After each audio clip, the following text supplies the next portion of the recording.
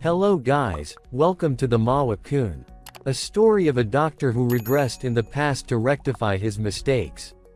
Without any waiting, let's start the story. Our story begins with a man looking at the exam results table. He stared at the piece of paper in surprise and wondered what it was. A girl passing by noticed his reaction and asked him what was surprising him. The man handed her the paper and asked her to look at the grades for the final tests of the semester, which the girl had already submitted. He mentioned that students and parents were particularly sensitive about grades these days, and he expressed concern over a significant mistake that had been made. The girl approached the table and asked if something was wrong with the semester grades. The man pointed at the table and assured her that everything was set up correctly. He asked her to check the grades for one of the students in his class. The girl seemed anxious and responded that everything appeared to be accurate. She looked at him and mentioned that she had double-checked the grades 2 or 3 times because she, too, was uncertain that something was wrong. She said that everything was correct. The teacher was addressing the class, urging them to stop wasting his time. He ordered the students to clear their desks, preparing them for the upcoming exams.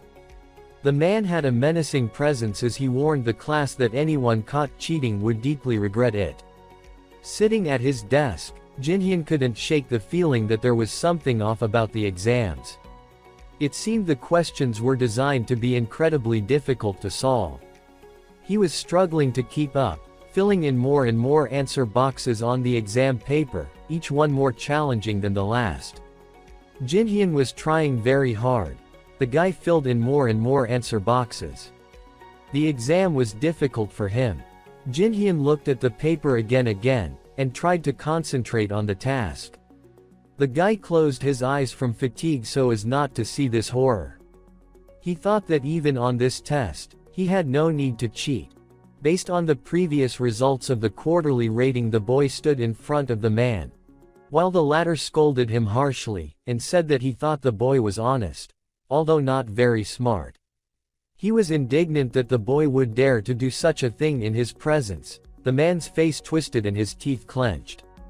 He crumpled the boy's answer sheet, and said that he could not help but cheat, because he got the highest score in English and literature. The teacher continued to scold Jinhyun harshly, for the fact that the boy who was at the bottom of the class could not write exams with the highest scores. The boy tried to justify himself and say that he really did not cheat, and solve the exams honestly. The teacher asked if he could score that much himself. Jinhyun said that it was no problem for him. He said that he solved these questions after diligent study and preparation. The man grabbed an iron ruler that was lying on the table, and threatened to hit the boy. Jinhyun stopped the teacher, and told him to listen carefully. He said that the man had no proof that he had cheated, and he could not prove that he had not cheated. The teacher was furious. Jinhyun promised that he would prove it with his results on the final exams, because if he had cheated on the quarterly tests then he would not be able to get such scores. On the final test the man did not understand what was wrong with the guy. He sat down in his chair, and said that children like you were simply not capable of such things. The teacher said that he was very interested in how false his words were. He was truly curious. He said that this is what they would do. The teacher said that if the Jinhyun got at least into the middle of the ranking, he would believe that he had not cheated. But if Jinhyun did not improve his grades, then he should prepare for trouble. The guy briefly agreed. He bowed to the teacher and apologized for taking up his time. Entering the classroom, Jinhyun saw his friend. A classmate asked what happened to the guy's face. The teacher couldn't make him drink poison or something. The guy reported that everyone else had gone to play in the arcade. He asked to go play Tekken. Jinhyun thought about it. Then he refused the offer, and said that he needed to go home. To which his friend replied that he would have nothing to do at home. Jinhyun implied that he simply had to study.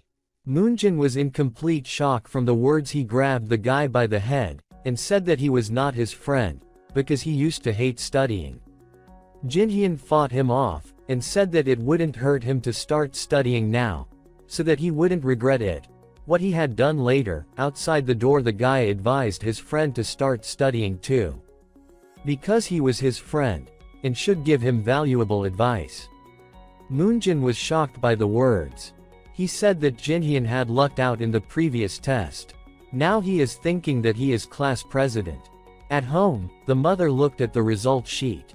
Again she looked at it through the light, and could not believe her eyes. She looked at her son happily, saying that he got the maximum score in English and literature. She did not expect this from him. The woman praised her son, saying that he can do it. When he tries, it is better for him not to make his mother worry. The boy covered himself with his hand, and said that he could study better, but he screwed up everywhere except literature and English. The father continued to read the newspaper and look at his son with one eye.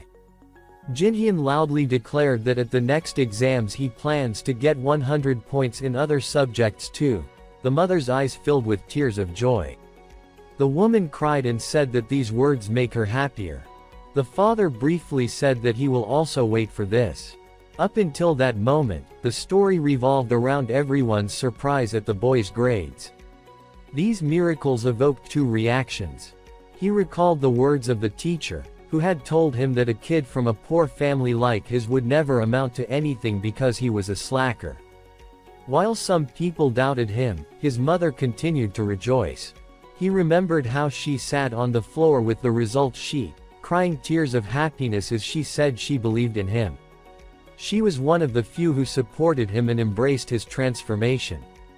Jinhyun sat with his eyes closed, contemplating what he would do if he were to live his life with purpose. He remembered his parents' smiles and realized that he would never dare to let them down again. After some time, Jinhyun opened his eyes and decided to complete the test. He placed his pen on the table, but the teacher, noticing his troubled expression, thought he was going to fail. The teacher was confused as to why Jinhyun had put his pen down, believing that the student had accidentally filled in all the answers. The main character raised his head and leaned back in his chair. The smart kids from the class began to look at him, thinking he had already given up. A few days later, a loud scream echoed in the corridor. The man was furious. He grabbed the results sheet and crumpled it up. The teacher rushed to the boy, insisting that it simply couldn't be true because he had always come in last place. Teacher looked at Jinhyun, recalling that everything had happened just as he had said. He had actually taken first place in the class and third place in the entire graduating class. The man glared furiously at the student, and a tense silence hung between them. The teacher asked what the boy had done, assuming that Jinhyun had somehow become a different person, as he could think of no other explanation. The boy confirmed the teacher's suspicion, stating with a clear conscience that he had started a completely new life. Jinhyun had a terrible dream. In this dream, there was a man whose life was a complete mess. This man's greatest achievement at the age of 40 was entering medical school after many years of hard work.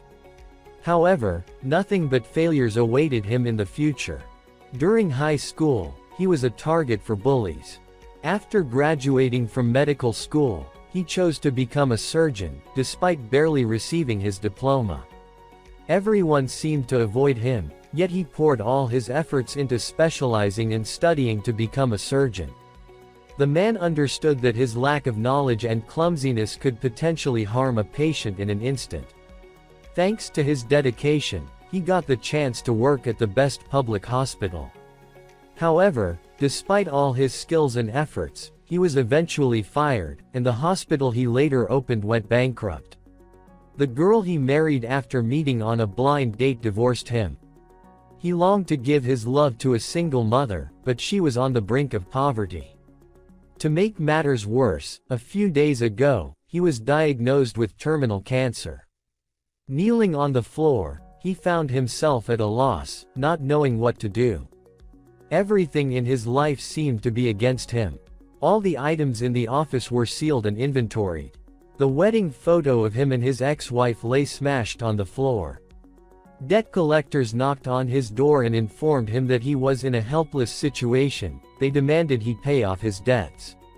The main collector asked if he had forgotten what he intended to do with the money he had borrowed. The unfortunate man replied that he had already discussed it. He would try to resolve everything in the coming days. The debt collector laughed at his words, calling him delusional and asserting that he would soon die. The man was shocked by this statement. The debt collector leaned closer and remarked that death sounded tempting, but he could not fathom that the man's mother was also responsible for a debt of 200 million. In a moment of desperation, the man knelt down and begged them not to harm his mother. He recalled that his father had passed away when he was in high school, and he reflected on how much his mother had suffered because of it. The debt collector, wearing glasses, leaned over and suggested one way to resolve the situation. The debt collector claimed that the man was a doctor and should understand what was inside his body. He began questioning the man about the locations of his organs. It suddenly dawned on the man what was being suggested to him, and he couldn't believe his ears. He asked if the intentions were serious. The collector replied that the liver was worth 40 million, the kidney 20 million, the heart 40 million, and the cornea 30 million. The man knelt down, envisioning his organs laid out before him. The collector then asked if this proposition sounded appealing, considering that the man was going to die anyway. He would at least pay off his debts to his mother, the collector said. However, the man had very little time to make a decision. If the cancer spread, he would become useless. Sitting on the floor, he cried, blaming himself for his life circumstances. "This is not the end," a stern elderly woman told the doctor. She demanded that he and his hospital move out of the house immediately. The man asked if it was required of him right now, to which the woman agreed. She began to list the months for which he had not paid rent, stating that collectors were everywhere, which created a bad reputation for her property. The woman ordered him to leave immediately, as she had already found a new tenant. The man found himself on the street and decided to call his mother. He greeted her, and she asked if he was okay. She urged him to put on a jacket because it was very cold outside. The protagonist replied that she should not worry about him. Because it was warm in his hospital room, the woman insisted that he take care of himself and not overdo it at work. The man wished her good luck and mentioned that he had a patient to attend to, so he needed to hang up. His mother apologized for calling during work hours and said goodbye to her son. After ending the call, the man broke down in tears. Feeling overwhelmed, he used the remaining cash in his wallet to buy soju. He sat on a bench in the park, 2 green bottles visible beside him. He drank one of the bottles in one gulp, then put it back down, feeling that things were only getting worse. He longed for the time when he could end all of this. At that moment, an unfamiliar person approached and asked if he was a doctor. It was a young girl, who said she had been looking for him and hadn't seen him in a long time. She asked if he remembered her. The man recoiled slightly and told her that she must be mistaken. Undeterred, the girl sat down next to him. He said he couldn't help but remember her, since he had helped her once. She began to recall what had happened 2 years ago, in the emergency room of a daily hospital. When she asked if he still remembered her, the man turned around and looked. He recalled how, 2 years ago, he had performed surgery on a couple. Both had stabbed wounds. The girl's insides were badly damaged and required a long operation. Her organs were just falling out of the cut, but she never even screamed. The surgeons didn't want to take on this job because they were afraid of her calm demeanor as if it wasn't her wound. The girl asked the man if he had fought for her life, then he laughed and said that he was a complete loser. The girl didn't know about it, but she said he gave her and her brother a chance to live a second life. She called him a doctor with amazing skills. These words brought a smile to the loser's face. He began to remember how, in his youth, he always had bad grades. He had been constantly bullied and mocked, even during the time when his father was dying of stomach cancer. The memories brought tears to his eyes, and he wiped them away with the sleeve of his jacket, trying to pull himself together. The girl next to him urged him not to blame himself. She told him that his luck did not match his efforts. She explained that, thanks to his determination, she had the opportunity to live again and that she had been watching him from afar. Confused and still crying, the man struggled to understand her words about watching him. The girl continued her story, saying that if it weren't for the doctor, she and her brother would have died long ago. She expressed her desire to repay the debt of life she felt she owed him, which only puzzled him further. Then, the girl revealed that she was a servant of heaven and that she intended to reward him for his good deed. She searched through her bag and pulled out a small bottle. Pouring a small amount of its contents into a cup, she asked him to drink it. The man winced and asked the girl what kind of liquid she had given him. She replied that it was a potion made from seeds blessed in heaven. He paid little attention to her words, he simply wanted to drink more to numb his grief and had no reason to refuse. He looked into the glass and drank it to the bottom. The girl then asked him how he would live his life if he had the chance to do it all over again. The man's eyes began to slowly close as he rambled on about life and success. He expressed a desire to live as a proud husband and son. His last words were brief, and just a second later, his eyes closed completely, and the man disappeared. At that moment, the girl promised to pray for his wishes to come true. Only a small feather fell to the ground, and she blessed the man. Jinhyun found it all to be a very strange yet realistic dream. It felt odd, but he recognized himself in that man and remembered the girl's words that had blessed him. Jinhyun suddenly realized that the man he had seen in his dream was actually himself. He looked at his hands, thinking he was still the same person, but he felt completely different, as if he had reverted to being the same loser from his dream. To be more precise, it seemed as if his 30 years of life had been rewritten, and this was only his third year of high school. In reality, he glanced around the room and noticed the old furniture. It looked like the same small apartment where he had lived during his youth. Just yesterday, he had resided here. The situation felt crazy and impossible to him. As memories of his parents flooded back, he quickly ran to the door. Listening carefully, he heard a familiar voice beyond it, and with a sense of apprehension, he opened the door. There sat his mother at the table, calling him to eat, while his father read the newspaper. She mentioned that he might be late for school. Jinhyun recognized his mother, who appeared 30 years younger. Tears welled up in his eyes as he processed this surreal moment. The boy noticed his father, whom he had lost during his third year of high school. With a tremor in his voice, he addressed his parents, causing confusion among them. Overcome with emotion, he began to cry and expressed his love for them.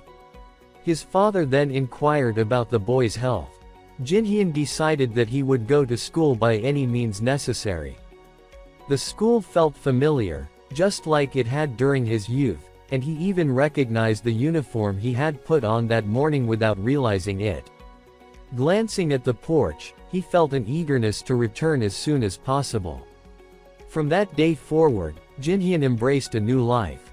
He was determined not to squander the second chance he had been given. Filled with cheerfulness and self-confidence, he approached his days with enthusiasm. However, he began to feel uneasy when the teacher instructed the students to clear their desks and prepare for the exam. Jinhyun struggled to understand the tense atmosphere in the classroom as his friend asked him if he had studied the topic. The boy asked his friend what he needed to learn, feeling confused. Moonjin replied that it was the day of the quarterly exam. Jinhyun's hopes were dashed when the teacher announced the start of the exam, warning that a significant drop in student performance would be very concerning. The teacher urged everyone to put their best efforts into the test, specifically reminding them of Jinhyun. Jinhyun was puzzled as to why the teacher singled him out. The teacher warned that if Jinhyun placed last in this exam again, he would be expelled immediately. As the man signaled the beginning of the test, the subject name was written on the board. While reading the questions, Jinhyun noticed something strange. He felt a familiarity with some of the answers. He didn't understand what was happening to him, as he had been preparing for the college entrance exams for a long time, but he couldn't recall anything from the past 20 years that would explain his knowledge.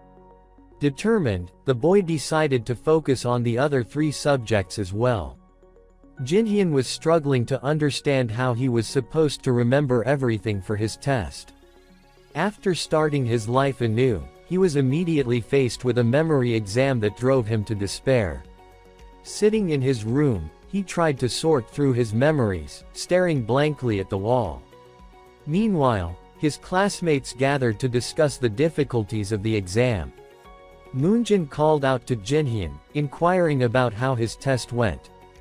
Jinhyun knew all too well that if he joined Moonjin to play games, the day would be wasted. So, he quickly grabbed his bag and insisted he had urgent business at home. Moonjin remained in the office, hoping his friend would succeed that day. At home, Jinhyun was preparing for the exams. He fought to concentrate and remember everything, uncertain about how he was supposed to move forward. Deep down, he wasn't sure if he would be lucky enough to apply the knowledge he already had effectively. The guy contemplated how he was supposed to achieve his dreams. He realized that all his knowledge was rooted in medicine, which had already enhanced his performance as a doctor. He decided that he should aim for a prestigious medical school. However, he didn't want to settle for being a typical surgeon. Instead, he aspired to become a dermatologist and earn twice as much money. As he envisioned his future, an image formed in his mind of an expensive foreign car and an apartment with a view of the river. Jinhyun believed that he could have it all as a top doctor in a renowned clinic. He picked up his textbook and promised himself to do everything possible to reach this goal. Yet, he caught himself thinking that, at this rate, he might need to start learning everything from scratch. He remembered that he still had 4 more years of preparation before college, followed by 10 years of studying and working in a hospital. As an intern, resident, and serving in the mandatory military, Jinhyun was feeling desperate. He struggled to understand how he could endure those long, grueling days again. He promised himself that he would succeed at any cost. Determined to achieve this goal, he continued to study diligently and prepare for his exams, often dreaming of a luxurious life. Days passed quickly for him, but his mother observed his commitment with surprise. She initially thought his desire to study was just a fleeting whim, but he had been consistently studying for the past few weeks. She couldn't believe it and suggested that her son take a nap. Jinhyun replied that he was doing well but hadn't yet completed his daily quota, so he planned to finish his work before going to bed. Concerned, his mother approached him and asked if everything was all right, especially since the exam period had not even begun. Jinhyun explained that he was studying for a better future, one where his parents could live much more comfortably than before. He promised to help his mother in the restaurant starting from tomorrow. His father was cleaning the floors of the restaurant when Jinhyun entered. He greeted his father, mentioning that he was already there. The man replied that Jinhyun was just a student who only cared about his studies, so there was no need to worry about the restaurant. Jinhyun countered that it was quite difficult to study all the time. He then asked his father if he really didn't need a helping hand and if he could come by from time to help. The man responded that he had already discussed this with Jinhyun's mother and reiterated that he didn't need any help. He urged his son to go home. Jinhyun tried to insist, but his father turned to him and thanked him for trying. He patted Jinhyun on the head and advised him not to overexert himself. At that moment, Jinhyun burst into tears, feeling his father's warm hand for the first time in decades. The door to the classroom swung open, and a guy poked his head out into the hallway, announcing some very important news about Jinhyun. He stated that Jinhyun had taken third place in the final grades at the end of the semester. Jinhyun's classmates were in complete shock. They couldn't understand how this was possible since Jinhyun had always ranked last. Moonjin called out to his friend, who was engrossed in a textbook, asking how Jinhyun had managed to achieve this. Jinhyun responded that his friend should also try studying, and he would succeed, which made his friend angry. During one of the breaks, a classmate approached the guy. It was the class monitor. He introduced himself as the person who took 14th place on the ranking list. The guy extended his hand to greet him, which left Jinhyun confused. The monitor sincerely congratulated Jinhyun for becoming the best student in their class. The monitor indicated that Jinhyun had been concealing his frightening abilities for a long time. Still, he would be lower on the list next time than the other guy. Jinhyun thought that he had read many manga. At home, there is also the same reaction. He went to the kitchen to find his mother, who was shedding tears. She expressed through tears that she had never even dreamed of her son taking first place.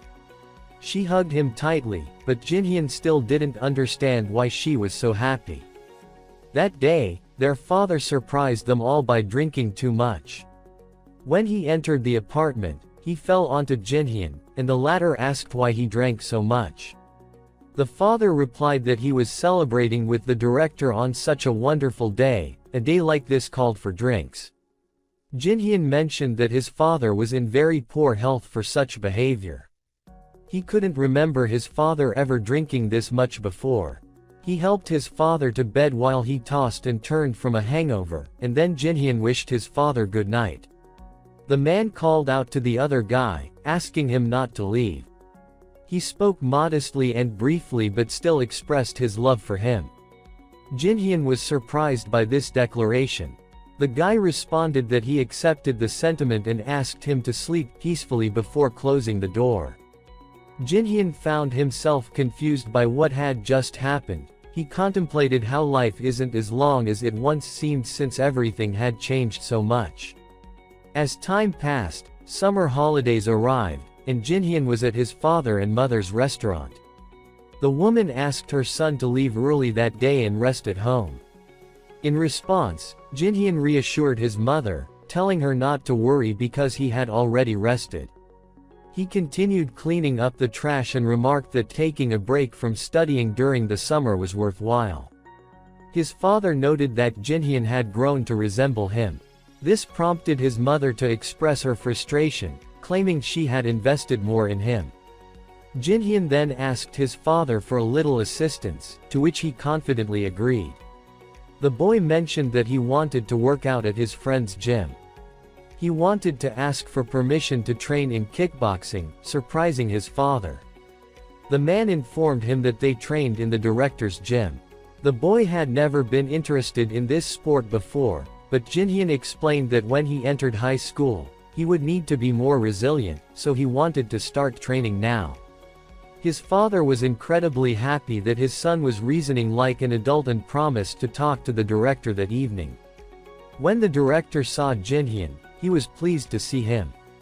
The director mentioned that his father was thrilled with his achievements and offered to work as a tutor for his children for a while. The director then asked if Jinhyun was serious about kickboxing.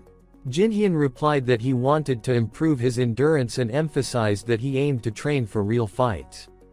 When the director inquired if he wanted to fight someone, Jinhyun confidently stated that he did not intend to lose to anyone anymore. The director was pleased with Jinhyun's determination. The director asked the man if he wanted to take up kickboxing, not as an athlete but as a fighter. The man warmed up his fists and said he would hold back a little to ensure the guy was ready. It turned out to be a good fight, but with just 10 seconds left, the guy suddenly received a powerful blow to the cheek, followed by a kick. Jinhyun didn't know how to defend himself from the attack. The director remarked that his opponent was retreating too much, which led to Jinhyun opening up too early and risking a loss of balance. Jinhyun insisted that he was fine and wanted to try again, but the man said that it was enough for today. He explained that it wasn't his decision to determine whether Jinhyun was an athlete or a fighter, rather, his body would tell the story. He advised Jinhyun to be patient if he wanted to fight Somyo. When Jinhyun tried to convince his opponent to continue the fight, the man warned him that if he kept hitting, he would face consequences from his father. The man suggested that Jinhyun focus on basic exercises instead. At the end of the day, Jinhyun believed that training would help strengthen his endurance and build his self-confidence. He stood and listened obediently. It was already 10 p.m. He continued to train alone, doing basic exercises. He was quite skilled at training by himself, throwing punch after punch into the air. Despite his face being covered in sweat and fatigue, he did not plan to give up. All his thoughts were focused on his sworn enemy, whom he would face in the next school year. Jinhyun was determined that before their meeting, he needed to be patient and overcome his weaknesses. He promised himself he would not lose to him again. The class monitor insisted it was impossible. He simply couldn't believe that the guy who always ranked last had suddenly become the best in the class. The monitor kept looking at the report card and saw Jinhyun had taken first place in the class for the 10th time. The class monitor promised himself that he would not let that happen again. The teacher handed Jinhyun a sheet of paper with his report card and informed him that he had ranked first once again. On that note, Jinhyun graduated from high school with the best possible grades and became a senior. This time, he wore a suit and a white shirt to school. Jinhyun decided to enroll in Ilshan High School, just like in his past life. Moonjin greeted his friend and invited him to play arcade games after school. Jinhyun thought that he had been placed in a class with someone just like him again, and he wasn't sure whether it was fate or coincidence. The classroom was noisy, with everyone getting to know each other and chatting. Then, the door to the office opened, and everyone turned their attention toward it. An old man entered the classroom and announced that he was their new homeroom teacher, Lee Moonho. He expressed his congratulations to the students for entering a school with a great history and traditions. Jinhyun thought the teacher was the same as always. He warned the students not to fall behind in their studies, explaining that it would later be difficult for them to catch up with the lessons. The teacher recounted how he had been young once and how he had faced similar challenges. As Jinhyun listened, he noticed a blonde-haired student squeezing through the doorway. The newcomer, named Lee Sangmin, explained that he was late due to traffic jams and asked the teacher if there were any free seats in the classroom. He smiled as he spoke. However, the teacher lost his temper and shouted at Sangmin. He approached the student and asked him if he knew what time it was. The teacher scolded him not only for being late but also for the color of his hair and his lack of communication skills. Despite the reprimand, Sangmin introduced himself. The teacher, still furious, promised to remember Sangmin's name and warned that because of students like him, others might follow suit in disrespecting the classroom norms. The teacher remembered the student's name and asked if he had graduated from Kunmin High School. Lee Sangmin replied that everyone knew about him there. The teacher abruptly changed his attitude and mentioned that getting stuck in traffic was very unpleasant. He asked Lee to take an empty seat and assured him not to worry. The teacher then asked if Lee would prefer to sit somewhere else since the sun was shining in that area. Lee Sangmin chose a seat in the corner of the classroom. The other students began talking about the new guy. Someone mentioned that he was the son of very wealthy businessmen. The girls competed for his attention, saying he had placed first at the national level for the screening test. Jinhyun knew it would be like this, same class, same seat, he would never forget that name. Lee Sangmin approached one of the students and looked at him. The student immediately smiled kindly and said that he was pleased to meet him. Jinhyun pretended that he didn't know anything and greeted the new guy, whom he regarded as the person who had turned his past life into hell. Even though everything belonged to the past, Jinhyun would never be able to forget what had been done to him. Unfortunately, his hopes for a better experience were unfounded. In the following days, the guy who had once been his enemy started picking fights over the smallest issues by the second day of school. However, other classmates began to warm up to Jinhyun. One guy approached him and offered to play football during the break, while a girl inquired about his grades. Jinhyun struggled to adjust to his newfound popularity and felt awkward during conversations. Moonjin noticed his friend's growing popularity and suggested that they play a game together that evening. Just then, Lee Sangmin approached from behind and placed a hand on Jinhyun's shoulder, asking for his name. The new guy then asked if Jinhyun was free that evening. The interlocutor was taken aback by the unexpected offer. Lee Sangmin explained that there was nothing special, he just wanted to unwind a bit. However, the guy didn't believe him and pressed for the real reason. Jinhyun glared at Sangmin and refused to join him for an evening walk, stating that he didn't trust Sangmin's intentions. The guy then entered the room with a textbook in hand, mentioning that he had work to do at home. He suggested that Lee Sangmin go for a walk alone. A classmate approached Lee Sangmin and asked what he was up to. Sangmin inquired if the guy knew about Jinhyun, whose recent behavior seemed increasingly odd and nerdy. The classmate commented that Jinhyun was unattractive and likely just a crazy nerd. Sangmin responded that he didn't particularly like him. When the guy asked if Sangmin's feelings stemmed from Jinhyun taking first place in the entrance exam, the interlocutor replied that he wasn't sure, he simply didn't like the guy.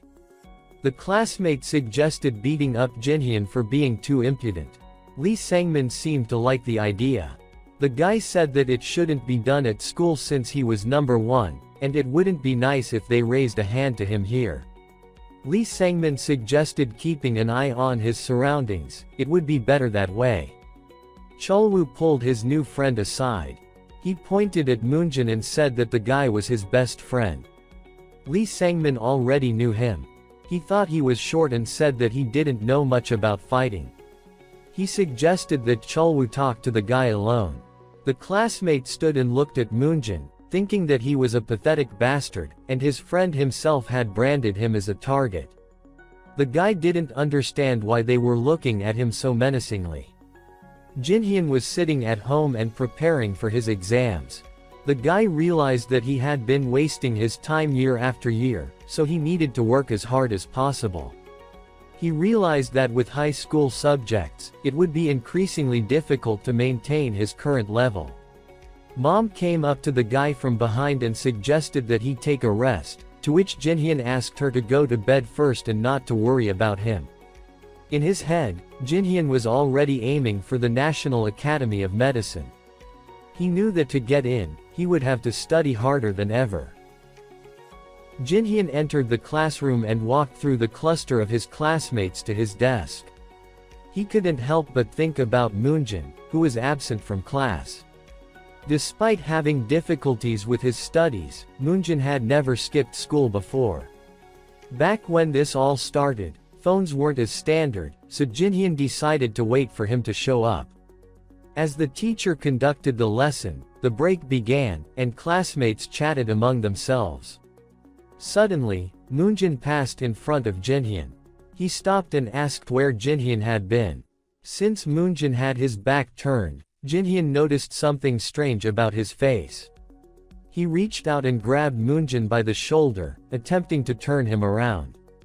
Concerned, Jinhyun asked who had hurt him. Moonjin tried to respond but stumbled over his words. Finally, he simply apologized and asked Jinhyun to stop talking to him, saying he didn't want Jinhyun to pay attention to him. Confused and frustrated, Jinhyun didn't understand what was happening. Anger boiled up inside him, his face turned red, and he decided to confront whoever had hurt Moonjin. He approached Lee Sangmin, who had put his feet on the desk. Jinhyun asked if he had beaten him. Lee Sangmin looked at him blankly and asked again. The main character was furious and asked his question again. The guy with white hair smiled. He stood next to the main character and told him that even if it was him, what he would do to him. Jinhyun got even angrier and called him names. He made one of his palms into a fist. He hit Lee Sangmin with all his might. The guy flew back and fell, scarlet blood coming out of his nose. The main character ran up and grabbed him by the clothes, and decided to hit him again. He hit him even harder in the face. He screamed in anger, asking why he always attacked those who were weaker than him. The main character remembered his hellish past where he sat on the floor. He cried because he was hit. He thought about suicide, more than once begged for mercy. He did not understand what he had done in the past. Lee Sangmin hit him. He was smiling then, and he said it was just fun. Jinhyun was in shock because he didn't understand why. He thought about it because it was all for fun, even after he put someone through such hell. The protagonist stopped remembering the past and told the guy with white hair to stop pretending that he was hurt. It would be better to go outside. The guy insulted him furiously. Jinhyun heard footsteps from behind. It turns out that it was Chulwoo, who hit him in the face. The protagonist fell to the floor. Chulwoo said that if he was a nerd, it was better to keep his head down, and in general, who did he think he was? His classmates were discussing this. Moonjin was standing in front. Chulwoo continued and asked how much longer he could hold out. Jinhyun grabbed his hair and hit Chulwoo in the face. He was shocked because he was hit. He screamed, asking if the protagonist could do anything else. He threatened to kill and tried to hit the guy with red hair. He missed, which is why Jinhyun himself hit him in the face. Classmates were discussing it because he beat the strongest guy in the class. Came up to Lee Sangmin and said that it was all his fault. He grabbed him by the clothes, face to face. He asked for an apology so that he would apologize to Moonjin. He repeated it again. Lee Sangmin coughed, squeezed his hand. He said the name of the victim and said that he would not do it again and that he asked for forgiveness. The main character said that next time it would not stop there. The guy with white hair, along with Chulwoo, said okay because it was their fault, and next time they would be more careful. The main character was calm. Inside, he was happy because he defeated those who turned his past life into hell. He is no longer who he was before. Everything has changed dramatically. Classmates ran up to him and began to admire him because it was cool when he beat them. A classmate said that Lee Sangmin was a pain in the ass even in middle school. The classmate continued that, thanks to the main character, they felt much better. Moonjin thanked him, and he regretted his previous words. With a smile on his face, he said that he understood everything and that he understood he was in pain, so he needed to take care of him. Jack asked if they were still friends. The main character confirmed that they were friends. The guy cried and thanked Jinhyun for being friends with him. He would no longer try to ruin the friendship, but that was not all. The next day, the class teacher called the protagonist to his place. The teacher was yelling at him to follow him. The teacher was very angry. Jinhyun guessed why. His classmates were watching. Moonjin blamed himself. They went into the staff room. The teacher asked what he was doing, saying he had been kind to him, that he was a good student, but he had caused a lot of trouble. The protagonist said that he did not understand what he was talking about. The teacher said that he had beaten up an innocent classmate. Jinhyun said that only Moonjin had been beaten up. The teacher smiled and said that some guys act like guys, but they had beaten him up for fun. When he begged and cried, they were delighted and began to beat him up even harder. The protagonist said that, by definition, this was violence, but why didn't the teacher talk about it? He had decided that, as a friend, he should have helped, because if he hadn't done it, the guys would have continued to bully him. The teacher shouted that even kneeling down would not be enough to apologize. After all, Lee Sangmin had a very prestigious family. He could not tell him, because the parents' committee was in complete chaos. They wanted a severe punishment for the main character, and after a meeting with the principal and the deputy principal, they decided to expel him from school. Jinhyun did not understand that he was expelled. He said that expelling him because of one fight was very stupid, and what kind of punishment would Lee Sangmin have anyway? The teacher wiped his glasses and said that it would not be for him. The guy with red hair thought about how this could happen. He creates problems everywhere, yet no one even condemns him. After thinking, he began to say that he cannot allow this, that the same should be done to the one who started the fight. Grinning his teeth, the teacher said that this was impossible and the punishment had already been agreed upon.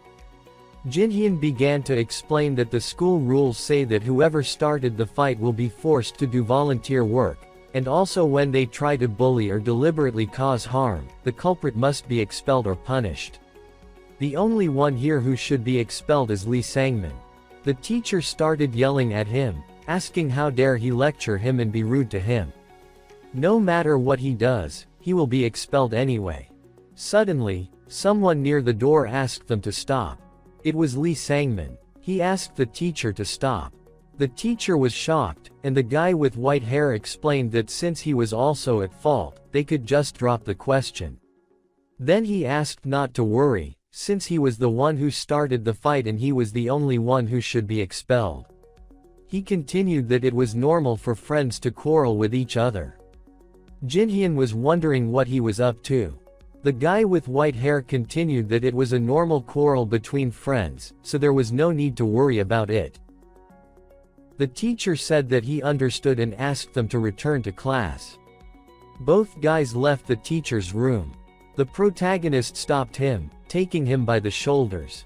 He asked, "What are you up to?" With a smile on his face, Lee Sangmin asked, "What are you talking about?" The protagonist asked why he helped him. He replied that he was surprised himself, at least not because he felt guilty, but simply because he didn't know. Lee Sangmin left. His classmates whispered about what it was all about. That's how unpleasant his days had been. The final exam ended his year in high school. Moonjin was happy because he had written all the answers at random. Jinhyun replied that it had been difficult for him too. The guy began to touch the protagonist's cheeks, saying that he was small and was lying to him again, because he would take first place again. In his thoughts, everything was not going so smoothly, because he had already lived this life. Soon the exam results were announced. The teacher yelled that whoever got a grade below average would have a hard time in the future. The teenagers came to the board to see the results. The protagonist got the highest score. Moonjin began to tug his cheeks again, saying that for first place, he should treat him to rice cakes and celebrate. Lee Sangmin also came to see the results. He looked at Jinhyun seriously. Having congratulated him, he left. The protagonist thought he was a very strange guy. Moonjin was happy about his 39th place. Lee Sangmin came out into the yard. He held the gate very tightly and called the protagonist's name, crying. He thought about how Jinhyun could humiliate him. He would never forget such a disgrace for the rest of his days. He had also won first place in high school. Mom was very happy. She thought he was as smart as she had been in her youth. Dad got drunk when the protagonist won first place. The drunk father wanted to tell Jinhyun something. He said that his mother and he only had him. Jinhyun replied that he had the same, so it was better to start drinking less. Despite everything, his father would die in 2 years from stomach cancer if he continued to drink so much. He could speed up the process.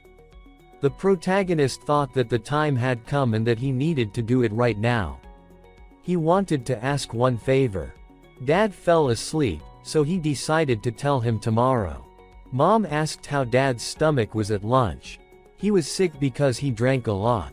The father asked what he wanted to ask. The main character said that he would tell him after lunch. After lunch, he handed him an envelope. There was money in it. The main character had been saving it by working part-time as a newspaper delivery boy and doing other odd jobs. He said that he had promised to fulfill his request and asked him to take the money to get examined. The father asked why so suddenly. Jinhyun answered that almost everyone gets a gastroscopy. He thought that it was nothing serious, because almost everyone gets a gastroscopy. In fact, this was not quite the exact reason. In 2 years, the father would die of incurable stomach cancer. If nothing was done now, the cancer cells in his stomach could start to develop. But if the tumor was found earlier, they could certainly cure the father. The mother asked why he did not save up for her too. The guy answered that he would save up for her too. He asked again if the father would go for an examination. The father returned the money, saying he had no reason to go for an examination. It's obvious he didn't have any pain, so there's no reason to do something like that, and he wasn't going to spend his hard-earned money on such trivialities. The main character was worried and said that if he didn't get an examination at the initial stage, it would be too late. The father replied that everything was fine, and there was nothing to worry about. So, he'd spend the money in the future, as soon as he had it. The main character was thinking about what to do. He bared his teeth and said that a man never goes back on his promises. Since he had already promised, he needed to get an examination. That was his only wish. The father looked at him menacingly and said that he wouldn't ignore his son's words, so he would do as he said. Jinhyun was very happy.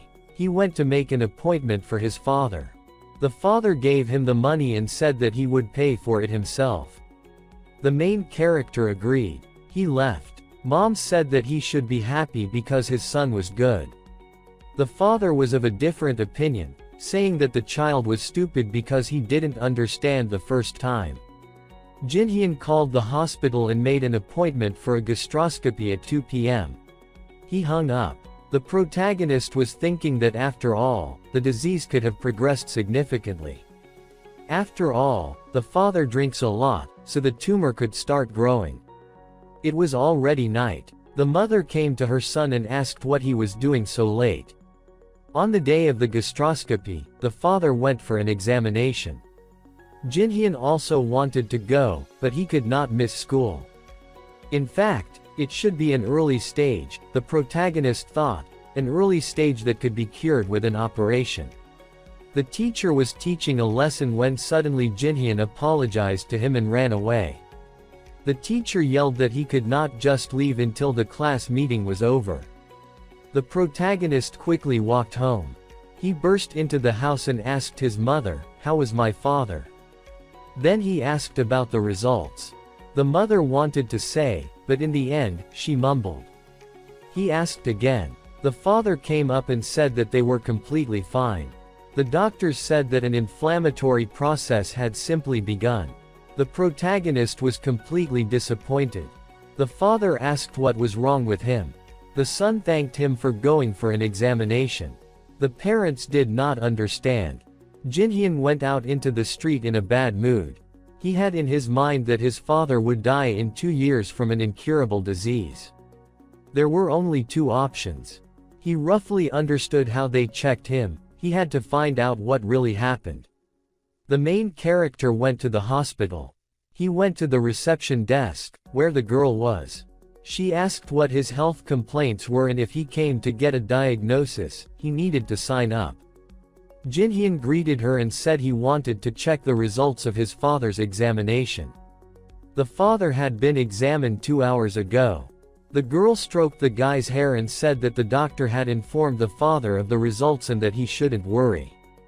The main character hesitantly said that he needed to discuss the results with the doctor. The girl said that the doctor might be busy, so she would ask. She picked up the phone, called the doctor, and said that the guardian wanted to discuss the results. He told her to make up something and send the guy home. Hesitant, she said that the doctor was busy now, and that everything was fine with the results. If he came next time, he would come with his parents. Jinhyun said that there was a reason why he needed to talk to the doctor right now. Despite his youth, he had the right to know about the study as a guardian. He asked to talk to the doctor again. She picked up the phone and told the doctor that the protagonist would not leave until he talked to him. The doctor replied that he was annoyed and allowed him to go to him. There was a sign with the name, "Doctor," written on it. The girl told the guy to wait, and they would call him soon. He waited, he even fell asleep for a while, but in the end, he was called in. When he entered the office, he saw an old doctor. The man asked if the guardian should have come, because the guy was very young. The protagonist explained that he was his father's son. The doctor said that, according to the results, everything was fine except for a little inflammation. Jinhyun asked what kind of inflammation it was. He answered that it was chronic gastritis. The protagonist asked again if it was erosive or metaphase, and whether there were areas with the possible development of cancer. The doctor thought that the guy had made inquiries before coming, then he said that it was common erosive gastritis with diffuse hyperemic change in the stomach cavity. The guy asked, "What about the walls?"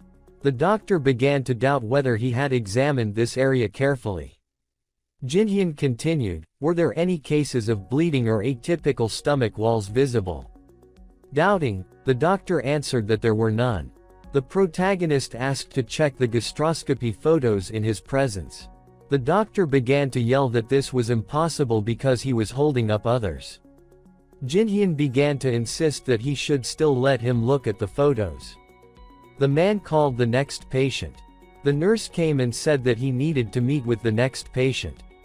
With an angry look, the protagonist said that there was a medical law on the execution of punishments according to paragraph 21, paragraph 2. Doctors must fulfill the requests of blood relatives of the patient requesting a medical history. If he sends him away now, he will be punished for violating medical laws. The doctor still let him look at the results. He turned on the computer and opened the photos. They depicted a stomach. He explained that the red area was inflammation, and there were no other problems. The main character looked through. At first, he did not see any cancerous growths. Then suddenly he shouted to show the 18th photo. The guy pointed his finger at the monitor. The doctor asked him to step aside. Jinhyun asked what was in the 18th photo. The doctor did not understand what he was talking about. The guy's hands were shaking. He pointed his finger at the monitor again and pointed to the inflamed area. The doctor was perplexed because it was impossible. Sweat began to drip from his face. He tried to explain that this was a typical inflammation. The guy continued to prove that these were non-standard wrinkles on the walls of the stomach, and despite the fact that they were difficult to notice, there were cases of bleeding. This was stage 2 stomach cancer. The doctor did not know what to say. He was very nervous. With a puzzled face, he asked how the guy knew this. Jinhyun replied that it did not matter. The doctor started shouting that no one would miss a big tumor, but such a small one in the early stage, and located in such a place, is very easy to miss, even for a professional doctor. How did he even know that it was cancer? The main character sighed. He asked for a copy of the gastroscopy results and said he would go to another hospital. The man replied that he understood and handed over an envelope with the results. The guy was about to leave, but the doctor said that he didn't miss it on purpose and asked for an apology. He understood that anyone can make a mistake. Jinhyun replied that he needed to refresh his knowledge, for the sake of his patients and himself. The doctor remained silent and slammed the table. Jinhyun, together with his parents, went to another hospital. The mother dozed off on the bus while they were traveling. They got off the bus, and Jinhyun said that they had probably closed late yesterday, which was why she was tired. The mother replied that they worked like this every day. The guy looked back. There was a university hospital in Korea. Initially, the father did not check if cancer cells were growing in his stomach. However, the boy did not have the courage to tell him what would happen in 2 years. But in any case, he knew his father would not believe the words of a high school student. So, Jinhyun made an appointment with a professor, the head of the cancer treatment department at a university hospital in Korea. The day of the appointment came quickly, and the whole family hurried to the hospital. They were on their way to the hospital when Mom was very worried. Jinhyun asked her not to worry so much. Mom thanked him because they found the early cancer in his father. The boy saw a red car. It was Lee Sangman's sports car. He drove his car everywhere, even when he was a schoolboy. Jinhyun thought that such a person could not possibly be here. They came to the reception, and Jinhyun said that he had an appointment. The girl confirmed it. There were many patients everywhere. Someone was walking around with a bandage on their head. They were trying to resuscitate someone. Mom asked if everything would be okay. Dad said that it had not been proven yet. The nurse invited them into the office. The sign said that the doctor was there. They came in. Dr. Choi Dae-won asked if they were here because they had found a cancerous tumor in the gastroscopy. Jinhyun remembered him from his past life. He had listened to her lectures. He was a little scary, but he was also young. The protagonist confirmed and gave the results to Choi Dae-won. The doctor asked if he was his father's son. Jinhyun confirmed. Choi Dae-won stared at the photos and started talking. He could say with certainty that it was stomach cancer. Mom started worrying and asking if he would die. The doctor said no, because it was curable. Stomach cancer can be either early or late stage, and the late stage leads to death. His father had early stage cancer, and so, after therapy, he would be cured by 90%.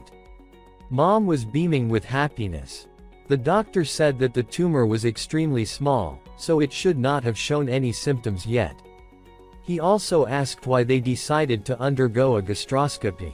Mom started praising her son, saying that it was he who had made his father undergo the examination. Choi Dae-won said that his son had saved his life. The father did not understand what he was talking about. The doctor replied that it was possible to cure it because it was found in time. If he had not done the gastroscopy, then in a year or two, the tumor would have developed to the point of no return. Choi Dae-won repeated again that his son had saved his life. Such a tumor could easily have been missed, even by a professional doctor. The father smiled and said that the doctor had nothing to do with it, his son had found it. The mother continued, saying that at the hospital, the doctor had said it was just inflammation, but her boy had gone to the hospital, looked at the photos, and found the tumor. Choi Dae-won could not understand how he had been able to notice it. Perhaps the mother just liked to brag about her son.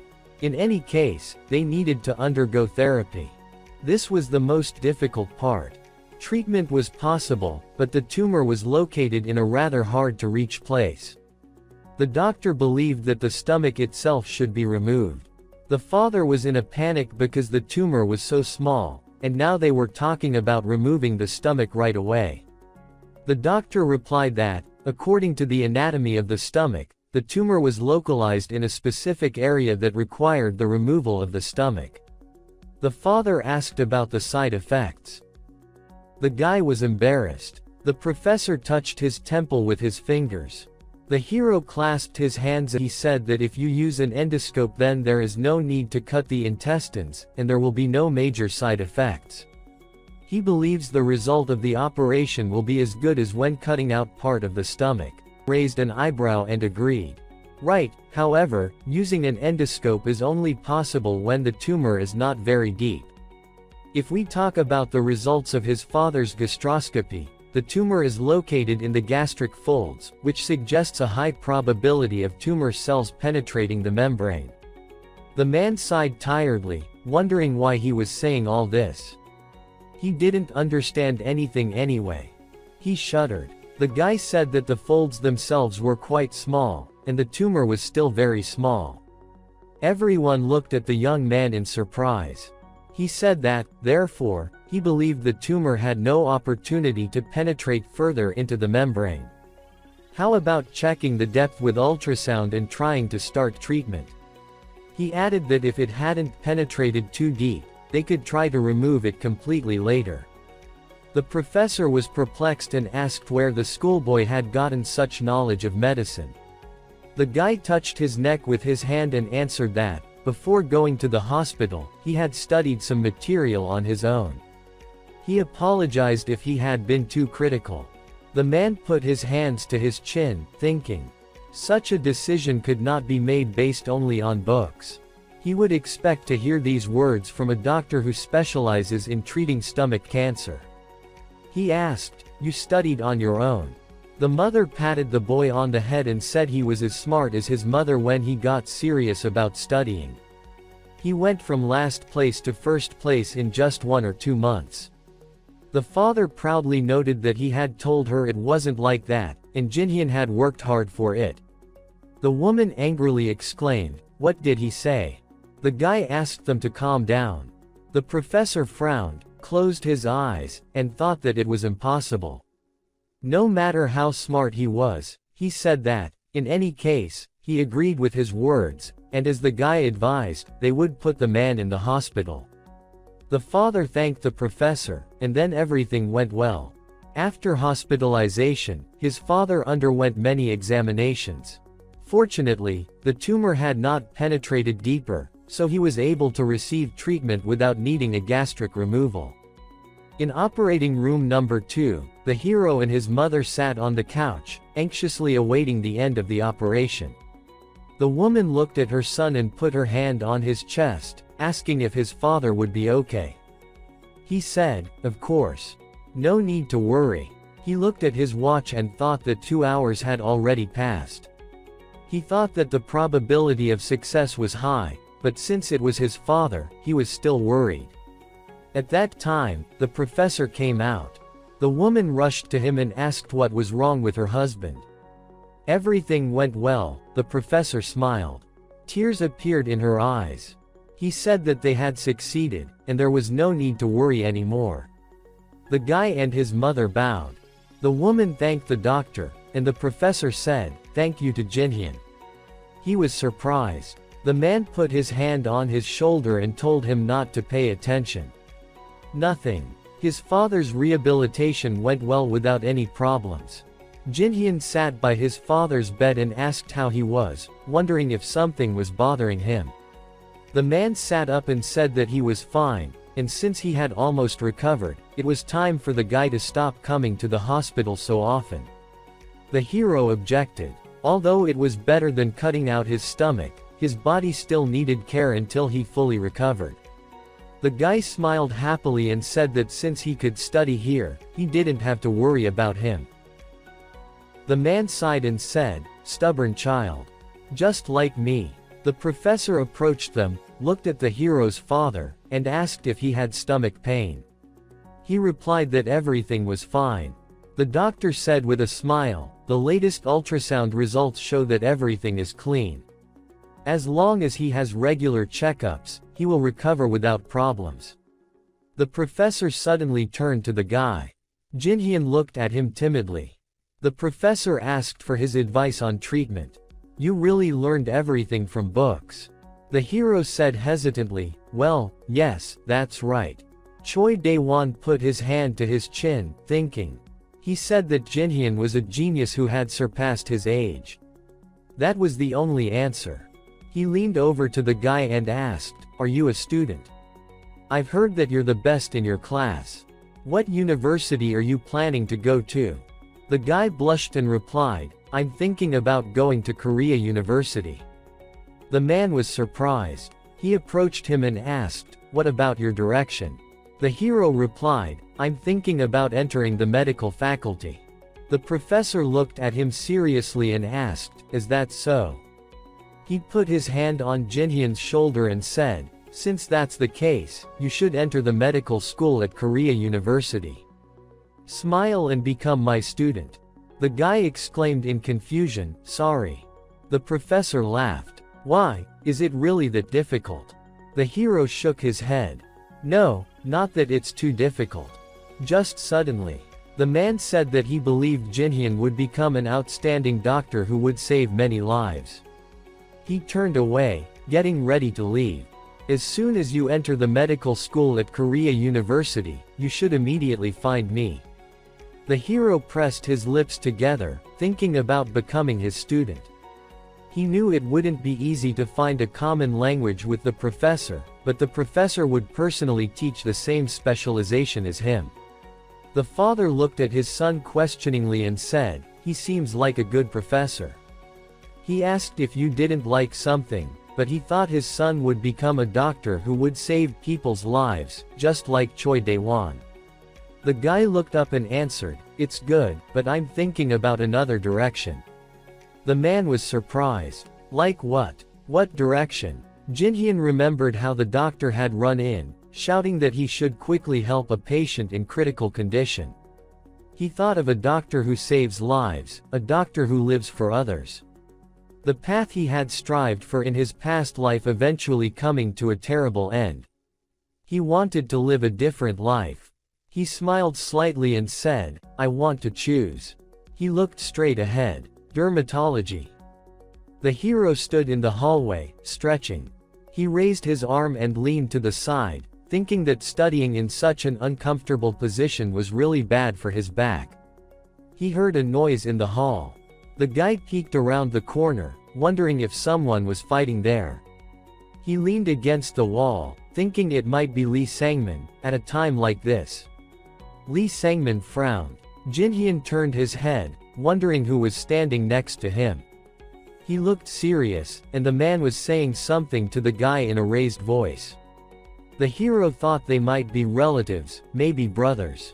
He couldn't make out what they were talking about, but it was clear they were being pretty rude. Why were they talking here, in front of everyone?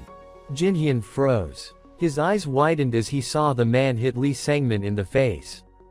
The young man recoiled, clenched his teeth, and glared at the man angrily. They started arguing about something again before going their separate ways. As the man passed by, Jin-hyun, still leaning against the wall, thought it had been a fight between brothers, but he decided it wasn't his business. He was a bystander here. He pretended to read a magazine, although he couldn't help but feel curious about what had happened. Soon, his father was discharged from the hospital without any complications. The professor told the head of the family that as long as he underwent regular checkups, no problems should arise. The father looked at his son and said, "I'm very grateful to you." The guy waved it off. "It's nothing. I just want you to be healthy." His mother smiled and asked, "What about me? Maybe I should get checked up too." Jin-hyun replied, "Of course. When I go to college and get a part-time job, then definitely." The woman put her hand on his shoulder. "That's great, but how could I spend your money on a checkup? It's not the gift that matters, but the thought behind it." The guy laughed. He knew that his mother would have good health for many years to come. He sighed with relief. Everything was really changing. The world he lived in no longer existed. He thought that he would definitely succeed in this life. As they were walking down the street, his mother turned to him and asked, "Do you want something tasty for dinner tonight?" Jin-hyun smiled back, thinking about how he wanted to live a happy life. After numerous tests and exams, the first semester was finally over. Moonjin, upset to the point of tears, exclaimed, "What kind of punishment is this?" He stretched his hands forward and asked Jin-hyun, who was sitting next to him, "How did you do?" Jin-hyun pressed his lips together and replied that he would still take first place, like he always did, without even trying. Under his gaze, the hero became embarrassed. He said, "This time it was more difficult, and I'm not sure." Moonjin poked him in the cheek with his finger and asked him not to lie. "The last time you said the same thing." He covered his mouth with his hand and whispered, "Get second place for me, at least once." Jin-hyun gave an awkward smile. "Okay, we'll see when the grades come out." He then asked how Moonjin had done. The guy rubbed his nose with his finger and answered that he didn't know. Jin-hyun thought he did well. It was written all over his face. A few days later, summer vacation arrived. The teacher's glasses flashed as he told the class that they had worked hard this semester, but they shouldn't forget to study during summer vacation, instead of playing all the time. He also had the final grades, and looking at them, they would definitely want to start studying, even if they hadn't planned to. The students became despondent and started to object. The man shouted, "Silence." He posted the grades on the board. "Check for yourselves and take your report cards for your parents to sign." Everyone crowded around the board to figure out their ranking. Moonjin raised his hand to his head, looked at the board, and then hugged the hero by the neck, saying that Jinhyun was the best again. The guy asked, "Really? Then what about you?" The friend pointed at himself and contentedly said, "I'm in 23rd place." Jinhyun opened his mouth, exclaiming, "Unbelievable. He raised his rank by 20 spots in just one semester." Moonjin grinned and said, "A little more, and I'll catch up to you." Jinhyun laughed, saying, "Of course, I'm very happy." Moonjin asked, "Mother?" The hero thought that he had placed first, but his average score had only increased by 0.6 points. The difference with Lee Sangmin had significantly decreased. The corners of his lips drooped. He thought he was probably upset again. It had never occurred to him that he could lose first place. Lee Sangmin and Chulwoo approached the guys. Lee Sangmin congratulated Jinhyun on his first place. Jinhyun raised an eyebrow, thinking about what he wanted, and coldly answered, "Thank you." Moonjin whispered to him, "It seems he didn't want to say that." Lee Sangmin exclaimed, "Amazing. How does he manage to study so well?" The hero said, "There's almost no difference between us." Lee Sangmin nodded and replied, "Apparently, I'm not very perceptive. The difference between first and second place is incredibly big." He looked gloomily at the hero and added, "It's like day and night." Moonjin became worried. Lee Sangmin asked, "You study all day long and don't even have fun? It's unlikely you'll succeed. It's so amazing." He tilted his head to the side. "The long-awaited summer vacation is here. How about going to an internet cafe with us?" He then remembered, "But you probably don't know how to play. You probably don't even know how to use a mouse." Moonjin said, "Jinhyun isn't going to play children's games." Chulwoo leaned toward Lee Sangmin and said, "If we go with these bores, we'll just die of boredom. It's better for us to go alone." Moonjin was shaking with anger. Lee Sangmin called Chulwoo a bore and exclaimed, "This is our Mr. Number 1. He mockingly added, "I made a terrible mistake." Moonjin clenched his fist. Lee Sangmin wished them a good rest and study this summer. The guy wanted to say that they really were simpletons, but Jinhyun interrupted him. With barely restrained anger, he said, "I'll be in that internet cafe." Lee Sangmin was confused. He asked seriously, "Have you ever touched a mouse?" An ominous aura rose around the hero. He sternly asked, "One-on-one or in teams?" With a bold fire in his eyes, he declared, "Let me attack however I want. I'll tear you apart with my bare hands." They came to the computer club. The hero sat on a chair at the table and thought how much he missed the smell of cigarettes. How long ago it was. Chulwoo looked questioningly at the guy, who at that time imagined that he was smoking a cigarette. He smirked and told him not even to ask him to teach. He did not have time. Jinhyun glared at him. He looked at the monitor, told the guy to shut up and play, and specified StarCraft. Chulwoo was surprised. Thought this guy was acting like he had played it before. He suppressed a grin. Thought it was probably just for show. He looked at his opponents. Thought he would mercilessly smear him against the wall. Chulwoo said that it was boring to just play like that and offered a bet. The loser would do what the winner wanted. But if he was too scared, then don't. The hero sternly replied that he was for it, but he shouldn't take it back if he lost. Moonjin was desperate. Did Jinhyun really think that playing was as easy as learning? He shouldn't think it would be easy just because it was a game. He leaned towards Jinhyun and suggested that the Protoss would be more suitable for a newbie. They were easy to control. He told him just to create basic units, and he would try to contain them. The guy answered that he would choose random. Moonjin cried out. They were gone. Lee Sangmin sat propping his head up with his hand. He thought that it was already clear they would win easily. It was not interesting. Chulwoo grinned. suggested that they deal with Moonjin first. He objected. They did not want to finish in 10 seconds. At this time, the guy was thinking with fear about how to defend himself from two at once. They had already attacked. He closed his eyes and clenched his teeth. Thought it was over. Jinhyun only knows how to learn, and the world of games is cold and merciless. He opened his eyes wide.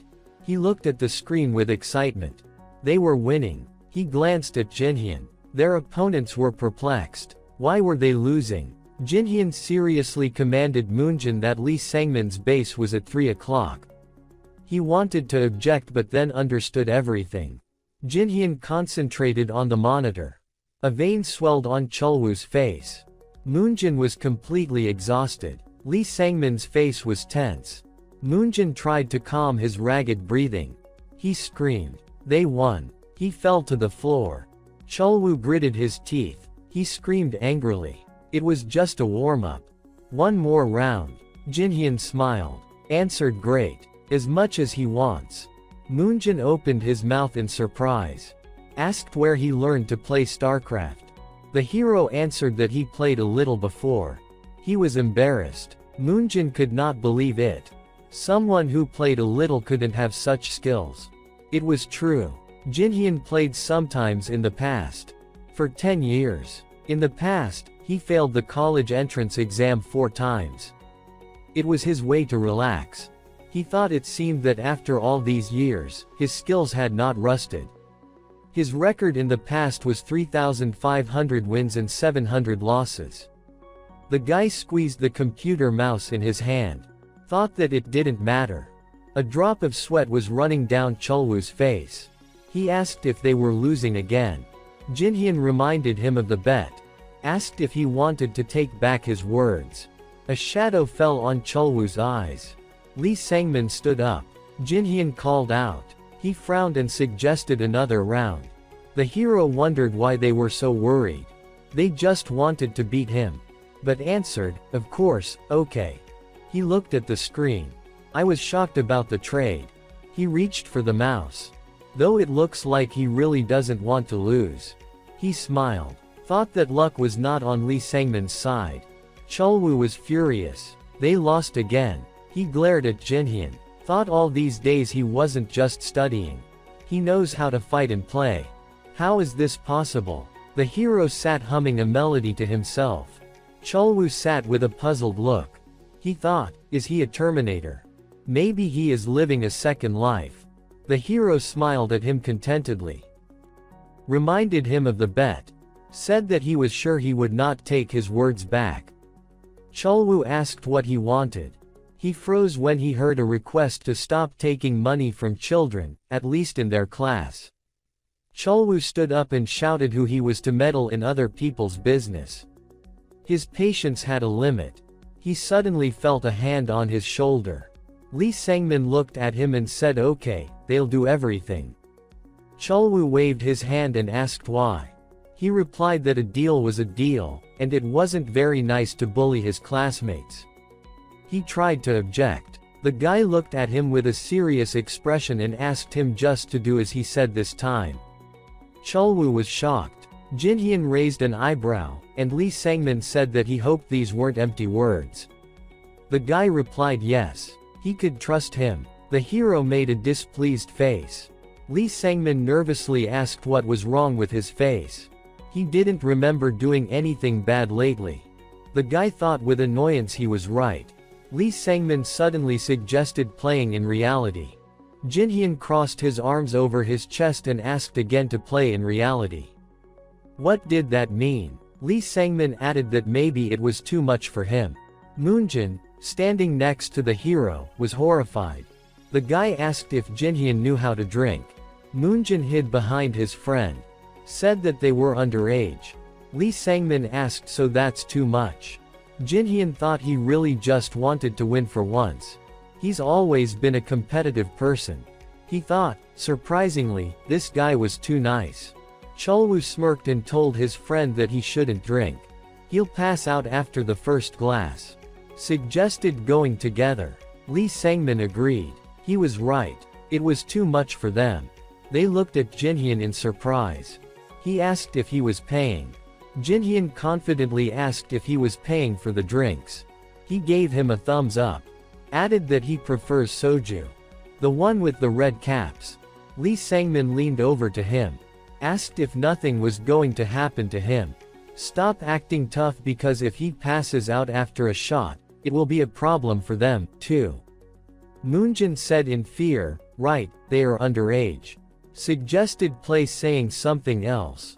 Here, the hero thought about whether he would be okay. He is 45-year-old Jinhyun. This guy at least imagines how much he wants to drink after rebirth.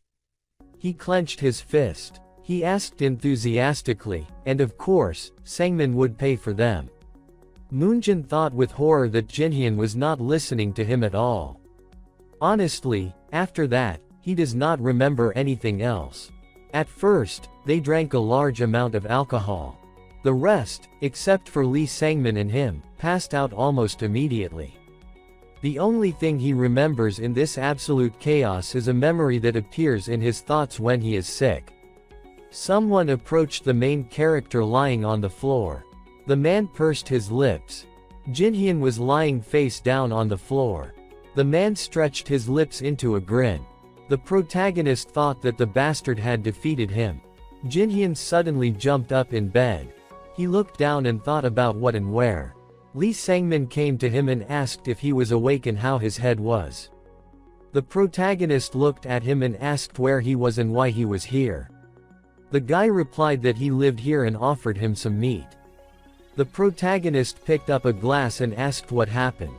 Lee Sangmin asked seriously what he meant by what happened and said that he drank too much and passed out, so he brought him here. He didn't know where he lived, so there was no choice. Jinhyun's eyes widened and asked again. Lee Sangmin said that it was a moment and that he had cooked some ramen. The protagonist rubbed his neck and thought that he was at that bastard's. Then his eyes widened. Jinhyun looked at the room and thought that there was so much space. That guy lived in a penthouse. Looking at the space, he continued to think that this place was simply amazing and that he lived here. Lee Sangmin was holding a tray and said that he was not at the zoo and to come here to eat. The protagonist took the utensils from him, and Lee Sangmin continued that he thought ramen was a great hangover cure. Jinhyun agreed with him with a smile and thanked him. Chewing noodles, he thought that he was eating ramen cooked by this scumbag. The guy asked if it was tasty. The protagonist replied that it was tasty, and in his thoughts, he was thinking how delicious it tasted. Lee Sangmin closed his eyes and said that he was glad to hear it. Jinhyun thought about the fact that this guy had become softer than usual. The guy chewed noodles, and the protagonist continued to think that it was all because he had finally defeated him. He really can't understand the thoughts of this scumbag. Sitting opposite each other, the protagonist asked where his parents were and if he was home alone. Lee Sangmin replied that yes, he lives alone. The protagonist asked again, and the guy answered that 5 years ago, he lived in a family house with his mother, but she was hospitalized 3 years ago, so he hasn't lived with anyone else for a long time. The protagonist looks at him, and he continues, saying that his mother is now in the hospital at a Korean university. Jinhyun thought that he was in the hospital because of his mother. Then, the protagonist asked if his mother was going through hard times. Lee Sangmin thought about it and answered that she was fine physically, but she was not alright mentally. The protagonist looks at the chewing guy and thinks about his head and what he means. Lee Sangmin continued that it was schizophrenia and that she could not distinguish reality from fiction, so she tried to commit suicide more than once, and she was now undergoing treatment.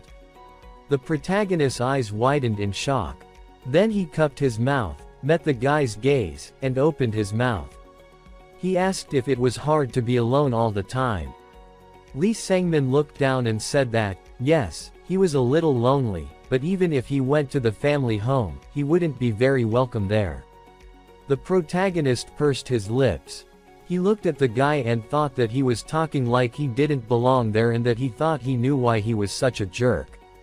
The protagonist exhaled and continued his thought that, of course, he didn't excuse his behavior just because he was going through a hard time. Jinhyun told him to hang in there, and the guy looked up at him in surprise. The protagonist then continued by saying that he didn't know much and could only tell him to hang in there. Lee Sangmin looked ahead in surprise. He then looked up thoughtfully. He told the protagonist that he was fine and thanked him while chewing his food. Jinhyun asked if he felt better after the victory. Lee Sangmin replied that he did and that he felt like he was reborn. The protagonist replied that it probably felt bad. Then, time flowed like water. The holidays ended.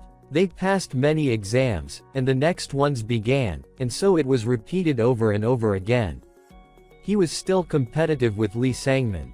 Always took first place on a thin piece of paper.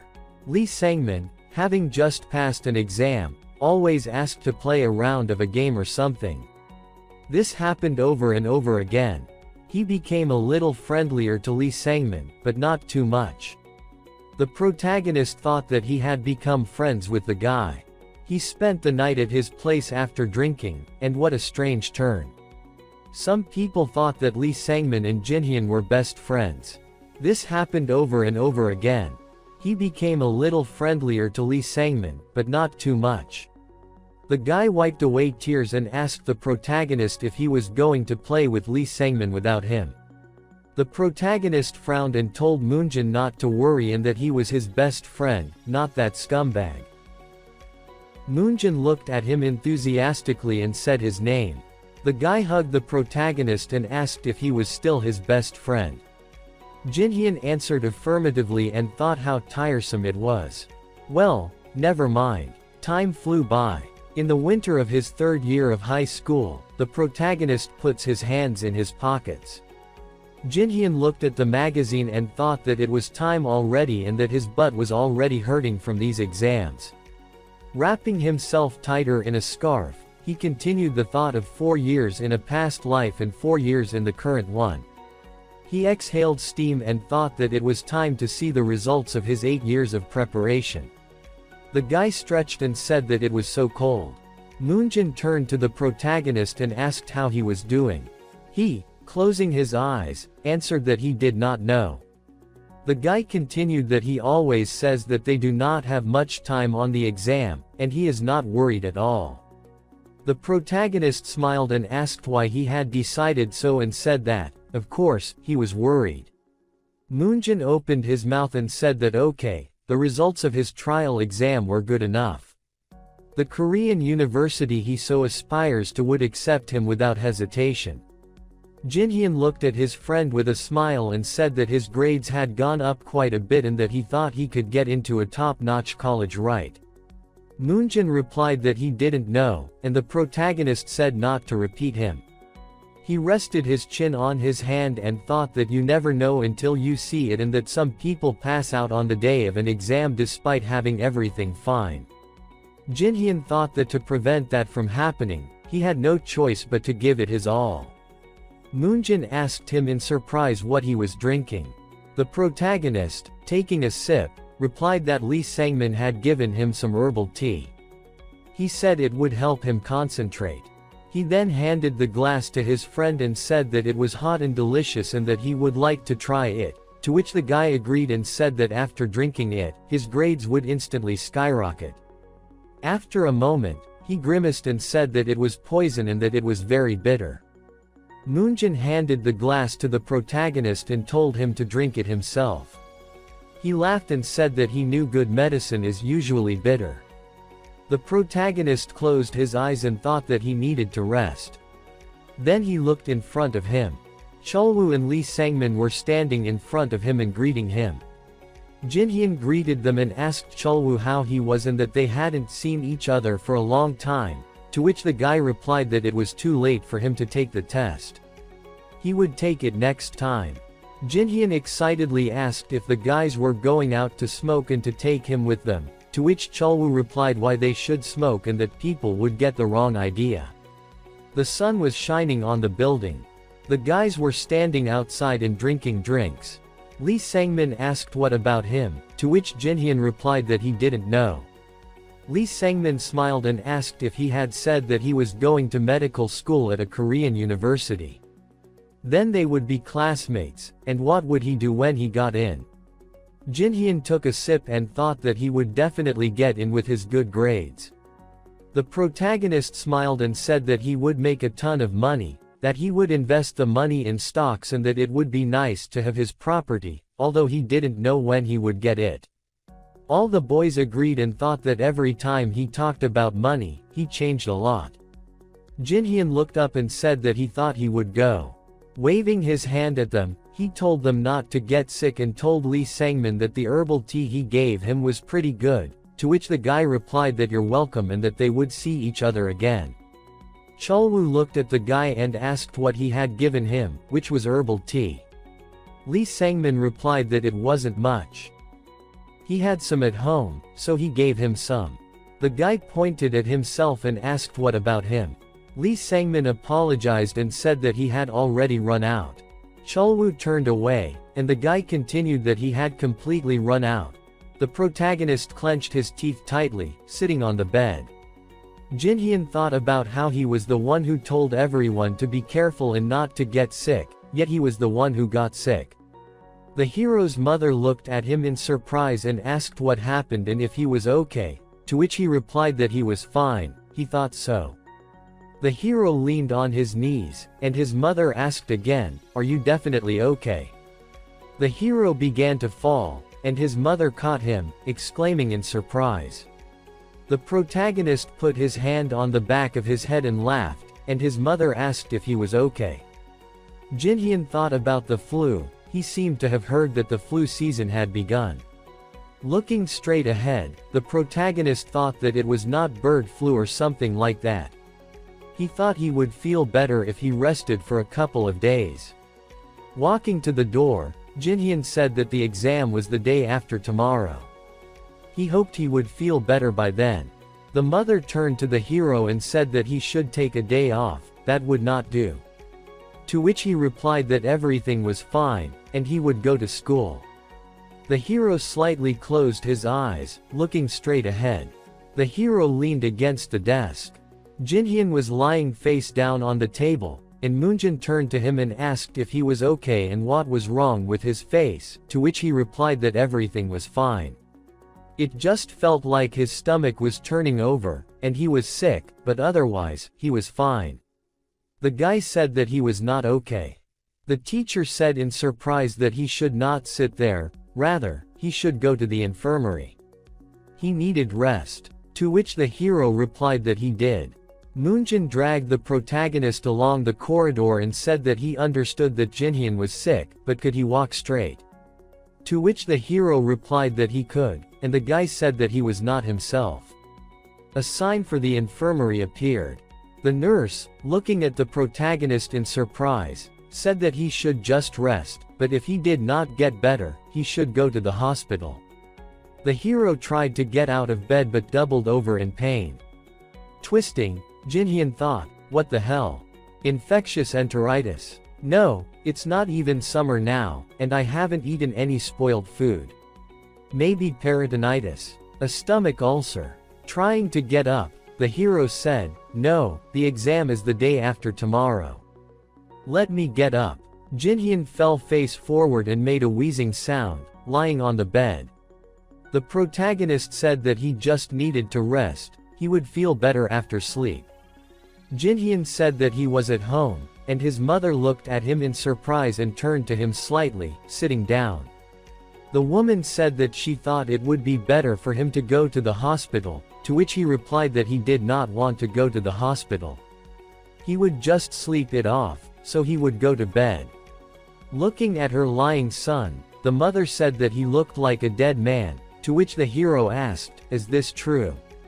And laughed. Jinhyun closed his eyes and said that the medicine from the hospital would only relieve the symptoms of the flu. He wasn't sure if he had the flu, but he would feel better tomorrow. The next day, the protagonist woke up in a sweat, clutching his stomach. The protagonist thought that it had gotten even worse. Holding the pills in his hands, Jinhyun said that 2 Tylenol, an aspirin, and 2 to strengthen the stomach. This was an overdose. But now, after eating the pills, the protagonist thought about why his stomach hurt so much. Slightly bending over, the protagonist walked down the street and thought that this was not an ordinary flu. He needed to recover by tomorrow. What should he do? The teacher looked away in surprise, looking at the protagonist. He told him to go home immediately, to which the protagonist mumbled indistinctly. Putting his hand on the protagonist's shoulder, the man said that he was the future of their school. There was an exam tomorrow, so he should go home now and rest. Okay. To which Jinhyun replied that yes, he understood. Walking down the street, the hero thought about how, in his past life, he had never missed a day of school, but now he was going home. Opening the door, Jinhyun thought about how no one was home. They were probably at a restaurant, he thought. Making the bed, the hero thought about how he needed to review the practice questions. The hero lay down on the pillow and wheezed. Closing his eyes, he thought about what he would do later when he woke up. The day of the exam had come. The protagonist was sitting at his desk, looking ahead. The hero leaned on his hand, biting his tongue. The pen from the protagonist's hand began to fall. The pen lay on the floor. The hero's hand reached for it.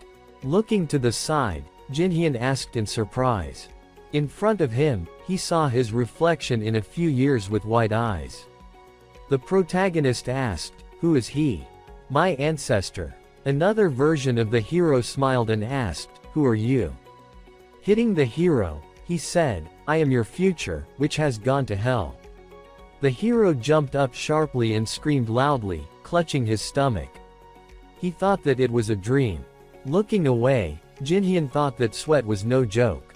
Walking down the street, the protagonist thought that the flu is not accompanied by stomach pain. It will not help. He needs to go to the hospital. A hospital sign appeared. The doctor looked at the hero and said that severe stomach pain accompanied by profuse sweat did not look like the flu. "Can you lie down?" To which Jinhyun replied, "Yes." The hero laid down and opened his mouth wide in pain. Looking down, the doctor said that such stomach pain meant something was wrong with his intestines. He should not ignore it. He would write him a certificate and said that he needed to go to a good hospital. The protagonist looked questioningly at the man. Jinhyun stood up and said that he should forgive him, but could he just prescribe him some painkillers, fever pills, stomach pills, or anti-inflammatory drugs? To which the doctor replied, "No, this is not a common stomach inflammation. It could be a stomach ulcer, peritonitis, or even cystitis. In any case, delaying treatment is extremely dangerous." The hero's eyes widened as he thought about what he knew. He was absolutely right. But looking down, the protagonist thought about how he couldn't go to the hospital and calmly get treatment. He couldn't. He had plenty of time, and now he would have to put it all off for a year. No. Looking at the man, Jinhyun said that he had an entrance exam to college. If he got worse, he would go to the hospital right away. "So please, just give me some medicine," to which the doctor objected, putting his hand on his chest. Jinhyun said that if something happens, he would immediately go to the hospital. Even if it happens, he would take full responsibility. Begging, the doctor finally agreed. Since he said so, the man was holding medicine in his hand. The father, looking at the hero, asked if he was sure he was okay, to which he replied that he was. Mom and Dad appeared before the hero's eyes. Looking at them, he thought about how sad he was to look at their faces. He wanted to make sure that they lived better than anyone else. Grabbing the blanket, the hero thought that everything would be fine with him. He should go to the hospital after the exam. A wall clock appeared. Curling up, the hero thought that this was definitely a perforated stomach ulcer. The symptoms were similar to a perforated ulcer. Opening his eyes, Jinhyun thought that maybe it was from excessive stress, although he didn't think he had severe stress. A memory of him drinking tea appeared in his head, and he thought that maybe it was because of that.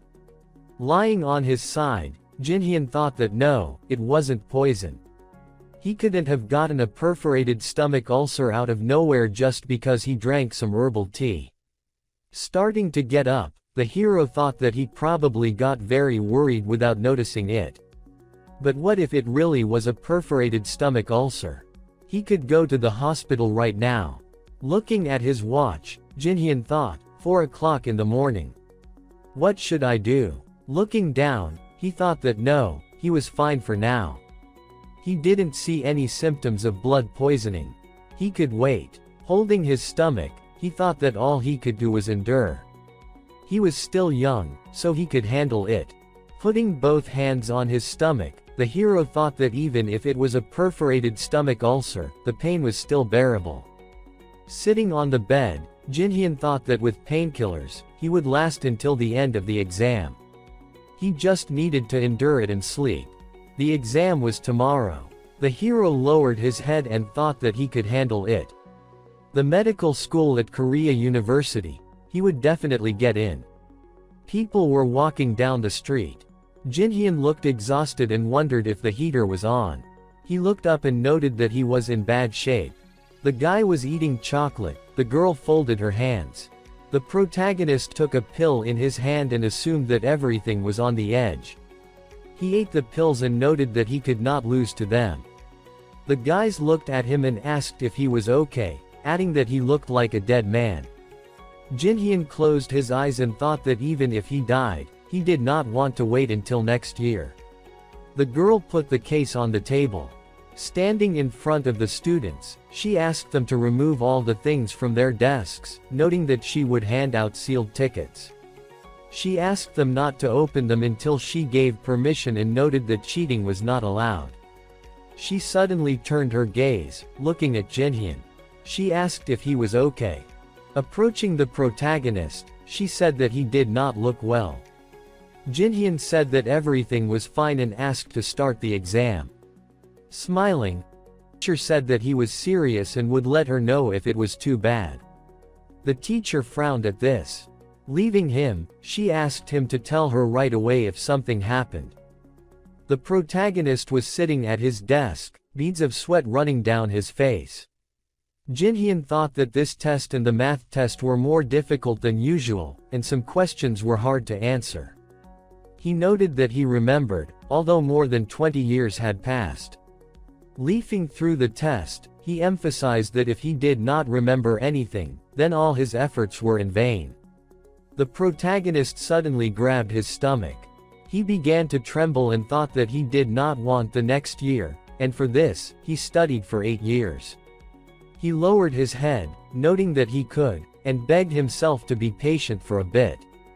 Jinhyun said that the next exam was in math. He imagined himself lying on the desk and noted that he would just sleep on the desk. During the lunch break, he looked at the package of food and said that he shouldn't touch the lunch his mother made. The girl stood over him and asked if he was sure he was okay, suggesting that he go to the hospital. He said that she was right and that he didn't look well. He specified that if something bad happened, lying on the desk, the protagonist answered that he was okay. If you're really worried about me, you should stop talking to me and just let me rest, Jinhyun said. Noted that he was sick and they would just leave him alone. They said that the third exam was a foreign language. Jinhyun sat there, looking dumbfounded. He grabbed his stomach. The teacher came up to him and asked if everything was okay. The protagonist said that he was okay. Looking at the test, Jinhyun thought that the pain in his stomach was worse than before. The exhausted protagonist wondered if he could have gotten blood poisoning from the perforated stomach ulcer, and if the infection spread, it would lead to death, with his blood pressure dropping to a dangerous level. Taken aback, Jinhyun wondered if he could just go to the hospital. He frowned, holding his hand to his mouth. The protagonist stated that everything was fine, and so far, he had not been too bad. Noting that he could remember some questions from 20 years ago, he emphasized the fact that after the foreign language exam, there would be one more, and he did not want to give up everything. Holding his stomach, he noted that he would conduct an emergency diagnostic. He placed 2 fingers on his wrist and said that the pulse was normal. Looking at his hand, Jinhyun thought that his pulse was 130 beats per minute, with an average of 100 beats per minute, and the heart was beating too fast. Holding his neck, the protagonist thought that the carotid and femoral arteries were normal, and the problem was with the radial and plantar arteries. Jinhyun grabbed his hand, taken aback. He said that it was working well so far and it was not an emergency. He started to solve the test and noted that there was one last exam left. His face was dumbfounded. He asked himself to be patient a little longer. The students were walking around the room. The girl came up to Jinhyun and asked if everything was okay. The main character was lying on the test. The girl was dumbfounded. Jinhyun was shaking and talking about an ambulance. Raising his hand, he asked to call an ambulance quickly.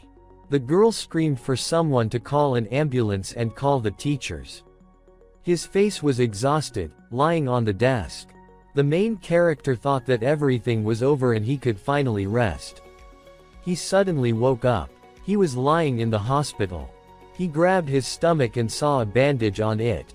His mother pulled back the curtain. Jinhyun looked at her. Tears appeared in her eyes. She was upset. Looking at the protagonist, she started screaming that he had done something stupid when his life was at stake. The tearful mother screamed that he could have passed the exam next time. She sat down next to him and asked what she and his father should do if something happened to Jinhyun. The teacher came and asked if the protagonist knew that he had been on the verge of death. Looking at Jinhyun, he said that he had a perforated stomach ulcer and that peritonitis was progressing. He noted that if they were even a little late, it would not have ended well.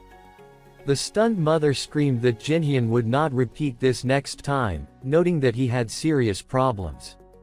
The father, with a serious look, said that they would have a serious talk when he was discharged.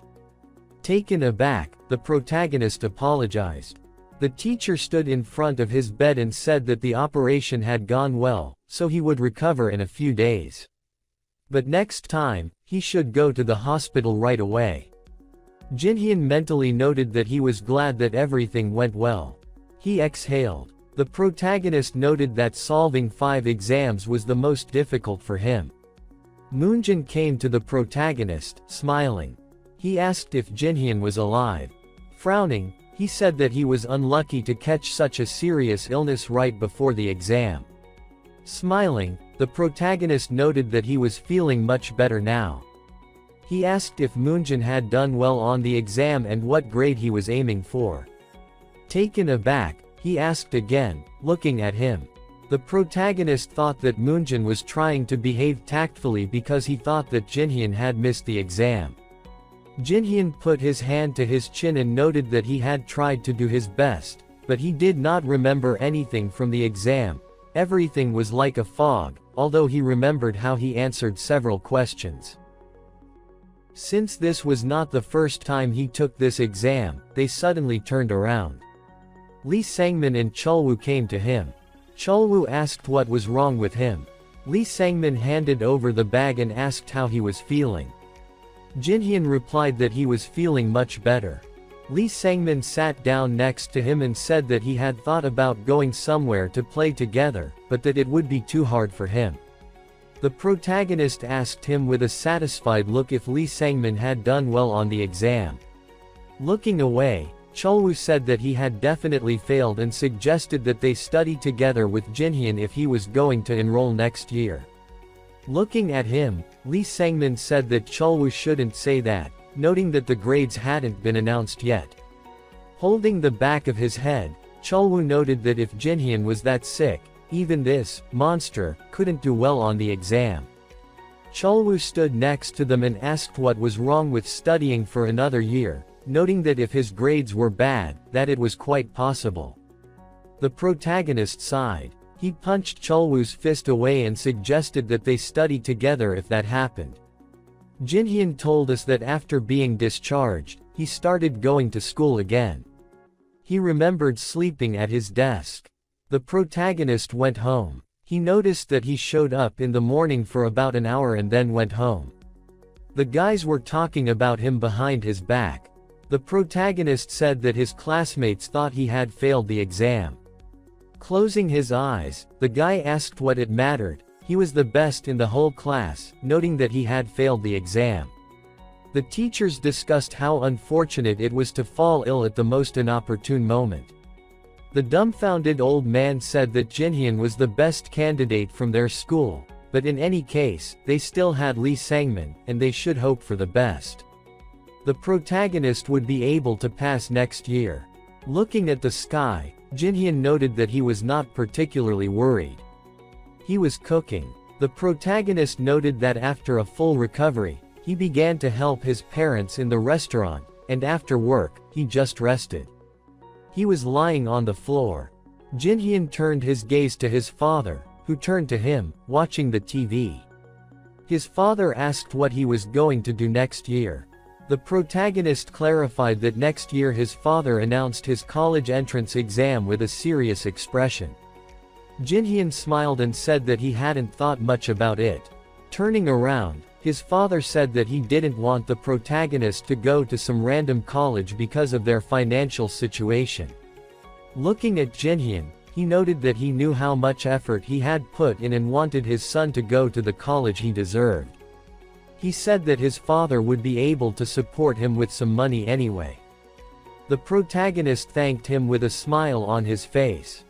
Jinhyun stood outside in shock and thought that time had passed too quickly. The boys sat down at their desks, looking around the classroom. The protagonist thought that the atmosphere was rather tense. Moonjin burst into the classroom and called out to Jinhyun. He showed the sheet with the results and exclaimed that he had passed the exam just fine and that he was in the top first percentile. The protagonist asked again with a surprised expression. Jinhyun closed his eyes and said that he really did it and that he just had to try harder. Moonjin rejoined that it was a strange feeling coming from him. Standing in front of him, the protagonist asked him what college he was going to. Moonjin said that he was going to talk to his father and then see, noting that he didn't think he would do so well. Moonjin was suddenly taken aback, holding his head. He said that he was only thinking about himself and asked if Jinhyun had gotten his grades yet. The protagonist said that he hadn't gotten them yet and that he was going to get them now. Putting his hand on Jinhyun's shoulder, Moonjin suggested that they go get something to eat once he got his results, adding that he was treating him. The protagonist assumed that they would go somewhere fancy. The door suddenly burst open. The teacher started yelling if Jinhyun was there. The protagonist raised his hand and asked what was wrong. The teacher rushed at him and yelled that he was doing well. The tearful teacher started yelling that Jinhyun had won first place at the national level. The kid started asking how this happened. Scared, Moonjin asked if the teacher was sure. The dumbfounded protagonist asked if he had really gotten first place. He followed the teacher down the hall. The teachers started congratulating him with a smile on their faces. The principal approached him and noted that it was a good job. The principal, with a smile on his face, said that he had his eye on him since he entered the school. An hour later, Jinhyun was also listening to his speech. Leaving the office, the protagonist mentally noted that he had finally gotten out. Cholwoo approached him and said that he had been so sick, but he still got the best grades and that he really was a monster. Turning around, the protagonist asked, "What about Lee Sangmin?" Cholwoo replied that he had been there a second ago and had done well too, but not as well as Jinhyun. Cholwoo hugged the protagonist and said that they simply couldn't sit around doing nothing on a day like this. Anyway, he offered to have a shot. Moonjin suggested that they just go to an internet cafe. Jinhyun removed Cholwoo's hand and asked them to go have a drink another time. Cholwoo asked if he had recovered yet. The protagonist said that he wanted to spend the day with his parents.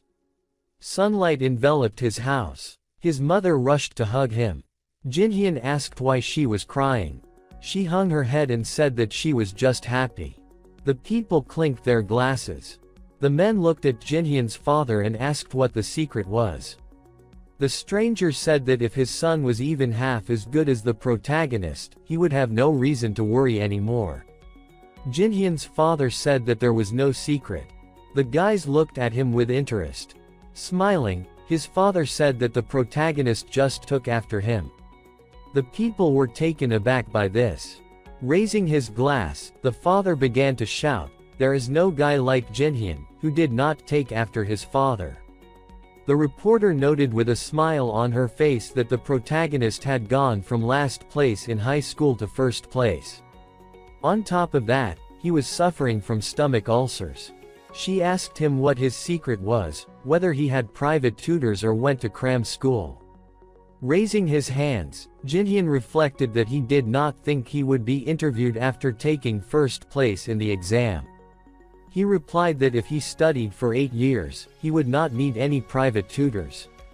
Looking away, the protagonist suggested that it helped that he remembered a few answers to the questions during the exam, but he could not tell them everything. He stood in front of the reporter, smiling. He said that he studied mostly from textbooks. The blue sky surrounded the building. Jinhyun told us that he had applied to the medical school of a Korean university. He sat in front of the people. The protagonist noted that after passing the interview to assess the relevant knowledge, they held a personal interview. People began to discuss. Jinhyun emphasized that many professors from the medical school came to the personal interview. Looking at him, the man asked why he wanted to enter their medical school and what kind of doctor he planned to become. The protagonist's face was serious as he imagined himself in a doctor's uniform and a red car. Jinhyun thought that he wanted to become a successful doctor, someone who would earn a lot of money for a comfortable life, open the best dermatology clinic in Gangnam, buy an imported car, and invest in large-scale construction. A smile appeared on his face. Jinhyun noted that he should have said this, but he would not. Sitting opposite, the protagonist said that he wanted to become a doctor who could take care of not only the patient's physical ailments but also their inner well-being. His goal was to help patients survive the physical pain and psychological stress they experience. Choi Dae-won sat at the table and noted that a doctor who could take care of both the physical and inner state was well set. He looked at the form. Looking at the protagonist, Choi Dae-won asked Jinhyun what he thought of doctors who lacked skills. The protagonist sat with a calm face. He sat opposite and replied that he was sure doctors should have certain skills necessary to treat patients. Smiling, Choi Dae-won asked if the protagonist knew why a doctor's skills and knowledge were such an invaluable tool. Jinhyun said with a serious look that, unlike other professions, a doctor's incompetence could negatively affect patients. Choi Dae-won smiled even wider, folding his arms. He said that doctors had a lot of responsibility, but the most important thing was not to harm patients. Looking at Jinhyun, he asked if he could become a doctor whose excellent skills would help patients. The protagonist replied that he would try his best. Choi Dae-won's face was satisfied. Holding his hands in front of him, he noted that he believed Jinhyun would succeed. The man looked at him and said that they were glad the protagonist aspired to become a doctor who would save other lives. Jinhyun was taken aback and thought that he felt a little uncomfortable. Beads of sweat were running down his face as he wondered if Choi Dae-won was looking at him. Choi Dae-won was watching him closely. The protagonist noted that he refused to take the hard way. A few days later, the list of those admitted was announced. Looking at the list, Jinhyun pointed out that he was there anyway, and on the scholarship list, too. The protagonist imagined Lee Sang-min and noted that he had also been admitted to the medical school of a Korean university. Moonjin was very happy. Jinhyun said that Moonjin had been admitted to the medical school of Seoul District. An angry Chulwoo sat at his desk. The protagonist said that he would continue studying at the cram school and would take the exam next year. Passers-by were walking down the street. Jinhyun held flowers in his hands. Closing his eyes, he noted in his mind that he had finally graduated from high school. He wondered how many years had passed in total, adding that he could finally relax. Moonjin approached him and called out to him. Moonjin, looking pleased, assumed that they would not see each other for a long time and asked what the protagonist would do when school began. Smiling, Jinhyun said that he would earn as much money as possible. Moonjin looked at him with a sad expression. He began to leave and suggested that the guys go to an internet cafe to play a round of StarCraft. The protagonist asked if he had money again. Jinhyun noted that this was how he graduated from high school. Walking down the hallway, the protagonist said that a year had already passed since he started studying in medical school. The students were sitting at their desks. The protagonist emphasized that medical school was notorious for its heavy workload. However, not all 6 years of medical school were filled with daily emotions. The guy fell asleep at his desk. Jinhyun noted that the first 2 years, when students study electives and the basics, many students just walk around and have fun. He introduced the boys in their lab coats and told them that the real training and practice began in the 3rd year when students started to show up for classes. During these 2 years, he took up tutoring. Sitting next to the girl, the protagonist asked her to simply use the formula he had told her about in this part. He asked her to be careful with this question, noting that there was a trap. Smiling, Jinhyun thought that since he started from the bottom, it was easy for him to match their level. He noted that last year, his flexible tutoring skills and level of competence as a student made him the most sought-after tutor in Gangnam. Holding his hand to his face, he stated that she wouldn't notice something if she did not return to the last place. He mentally noted that with these classes, he would earn a lot of money and there was no better way to kill 2 birds with 1 stone. His face suddenly became serious. Looking at his watch, he said that it was time to finish. As he was leaving, the girl said that they would see each other next time and asked her not to forget to do her homework. The girl said that she had a question. Looking puzzled, Jinhyun noted that if she went to college, he would let her call him Oppa. She, looking embarrassed, asked if he was free on the weekend. The protagonist clarified whether she wanted to move her classes to the weekend. The dumbfounded girl said that she had movie tickets and asked if he wanted to go with her. Jinhyun waved it off and replied that he didn't like movies. The protagonist, looking serious, suggested that she wanted to have fun, but she had an exam coming up, so she'd better be patient and make sure she did her homework. The girl was shocked by this answer. With tears in her eyes, she said that she didn't want to have fun. Jinhyun was leaving her house. He looked at his phone and noted that he would be a little late. His phone started vibrating. Holding the phone to his ear, he heard Lee Hee-mi's voice asking where he was, noting that today was the end-of-year party and he should get moving. Jinhyun replied that it was good that, as a class representative, she was worried about him, but he was busy. The protagonist closed his eyes. Lee Hee-mi stated that she bet he was in class again, adding that today was the last day of their first year. Jinhyun was taken aback by her scream. She asked if the protagonist was rejecting his Nuna. She screamed that she didn't have time and hung up. Jinhyun looked at the phone. He wondered with a stony face how he could have fun with so much gold lying around. He shifted his gaze. The protagonist, with a smile on his face, noted that even in this area, the value of real estate had increased tenfold in 10 years after the reconstruction. Raising his head, Jinhyun thought that he used to be a schoolboy, but now he was an adult and could make money.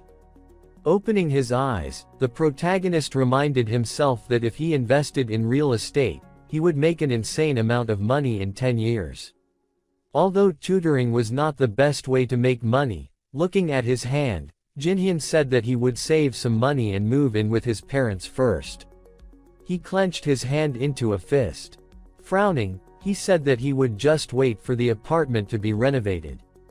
The protagonist raised his hands above his head. The windows of the building were brightly lit. Lee Hee-mi asked if he was still there, holding the phone to his ear. Jin-hyun said that he was almost there, so she could stop calling. Lee Hee-mi screamed that they were going to move to a new place, so he should speed up. Closing the phone, the protagonist mentally asked why she wanted to see him of all people. People were walking down the street, smiling. Jin-hyun noted that it was a fun time. Lee Hee-mi said that she had found him. The protagonist looked at her. She raised her hand and asked what took him so long. She had a smile on her face. Lee Hee-mi tried to catch her breath and asked him how dare he wait for his Nuna. Jin-hyun said that she was only a few months older than him and should stop calling herself Nuna. He asked how much she had drunk. Beads of sweat were running down Lee Hee-mi's face. She said that she hadn't drunk enough yet and that she had been waiting for her youngest this whole time. Smiling, the protagonist said that it was impossible for her to have drunk just a little. Lee Hee-mi started pushing him and noted that 4 bottles of soju were nothing. Anyway, since he was there, they were going inside. Lee Hee-mi started leading him to the bar. They entered the room. Many people were sitting at the tables. The guy looked at them and asked if the class president had brought her boyfriend. Furious, Lee Hee-mi asked if the guy understood that she didn't want to hear anything so stupid anymore. Jin-hyun closed his eyes and thought that he was tired and wanted to go home and rest. Sitting at the table, he noted that he needed to spend time with his classmates from time to time, and after all, a doctor does not work alone. Lee Hee-mi asked if the protagonist thought about the need to communicate periodically or other silly things. Looking away, Jin-hyun asked her to shut up. He seriously stated that in any case, he did not understand why she was constantly stalking him. He suggested that she find a boyfriend. Lee Hee-mi was taken aback by this, holding a glass to her mouth. Lee Hee-mi said that she wouldn't be able to handle such a pet. The protagonist thoughtfully noted that she was popular but too weird, and he had heard that many guys confessed their love to her. Lee Hee-mi seriously said that she already had someone she liked. Lee Hee-mi was pleased. Jin-hyun reasoned that even if her head was a complete mess, he doubted that anyone could reject her. He drank a glass and noted that she was charismatic, educated, and had a good family. Lee Sang-min came to the bar and asked if the protagonist was having fun. Jin-hyun was taken aback by this. Pointing his finger at him, he asked if they were brother and sister. Lee Sang-min replied that they were, and that he was a few months older. The frightened protagonist said that there was no resemblance whatsoever. They sat next to each other and asked about the resemblance.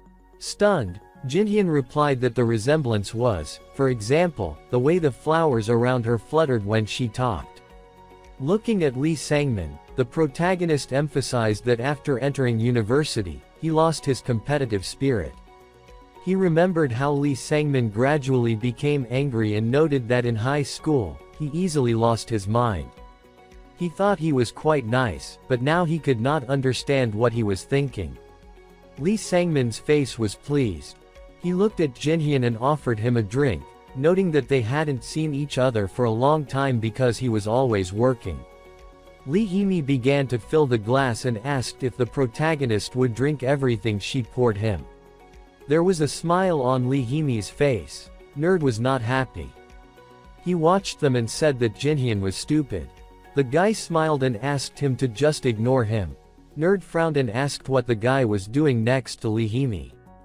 They watched Lee Hee-mi pour him alcohol, and Nerd said that the guy was poor, worked part-time as a tutor, and that Lee Hee-mi was very kind, so she always hung out with him. Nerd held the glass to his mouth, but then put it on the table. Furious, Nerd noted in his mind that the main character was a broke person who got on it just because he was lucky. He asked why Lee Hee-mi hung around with him, even if she was so kind. He remembered standing in front of her with flowers and telling her that he had fallen in love with her as soon as he entered university. Lee Hee-mi raised her hand and apologized, adding that she already had someone she liked. Nerd was dumbfounded. The guy handed over the bottle and asked them to just ignore him, adding that he was the best from the start, but that didn't matter now. His friend, smiling, said that Jinhyun was worse than him and Lee Sangmin, who always had the best grades. Looking at Nerd, he asked why he had to worry. He noted with satisfaction that the protagonist would simply be thrown out as soon as he could no longer cope with the amount of work when they had their main subjects. Grinning, Nerd replied that he was right, and there was no point in worrying about a loser like Jinhyun. They clinked glasses. The protagonist woke up, getting up. He asked why he always woke up at Lee Sangmin's after every drinking session, adding that his body wouldn't withstand drinking too often with those two. There was soup on the table. Turning around, Lee Sangmin asked if he had woken up, adding that he was about to go wake him up. Lee Sangmin remembered saying goodbye to Lee Hee-mi and telling her that the driver had taken her home and that she lived with her father. Sighing, he asked Lee Sangmin not to overdo it and said that he would go. He took hold of the door handle. Lee Sangmin crossed his arms and asked if the protagonist was staying. Jinhyun asked if he had a dog and where it had gone. Lee Sangmin said that his dog had died. The protagonist was taken aback and asked why Lee Sangmin didn't get a new one. Jinhyun turned around and said that he was sorry and asked him not to be sad. Lee Sangmin watched him go. The train was standing at the station. Sitting on the train, the protagonist thought that he felt like he was going to die. The blue sky enveloped the building. Jinhyun knocked on the door. Standing at the door, he said that he came to see Professor Choi. Daewon looked at him and said that they hadn't seen each other for a long time. He asked if everything was okay with the protagonist's father. Jinhyun bowed and said that he was healthy as an ox. Looking at Choi Daewon, the protagonist thought that he didn't know if it was a coincidence or not, but Choi Daewon had become his curator, and that was too much. Noting that he didn't want to save lives but just wanted to become a dermatologist in Gangnam, standing opposite Choi Daewon, he asked if Jinhyun did well on the exam. The protagonist replied that he did not do well. He was mentally asking Choi Daewon to be disappointed in him.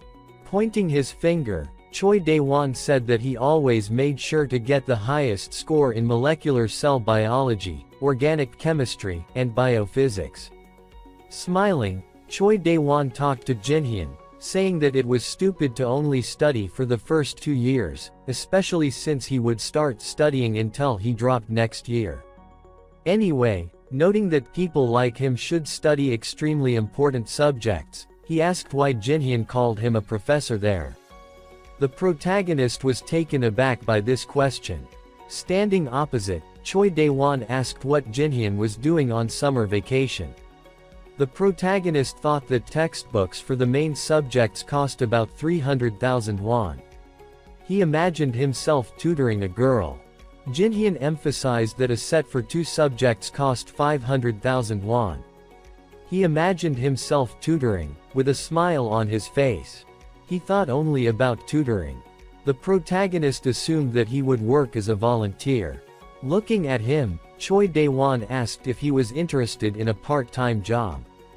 Closing his eyes, he said that his friend had quit his job at a pharmaceutical company and founded a biotech company.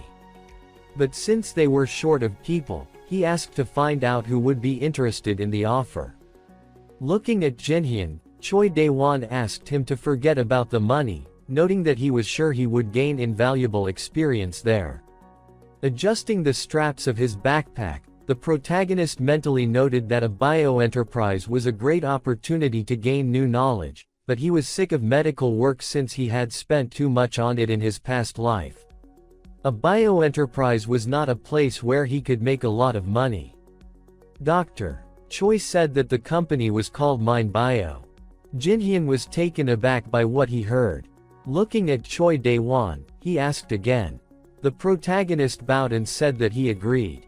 Smiling, Choi Daewon said that this was a good choice and that it would be a great experience for him. Jinhyun, with a satisfied look, mentally noted that he was in business. He imagined a tall building. He thought that they would be the first in the bio industry in the future. The protagonist thought that he did not know how this decision would affect the future. Sunlight enveloped the building. Standing under a tree, Jinhyun thought that Mind Bio started from the Guro area. Holding his neck, the protagonist emphasized the fact that later they would successfully develop a diagnostic kit and new medicines, and then move the headquarters to Incheon. The protagonist thought he had been in several programs. He wondered if the boss was the same as always. He was standing in front of a man. Jinhyun approached him and said that Choi Dae-won had sent him there. The man said with a serious expression that Choi Dae-won had called him. The protagonist said with a smile that it was about him. Jinhyun closed his eyes and thought, even if we don't have enough people, why send a child to us? That's what he was thinking. The man wondered, even if they don't have enough people, why send a child to them? The man turned his gaze, looked at the and approached him. He said that he was a worker sent by Choi Dae-won from a Korean university. The stranger, taken aback, noted that Choi Dae-won had recommended him. He asked what year Jinhyun was in. The protagonist looked up and said that he was a second-year student. The man sighed and asked if he was a second-year core student, noting that he looked younger. Jinhyun said that he was a second-year student at the elective level. The dumbfounded man asked again. The protagonist looked at him and thought that he should hide his emotions better. Turning away, the man said that he had asked Choi Dae-won to send someone useful, but Choi Dae-won had sent him someone who had not studied anything yet. Jinhyun imagined himself standing under a rainbow. The man asked what he should do with someone who had only briefly studied humanities and English. Holding his face, he thought that if Choi Dae-won did not want to send anyone to him, he could have refused. Getting up from his chair, he asked if Jinhyun had done normal research in the chemistry lab. The protagonist answered that he had. The man thought that since Professor Choi Dae-won had sent him, he could have assigned him some simple tasks. Jinhyun looked at him and assumed that he was going to assign him some simple assignments. The protagonist followed him and asked him to tell him what he would be doing. The man said that Jinhyun would go to the department for developing a kit for diagnosing anemia. Dumbfounded, the protagonist asked again. Turning around, the man said that this was a kit that could diagnose the cause of many types of anemia. The protagonist was dumbfounded. He turned to the man and asked for a minute. Standing in front of him, Jinhyun asked why they were developing a kit to diagnose anemia, noting that it would lead to nothing.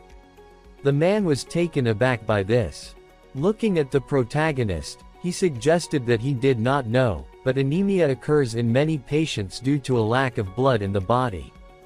He noted that this disease has many causes, but since there is no option that could diagnose these causes, they at Mind Bio were the first to try to create such a technology. The protagonist's face was surprised.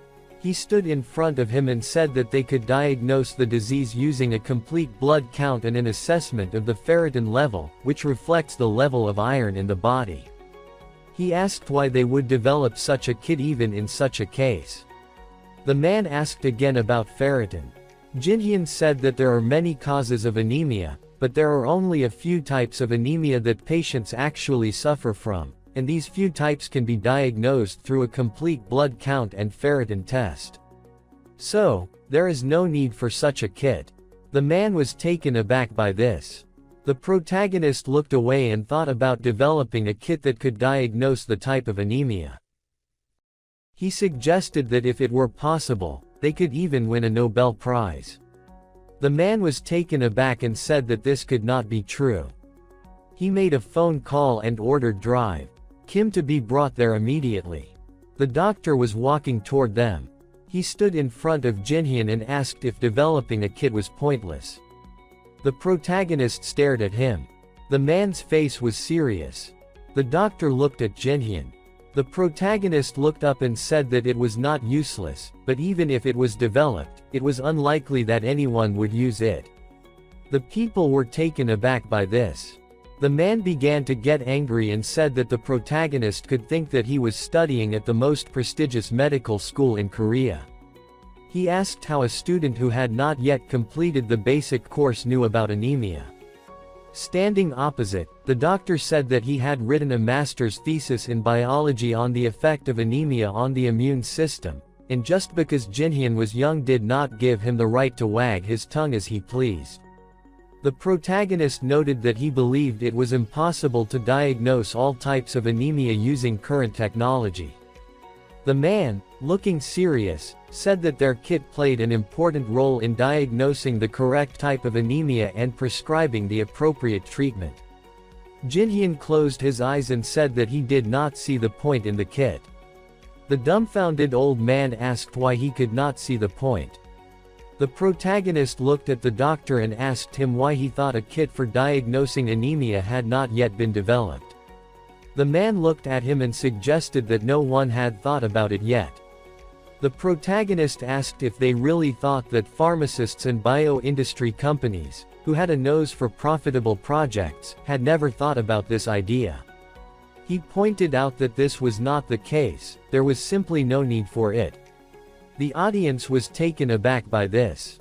Jinhyun held out his hand and said that the doctor should know how anemia is diagnosed now, noting that everyone just takes blood for analysis. With the help of a general blood test and an assessment of ferritin, which reflects the level of iron in the body, they can diagnose many causes of the disease. The dumbfounded guy said that anemia is caused by many things. Standing opposite the main character, Jinhyun said that such types of anemia were rarely diagnosed in the country. As he had already mentioned earlier, one of the most common types can be diagnosed with a blood test. He said that iron deficiency anemia is determined by the size of red blood cells and hemoglobin. With chronic anemia, the appointment of the necessary treatment is carried out by assessing the level of ferritin, and megaloblastic anemia is determined by analyzing a blood smear. They locked eyes, and the main character said that it is more logical to conduct a general blood test to identify abnormalities. The man looked at him and said that, then, entering the dark room, he wondered if the kit would be used if it was developed. Jinhyun stretched out his arms and asked how much it would cost to use the kit and how long it would take to get a diagnosis. The man replied that it would cost about 70,000 won in about 3 days. Jinhyun said with a serious expression that a general blood test only cost a few thousand won. Any additional tests would cost about 30,000 won, and the results would be available after a while. No one would use a kit that was much more expensive. The people listened to him attentively. The man's legs gave way, and he fell to the floor. He began to tremble and said that he had already invested 150 million won. The protagonist asked how far the development had progressed. The man was taken aback and said that it was still in its early stages. Jinhyun noted that it was not too late to stop the development and that this was the best way to save the situation. The man was frightened by these words. The doctor looked at him and apologized, noting that he should have studied everything in more detail. The sad man said that it was his idea, so it was his fault. He remembered Choi Dae-won's words about Jinhyun being a great student. The man sighed and thought about what Choi Dae-won had said about the protagonist being a genius. He stood up and thanked Jinhyun. He shook his hand and noted that they could have wasted their money, and now he understood why Choi Dae-won had recommended him. The protagonist looked at the sad man and thought that he felt guilty. He asked with a serious expression if there were any other projects related to diagnosing anemia. The man turned and replied that they had a project called Re-84. The protagonist asked if this was a study on diagnosing inflammation. The man was taken aback and asked how he had guessed. Jinhyun replied with a smile that the professor had told him a little. The protagonist asked him to tell him about the project. The man took out his briefcase, and Jinhyun began to look through the papers. The protagonist noted that everything was fine before the enzyme chain reaction, but everything had reached a dead end after trying to use ELISA. The dumbfounded man said that most doctors couldn't spot it the first time. Holding his head, he said that was why they tried to compensate for the damage with an anemia diagnostic kit. Jinhyun asked if the problem was in the induction time and the purification process of the protein antigen. The puzzled doctor asked if the protagonist could see the problem in the process of using ELISA just by looking at the report. Jinhyun said that he had an idea on how to solve the problem and asked if they would be interested. Their faces were serious. The protagonist lowered his head and noted that he had a condition before he told them. He said with a smile on his face that if his suggestion helped the project develop, he would like to receive a reward for his participation. And if his suggestion did not help, he did not need any reward. Holding his head, the man asked how much money the protagonist was asking for, noting that they would not be able to give him too much. Jinhyun said with a satisfied expression that he did not need money and asked for some shares. The dumbfounded man asked again. The protagonist said with a happy face that he did not need a large amount of money and was just thinking of contributing to the company, as if a part of it belonged to him. The man put the papers on the table, noting that it was a contract. Looking at the papers, Jinhyun thought that this was about 4% of the shares. If the Re-84 project was successful, he would receive shares worth 15 million won. He thought with a serious expression that this was a large sum of money for a student, but if the project was successful, it would have almost no impact on the company. There was a smile on the man's face as he swung the seal. Jinhyun mentally noted that they did not even imagine that their costs would increase many times over in 10 years. The protagonist put the seal, looked at the papers, and thought that this was why the contract was worth 400 million won. The last semester of elective classes was coming to an end.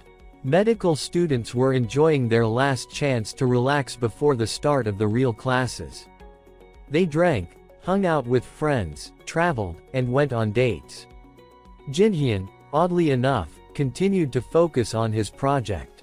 By the beginning of winter break, the project was nearing completion. The man could already see the finish line of his path. The man approached Jinhyun and thanked him for his efforts. Jinhyun replied that it wasn't difficult for him, to which the man said that if it weren't for him, his company would have gone bankrupt. Jinhyun thought that even without his help, this company should grow in a year or two.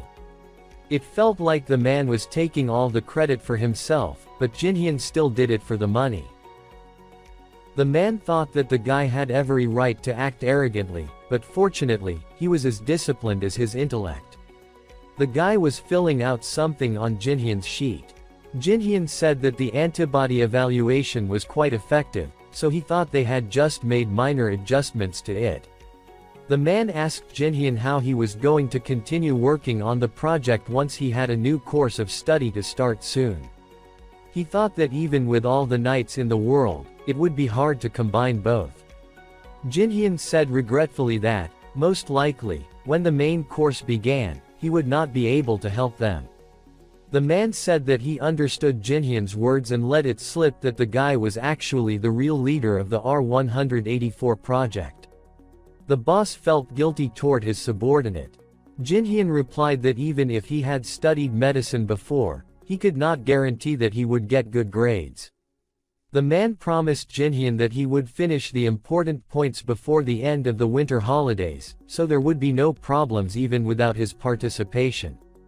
Jinhyun looked at the calendar and said that he had about a month left until the end of the holidays.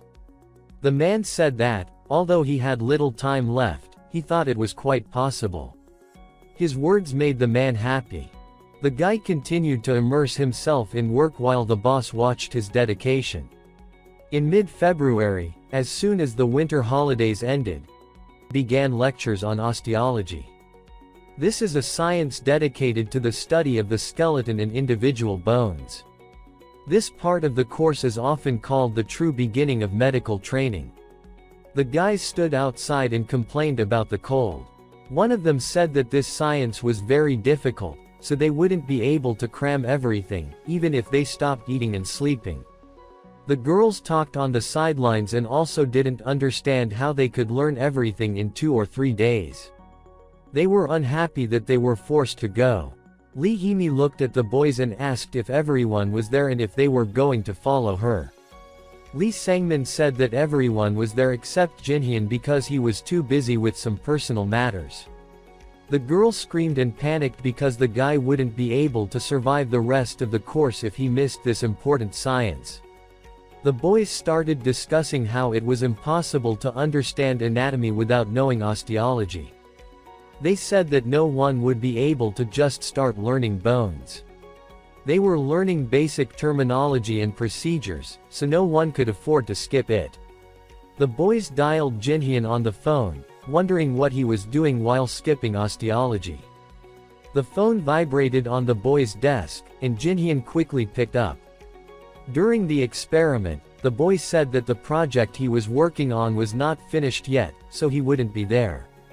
He was asked who in their right mind would skip this science. Jin-hyun thanked her for her concern but hung up because he had almost finished his work and was going to give it his all in class, even if he was late. Looking at his phone, the guy saw the girl's name. Lee Hee-mi was confused. The girl was in a panic, screaming all over the neighborhood. The guys offered to go, since they had no one to wait for. The nerd said that his friend was the best in the national rankings and could take care of himself. Lee Sang-min told the girl that they could no longer wait for him, so he offered to go and would call him later. Lee Hee-mi was thinking only one thing.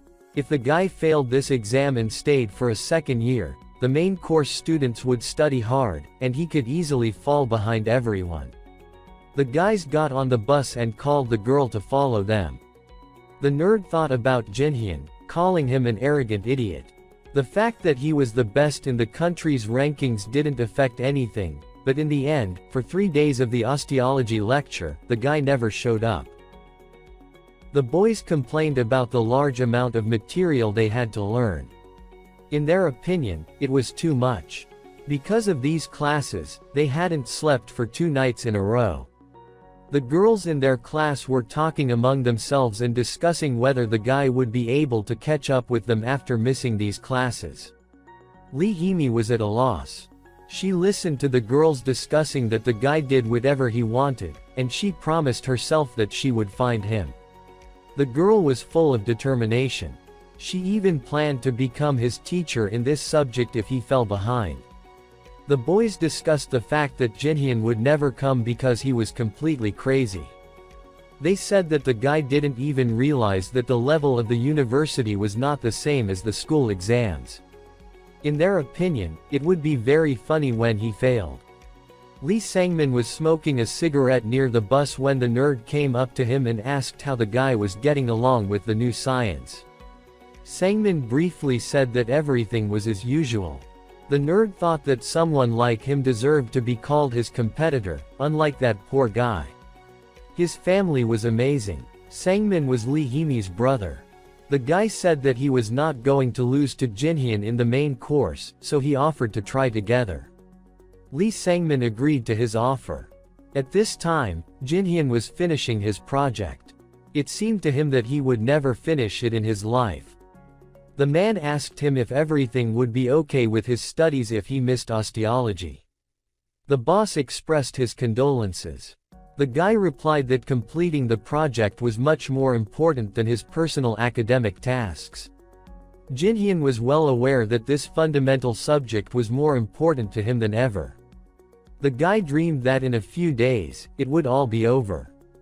The man offered Jin-hyun to personally discuss a small matter and asked him to come into his office for a while. He poured hot water into a mug for tea. Jin-hyun asked his boss how he could help him. The man timidly asked if Jin-hyun was interested in working at Mind Bio after graduation. Jin-hyun was surprised by such an offer. The boss continued to tell him that his company had great potential for development, and that in the future, it would undoubtedly turn into one of the best bioenterprises in the country. He wouldn't want to go this way alone. Jinhyun was surprised by such an offer. The man asked him to think about the opportunity. Jinhyun thought that it was not uncommon to get a job in an institution after graduating from school, but this company was different. He knew that even though it was just a small enterprise now, in a few years, it would become a leading company in the field of biotechnology. Jinhyun thought that it would be nice to get a management position in the future, and it would be foolish to refuse it. The guy admitted that such a prospect was not bad. Jinhyun said that he needed a different path. He thanked the man again for the offer and said that he didn't think working in a bioenterprise suited him. The boss was very disappointed, and Jinhyun could see and understand it. The man said that there was still time before Jinhyun graduated, so they would be ready to welcome him with open arms at any time. He suggested that Jinhyun keep in touch even after the project was completed, and Jinhyun agreed to that. A few days later, Jinhyun was already putting the finishing touches on the project and received the promised company shares. However, he couldn't immediately convert them into cash, since this was a golden egg, the value of which would increase to 400 million won in the future. He went to the ATM to get a check. Jinhyun looked at the paper and saw the figure of 115 million. This was the money he had earned over the past 2 years working as a tutor, without entertainment and other expenses. The guy was happy with this arrangement and really wanted to invest this money and deal shares, which would become number one in the future. In 10 years, Jinhyun began to calculate how much it would be by then. He added up his earnings from the 400 million won shares from MindBio. A smile appeared on his face. According to the calculations, in 10 years, he should have 1.5 billion won. Caring about money was definitely being rewarded. The boy, of course, wanted to have fun and relax just like everyone else, but that was just the beginning. That night, his father called him on the phone. The boy invited his parents to a fancy dinner at a wonderful restaurant. The parents felt uncomfortable because of the high prices, but they were still happy. Jinhyun was really looking forward to the day when he and his parents could visit such places without any doubts. Then, school began, followed by the main subjects for medical school. Mom asked Jinhyun if he could handle living alone to save money and time for travel. The boy reassured her. His father asked his son to take care of his health and not to worry about the restaurant, since they were doing well. The mother began to scold the man harshly, since he had himself gone crazy a few days ago due to alcohol. The father turned around and told his son that he thought he would become a great doctor, just like the professor. Jinhyun promised that he would fulfill his father's dreams, but he thought that being a great doctor didn't necessarily mean saving lives. His mom asked him not to break his diet and not to forget to eat regularly. Jinhyun promised that he wouldn't starve. It was the first day of school. He opened the door to the classroom and saw a lot of people. He didn't understand why they had come so early. Medical classes didn't change classrooms. Nerd turned to the guy and said that he would be looking forward to watching how he held up. Lee Hee-mi entered the classroom and overheard this. The girl approached Jinhyun and asked why he hadn't answered her calls. She planned to give him her notes on osteology. She asked him how he was going to catch up on the material if he was simply lagging behind. Jinhyun embarrassedly thanked the girl for her concern. Lee Hee-mi slapped him on the back and said that he was usually on his own. The guy tried to explain himself, but Jinhyun noticed that she had begun to hit him more carefully than before, after the osteology course. The door to the classroom opened, and Lee Sangmin walked inside. He always showed up before classes started, but compared to their school days, the guy had really progressed. The professor stood behind the counter and asked for silence so he could begin today's lecture. The teacher started showing the brachial muscle on the big screen, which allows you to move your shoulders. It consisted of a ligament and a tendon. The kids looked at it with surprised eyes. The man continued talking about nerve cells and arteries that controlled a specific area. The kids didn't understand why the professor hadn't said a word about bones. After all, this was osteology. The professor asked the kids to remember everything he had just told them. The students didn't understand what they were supposed to remember. They couldn't follow what he was talking about and decided they needed to listen to the recording again. Jinhyun sat obediently at his desk, understanding that all lectures were like this, and it never worked. After a while, he got used to such lectures and no longer took them seriously. The guy glanced at the girl sitting next to him. He thought that she understood everything without any problems. Jinhyun remembered that this girl would also become a fairly famous professor of medicine. He would never have thought that he would be so close to her. The girl asked him how he liked the lecture and if he wanted to watch the notes. The guy said that he understood everything. He remembered how, after the lecture on histology and ecology, his lunch break ended as quickly as it had started. The time came, and the door opened. The students moved along the corridor behind large iron doors. They were ordered to go inside. It was a fairly large, illuminated auditorium with outlines of people lying under blankets. The guys pulled off the cape of one of them and saw a corpse. The guy said that they had learned everything they needed to in the lectures, so they should dissect the shoulder area at the anatomy exam.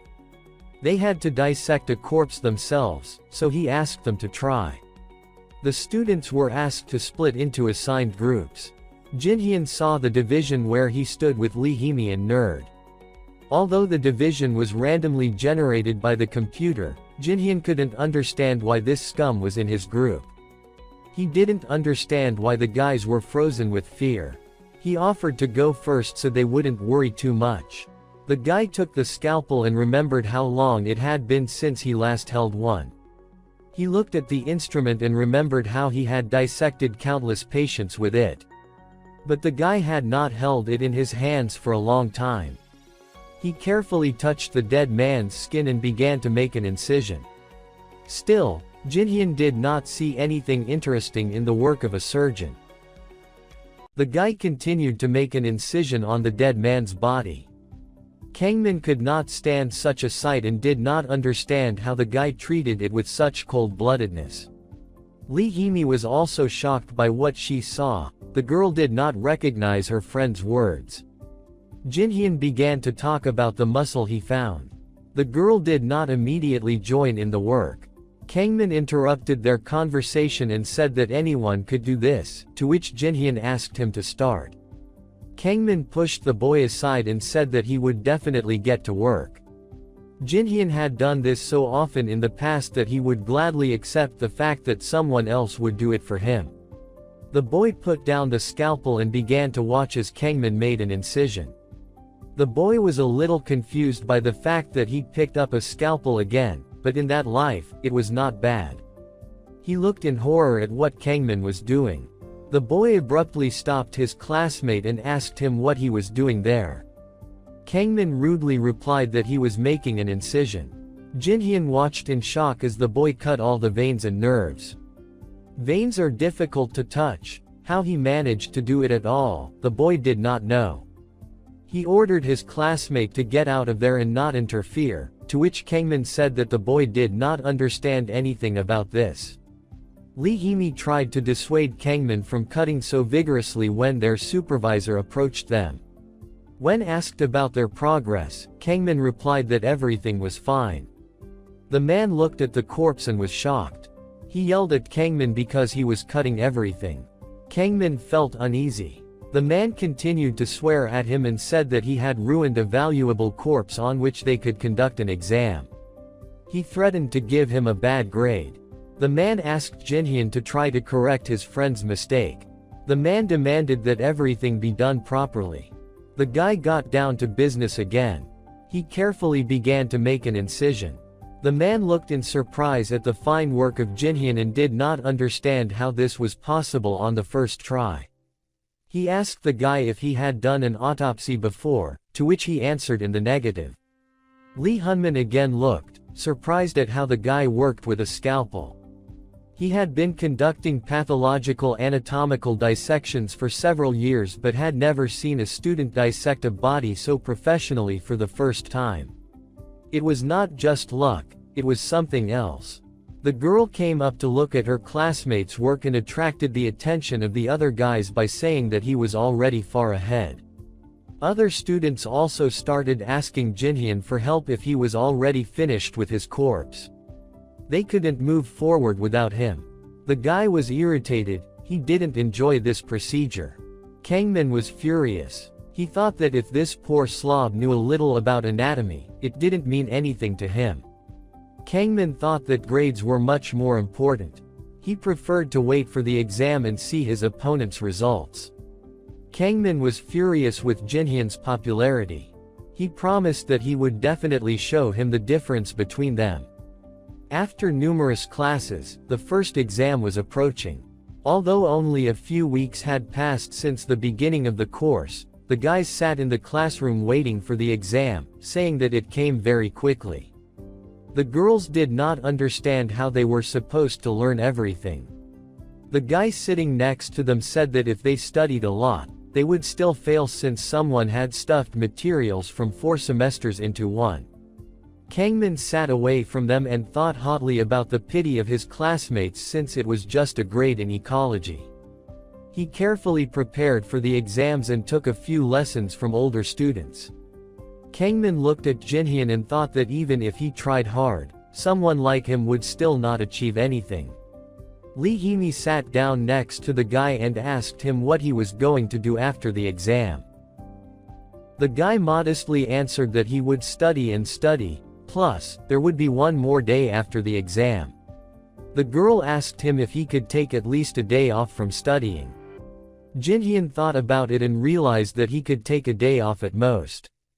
Lee Hee-mi asked him if he wanted to go somewhere, to which the guy agreed. He asked the girl what she wanted to do. The interlocutor answered that she would not mind having coffee and going to the cinema. Jinhyun asked if she wanted to have a little drink. The girl was all for it. The guy understood perfectly well that it would not be a little. Jinhyun asked if she should invite her brother along with them, to which Lee Hee-mi said that they could manage without him. The guy wanted to know why she avoided her brother's company. The girl romanticized her thoughts and said that she wanted to spend this time alone with him. Jinhyun replied that it was not his thing since it was too vulgar. He suggested that they continue studying. Kangmin was furious that he was taking advantage of tension. A few days later, the exam began. The teacher explained that if someone was caught cheating, they would automatically receive a failing grade. So, she asked the guys to sit separately. The guys did not understand the essence of the test. It was the academic assessment test difficulty of the SAT exam. Kangmin was confident in his abilities and thought that it was a piece of cake. The guy got up from his chair, took his bag, and told the guys to try harder. Kangmin looked arrogantly towards his opponent on the way out. Kangmin wished Jinhyun to answer as many questions as possible with his tiny brain. He thought that such a slow person would not go far in life. After exams in several subjects, the results were announced. Kangmin sat at the computer and did not understand how this was possible. He took second place. The guy thought that this result was quite good, but he was most interested in who got first place. He got up from the table and greeted Lee Sangmin. The guy confidently congratulated him on first place, to which the interlocutor stated that he did not take first place. Kangmin asked in confusion how many points he had. In response to the number 78, Kangmin realized that the guy had the same place as him. He did not understand who took first place. The guy turned around abruptly and approached the woman. He begged and pleaded with her to name the owner of first place, to which the girl flatly refused to disclose the grades of other students. He said he was just curious because he was going to put in a good word for him with his father. He asked her if she knew his father. The girl thought this Kangmin was really annoying. She gave in and told him not to divulge that he knew about it. The woman opened the file with the list on her computer and pointed to the first place. Kangmin was furious. He asked her if there could be a mistake. Kangmin claimed that this simply couldn't be. The girl looked at him with disbelief and said that everything was correct. Kangmin continued to think that this was impossible. He called the first place winner a scumbag. Kangmin was furious because Jinhyun had won first place and by a large margin. It turned out that the guy had lost to this poor scumbag. He promised himself that he would not accept this outcome. Kangmin turned around and saw Lee Hee-mi walking in the hallway with Jinhyun. He felt true hatred for the guy. Kangmin was ready to finish off his opponent. Kangmin clenched his fist to restrain himself. He decided to show his best on the next test. The man asked him if he was really going to do it. The guy said that his father was a very important person in the city and that he could be trusted. The man tried to say that it was not a good idea, but Kangmin had his own opinion. He convinced the man that everything was fine. Strictly speaking, he did not break any rules. He said that his freshman would get a couple of hints. The man gave in and agreed, on the condition that the guy would not tell anyone. Kangmin said that he was in. Anyway, he did not know the specific questions, only hints.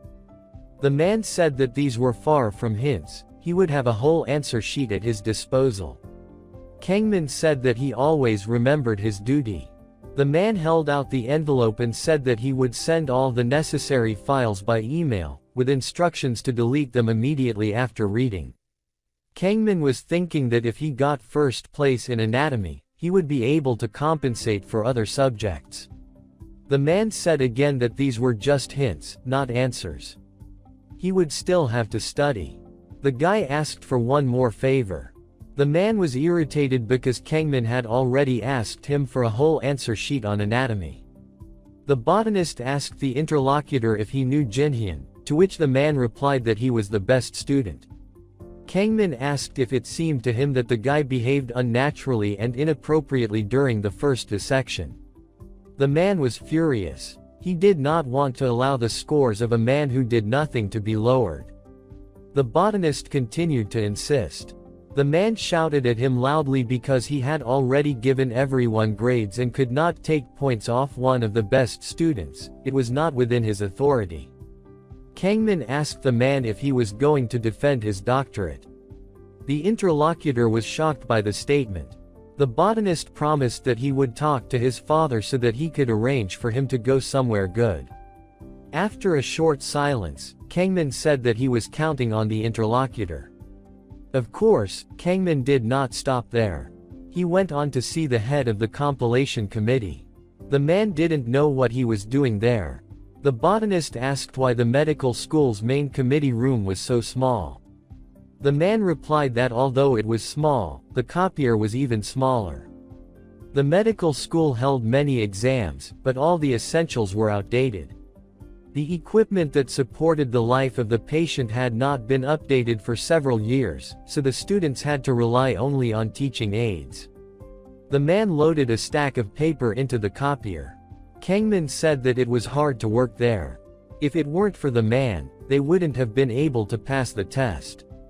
The interlocutor didn't understand what he was talking about. The botanist asked the man if he was ever going to move from such a small room to another office. The worker replied that if there was such an opportunity, he would be all for it. The guy suggested talking to his father to arrange for such an office. The man didn't understand why the guy was suddenly being so generous with him. Kangmin replied that his interlocutor simply had such a difficult job and that it was not very comfortable to work in this closet. The botanist offered him the opportunity to move to a larger office in exchange for one favor. He said that there was nothing special about it. The man simply should not give the latest teaching aid to Jinhyun. The man did not understand what he was talking about and what kind of nonsense this was. Kangmin continued to insist because if the guy went home right after the exam, the man could hand out the aids late in the evening, and he would not even suspect anything. The interlocutor clearly did not like this attitude. The more he listened, the crazier Kangmin's ideas seemed to him.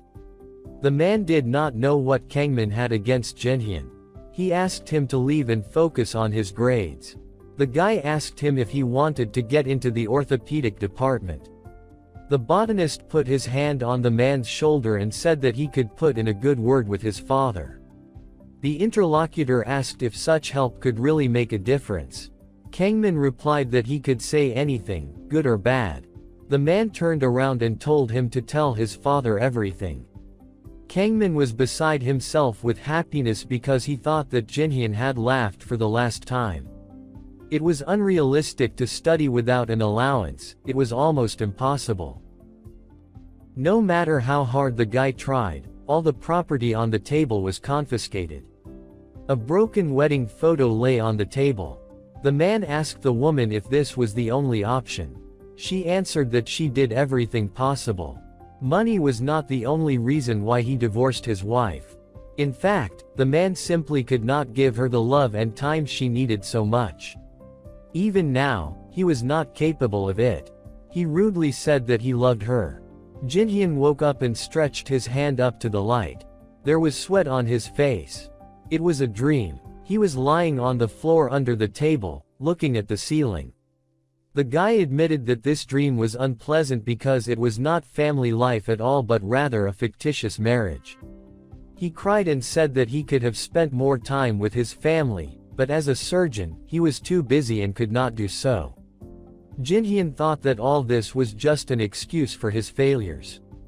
The word, busy, was just an excuse. After all, not all doctors' marriages break up. According to him, if he had offered a little more effort, perhaps they would not have had to divorce. His nose was bleeding. Jinhyun complained that he was tired from lack of sleep.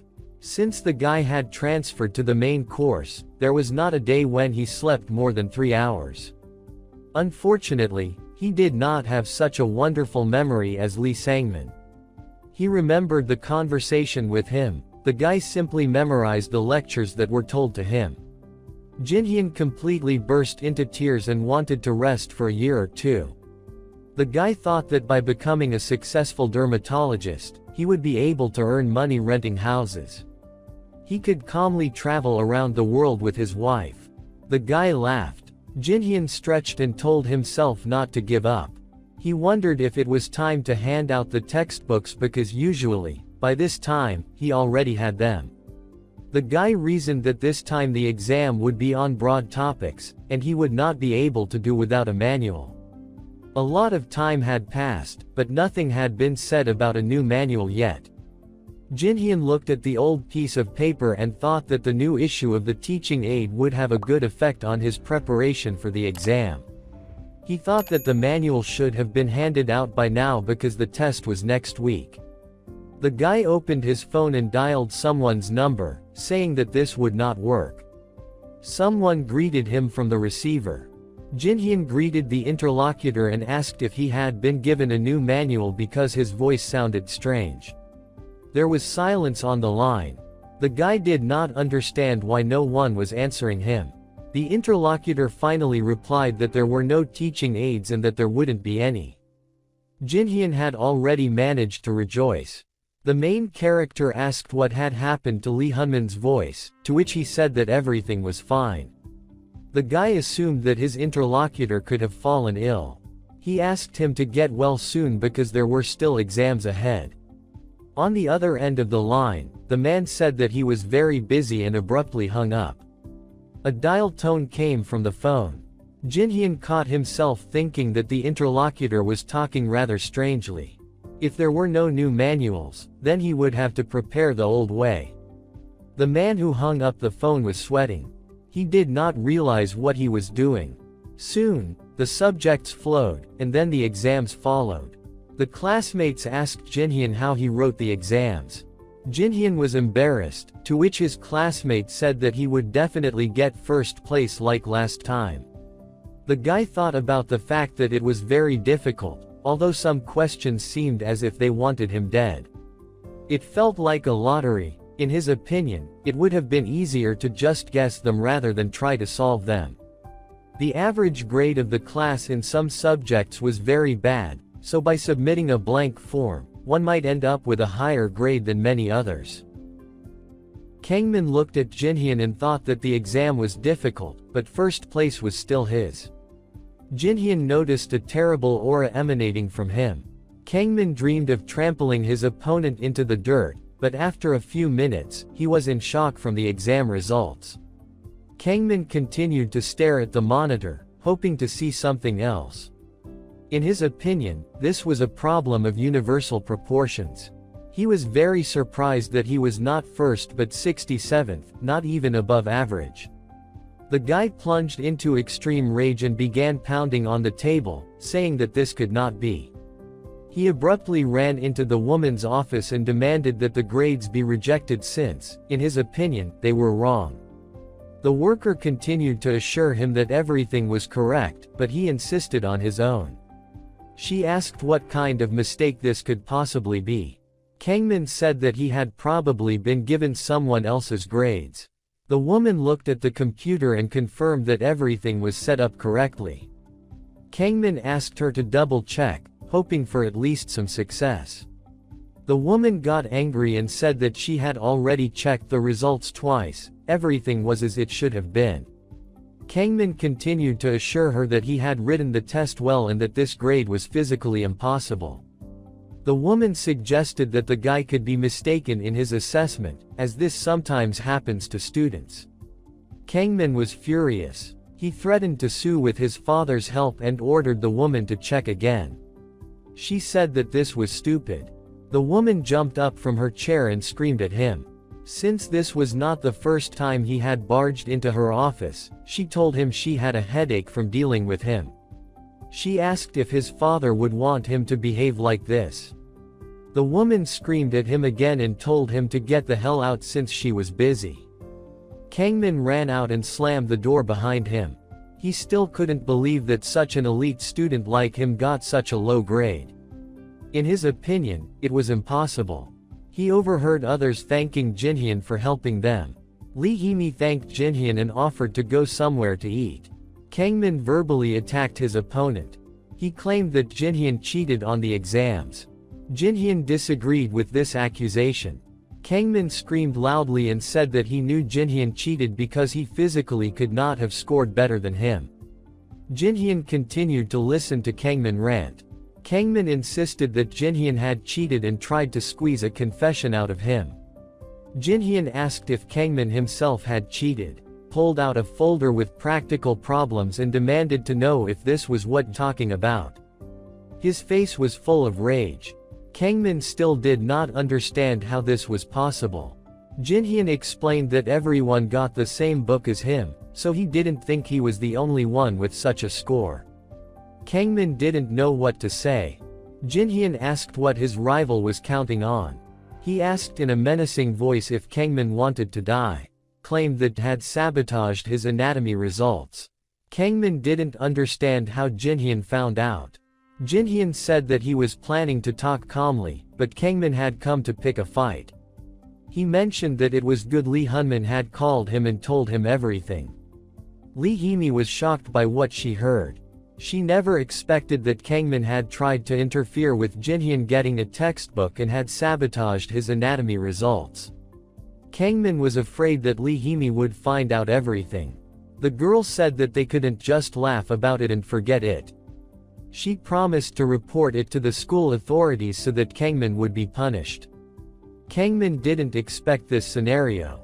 He tried to brush it off with a couple of phrases, but Lee Hee-mi led Jinhyun away, saying there was no need to talk to people like that and that she would tell the dean everything herself. Kangmin didn't understand why his family meant nothing to her, especially since his father was the dean's assistant. He realized that if she told his father everything, his studies would end. He ran after them to talk her out of it. Kangmin stretched out his hand to stop them, grabbing Lee Hee-mi's hair while she begged him to let go. Jinhyun couldn't leave it like that. Kangmin continued to hold Lee Hee-mi's hair and called Jinhyun a scumbag. Jinhyun remembered his kickboxing lessons and delivered a very strong punch to Kangmin's face. The girl was shocked by the blow and met her friend's eyes. Kangmin fell to the floor, and his glasses cracked.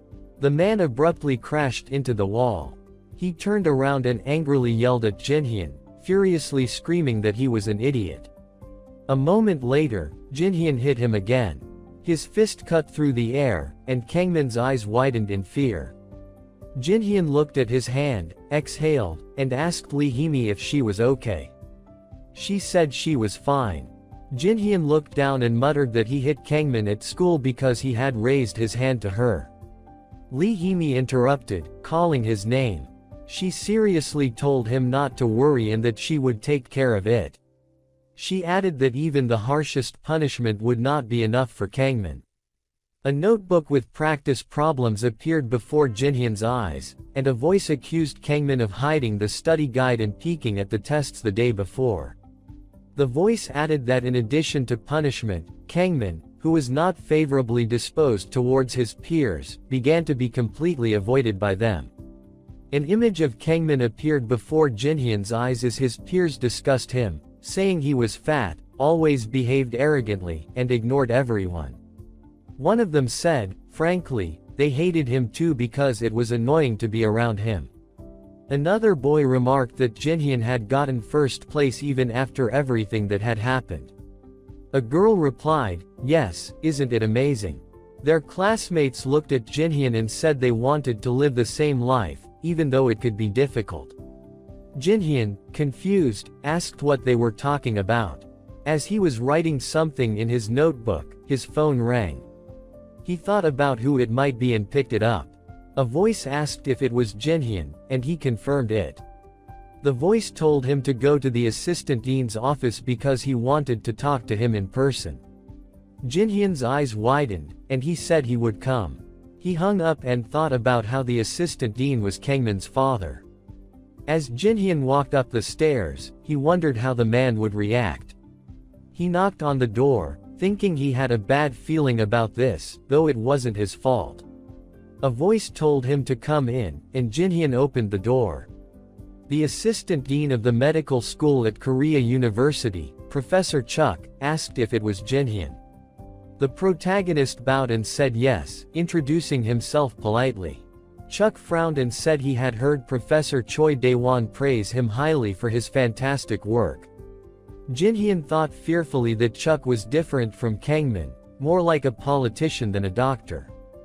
After a moment, the man bowed deeply and apologized, saying his son had caused Jinhyun great harm due to his bad upbringing. Jinhyun responded that it was okay. Chuck turned to Kangmin and asked him what he was worth, ordering him to apologize properly since it was his fault. Kangmin looked away and muttered a forced apology. His father pursed his lips, and after a moment, slapped him across the face. Chuck screamed furiously, asking why he couldn't apologize properly and calling him pathetic. Kangmin began to tremble, then bowed to Jinhyun and asked for forgiveness, saying he was very sorry. Chuck narrowed his eyes and said he was extremely sorry and would find an appropriate punishment for his son.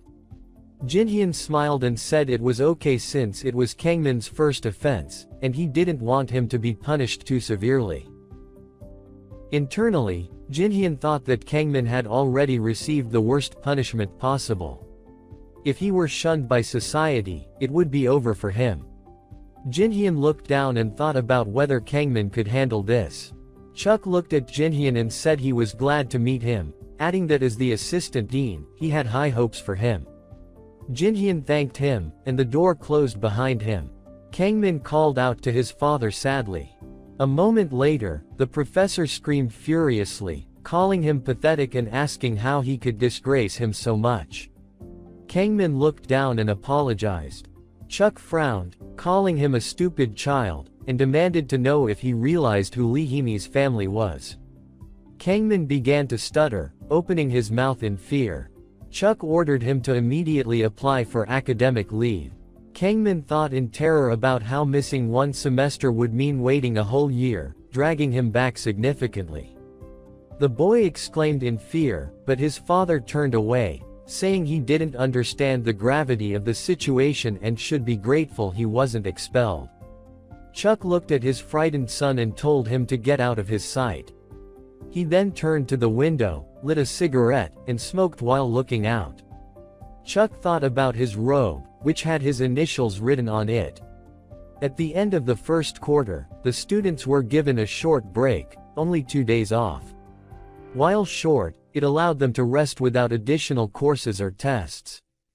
Jinhyun lay in bed, thinking about how the second quarter would start right after the weekend. He couldn't remember the last time he had slept so soundly. The protagonist opened his eyes and realized he had dreamed about his wife again. He got out of bed, thinking, that dream again. Maybe I'm just overtired. The protagonist looked at his watch and exhaled, realizing it was 12:30 and that he was on time. He remembered they wanted to meet before school and wondered why she wanted to go to Gwangan. A memory flashed of the girl telling him not to invite her brother, just the two of them. The protagonist laughed, thinking her strange speech was surprisingly beautiful. Jinhyun brushed his teeth and thought, is this a real date? He wiped his face and continued, no, definitely not. It's only a date if at least one party is interested in deepening the relationship. He looked ahead and thought about how he had never been on a real date before and that he rarely even went on dates with his wife. He regretted not treating her better. The protagonist looked in his closet, thinking about why he kept dreaming about her. He wondered what to wear since she wanted to go to a play. It was so unlike her, he thought it would have been easier if she had suggested grabbing a drink like usual. Jinhyun put on a gray suit and thought about how it was the suit he bought when he entered medical school. He checked himself in the mirror, smiled, and decided he didn't look like a schoolboy in it. Realizing he was running late, he left the house. A voice called his name, and his eyes widened. Lee Hee-mi was sitting behind the wheel of a car, saying they were driving and that she was hungry. Jinhyun asked where the car was from. She explained that her brother used to drive it. He asked if it was Lee Sangmin's, but she said no, it was her other brother's car. Jinhyun remembered briefly seeing her other brother when their father was in the hospital and thought back to how he had mistaken him for Lee Sangmin. Jinhyun asked if she could drive, and she replied yes. Suspicious, he asked again. She insisted she could and had tried before. The protagonist started shaking, asking when, at what time, and what minute this had happened, because he didn't remember her driving. Lee Hee-mi snapped back, saying he was talking too much and that if he didn't like it, he could walk. Jinhyun sat upright, thinking, since we're in a Mercedes, I really hope we don't hit other cars. Lee Hee-mi happily said, okay, let's go. And pressed the gas pedal. She asked in confusion why the car wasn't moving, saying her brother had told her everything was fine. Jinhyun clung to his seatbelt and told her to put the handbrake down first. She gasped and realized her mistake. The protagonist pursed his lips, thinking, what the hell? He realized the only thing he could trust now was his seatbelt. He also thought about how he hadn't even gotten his license because he was too busy studying. Lee Hee-mi happily shouted, I found the handbrake. Their date was going like everyone else's. They ate expensive pasta at a restaurant, watched a play at the theater, and then drank a cup of coffee at Lee Bumsucheongdong. Lee Hee-mi closed her eyes contentedly and asked if they looked like a couple now, to which Jinhyun replied, of course we do. He closed his eyes and thought that everything seemed to have gone well. The pasta was delicious, and the coffee aromatic, though it would have been much better if she had driven normally. The girl was sitting behind the wheel, shouting that the little creature on the road was asking for trouble. The guy stammered that she was driving recklessly and should stay in her lane. He opened his mouth in disbelief and thought that while he had been reborn after incurable cancer, he might now die from this ride. He shouted at the girl to calm down and thought bitterly that if this was how he was going to die, he might as well enjoy life and forget about studying. Reckless driving is scary, he muttered to himself, repeating the phrase, vanity of vanities, all is vanity from Ecclesiastes to get through the crazy ride. Somehow, They made it to the mountain. Lee Hee-mi stretched and said, "This is nice." The protagonist turned to her and asked, "Really?" The girl nodded. Jin Hyun looked up. They both gazed at the sky, and he asked, "What is it?" The girl smiled and said, "It's beautiful, isn't it?" As they climbed the stairs, Jin Hyun looked around and thought about how wonderful it was to walk in the forest like this. It helped him relax despite his recent failures in school. The tower loomed high into the sky. The girl pointed to the funicular, and Jin Hyun asked if she wanted to go up. She replied, "Obviously." They got into the carriage, and Jin Hyun noticed how surprised she looked. It was her first time there. The funicular rode along the rope steadily. Jin Hyun glanced at the delighted girl as she took in the experience.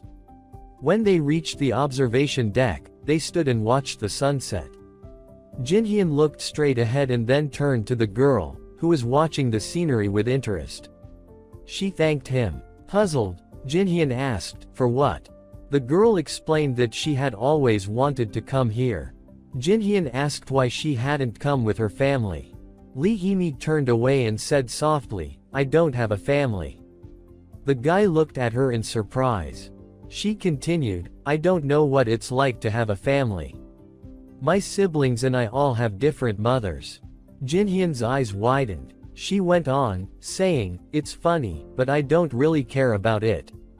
I didn't have a mom or dad, and it was really hard to even call him my father. It's a common family problem, but at least I didn't have to worry about finances."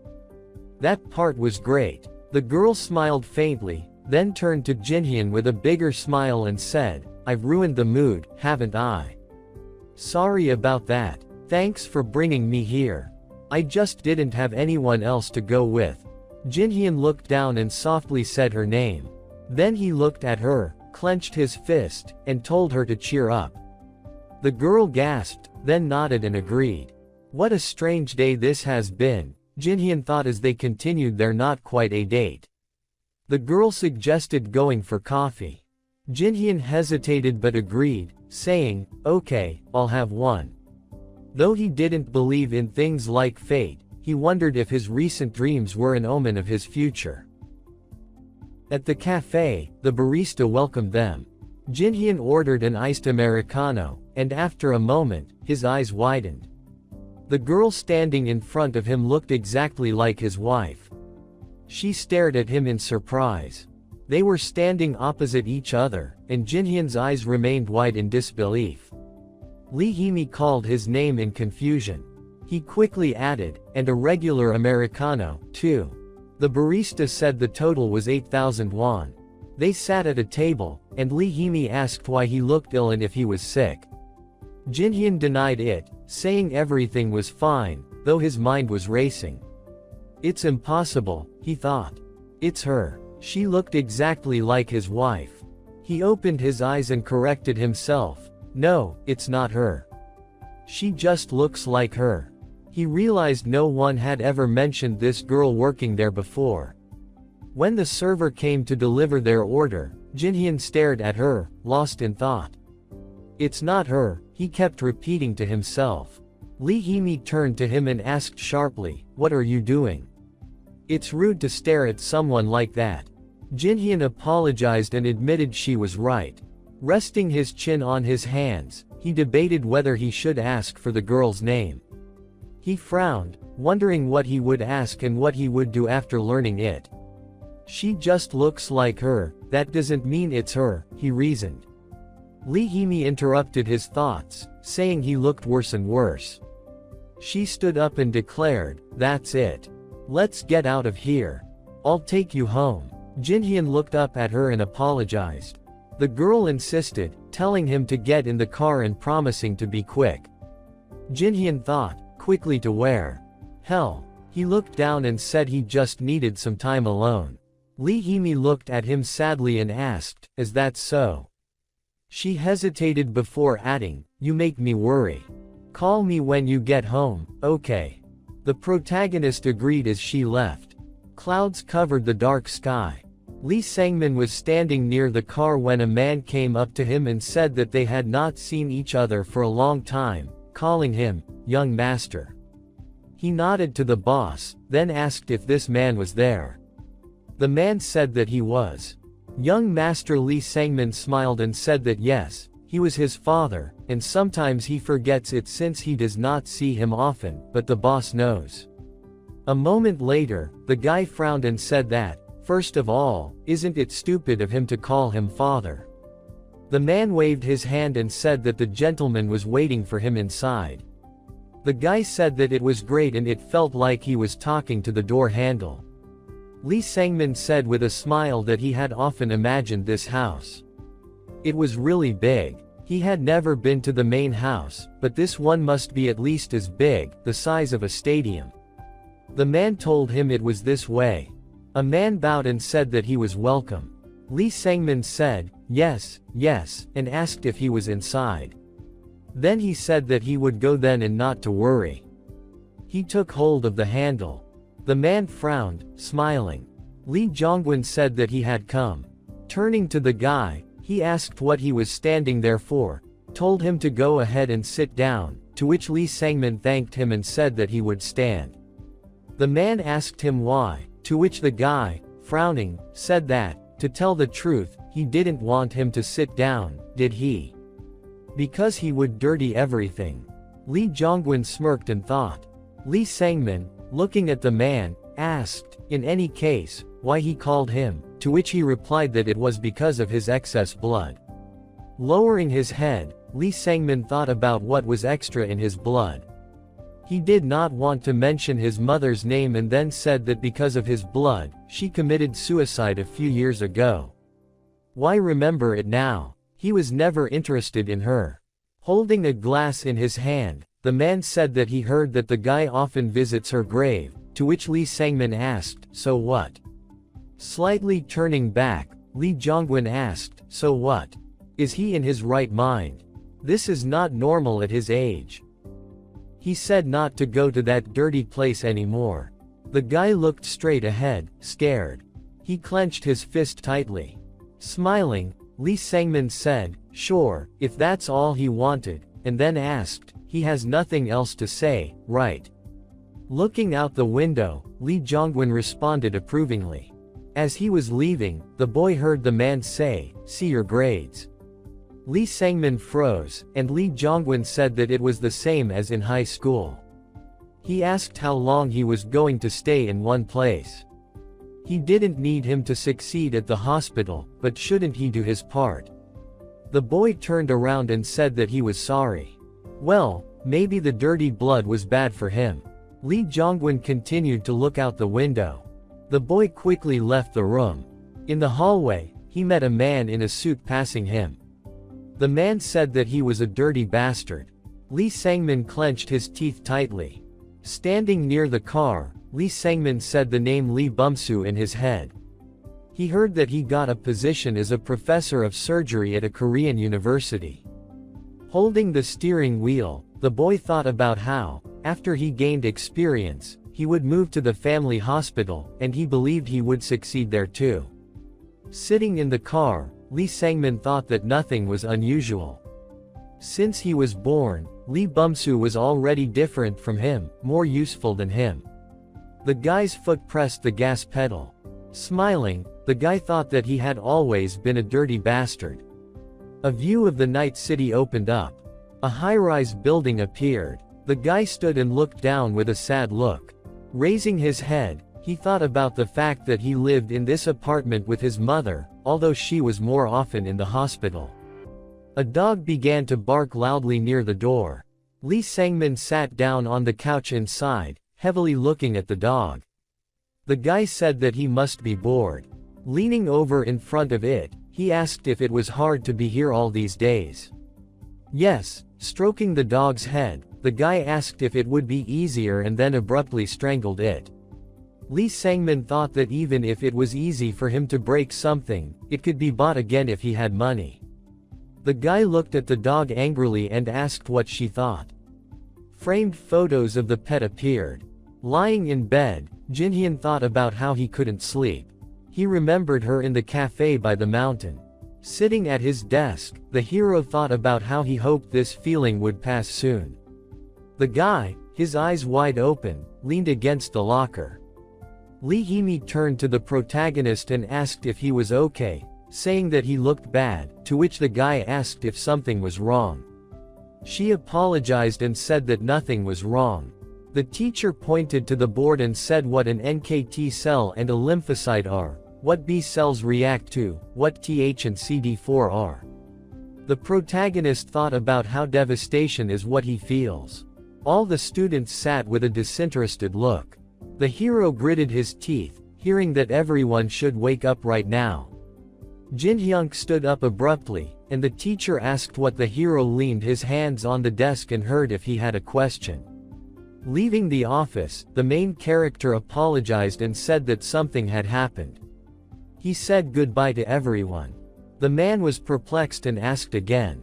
The hero waved his hand. Near the road, having gotten into a taxi, he said that he needed to go to the tower and quickly, to which the driver responded approvingly. A cafe sign appeared, and the hero thought about how he needed to go back there, but why? What would happen if he came? Or to find courage? The cleaner greeted the hero. The guy reciprocated in confusion. Turning to the man, he asked if he knew the shift schedule of the employees. He needed a girl who worked here a week ago, to which the man replied that her work schedule, except for the owner, was the only one who worked here all the time. Slightly opening his mouth, he asked the hero to wait and said that the girl did not work here, she just helped last time. The guy sighed and asked if he had her contact information. Turning to the woman, he said he wasn't sure. He asked if the owner knew her, to which she thoughtfully replied that her name was Lee something or other, and even if she knew her, she still couldn't provide her personal information to others. Leaving, Jinhyun sighed and said that he understood. The protagonist, his head down, sat on a bench, looking at the floor. He thought that it was even better this way. All the good things were in the past. Why did he try to do this? Folding his arms, he thought about how stupid he was. A picture appeared in the protagonist's head of him standing back to back with the girl, and he thought that even after meeting her, there remained a bitter emptiness in his soul. Time went on as usual. Students appeared sitting at their desks, and then doctors during an operation. The protagonist thought that all this time, medical students spent their energy on classes and survived passing numerous exams. One thing that hasn't changed in these 2 years is that Jinhyun was in first place and Lee Sangmin was in second place. The protagonist looked at the guy leaving and thought about the fact that the best in the course and the second one never changed places during the third year of study. The student began his practice at the hospital. One classmate asked another if he looked well. He answered negatively. Jinhyun thought that everyone had lost their temper. In fact, there is nothing to worry about. All the hardest things are yet to come. Training on it, a test for a doctor's license, internship, and residency. The protagonist thought, with his hand on his heart, that he hoped to enter dermatology. Lee Hee-mi came up from behind and asked how she looked. The girl asked if it suited her. The guy said that it didn't really, because of which she began to yell at him, saying that he was making fun of her. The protagonist continued that it was time to go and asked if they were in the same group.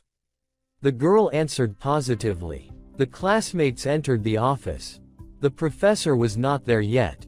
After a while, the professor came and apologized for being late. Lee Bum-soo said that he had to take care of a patient, which is why he was a little late. He told the girl that he saw a familiar face. Lee Hee-mi agreed with a smile on her face. Jinhyun remembered that this was her older brother.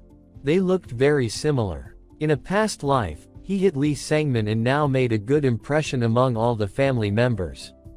The girl relied on him the most.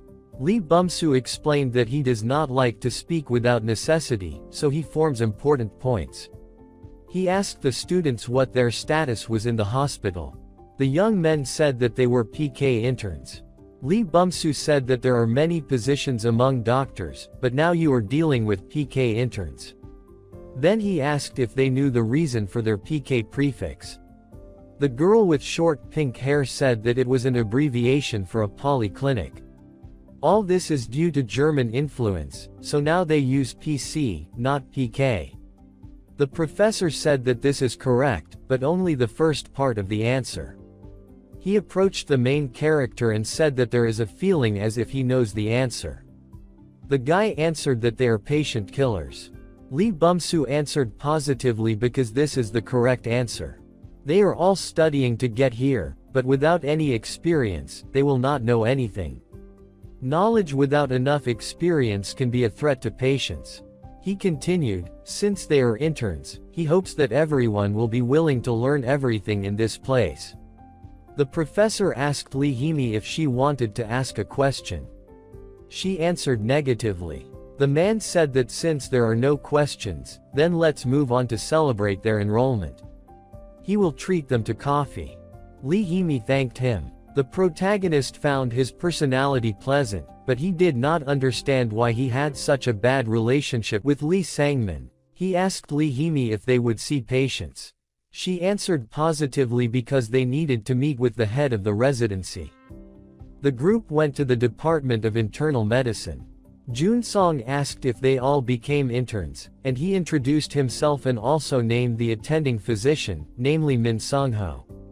The guy then greeted everyone in the residency and also explained that when patients are admitted to them, the care and treatment lies on the shoulders of the attending physician.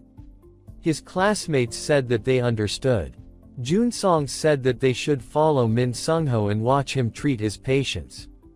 The man was shocked because he was a busy man. Jun Song said that if he didn't do it, he would have to drag them everywhere. He said goodbye to Min Sung-ho and left. The man was shocked because the professor would soon be replaced. He screamed because this was mockery. He would have to be a babysitter. After 20 minutes, the students were still standing silently near the man. He sighed and asked why they were standing there like idiots. Lee Himi asked again. Min Sung-ho thought about it, then he complimented her and asked if she had a boyfriend. She answered negatively. The man said that she looked like she had plenty of them and that she would have no problem getting excellent grades during her internship because the professors wanted to see such cute girls. Lee Himi was shocked. The girl clenched her fist, but the man continued that girls did not need to study hard if they knew how to bring alcohol into the hospital. The protagonist got angry and told him to stop because it could be interpreted as sexual harassment. Min Sung-ho replied that he was being too cocky because he was just an intern. Jinhyun said his name, and the man said that no one asked for his name and that he should not act like a hero. He got a phone call. He picked up the phone and asked what he needed. The call informed him that the professor would be coming to take his shift. The man told the protagonist that he was very lucky. Lee Himi apologized because now this trash would haunt him. Jinhyun said that everything was fine. The girl, with a serious face, said that killing people should be allowed. The man would already be dead if they were in India. The protagonist asked why India. Min Sung-ho came to Choi Dae-won and apologized for being late. Choi Dae-won asked where the manager was. Min Sung-ho replied that he needed to decide something. The man with white hair said that he had not changed even after becoming the manager and decided to go to his shift. Then he asked if it was time for interns. Min Sung-ho answered in the affirmative. Dae-won asked how the protagonist was feeling, then he asked how his father was doing. Jinhyun answered that everything was fine. Min Sung-ho thought so because the professor had never smiled like he did now. The professor continued to say that time flies. The protagonist was still young, and now he was already on an internship. He asked if he had any plans regarding the bio industry. The protagonist answered negatively. The man answered that it was right because it would be irrational on his part. Jinhyun asked what the new project was. Dae-won answered that he had heard about a new medical development, but he did not know the details. The protagonist thought that this project cost hundreds of millions of won.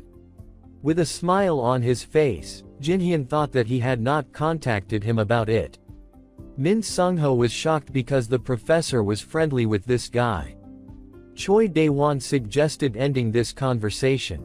The shift began. Choi Dae-won said that usually, before meeting a patient, doctors discuss the situation and conditions and then make a specific treatment plan for the patient.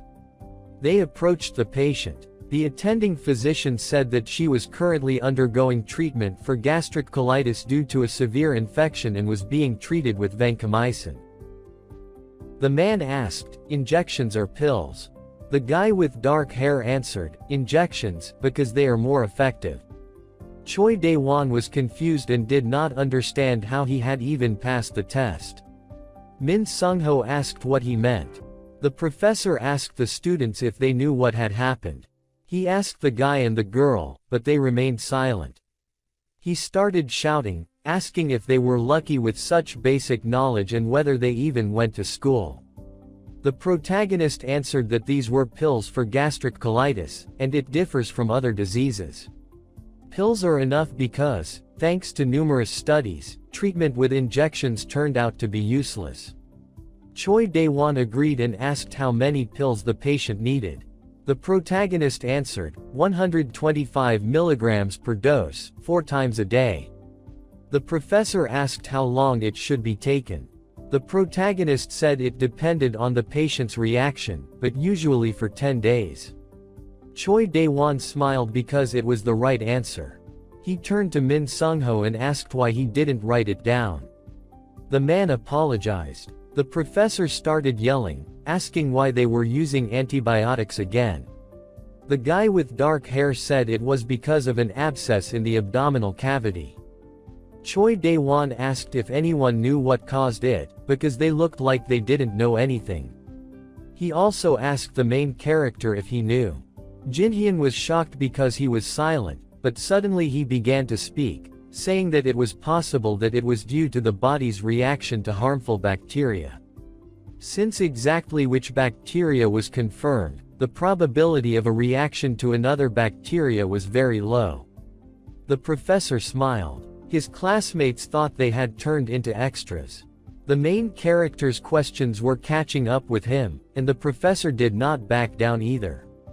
It was difficult to react appropriately to the reaction of others. Min Sung-ho thought, what kind of strange clinical procedures were these? He just could not believe it. The classmates were scared because they didn't understand anything, and then came the last patient. Min Sung-ho said that he was hospitalized because of early-stage stomach cancer. Since the cancer was at an early stage, there were no problems, but there was an unknown tumor of the lymph node in the abdominal cavity. The professor said that this was a problem because the lymph node in the abdominal cavity was swollen. He asked what the main character thought about this. Jin-hyun understood that this was no longer just a test, but he was really interested in his opinion. The professor rushed him for an answer, and Jin-hyun gathered strength to speak. He began to say that if it expands, then they should consider the possibility of cancer. Choi Dae-won asked what kind of cancer.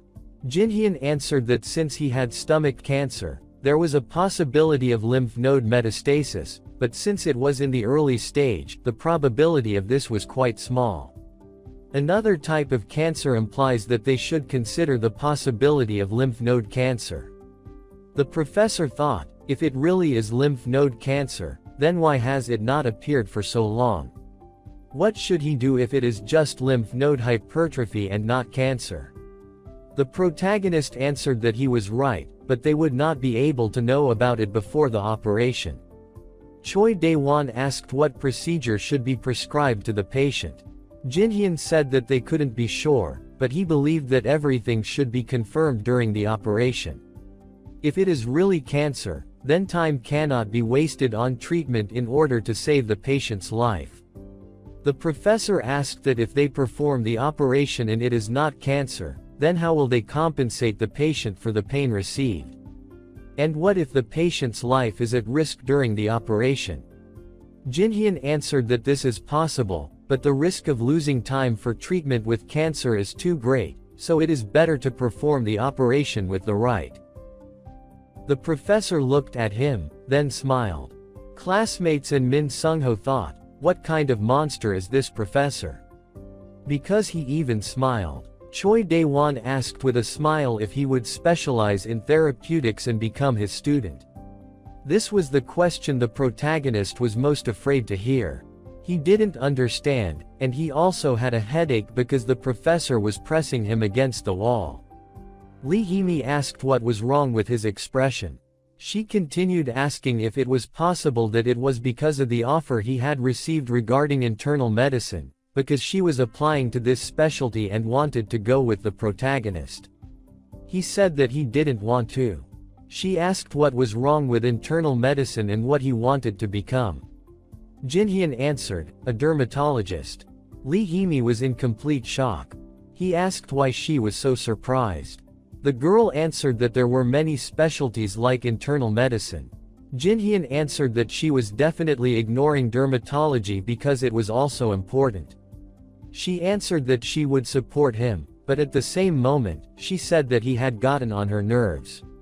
She didn't understand what she was supposed to say about this because it looked as if a genius of mathematics had decided to study art. The protagonist said that he would become a dermatologist, but in his thoughts, he was a failed doctor in his past life. Anyway, he had to be careful with the professor. If such a respected professor came for him, he wouldn't be able to refuse. According to his previous life, the professor would soon go to another hospital. Lee Hee-mi thanked him for coming back. He didn't understand what she was talking about. The girl replied that he was arguing with a stupid doctor, and she had to beat him up. Jin-hyun asked if it was a joke. She thanked the protagonist. She thought she could handle the situation, but it turned out she couldn't. Jin-hyun stroked her head and told her not to worry. Suddenly, his face changed. He looked at Lee Hee-mi very quickly. She got up from her chair and thanked him. She ran away, wishing him a good day. He wanted to stop her. The protagonist assumed that she was angry. The next day, he apologized for yesterday. After all, Jin-hyun stroked her head and thought that perhaps she was very worried because of the therapist. She became serious and suddenly began to scream that he was a fool. Min Sung-ho came in and gave the assignments. Each student would be given one patient. It was necessary to summarize the patient's condition, give a plan of procedures, treatment, and post-treatment support in their reports, and then hand them over. He gave Lee Hee-mi a patient with entries, so the report should focus on the treatment procedure. She wanted to send him the report but said that she understood. He gave the main character a document. It said what kind of patient he had. Suddenly, he thought he was given a patient who had undergone radiotherapy due to metastasis found after treatment for stomach cancer, with an incomprehensible decrease in lung function, embolism, respiratory arrest, and pneumonia. Min Sung-ho smiled and asked if he could handle it, as he was the best in the class. Jin-hyun asked how he determined the grades. The guy's face changed. Min Sung-ho replied that the grades would be based on their approach to treatment. Now Jin-hyun understood what he was trying to achieve. He wanted to nullify his grades. If this happened, all his hard work would be in vain. Min Sung-ho wasn't sure, but since he was a genius, it should be possible. The guy didn't understand, and the man asked if he could do it. Lee Hee-mi also asked if he could do it because the patient seemed very complicated. The guy replied that everything would be fine. Jin-hyun thought that this was the 14th test. There were 30 of them in total. If he got 3 wrong, everything would go wrong. It would be difficult with dermatology. He asked her not to worry so much and to think about her assignment. She asked where he was going. He replied that he was going to see his patient. He reached the patient and started calling him, but there was no answer. A nurse came up and asked who he was. Jin-hyun replied that he was a resident and needed to get acquainted with the patient. She understood and said that the patient was in critical condition. In his mind, he was still a student. Initially, the main character conducted a pediatric examination. From it, he realized that the lungs were making a lot of noise. There were suggestions that it was not pneumonia. Why was his body swollen? Maybe the problem was not only in the lungs. Min Sung-ho came up and asked if everything was okay. He said that Jinhyun looked as if he knew everything. Then he told the patient that after taking antibiotics, it would get better and that he just needed to be patient.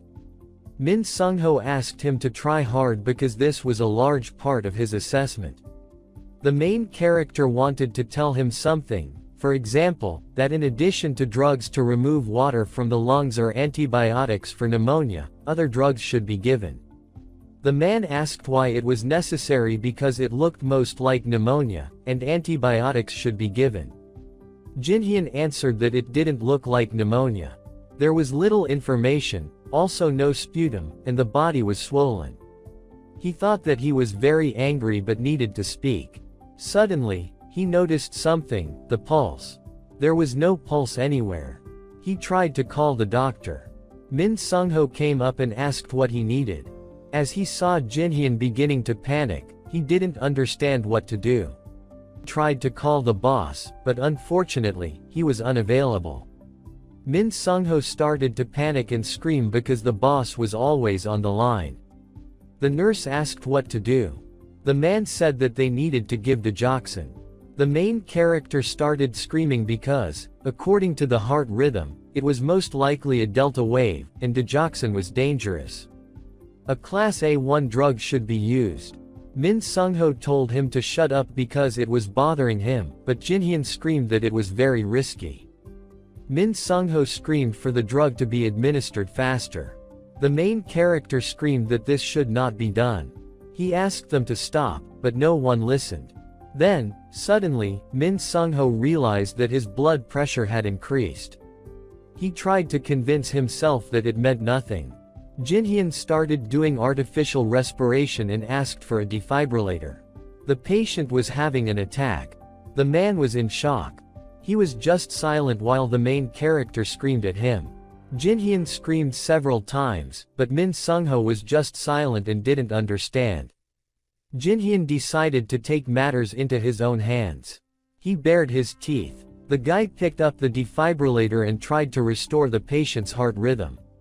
He was giving him shocks on his chest. Then he said he was ready. Jinhyun gave him another shock and asked everyone to step aside. His pulse returned to normal. The protagonist breathed a sigh of relief. The second nurse thanked him. She thought he was a new doctor. Jinhyun answered negatively. He also asked Min Sung-ho why he hadn't done a blood test or other tests because it was a good chance to find the problem. He repeated his name again. Suddenly, the man woke up. After this situation, he went to his senior, who was yelling at him very loudly. After all, he had gone crazy. Min Sung-ho was only apologizing. Jinhyun sat down on the floor. After all, he shouldn't have done this. Jinhyun looked away, listening to the professor on the phone, who was asking if he could come into the office. The guy was finishing his meal, answering that he would be right there. Jinhyun went up the stairs, thinking about why he wanted this and whether it was because of the patient's critical condition yesterday. The protagonist approached the professor's office. Choi Dae-won looked at the guy, telling Jinhyun that he heard there was a problem with the patient's acute condition yesterday, so he called him to confirm it. The professor just told the protagonist the truth about what happened yesterday. The second looked ahead in fear. Choi Dae-won looked at the protagonist in confusion, saying that there was nothing to tell. Jinhyun looked ahead, saying that there was nothing special. The professor looked ahead in surprise, thinking about emergency care, since he was told to use the defibrillator as a simple resident. Jinhyun calmly looked ahead, saying that it happened while the supervisor was there, and he was just following his guidelines and instructions. The next to Jinhyun looked at him in fear, saying that he always tried to teach him a lesson, but something went wrong. Choi Dae-won curiously asked the protagonist if he understood the consequences and if this was true. Jinhyun calmly looked ahead, angrily said that he really was a cool guy. Jinhyun closed his eyes and said that he didn't like his partner because he acted a little childish. Choi Dae-won, looking ahead, asked if he was sure about it. Jinhyun answered that it was. A smile appeared on the professor's face. Choi Dae-won, with a smile on his face, answered that if they said so, then it was true. The professor, with a smile on his face, thanked Min Sung-ho. The man smiled, answering that he did a great job yesterday. The guy, confused, thanked the man. Choi Dae-won looked at Jinhyun, thanking him for also working well and going through a difficult test at yesterday's lesson.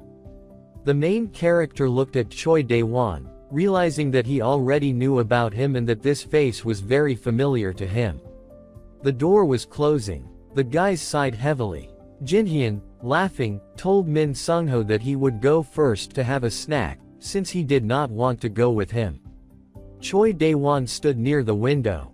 The man looked carefully out the window, telling himself that doctors have to learn from contact with patients, and this is the reason for becoming real doctors.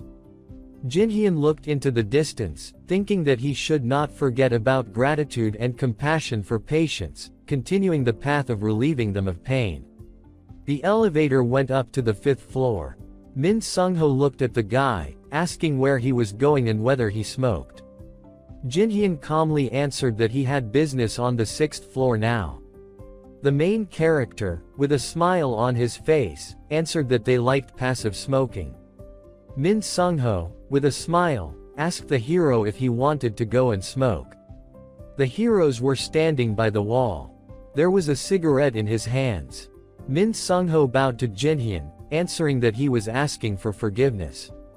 Jinhyun raised his hands, telling the man not to worry so much.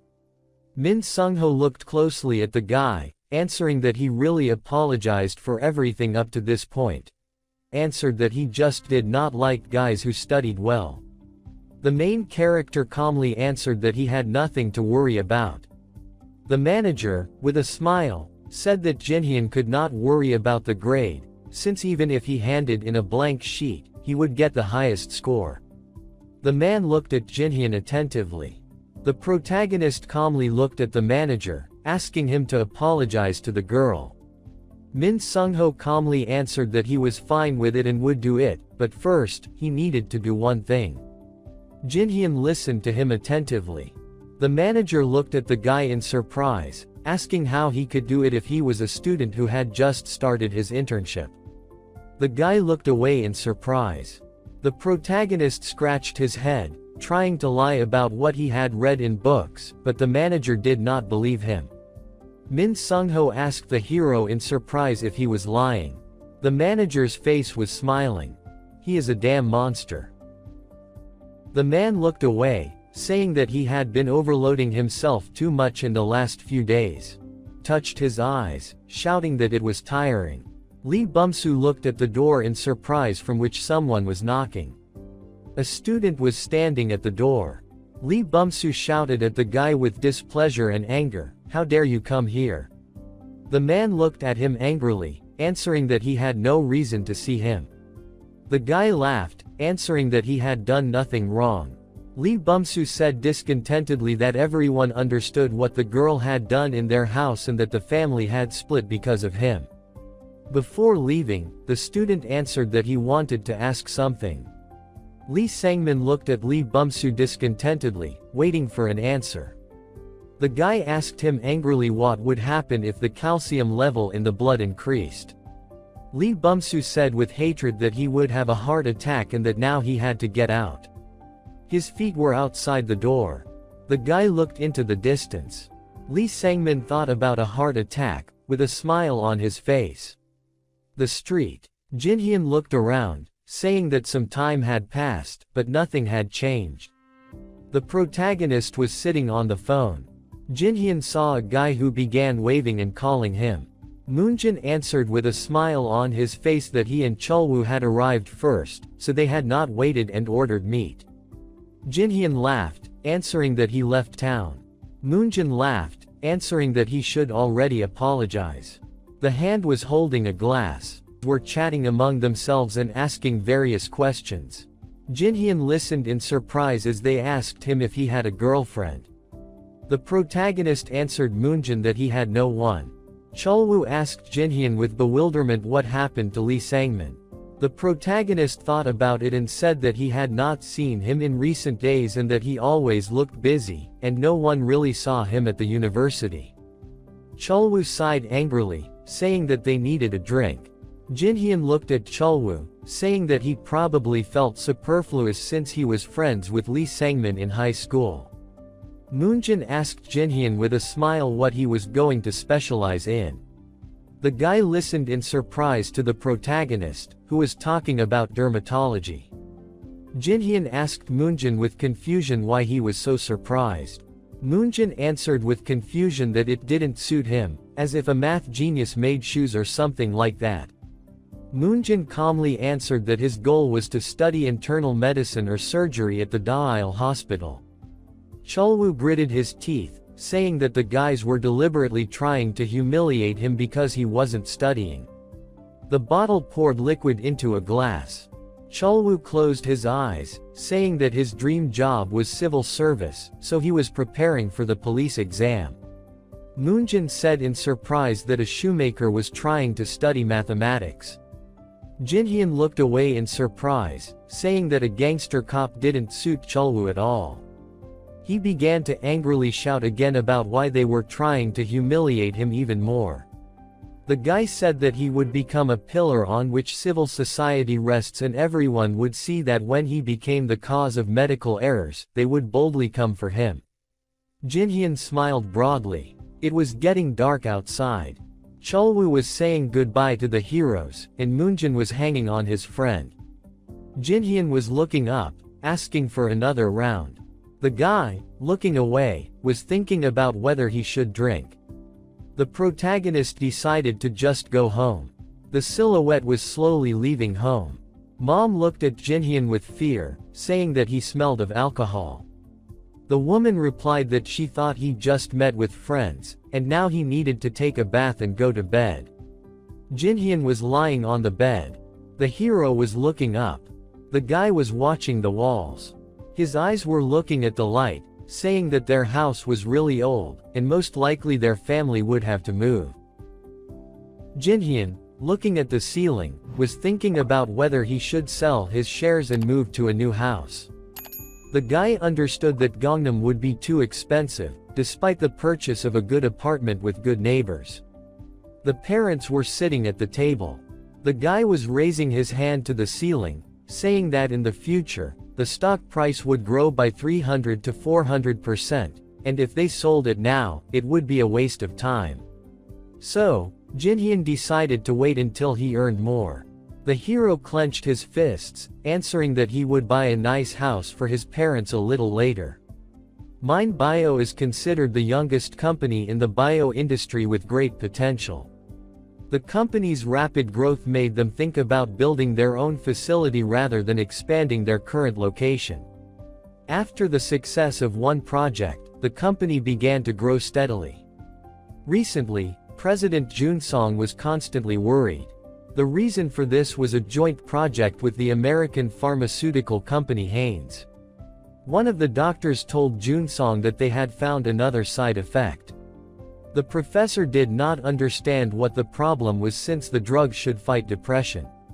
The boss looked at the floor, answering that they would do everything possible for the sake of the project because they could not fail, so they needed to find a way to get rid of the side effects by any means. The receptionist approached the professor, answering that a guest had arrived.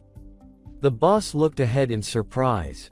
Amy approached the boss. The professor asked her if she wanted something, to which she replied that she had bad news.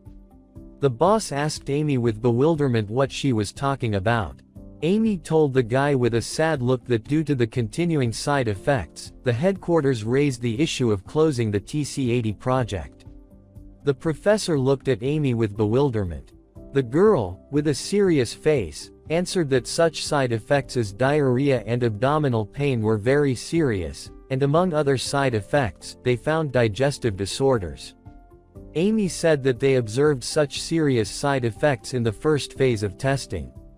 The company is currently discussing closing the project in order to avoid the appearance of even more dangerous side effects that may arise in the future. The boss was shouting loudly, telling the girl that they would solve all the problems. Amy folded her arms and said that they had already tried to reduce the severity of the side effects, but in the end, it was impossible. The professor clenched his teeth and asked if they were really going to close it. His eyes looked forward in fear. The boss calmly looked at the girl and said that they would consult with a specialist who was a student at a Korean university. Amy looked at all this in surprise. Amy asked the boss in surprise if they were going to consult with a student, despite the fact that their company was consulting with the best professionals in the pharmacology industry. Amy laughed and said that perhaps there was a genius student in Korea that the company did not know about. The professor calmly said that he really was a genius student. The boss lowered his head, asking the girl for a little more time. The man remembered Jinhyun, saying that he really was a genius. The phone started ringing. The protagonist looked at it angrily. The guy covered his eyes. Jinhyun clenched his teeth, saying that it was tiring. His eyes were clenched, and the hero replied that he did not want to answer the calls. The protagonist spoke into the phone about who he was.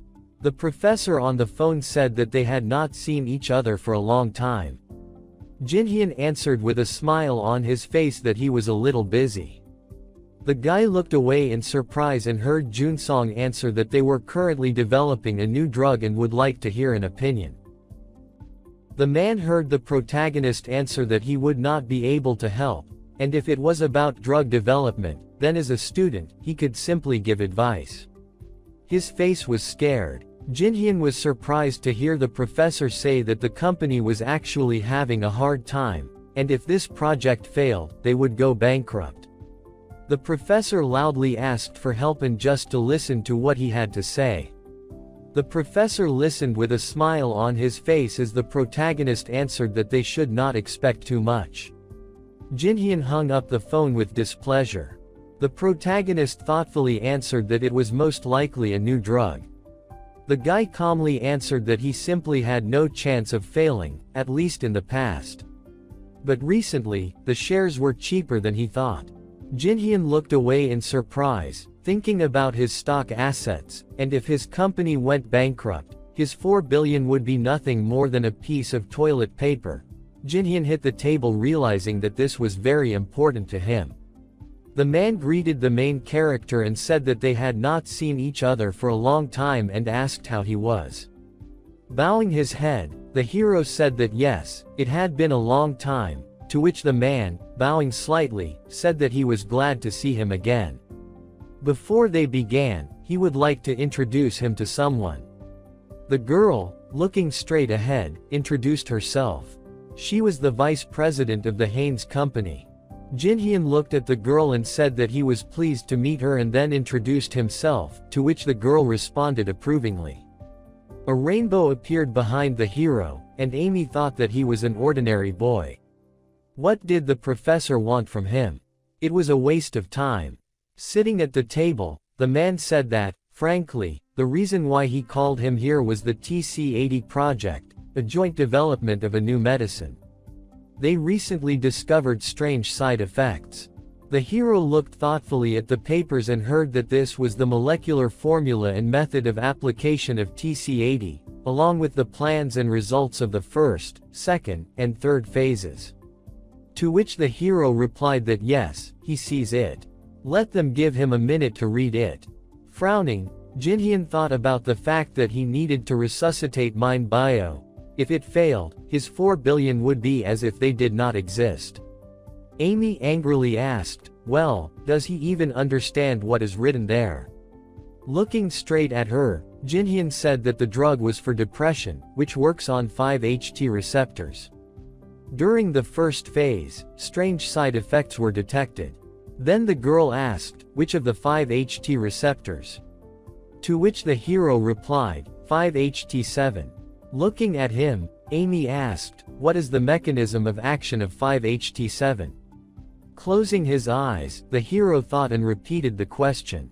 Smiling, Jinhyun said that it seemed the girl did not understand something, to which she asked again. Gritting his teeth, the hero said that he came to give a consultation on the project and asked to refrain from questions to check his competence. Amy's eyes widened in surprise, sweat was running down the girl's face. Lowering her head, Amy apologized for asking such questions and said, "Then, do you have a solution for the side effects that appeared?" Pointing his finger at the paper, the hero said, "It is right here." To which the girl asked, "What is he talking about?" Looking at Amy, the protagonist asked if she knew what it was, to which she replied, "Yes, it is the mechanism of action of 5-HT7. Putting his hand on the table, Jinhyun said, "It is true, but it is only part of it." The girl looked ahead in surprise and heard that this formula affects other receptors as well as 5-HT7, which is why the likelihood of side effects increases. Then she asked, how could he know this? Was he just guessing? Looking at the hero, Amy said, "Then which receptors exactly does the drug affect?" To which Jinhyun replied that he cannot say for sure at this stage of research. He can only guess based on their data. Among all the receptors, the drug affected 5-HT7. Looking down, the man thought about what the scientists from Haynes had said, the same thing, and then said, "That is expected from a hero." Amazing. Amy asked what precautions should be taken to avoid side effects. Jinhyun said, "None." Initially, it was the wrong formula. To which the man widened his eyes and asked again. Amy looked away and thought that this was what the experiments in Han had shown, right? The project makes no sense. The girl nervously lowered her eyes. A portrait of the protagonist appeared in her head, and she thought that he was amazing. He made conclusions only based on reports he studied at a Korean university. Looking down, Amy thought that he was a genius. She needed to remember him, he could be a great contribution to the future. The professor asked in surprise if this was true. There was no chance at all if the project was closed. Mind bio would be. The hero confidently said that it was not quite so. Amy and the professor looked surprised. Right after, Jinhyun said that they could give TC-80 a new life. Closing his eyes, the protagonist asked what they were ready to do in this case, to which the girl emotionally replied that if they could, Haynes would gladly allocate hundreds of millions of dollars. Lowering his head, the protagonist asked if her words had any weight. Could he believe her words? Amy's eyes widened, thinking that this young man was really serious. The guy's eyes appeared, and she added, "But how? In what way?" Pointing her hand to the side, the girl said, "Of course, promising hundreds of millions was too much, but in order to rehabilitate the TC-80 project, they would allocate the necessary amount." Showing the number 2 with her fingers, the hero said that $200 million was the price of his offer. Until they agreed, he would not tell them what to do. Sweat was running down the man's face, and he asked, "What? What?" Frowning, Amy thought about the fact that he was negotiating right here. It was puzzling, and then said that she did not know how amazing his solution was, but an idea is just an idea, and it did not matter how amazing it was. Looking up, the protagonist asked her to stop and said that if they believed in his idea, at least a little, he would plan out the entire research plan. Adding another finger, he said that for this plan, too, he wanted an additional 100 million. Raising 3 fingers, Jinhyun said that in total, $300 million, that was his offer. The girl put her hand on the table. Amy concentrated looked straight ahead. The professor nervously drank from a mug, putting his hands on his knees. Amy said that he puzzled her. If she refused his offer, what would he do? Raising his head, Jinhyun replied that he would simply even go to Haynes, competitor, the Kleon company, and offer them the same. The professor fearfully turned to the main character, putting his hands on the table. Jinhyun said that, of course, he would not want to lose friendly relations with President Jang, but the vice president, what is her decision? The waiter brought food to the hero and said that his food was ready. Jinhyun turned to the girl and said that the food was getting cold, why doesn't she think while eating? To which she replied that they would do so. Holding utensils in her hand, the girl turned to the hero and asked him to remind her of his full name. Chewing food, the hero said his name. Looking down, the girl said that she knew that the question was rude, but how old was he? Jinhyun looked at her and said that he was 24 years old. Smiling, the girl sighed and asked, 24. Wasn't he too young? Then, lowering her head, she said that without taking into account his intelligence, his attitude was surprising. If she didn't know his age, she would have said that he was quite charismatic.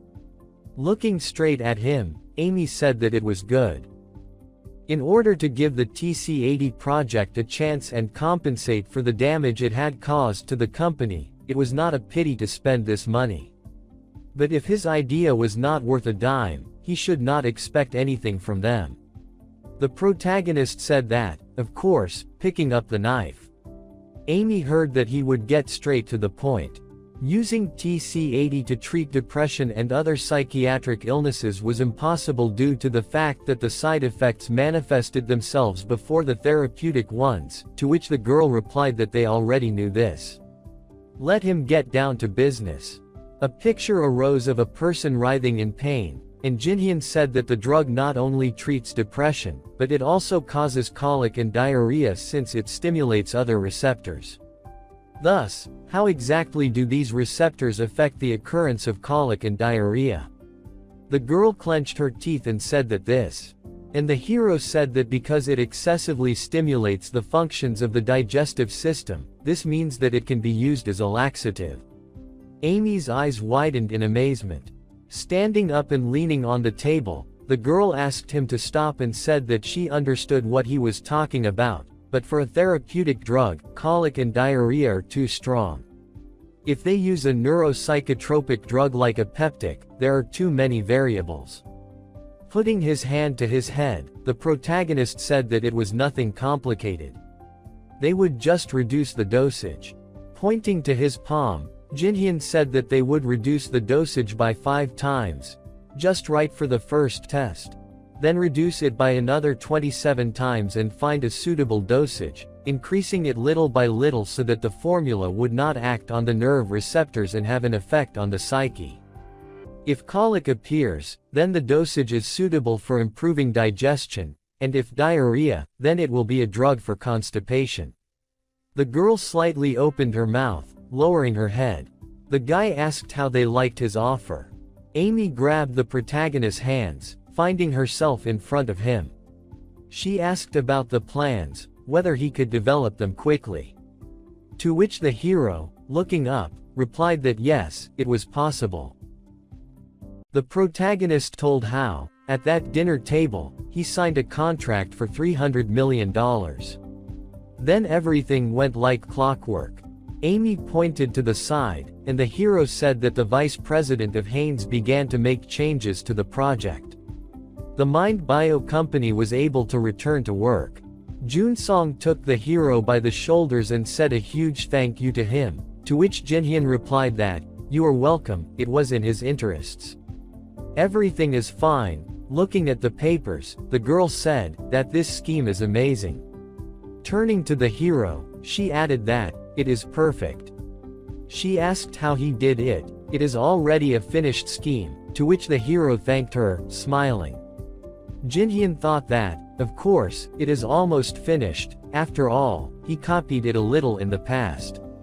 After the TC-80 project was closed, someone from Haynes found a way out. With a sad look, Jinhyun thought that if, in his past life, he had not assisted during the 3rd stage of lab experiments, he would hardly remember anything.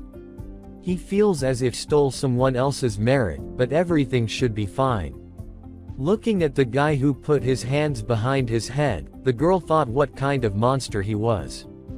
Entering the house, the main character called his mother and said that they were moving to a new apartment. Looking at her son, the mother asked what he was talking about out of the blue. Putting the envelope on the table, The hero said that they could not live here for the rest of their lives. Here is the money he earned. Looking at the envelope, the mother asked where he had the time to earn money. He is a busy student. With their mouths wide open in surprise, the main character's father and mother asked, "What? How much? How many zeros are there? What kind of nonsense is going on?" With his eyes, the hero smiled broadly and said that he worked part-time in a medical company. Here is about 300 million, everything he has earned up to this point, to which the mother asked, in surprise, "Is it really him?" Holding his father's head, his mother said that it was illegal. He had earned it dishonestly, hadn't he? He couldn't do that, scam a medical company. Smiling, the hero said that it wasn't so. How could a student do that? He was consulting for a major project for an American company, to which his mother asked, then he really had earned it. Dad looked at the woman with a sad expression, and Jinhyun said that yes, now they'd better move to a better house. Dad looked straight ahead with a serious expression, frowning.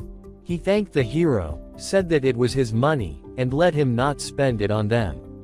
Kneeling down, Jinhyun said that he could earn the money again, and if they bought a house now, its value would increase in the future. The sooner they bought the house, the better, to which his mother replied that they didn't have to move to a better place, and he could spend the money on himself. The mother looked at the man in surprise, and the hero said that he shouldn't worry, he would earn much more money in the future. The father sighed heavily. The man lowered his head and said that it was fine, he understood, but he would get his house back after he got married, to which the guy happily turned to him. The hero said that in this way, taking into account the parents' savings earned in the restaurant, they collected 350 million and began looking for a new apartment through real estate companies. While in the new house, the realtor pointed to the windows and said that, "Here and here," and the mother said that, "Oh my God, they could really live in a place like this." Turning to her, the father said that, "Not quite, they had many more places to look at, so they were going." The hero said that in his soul there was great satisfaction from the sight of his happy parents. A calm and happy life with his beloved family, this was his life. Jinhyun looked straight ahead in surprise. The protagonist was lying on the table and said out of the blue he wanted to die, and Lee Hee-mi said that she hardly recognized him. Surgical practice would start today, everything would be fine with him, to which the protagonist replied that he hoped. A sheet of paper stuck to the protagonist's face, and he thought that, in any case, surgical practice had already begun. Oh my God. Looking out the window, Jinhyun thought that in a few more months, 4 years of general practice, and he would be in his senior year. Time flies. A sign for the surgery department appeared. The tired protagonist, sitting on a chair, thought that surgical practice, he was going to die now. Gritting his teeth tightly, Jinhyun thought about remembering the past surgical practice, he always disliked it. The door opened slightly. Entering the office, Nam Katek said that everyone was already here and introduced himself. Looking at the students, he asked if the whole group was here. Absolutely everyone, to which the girl replied that yes, everyone. Holding the papers in his hands, the doctor said that it was good. There was not much time, they would start, and then turn to the guy, saying he was there with bags under his eyes, exactly like his. And the hero asked in surprise, was it him? And then thought, why did he notice him? Lowering his head, the doctor said that it was true, he was one of the first in the course, that's right. He asked what was the difference between surgery and therapy. Looking at him with tired eyes, Jinhyun answered that the presence of surgery. Nam Katek clenched his teeth and said that it was true.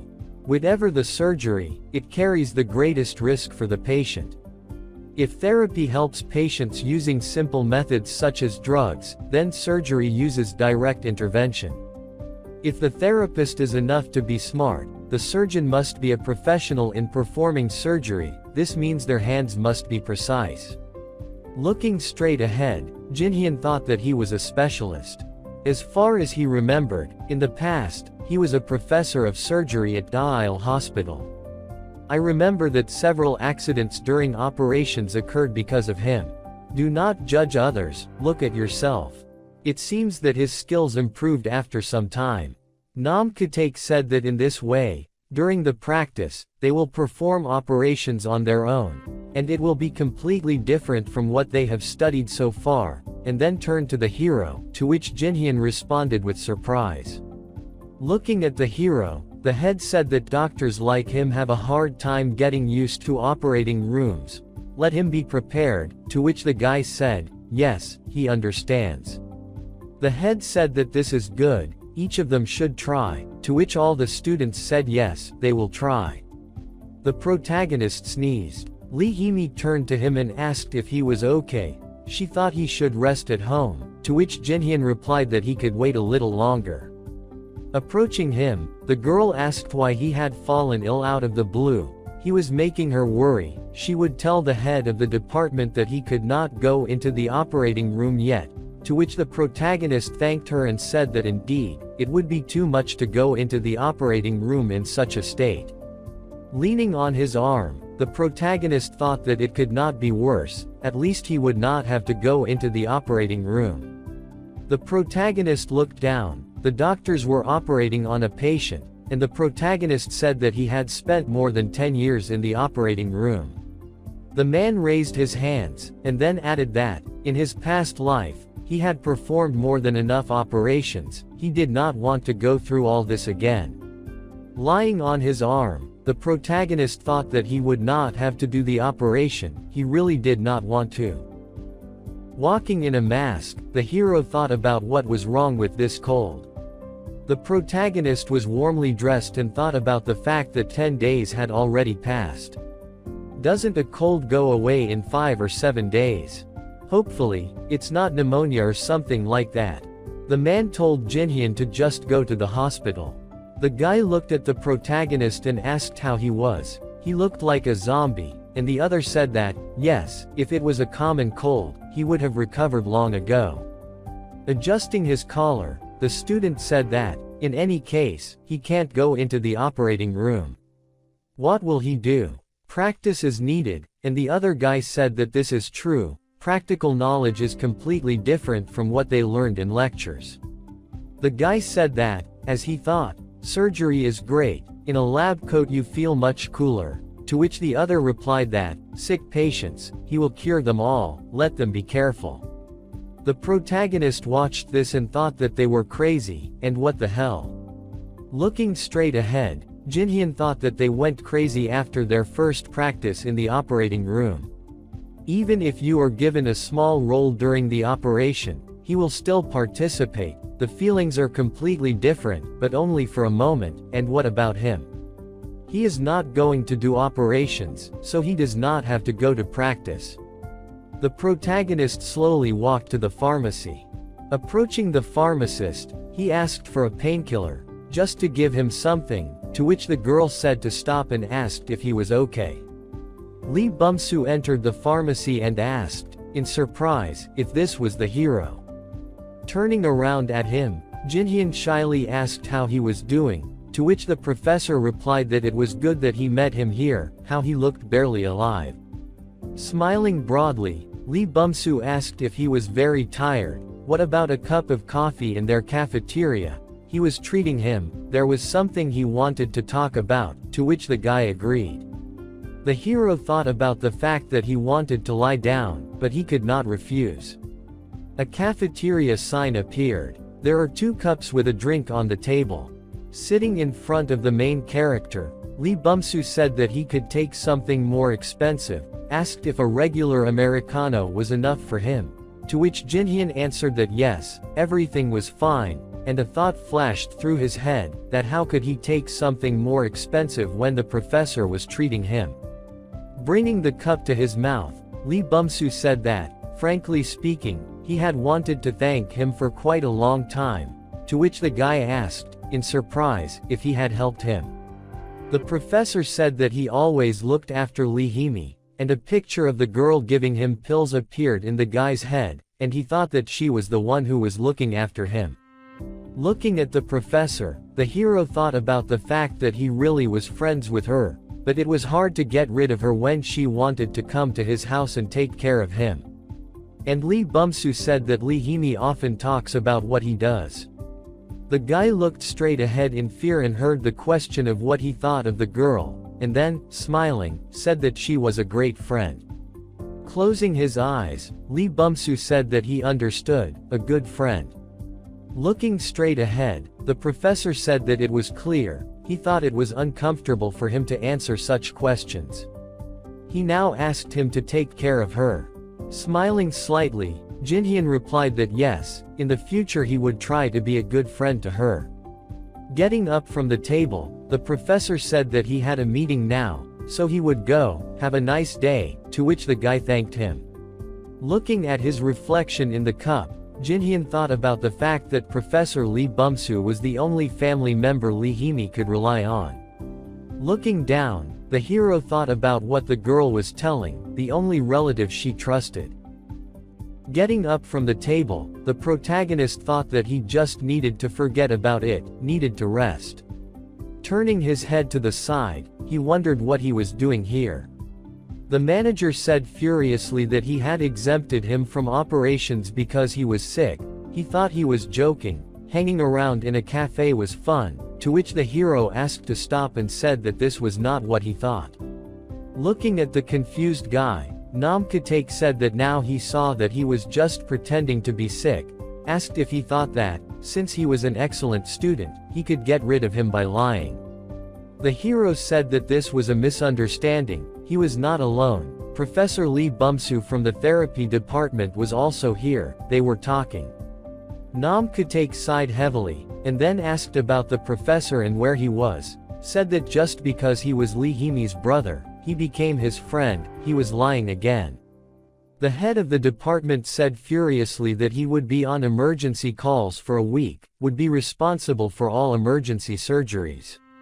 The guy opened his mouth wide in surprise, and then thought about the fact that the doctor on duty meant a permanent presence in the hospital and participation in all emergency night surgeries. The clock on the wall appeared. The hero was sitting on the couch and looking at the ceiling. Jinhyun thought about the terrible misunderstanding. The doctor on duty still clearly remembers this night atmosphere. Lowering his head, the main character thought that now he remembers that he smoked a lot. In any case, I hope there will be no emergency surgeries. The phone in the guy's pocket rang, and he added that, of course, this had to happen. Bringing the phone to his ear, he heard, "Where does he carry it again?" "In a cafe." To which the guy replied that he is near the operating room. Standing near the office, Nam Katek said that the patient had acute colitis, the operation would start soon, so let him come to the 7th operating room right now, to which the hero replied that he understood and would be there right now. The guy hung up. Leaving the office, he looked at the corridor ahead. For the first time since rebirth, a view of the path to the operating room opened up, and he said that, again this frightening corridor. In front of the operating room, the heart was ready to jump out of the chest. Jinhyun walked straight and thought that he knew this from the very beginning.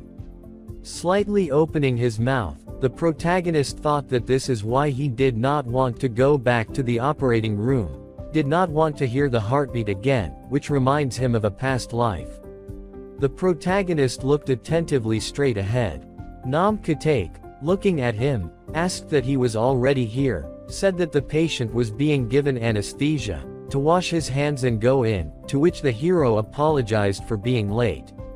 Standing with his back to the protagonist, Nam Katek told him to wash his hands thoroughly. If an infection appears, he will kill him, and then, turning to him, to put on a robe. Putting on a mask, the head said that he should know that he cannot put on a robe as he wants. The hero took up his clothes, and the head did not have time to finish. The guy took the robe in his hands, he quickly put it on and tied it. Exhaling, the hero thought that he hated tying a robe, and Nam Katek asked him if he hadn't said that he was in the operating room for the first time. Looking at the hero, the head said that it was not his first time here, Yes indeed, if he lied again he would kill. And the guy thought that these were habits and said that, no, this was the first time.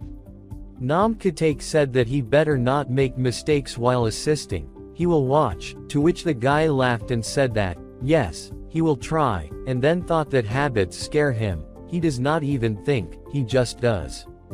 The main character thought that he cannot be here, the operation does not want to do this again. Jinhyun looked at the patient under anesthesia. The guy clarified the girl's age with his colleague. He asked if he was the only head here, if there were no interns. Jinhyun continued to say that such an operation on the gallbladder is usually not presented to students in class. Almost all the work in this operation should be done by the surgeon, almost nothing should be left for the assistant. The guy let it slip that this makes him remember how he did this operation many times. The surgeon came up and asked if he finished, or the guy with this infection, and whether he did it correctly. The guy came up to the patient and looked. He said that he would give him a dressing down if he did something wrong. When the surgeon praised Jinhyun, he said that this was his first experience with this infection and he had to be careful. The man turned around and asked if this was true because it sounded like it was just made up. He suggested that they start the operation already. The surgeon said that the patient had acute cholecystitis and he had to perform a cystectomy.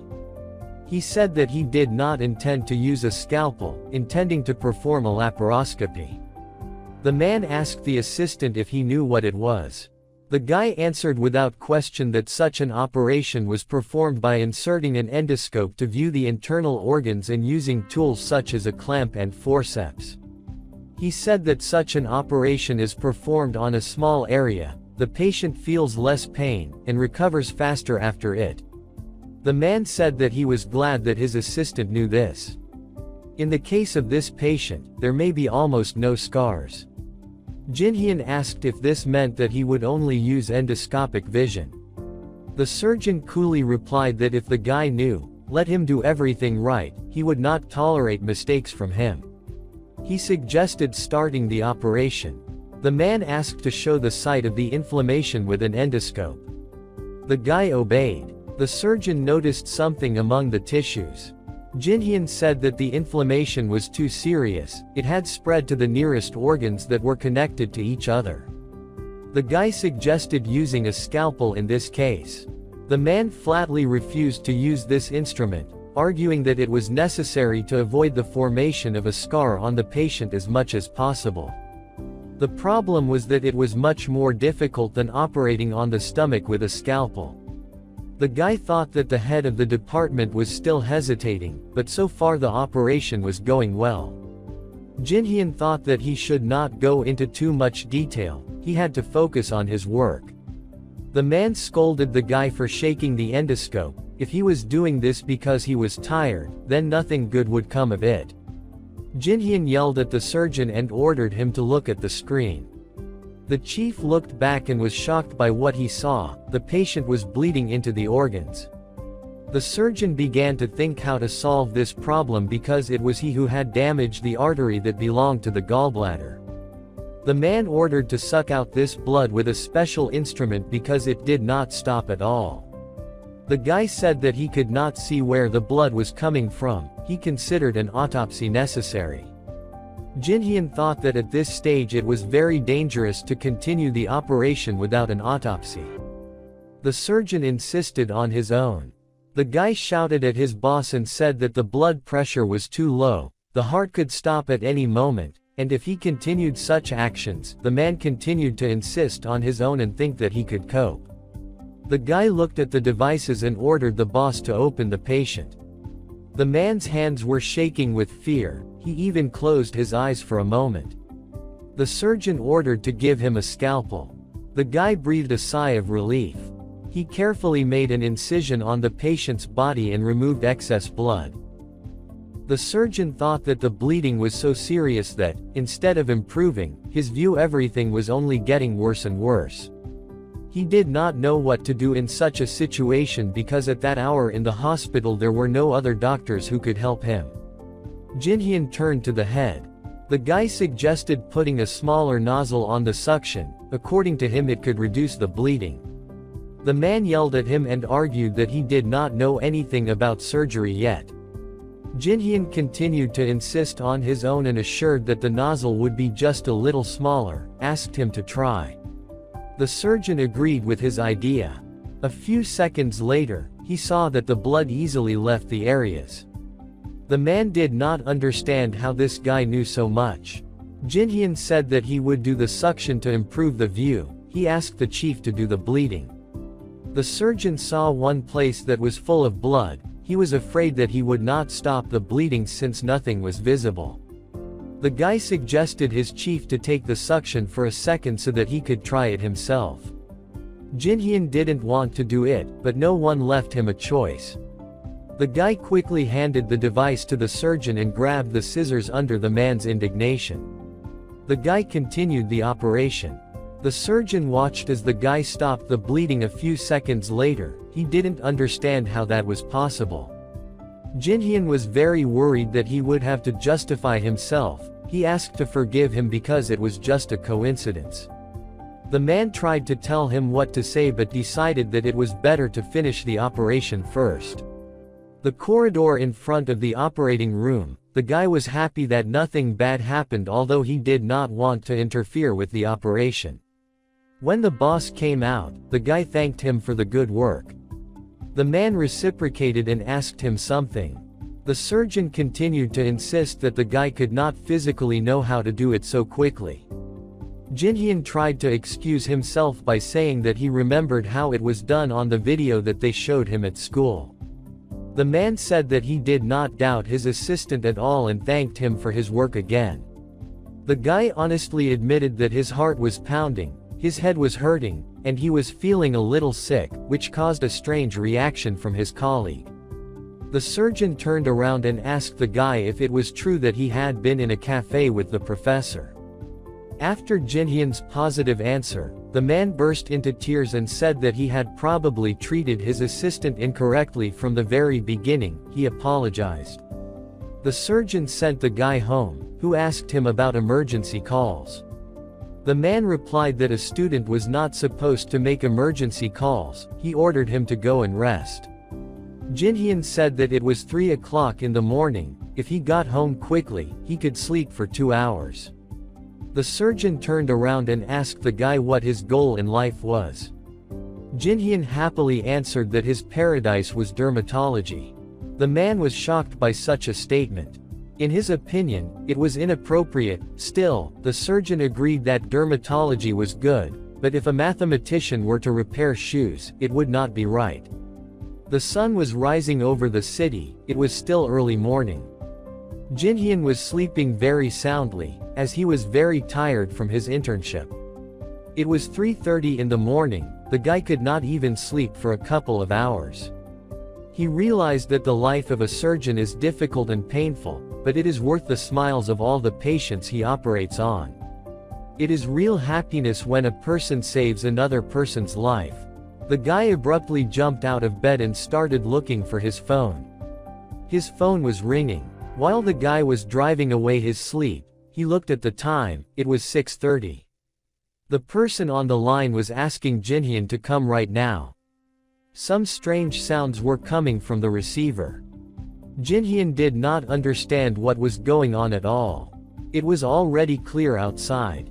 The guy went into the room. Lee Hee-mi was standing by the wall and meeting a friend. The girl was in tears and said her friend's name. Jinhyun told her not to be sad because she could talk to him about anything if she wanted. She did not stop crying, but only filled her eyes with tears even more. Lee Hee-mi hugged the guy and began to cry into his suit. The cause of his death was suicide. Despite the fact that he was a doctor, the way to commit suicide was unusual. After injecting a dose of calcium into a vein, he had a heart attack due to an increase in the density of calcium in his body. The girl continued to cry, saying that she did not understand what motivated the guy to do this because he did not even tell her anything. Jinhyun thought that he saw him yesterday. He would never have thought that he would commit suicide. He was a kind man who was worried about his dear sister. He could not just do this. Such a turn of events was unthinkable for him. Lee Sangmin was smoking near the wall on the street and asked what his interlocutor was doing here. The man said that the guy was obliged to pay respect to his older brother at the funeral, so he should not be here now. Lee Sangmin said that he would not be able to feel this atmosphere because he forgot that a father should be quite sad about the loss of his only son, to whom he could give the hospital inheritance. The man, with shaking hands, ordered the boy to leave now. He wanted to call back. Lee Sangmin threw away his cigarette and said that, if his father wanted it that way, he would leave right now. The boy went to the red car and opened the door. He got behind the wheel and sighed sadly. His eyes were full of hatred. The boy looked at his photo as a child. He screamed at his mother that she should hold on, otherwise he would fall down. Lee Sangmin said that he would never forget this day. He remembered his mother, and he would never forget those damn parasites. He remembered how the police conducted an investigation, not missing a single detail about the suicide, but there was nothing unusual there. There was no evidence at the crime scene that pointed to murder. In the room where he was all alone, only his lifeless body was found, and the needle lying next to him had only his fingerprints. Since the company itself did not want to advertise this event, it was decided to pass it off as a suicide. Then he remembered his father's eyes at that moment, and almost half a year had passed since that moment. Fortunately for the guy, Lee Hee-mi became energetic again. He remembered how he asked Jinhyun to take care of the girl. He knew that the girl was an outstanding person, although she hid it.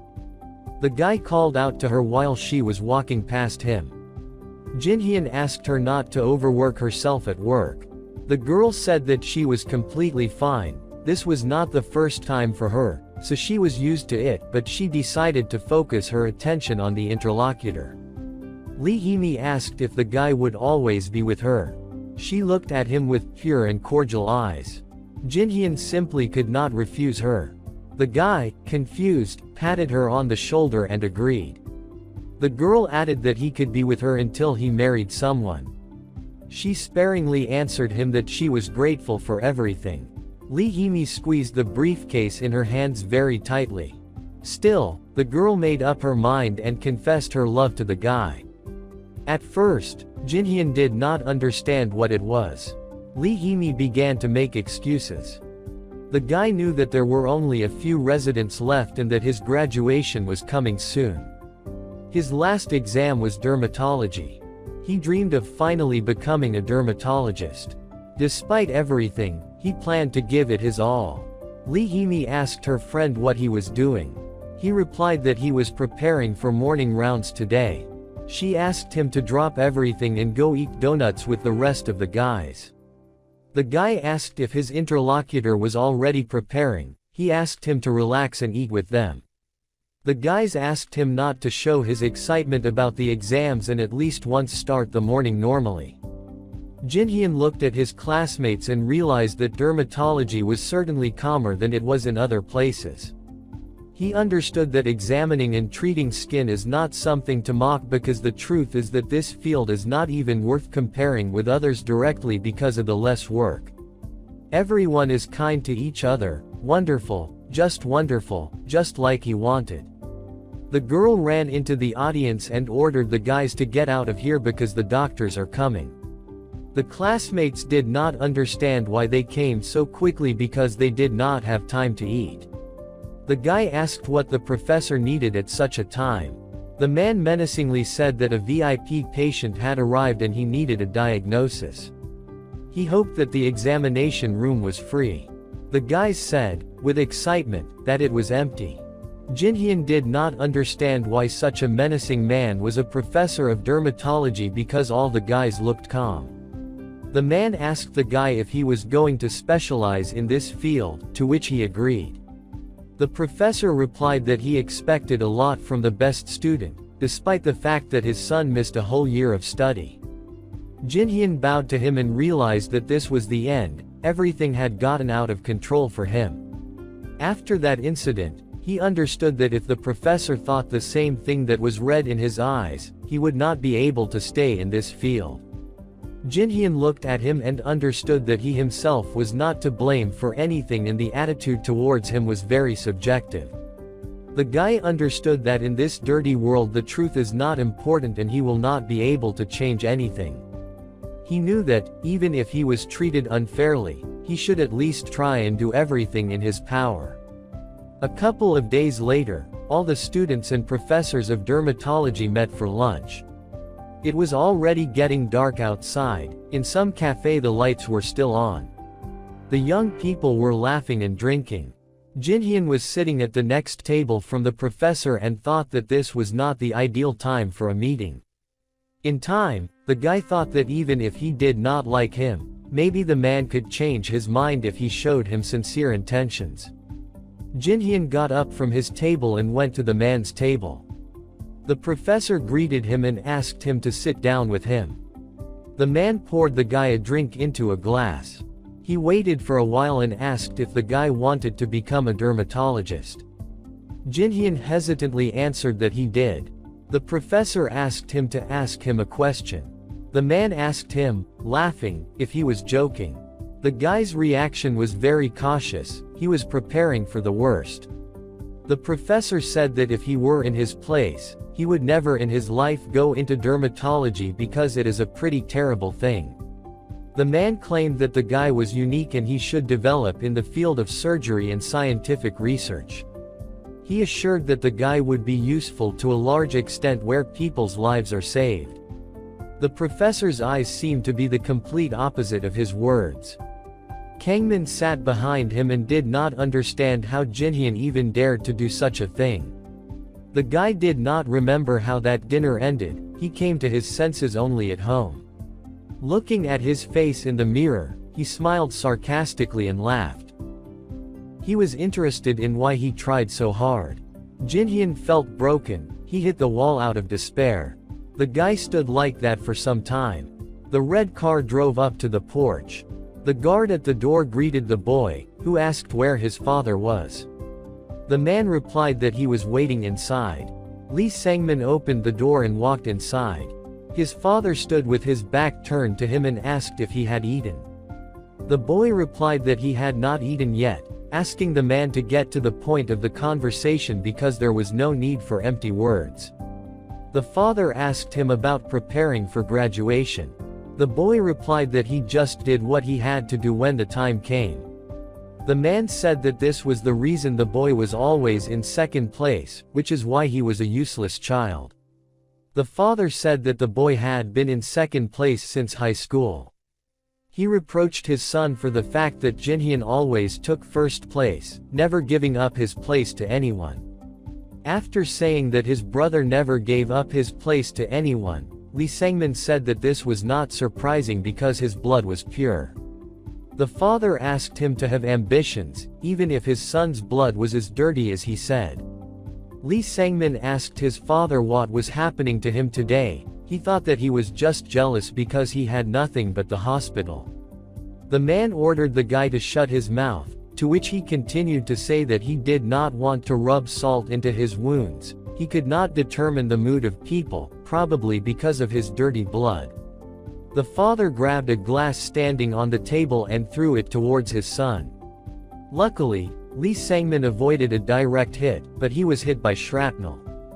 The father continued to say that Lee Sangmin followed in his mother's footsteps.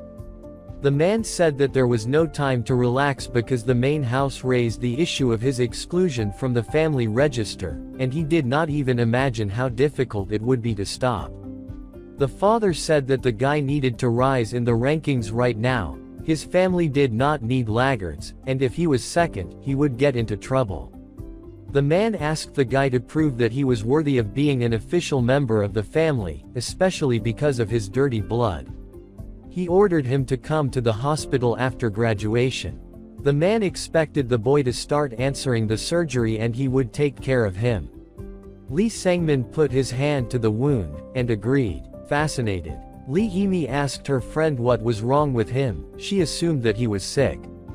The guy did not know how he could tell her that he had lost everything he had worked so hard for. Everything lost its meaning for him. He assumed that he just needed to give up and relax. The phone rang in his pocket, and the guy, answering an unfamiliar call, assumed that they had the wrong number. Amy was on the line. She asked the guy to meet and talk alone. Jinhyun naturally agreed and asked where they would meet. Lee Hee-mi watched the guy speak fluent English. She assumed that his interlocutor was a foreigner. At the appointed place to meet Amy, Jinhyun stood at the door and thought that he was on this street for the first time. He never thought about moving here. After all, this is a space clinic.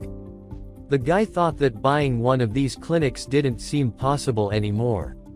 He didn't know what to think after his 10-year dream burst like a soap bubble, only emptiness remained. He had already started thinking about getting a job in a regular hospital. Jinhyun assumed that he would earn enough money to get married later because his resume was pretty good. Amy came up to him and greeted him with an accent. The woman asked how long they hadn't seen each other. Jinhyun was confused. The guy asked her to speak English if she was uncomfortable communicating in this way. The woman agreed. She said that she would rather restudy molecular biology than learn Korean. She offered to talk to him during the meal. She paid. Amy said that there was something important she wanted to talk to him about. She also wanted to thank him. The guy immediately agreed. The restaurant was dimly lit by a lamp. The woman was making an order, while Jinhyun was thinking that he had never been to such places. The guy was surprised by the huge prices for food. Amy calmed him down and said that her company paid for everything. Jinhyun thanked her for this and asked her why she invited him here. The woman asked her interlocutor not to be surprised and said that she had been promoted to the director of the Korean branch. Jinhyun was delighted. He congratulated her dejectedly and raised his glass. Amy continued to talk about her success.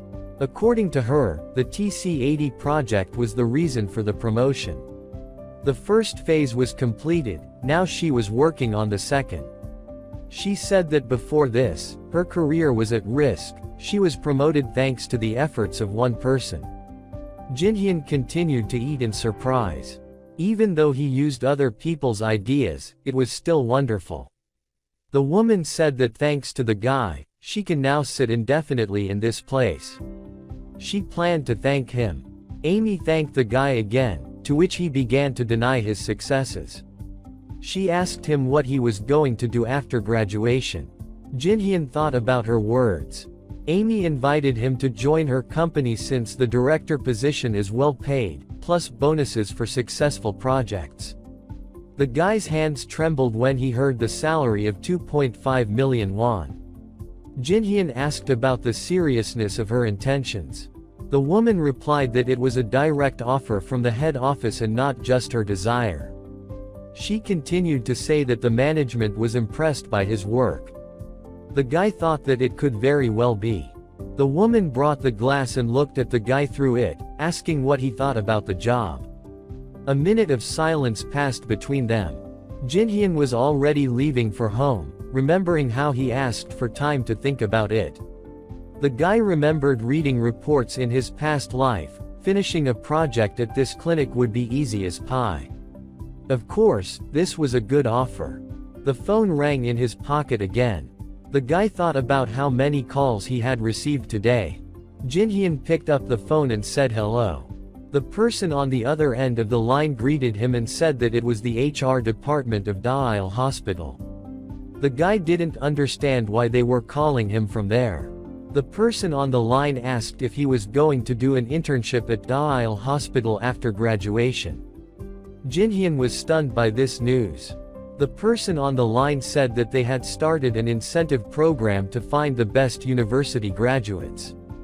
If the guy was interested, he could meet them and find out everything. The guy didn't understand why he hadn't thought of this before. He was thinking about this hospital. Jinhyun was glad that he had the opportunity to do an internship at Daeil Hospital instead of Korea University. In his opinion, Daeil was much better, even number one. After some thought, the guy agreed. He said that he was free and ready to go to the HR department. It was getting dark. Jinhyun came to Daeil Hospital. The woman at the reception thanked the guy for coming, and he also greeted her. She was in a very business-like style. The woman continued to tell the guy that their hospital was one of the leading companies. Jinhyun couldn't listen to this boring speech, but the woman continued to tell him that they maintain their leading positions thanks to investments in new technologies. After she suggested that he move on to the main part, the guy perked up. The employee said that if he joined them, his colleagues would be paid half as much as he did. The guy asked if she meant interns. The man said that was right. Like in other hospitals, he would start from the very first intern level. Compared to other hospitals, their intern salaries were higher, and when he became a doctor, it would double again. The guy did not understand why they were offering such good conditions to just an intern. He thanked the man for the offer and asked if there were other interns who had agreed to this position. The worker said that the guy was the only one among them. He had many questions. According to him, he was chosen to give a farewell speech by the best medical university in the country. After analyzing the effectiveness of their offer, they planned to make similar offers to other graduates in the future. Jinhyun said that he would go and call if he agreed. The man wished him all the best and said that he would wait for him after graduation. The guy went home happy because he was offered a lot of money. The worker behind him was glad that he spoke. The worker didn't understand why the boss cared so much about a simple intern, but he was doing what he was told and shouldn't worry about it. The man looked at Jinhyun and didn't understand what he was doing. He thought that even if he was the best in a Korean university, he was still just an intern. The man assumed that he had some hidden talents. The worker was disappointed that he would never know and understand him. Jinhyun walked home happily, thinking about how many people were thinking about him today. The phone rang again. It was Lee Sangmin on the line. He offered the guy a drink today because they hadn't met for a long time. The interlocutor agreed and asked where he should go. Lee Sangmin said that he would meet him at his house. The man at the entrance said that the young gentleman was waiting for him. Was confused because he had never been greeted like that. The guy followed the escort down the hallway and remembered how he used to be here in high school. A lot of time has passed since then, but their family is still very rich. There was a VIP sign on the door. Lee Sangmin was sitting on the couch and thanking the guy for coming. Jinhyun asked him why he had invited him at this time. The guy said he was just nostalgic for the old days. He said it was great back then. He decided to reminisce about the past. Jinhyun said that nostalgia was not like the guy's own thoughts. Lee Sangmin said nothing and invited the guy to sit down and have a drink with him. The guy asked where Lee Himi was. He offered to call her if she was late. Lee Sangmin poured a drink and said that he hadn't invited her, so he just asked him to chat alone. Jinhyun thought about the chaos the girl would create. He supposed that a peaceful drink together wouldn't be so bad. He drank a glass of alcohol and said that he had been running all day today. Lee Sangmin suddenly asked who he was to him. Jinhyun was surprised by such a question and did not understand at first. The guy answered that he was his friend. Lee Sangmin looked up and said that he understood him. The guy did not understand what he didn't like about these words.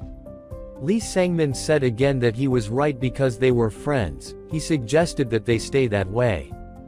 Jinhyun asked why he was asking him such strange questions, because it was really creepy. The guy mumbled something. He continued the topic and simply suggested drinking to friendship. The guys clinked glasses. Jinhyun drank everything to the bottom. His interlocutor sat and watched this. When the guy finished the last drop, he put the mug on the table.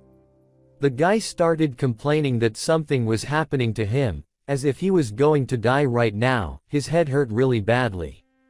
Lee Sangmin suggested that he sleep a little if he was tired. Everything started to blur in Jinhyun's eyes. The guy had strange eyes. He fell onto the couch and fell asleep. Lee Sangmin came up to him and looked. The guy was drunk, but he was sleeping very soundly. The interlocutor stroked his cheek and asked him to sleep a little longer. He was clearly plotting something. Lee Sangmin looked at him with a furious look. The boy grabbed him by the neck. In his head, he counted the pulse in the veins. He felt surprised that it was his friend's pulse. Lee Sangmin said that he envied his passionate and strong-willed heart, which is why he liked the boy as a friend. He put his hand on his friend's cheek and asked if he liked him too. Finally, they graduated from the university. The back of Lee Sangmin's head was visible, having taken second place. Jinhyun, looking confidently forward, took first place, but this result has remained the same for the past 10 years. They both began their careers at Daeil Hospital. The blonde walked behind the protagonist. The girl was sitting at a desk when it was explained that after passing the exam to confirm the doctor's license, graduates were distributed among hospitals. Clouds floated above the hospital building when it was explained that now that they had received their licenses, their real practice began. The boy with red hair, Snee, the girl standing next to him, asked if he thought they would start right after the meeting, and Jinhyun replied that there was no point in hoping to go home for the next month. The blonde closed her eyes, agreeing. The protagonist smiled and said that they would get used to it in a couple of months. He looked away and added that they could at least ask to go home once or twice a week. The guy's eyes widened when someone shouted his name. The person's mouth opened wide. Moonjin elbowed the protagonist in the back.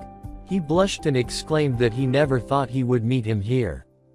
Jinhyun looked ahead exhaustedly and replied that they really hadn't seen each other for a long time. Moonjin smiled widely and exclaimed that he was glad to see him at the Daeil Hospital, and then offered to reminisce about the old days. The protagonist looked at the glow and said that he was still as energetic as ever. Moonjin shook his head when he started talking about how he couldn't imagine sharing it with anyone. The guy looked away. Lee Hee-mi smiled and asked if he was Jinhyun's friend, then said hello and introduced herself, explaining that she was his friend from university. Moonjin looked ahead, dumbfounded. A blush appeared on his cheeks. There was a girl standing behind the guys when he asked the protagonist who this beautiful lady was. Jinhyun replied that she was his classmate from university and that they would be working together, and then asked his friend to introduce himself.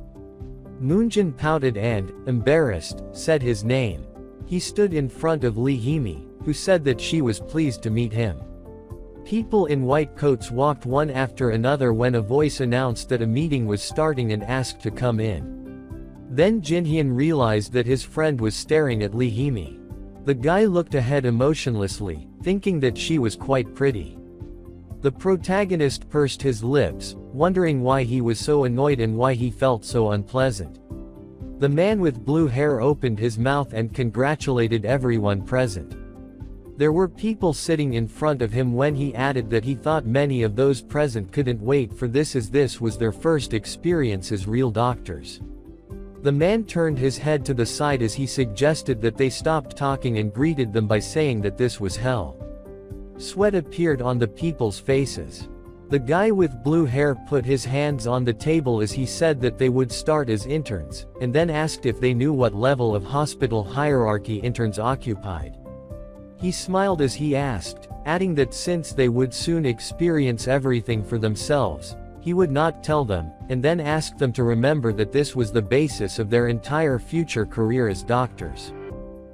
The interns sat in front of him silently as he said that this was their first job and that it was natural that they would be afraid or not know something, and then said that, in any case, if they work for the benefit of the patients, their results would be beyond praise and that he would monitor the results of each.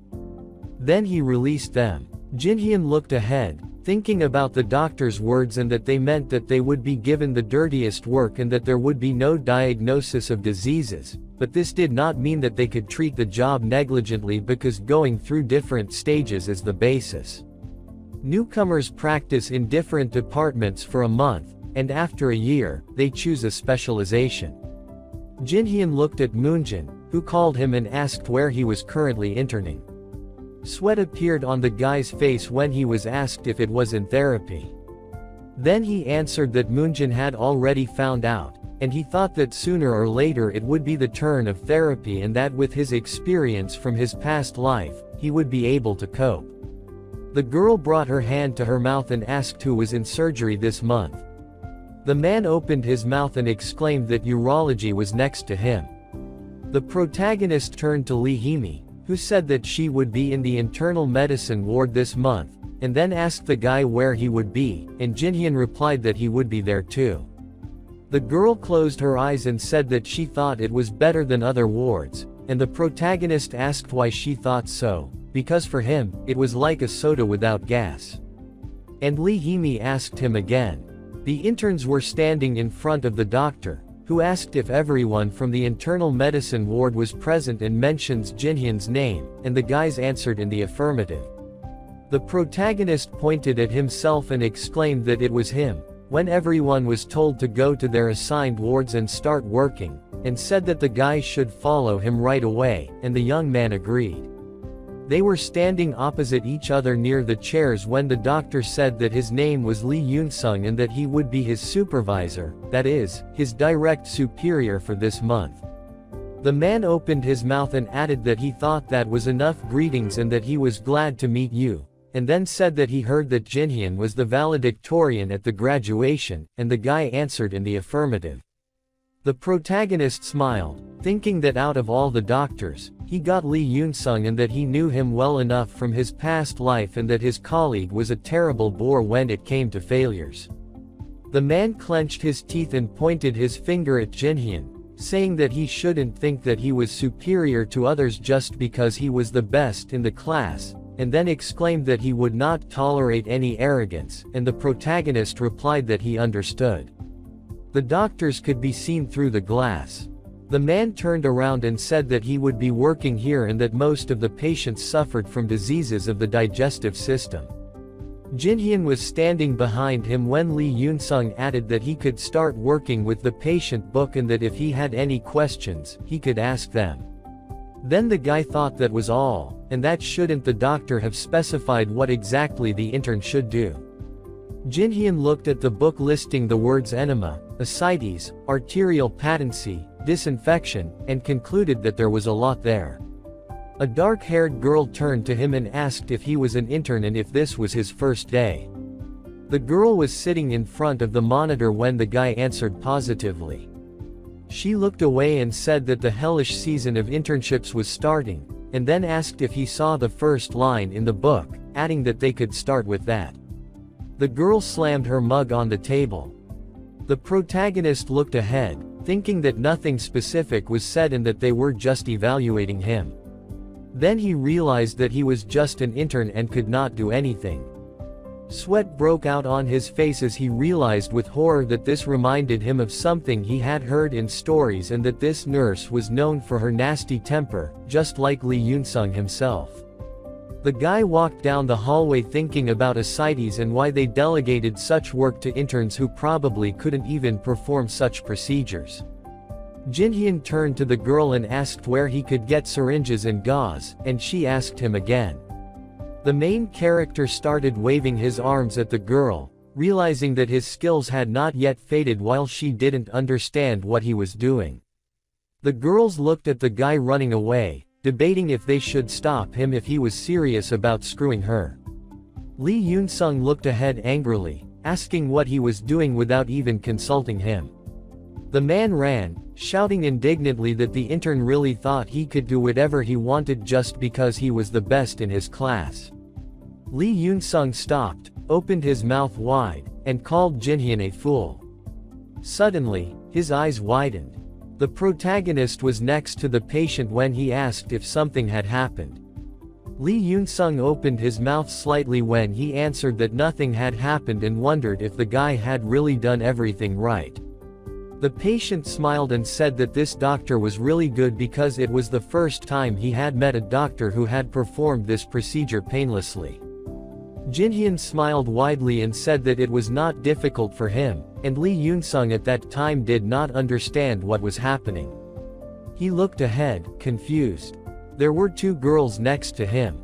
The doctor bent one finger and told the guy not to overdo it and not to cause problems, and then reminded him that patients are not just dolls and that mistakes are not forgiven so easily. Jinhyun nodded and answered that he understood, thinking that it was he who made him do it. The guy was holding a piece of paper in his hand that said he needed to take a blood sample, disinfect, check his liver and arteries when he said that just because he was an intern, they had delegated their work to him. The boy, with his eyes closed, thought about how easy it was to do all of these tasks and whether it would be weird if he did everything perfectly. Then he decided that he needed to control himself so as not to be noticed. Jinhyun took his hand away from his face when he explained that pretending to be an expert in things you don't know is hard.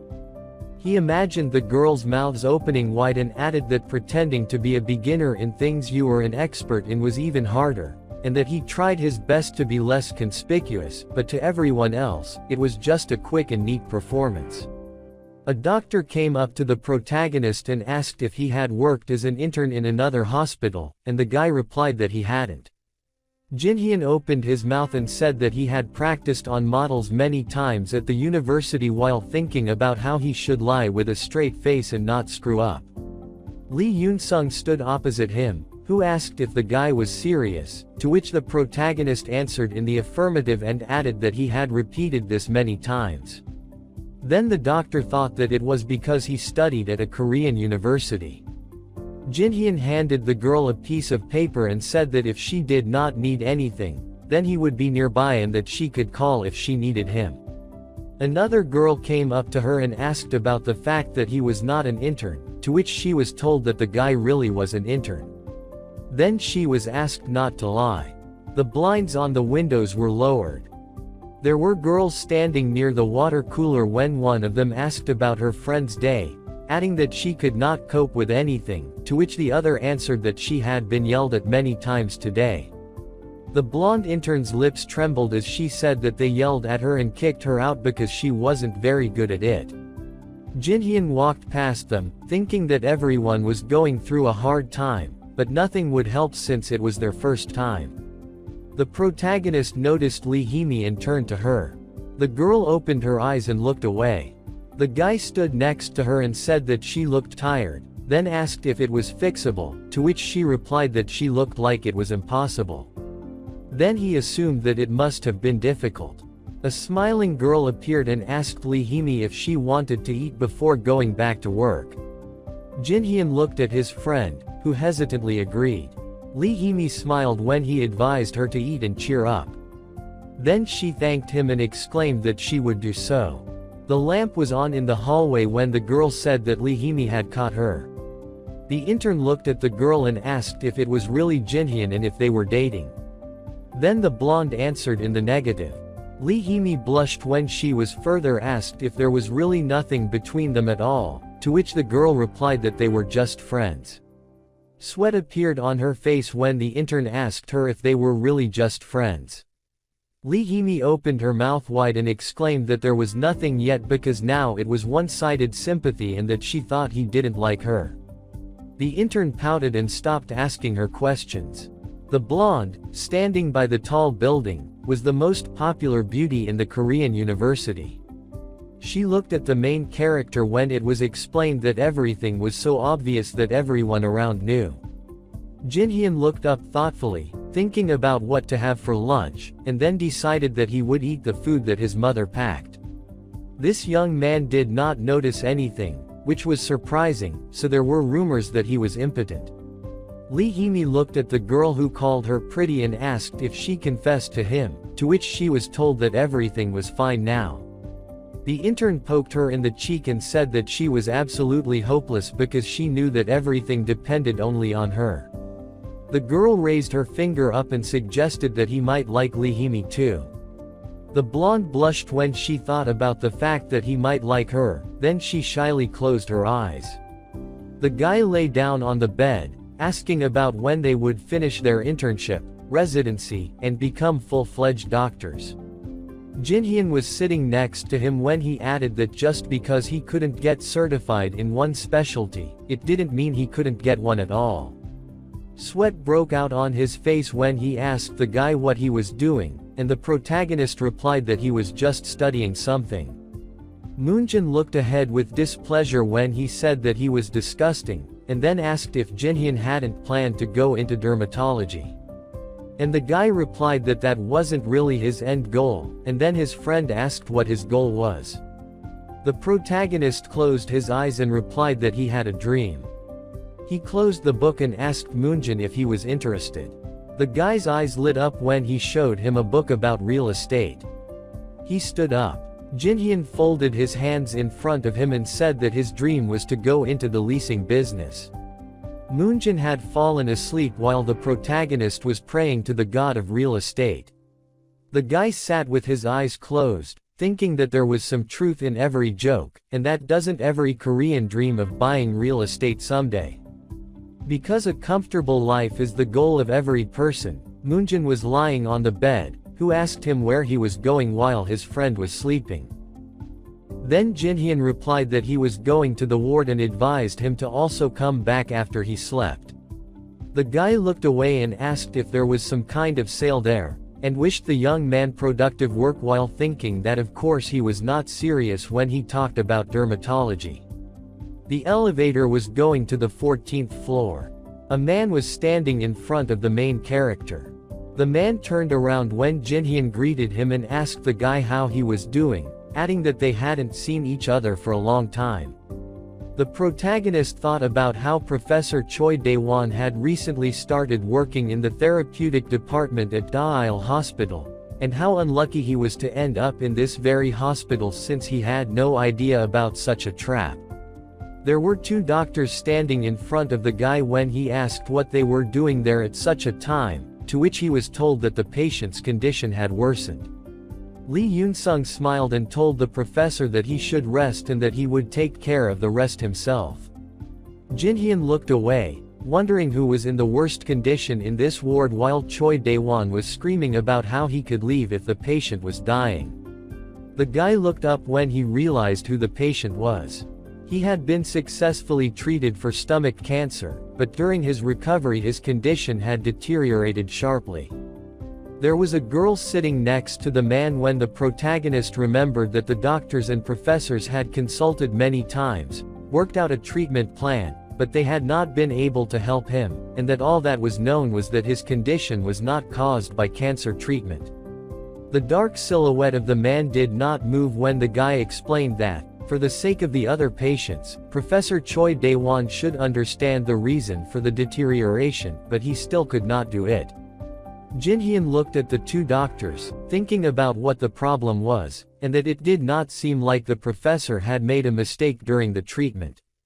At this time, Choi Dae-won asked Lee Yoon-sung if he had any suggestions, to which he replied that it was obvious that they should monitor the patient's condition so that he did not get worse.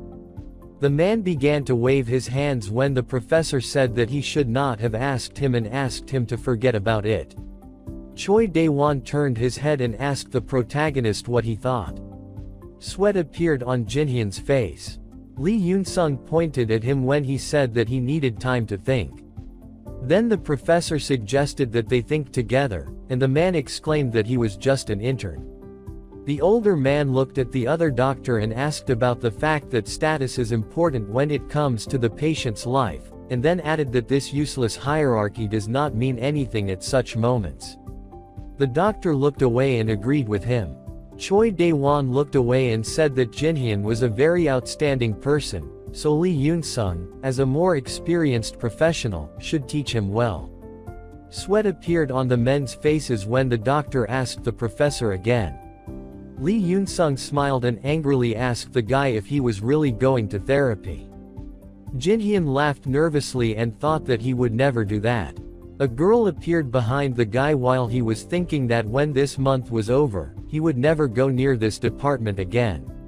He turned to her when she addressed him and asked if he was busy and if he could change the patient catheter. Then the main character willingly agreed. A girl was sitting near the bed. She opened her mouth and asked if he was a new doctor. Jinhyun came up to her, said hello, and answered that he came to change the catheter. Then she thanked him. The girl frowned and asked him if he knew why her father's condition had worsened. The boy closed his eyes, thinking that she must be angry about it, and replied that the professors were still discussing possible causes and that his condition would improve soon. The girl opened her mouth wide and asked how long she should wait and then exclaimed that they simply did not care what was wrong with him. The protagonist looked at the patient, thinking that he had been treated for so long and nothing was helping, so it was understandable why she was so upset. But they still did not know why he was in such a condition. Then the boy said that he would change the catheter now. The girl stood behind him and asked what was wrong. He had the catheter in his hands when he asked why there was blood in it and if he had a wound somewhere. The girl opened her mouth wide and loudly asked why there was blood in her father's urine. The boy's face began to sweat as he realized it wasn't blood. Lee Yoon-sung came up to them and asked the boy if he had changed the catheter. The man looked ahead with displeasure and asked if it was blood and what Jinhyun had done. The doctor looked at the girl, thinking that the intern had obviously made a mistake and that he had known it would happen. Lee Yoon-sung smiled and asked her not to worry as there must have been a small wound somewhere when they were changing the catheter, adding that the bleeding would stop soon. Then he asked the boy to talk. He opened his mouth wide and exclaimed that he was already feeling bad and the intern had made it worse. Jinhyun was standing in front of him as he added that he shouldn't be so careless and that they should be more careful with patients like family. The protagonist opened his mouth slightly and replied that it wasn't blood and that he thought there was something else in his urine and they needed to find out what it was. Lee Yoon-sung looked ahead angrily and said that if he had made a mistake he should just apologize and then ask what the intern was trying to prove. He called the boy over and asked him to duck, as he exclaimed that the boy was stupid and that it didn't work that way. The girls were watching them and talking about what they should do because this was their intern, and how the doctor would now be watching him because of his superiority complex. The man poked his finger at the protagonist's forehead when he asked him if he really thought he was the most important because he was among the best, and then exclaimed that studying at the university was completely different from practice and asked him to remember that if this happened again he would be in trouble. A girl approached Jinhyun and asked him not to worry because he was always like this. The guy replied that everything was fine and thanked her. He closed his eyes, adding that after all, the patient was the most important person here. The girl bent her hand when the boy asked if he could use the computer, and he thanked her, saying that he would only have a short time when she allowed him to do so. The protagonist looked ahead thoughtfully when he said that the patient was prescribed cancer treatment.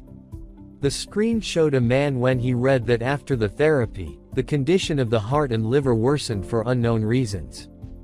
Jinhyun opened his mouth and said that if it got any worse, he would have to be transferred to the intensive care unit, and then wondered why his urine was red. After all, the guy touched his head with his hand when he realized that studying day and night at the university was not enough to treat patients. He put his hand on the computer mouse when he remembered that he had a lot of experience from his past life. The protagonist looked ahead when he decided that adding it to the amount of knowledge he had acquired during his studies at the university would make him an even more experienced doctor than ever. Jinhyun brought his pen to his face, thinking that since he was going to specialize in dermatology, he did not need knowledge in surgery and therapy. The guy stood in front of the computer when he decided that he would go to the library and look up possible causes and treatments and then asked where it was. Girls appeared from around the corner, mentally wishing Jinhyun luck and promising that they would believe in him. He was leafing through a book when he realized that it was not hemolytic anemia or sepsis. There were bookcases behind the guy when he thought that there had to be a reason and that red urine couldn't just appear out of nowhere. The protagonist looked down. He jumped up, holding the book in his hands, and exclaimed that he found it. Lee Yoon-sung turned around when he was addressed. Jinhyun was standing next to him, who asked if it was possible that the patient had rhabdomyolysis. So the doctor asked him again. He shook with anger and wondered if the boy was being smart because he was the first in the university, and what did this have to do with the patient? Sweat appeared on the man's face when he realized that the symptoms matched. Lee Yoon-sung brought his hand to his face and thoughtfully said that the symptoms matched, but it was unexpected and that it was impossible for rhabdomyolysis to appear so suddenly.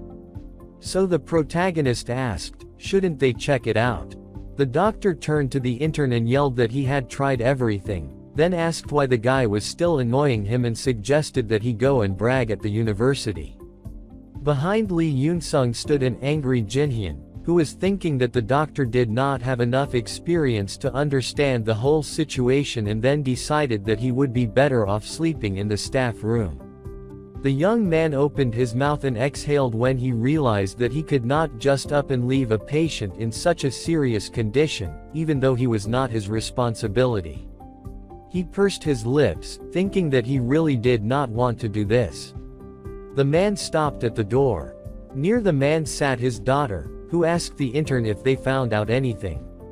The main character went to her, saying that he came to take a blood sample for an analysis. Then the girl said that it seemed like they had already taken it recently, and then asked if this was really because of Dr. Lee Yoon-sung. The guy's face sweated as he replied that it was his decision and that he had a suspicion, but to know for sure, he needed to take tests. And then he added that if the girl allowed it, he would confirm them. Jin-hyun opened his mouth and said that she might not agree to the intern's offer and that he would understand her refusal, since at that time he was sure that she would refuse. The guy looked ahead in surprise when the girl replied that if he thought it was necessary, then let him continue. Then the protagonist asked her if she was sure. The patient's daughter looked away seriously and confirmed her words, adding that patients and caregivers understand that doctors do their best. The young man smiled and said that he would continue when the girl turned to him and reminded him that over the past few days he had been constantly doing something for them, and this was just a blood test, so everything was fine. Jin-hyun thought that everything worked out and now he needed to wait for the results. In his hand was a test tube with blood. In front of the main character sat a girl to whom he told that he wanted to take a blood test. Then she said that he could do it himself through the auto track and asked why he came there and what kind of test he needed. The guy stood with his back to him when he was told that the rhabdomyolysis test would take about 30 minutes if they started now, so he would have to wait a little. The man opened one eye when he said that a notification about the finished test result had arrived. He jumped up when he noticed that it was a rhabdomyolysis test. The girl came up to him when he said that he did not order it and asked her if she knew what it was. Then he was told that everything was correct and that it was rhabdomyolysis. Lee Yoon-sung frowned when he realized something. He turned his head to the side and exclaimed that the scoundrel Jin-hyun definitely wanted to die. The main character turned to the running doctor. Lee Yoon-sung was calling his name. The man stopped in front of the intern and asked him what he was doing and how he didn't care about him, and then asked him if he thought he could do whatever he wanted while looking after a patient, and wondered if the guy would get the lowest grade at the end of his internship. Lee Yoon-sung put the phone to his ear and said hello and was told it was the lab and was asked if they had ordered the test for the patient. The doctor closed his eyes and asked to just cancel it, explaining that the intern had ordered it without permission, and was asked if he was sure he wanted to cancel it even though the results were over 50K, which was the minimum. Lee Yoon-sung looked straight ahead in shock as he asked if that was really the result. His hands started shaking as he was told they had double-checked and it was not just 50K but much higher, and that there was no scale for that amount. The doctor looked away in fear. Jin-hyun stood next to him, thinking that there was only one disease in medicine where the indicators exceed 50K. Sweat appeared on the intern's face when he summed up that it was rhabdomyolysis. Lee Yoon-sung looked at him when the protagonist said that they should hurry with the treatment. Then the man agreed. Jin-hyun thought that fortunately he was able to reduce someone's pain. In the corridor, there were patients and doctors. Choi Dae-won looked ahead. Two doctors were walking behind him. The professor turned his head to the side and said that he heard that the patient's condition had improved recently. Sweat appeared on Lee Yoon-sung's face when he asked about who.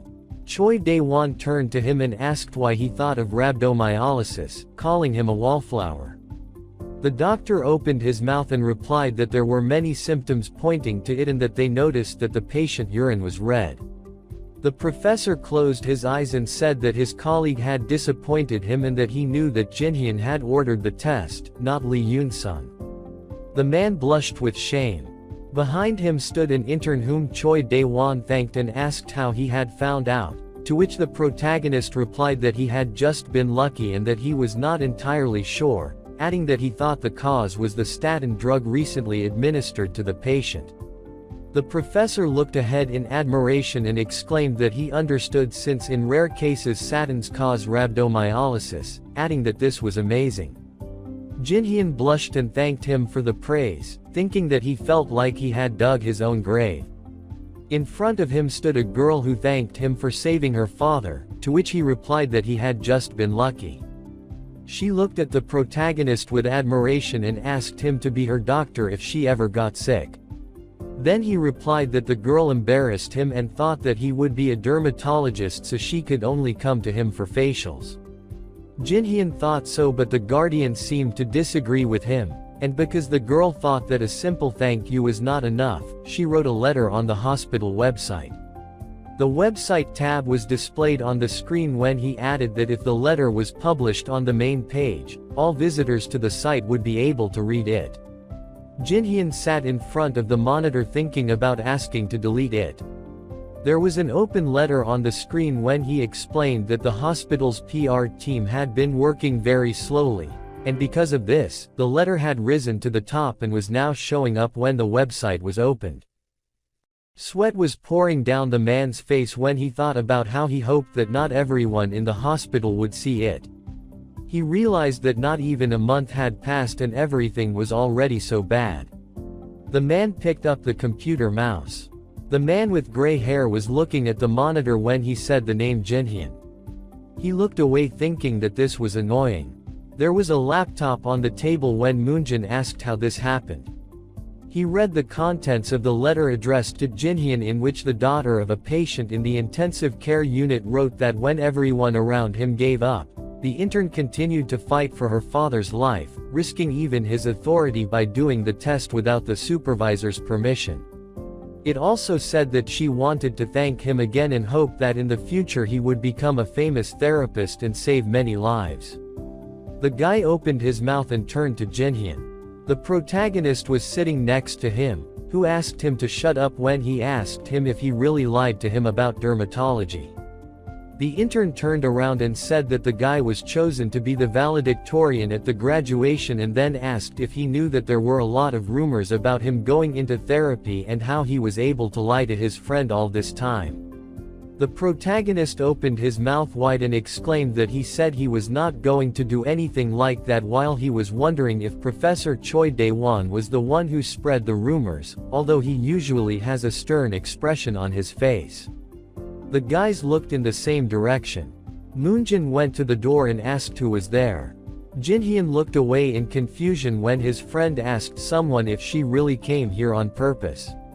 Lee Hee-mi smiled, said hello, and asked if Dr. Jinhyun was there. The intern pointed at the protagonist and said that he was inside right here. When the protagonist asked the girl if something was wrong, she replied no and asked if he was free yet. Lee Hee-mi's cheeks blushed when she suggested that the boy go for a walk and get something to eat somewhere, adding that a new restaurant had opened across from the hospital. Jinhyun's face sweated when he replied that it sounded good and asked if they would like a drink, to which the girl replied that she was always ready and asked if he really wanted to drink today. Lee Hee-mi and the protagonist looked away when they heard a voice. Moonjin was standing in front of them, who said that he was also free today and asked if he could join them, to which Jinhyun replied that he could. The boy put his hand behind his head and, smiling, said that he hadn't been out for a long time and was a little nervous, and then asked if he was annoying, to which Lee Hee-mi thought that he was definitely right. The protagonist turned around. He looked back worriedly. A silhouette was reflected in his eyes. There was a girl standing in the elevator. Jinhyun rushed forward, apologizing and asking to wait, when his friends called out to him. He ran, thinking about how this happened. The young man's mouth fell open. He imagined a smiling girl not understanding how she got here. Lee Yeonhee turned her head to the side. The protagonist was walking up the stairs, wondering where she went, because he had searched all the floors. The elevator stopped. His eyes widened. His leg froze in place when he thought about what he was doing. Jinhyun stood with his back turned when he realized that he was just going to greet her, running to the 35th floor, but he did not know what he would do next. The guy's hand trembled when he imagined telling her that he was her husband in a past life and apologizing for causing her so much trouble. His friends appeared behind the boy and called out to him as he asked himself if he was going to make it. Lee Hee-mi touched his back and asked him what had happened and he said nothing. Jinhyun looked ahead and asked him not to think about it, then suggested that he move on. The girl looked at him worriedly and asked him to just tell her. Nothing interesting happened after that, and the protagonist's month in the therapy department was over. The professor clenched his fist and called the intern to them as the boy mentally said goodbye to their department. The boy pointed to the side and said that he had a patient when Choi Dae-won offered to have a snack with him. Jinhyun ran away in fear, saying that he had an emergency patient when the professor behind him asked him about lunch. The protagonist stopped around the corner thinking that Choi Dae-won should have just stayed at the Korean university because the situation had become complicated since he got a job at Daeil Hospital. Then he hoped that this was not fake. The intern turned the page when he realized that there was something much worse, namely the disgusting schedule. Then he assumed that the best hospital had doubled the workload. It was even worse than he expected from the surgery department of Daeil Hospital. Jinhyun looked away and welcomed the month of surgery with the thoughts that he should be as careful as in his previous life, because if he was noticed, then nothing good would happen. The light fell on the sign in front of the man. The guys stood when he asked if they were really their interns this month, then they answered in the affirmative. Lee Sang-min stood next to Jinhyun when the man asked them not to cause trouble since he hated cleaning up after others. The doctor put his hand on the protagonist's shoulder when he said that he heard that he was good and asked him to try for him, to which the intern responded with agreement. The man adjusted his glasses as he added that Lee Sang-min also got an excellent grade and told him to try harder, to which the guy replied that he would not disappoint him. Jinhyun closed his eyes, thinking that he couldn't stand out now. He opened one eye when he was addressed. The blonde smiled and suggested not to cause any problems this month. The protagonist looked away and agreed, adding that he was going to keep a low profile for the entire month. The man opened his mouth and exhaled. His hand reached for the scissors as he thought about acting like it was his first time and that if he aroused suspicion, it would be bad. The girls stood behind him as one asked the other why she was here so early, to which she replied that she was not the new intern doctor. Jinhyun closed his eyes when she was told that he had been here since yesterday. Then the girl said that she was right because exactly a month had passed. The boy's eyes widened when someone approached him and said it was nice to meet him, adding that it was the first time they had seen him there. The protagonist turned around and said hello. He looked worried. Lee Yeonhee smiled and suggested that they try harder this month. Jinhyun sat down and began to shake. He looked at the girl who asked if everything was okay, to which he replied that everything was fine. Sweat broke out on his face as he reassured himself that she simply looked a lot like her. The girl turned her head to the side when her name was called. The boy got on all fours and said everything was fine when Lee Yeonhee asked him again if everything was okay. Jinhyun smiled nervously when he realized it was really her.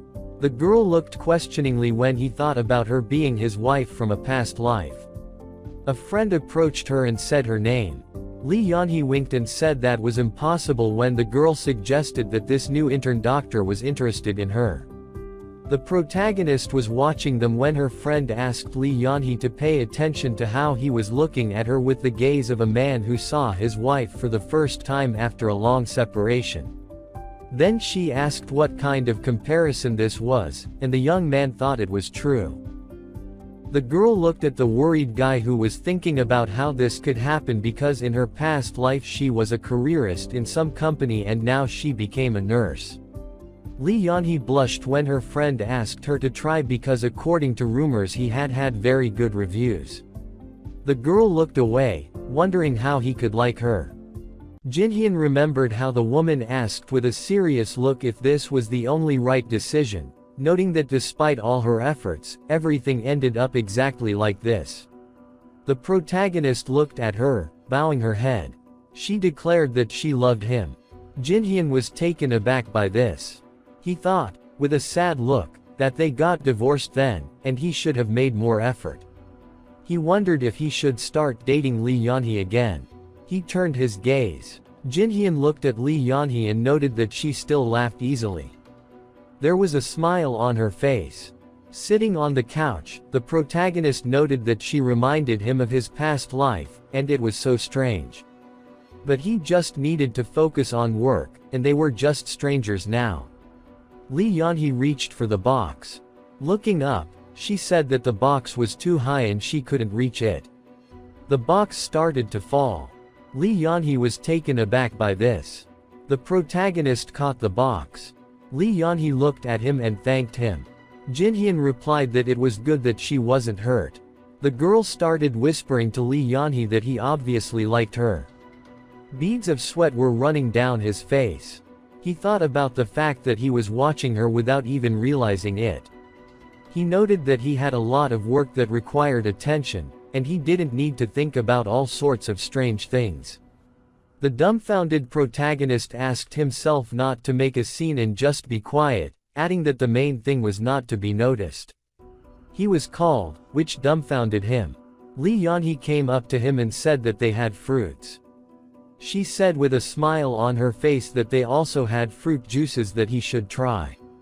The protagonist remembered how Lee Yanhee looked at him and asked him to at least eat some fruits. Jinhyun turned away from her and said that it was not worth doing. He started to leave and said that he would go and get everything ready for the bandage. Lee Yanhee watched him go and mentally wondered if the protagonist was avoiding her. Jinhyun went out into the hallway and thought that he should finish with surgery already and quickly move on to dermatology. The protagonist noted that he thought so, but everything did not go according to plan. The enraged man shouted at Lee Yanhee to hurry up. He waved his fist and said that they were all just fools, and he had been waiting since the morning. Lee Yanhee replied that she was very sorry, but the doctor was currently in surgery. He started shouting at Lee Yanhee that he did not care where he was, and that she should hurry up right now and do the bandage on his wife, noting that her bandage was wet from some unknown liquid. Jinhyun appeared next to Lee Yanhee. He looked at the man and said that he would perform the surgery. Lee Yanhee put her hand on his shoulder and said that it wasn't just a post-operative scar but an inflammation and seroma, and it would be difficult for him. Everything was piled on top of each other. The abdominal cavity was not yet completely sutured, the internal organs were still visible, and the head doctor said that only he would do the dressing. Raising his hand to his chin, Jinhyun thought about the infection and seroma. His face became serious. He calmly asked to prepare dressings and a disinfectant solution. Lee Yanhee looked at him and said that if the main character made a mistake, the head doctor would get angry. Smiling, Jinhyun said that the fluid formed due to poor treatment of the incision after the surgery and naturally, they needed to hurry. Lee Yanhee was scared. Walking down the corridor, Lee Yanhee said that the main character did not need to strain himself so much because of her, and if something went wrong, Jinhyun interrupted her and said that everything was fine. He opened the door. The grandmother looked at him and asked if the protagonist was an intern and if he could handle a serious wound. The protagonist sat down next to her and noted that she should not worry. Frowning, Jinhyun mentally noted that the wound smelled terrible and was in very bad condition. The woman was shaking in pain while changing the bandage. The protagonist emphasized that the wound needed to be washed and bandaged well. He wondered if it would be better to make the incision in a different place. He took a piece of cotton wool. The woman frowned and cried out in pain. Saddened, Jinhyun thought that these tissues were dead and should not be left there. He wondered if they should be removed. Looking at Lee Yeonhee, the protagonist said that the tissues were dead and it was better to remove them. He asked for a scalpel. Looking at the wound, Jinhyun said that these darkened tissues were hindering healing and he would remove them. The man asked to be careful so that his wife would not be hurt. Holding a scalpel in his hand, the protagonist declared that it would not hurt. The woman hunched over. He stood over her. Smiling, Jinhyun said that he was done and thanked him for his help. Her wound was bandaged. The woman, with a smile on her face, thanked him and suggested that he did a better job than the previous doctor. The man asked if the protagonist could continue bandaging them. Taken aback, Jinhyun wondered if he had done something wrong again. The doctor sat on the chair and said that the protagonist was a fool. He clarified if he had told Jinhyun not to cause trouble and if he knew how much of a headache he now had because he had not treated the wound correctly. The doctor asked if the protagonist knew that the guardian and the patient had complained to him that the intern was better than the resident doctor. Frowning, the doctor asked if Jinhyun thought that a new doctor who had not even been on the job for 2 months could do whatever he wanted. Looking at him, the protagonist noticed that he was angry with him for complaining. He felt an evil aura around him and noted that it was because he left the bandage too loose and he should have taken care of the dead tissue as well. The furious doctor asked if the protagonist had removed the dead tissue and if he thought the patients were training dummies. They suddenly looked away. The man walked in and asked what Jisung was doing. Smiling, Jisung said that he was scolding the intern for a mistake. The man asked where Jinhyun had gone wrong and if he was doing his job perfectly. Sighing, Jisung said that this fool did whatever he wanted with complex surgical wounds. The man calmly noted that he had looked at the protagonist's work and asked if he had done a great job. Taking a moment, Jisung asked again. Smiling, the man said that it was a good job, even fantastic.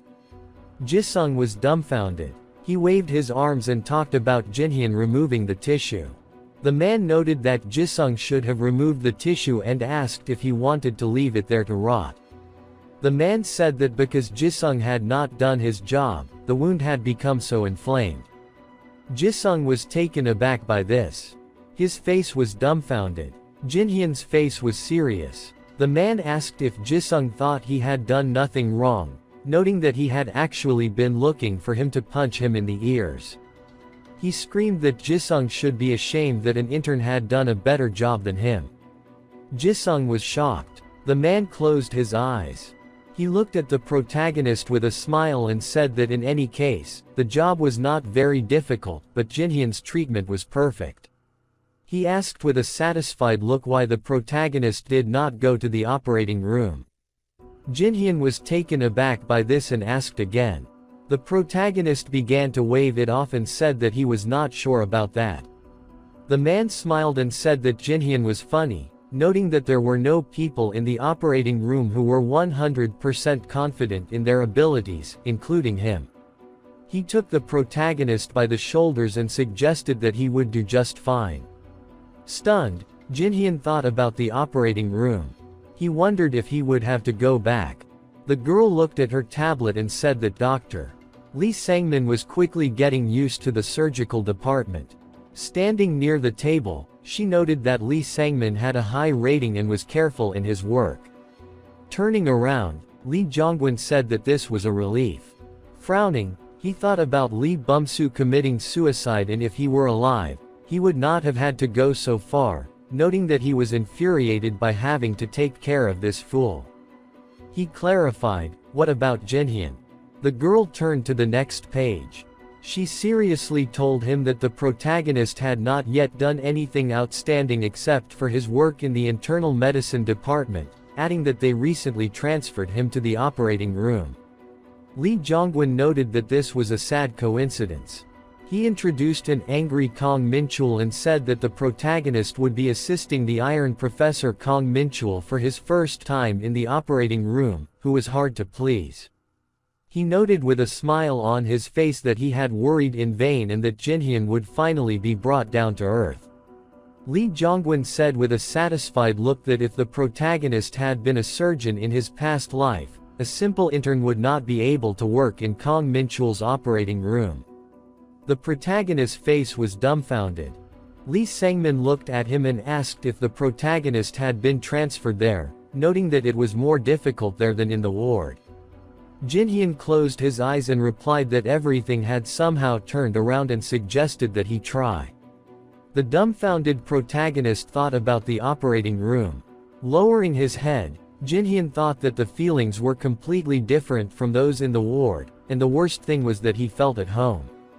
He imagined the instruments, lamps, and people in the surgical suit. The protagonist noted that the air in the operating room was always strange and that the cold light of the lamps was suffocating pressure. He shed a tear and emphasized the fact that this place made him remember the past. Jisung came to them and asked if Jinhyun was there yet. He put his hand on Lee Sangmin's shoulder and asked if everything was okay with the prodigy and if his promotion had thrown him off track. He asked with a serious look which operating room he would be in today. Turning around, Jisung said that Jinhyun would go with him to Kong Minchul's operating room for a liver transplant. The protagonist closed his eyes. He was suddenly taken aback and asked again. Looking at Jisung, Jinhyun clarified if it was true. Jisung replied that he had been sent there and asked to try not to spoil his mood.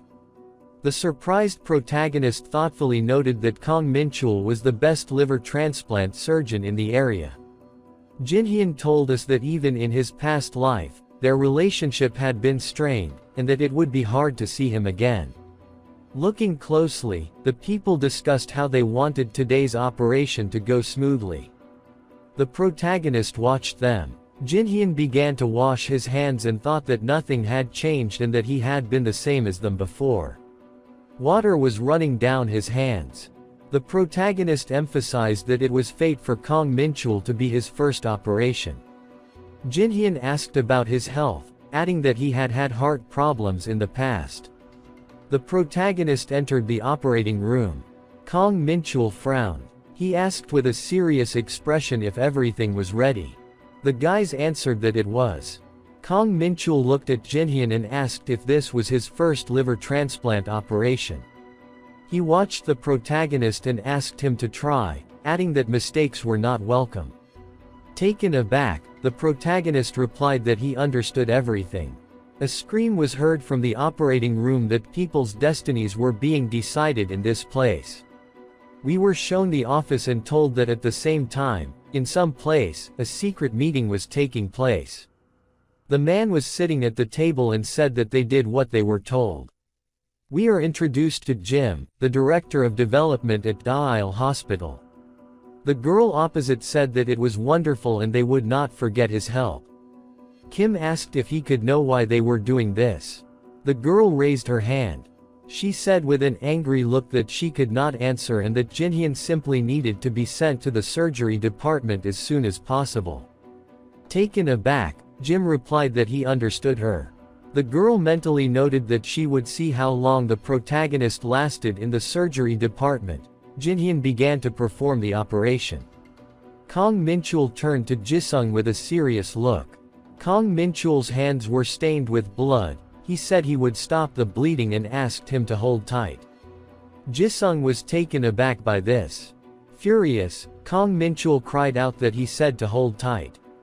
He looked at the scared Jisung. Angry, Kong Minchul asked if he was going to do his job, noting that he could not see anything.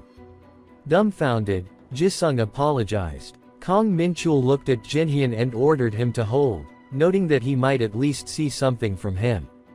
The protagonist, with a calm face, wondered if Kong Minchul would hang the job of first assistant on him.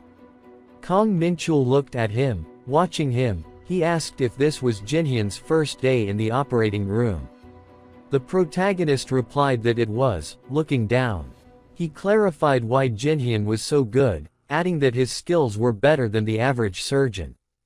The guys were taken aback by this. Surprised, Jisung wondered if Professor Kong Minchul, explosive as a volcano, had praised anyone. Jisung, dumbfounded, thought that he remembered Kong Minchul yelling at him for the slightest offense. Furious, Kong Minchul looked at him and asked him to pull himself together and do the right thing. Jisung was shocked. Frowning, he asked why Jisung was hesitating. Jisung continued the operation and said that he was overdoing it. The veins on Kong Minchul's face stood out. He asked why Jisung was worse than an intern. Jisung, dumbfounded, could not answer. Kong Minchul closed his eyes. He began to scream that if Jisung was going to continue like this, he should get out of there. Jisung backed away. He began to leave. Jinhyun thought that Jisung looked absolutely pathetic and assumed that he had too much psychological trauma. Kong Minchul clenched his fist and began to scream. The protagonist asked if they should call another resident doctor. Kong Minchul looked at him. He stated that from now on, Jinhyun would be his assistant. Dumbfounded, the protagonist asked again. He said, with a scared look, that he was just an intern. They made eye contact, and Jinhyun agreed, closing his eyes. He noticed that Kong Minchul had not changed at all since their last meeting. The protagonist began to bandage the wound. The doctors watched him with surprised looks. Kong Minchul looked at him and said that he was going to speed up and asked him to keep up the pace. Raising his head, Jinhyun said that he was just an intern and it was not too late to call someone. The dumbfounded protagonist noted that an intern could not perform the duties of a first assistant. Kong Minchul screamed at Jinhyun to shut up and work, noting that he was still better than that incompetent. The surprised protagonist thought that he was not even a resident. Jinhyun told us that a liver transplant operation consists of two parts. The first part involves removing the liver of the donor and the recipient, and the second, in fact, in the transplantation of the donor liver to the recipient, and at the moment, they are removing the liver from the recipient. A crowd of doctors stood over the patient, frowning. Jinhyun wondered how he could pretend to be stupid after that. Looking at the scalpel, the protagonist emphasized that despite his reluctance, his hands instinctively followed the professor's hands. His face was calm. Looking at Kong Minchul's hand, Jinhyun noticed that when he grabbed the artery, he automatically gave him Kelly. The protagonist spread the organs with an army rectifier. He looked at the bloody cotton wool and said that he uses forceps to give things and stop the bleeding. The people watched Jinhyun silently. Kong Minchul raised his head and said that the protagonist had exceeded all his expectations, and asked again what his name was. Kong Minchul narrowed his eyes and asked if Jinhyun was really an intern, noting that he looked like a temporarily transferred surgeon. The protagonist looked at him and said that he was not. Kong Minchul watched him closely and asked if that was true. Jinhyun smiled and suggested that there would be an intern or resident better than him who could assist him, and why not look for one. Kong Minchul interrupted him and said that he was enough. The protagonist was taken aback by this. The doctor watched him closely. The plot tells us that while Professor Kong Minchul was removing the liver from the recipient, another team was preparing the donor's liver for transplantation. Raising his hand, the man announced that the donor's liver had been successfully removed for further transplantation. The man approached Jinhyun and noted that he would now be assisting. He asked who the protagonist was, adding that he had never met him before. Jinhyun said that he was an intern. The man looked at him silently. Taken aback, he asked again if the protagonist was an intern. Kong Minchul looked at Jinhyun. He stated that he would be his personal assistant for all upcoming surgeries. The protagonist was dumbfounded. He noted, with a frightened look, that he was an intern, not a resident. Kang Minchul yelled at Jinhyun to shut up, adding that he had been doing everything just a few seconds ago and that he should be at all of his surgeries. The doctors were dumbfounded by this. The protagonist thought that even if it was hard to believe, he was still an intern. The girls were discussing that some intern would be Professor Kang Minchul's first assistant. The guys were smiling and saying that they couldn't believe it. The surprised man thought that if that was the case, then they should lure Jinhyun into surgery. Lee Sangmin was following him and suggested that it was cool. They were walking down the hallway, and Lee Sangmin noted that his abilities were recognized. Lee Sangmin asked thoughtfully if it wasn't great that everyone knew him. The protagonist looked up and said that he wasn't going to specialize in surgery and that he just needed a fair assessment to go into dermatology. He looked up and thought that fortunately, there were no strange rumors like in the internal medicine department now, and he needed to hurry up and go into dermatology. Smiling, Lee Sangmin said that he was good anyway. Lee Sangmin looked at him intently.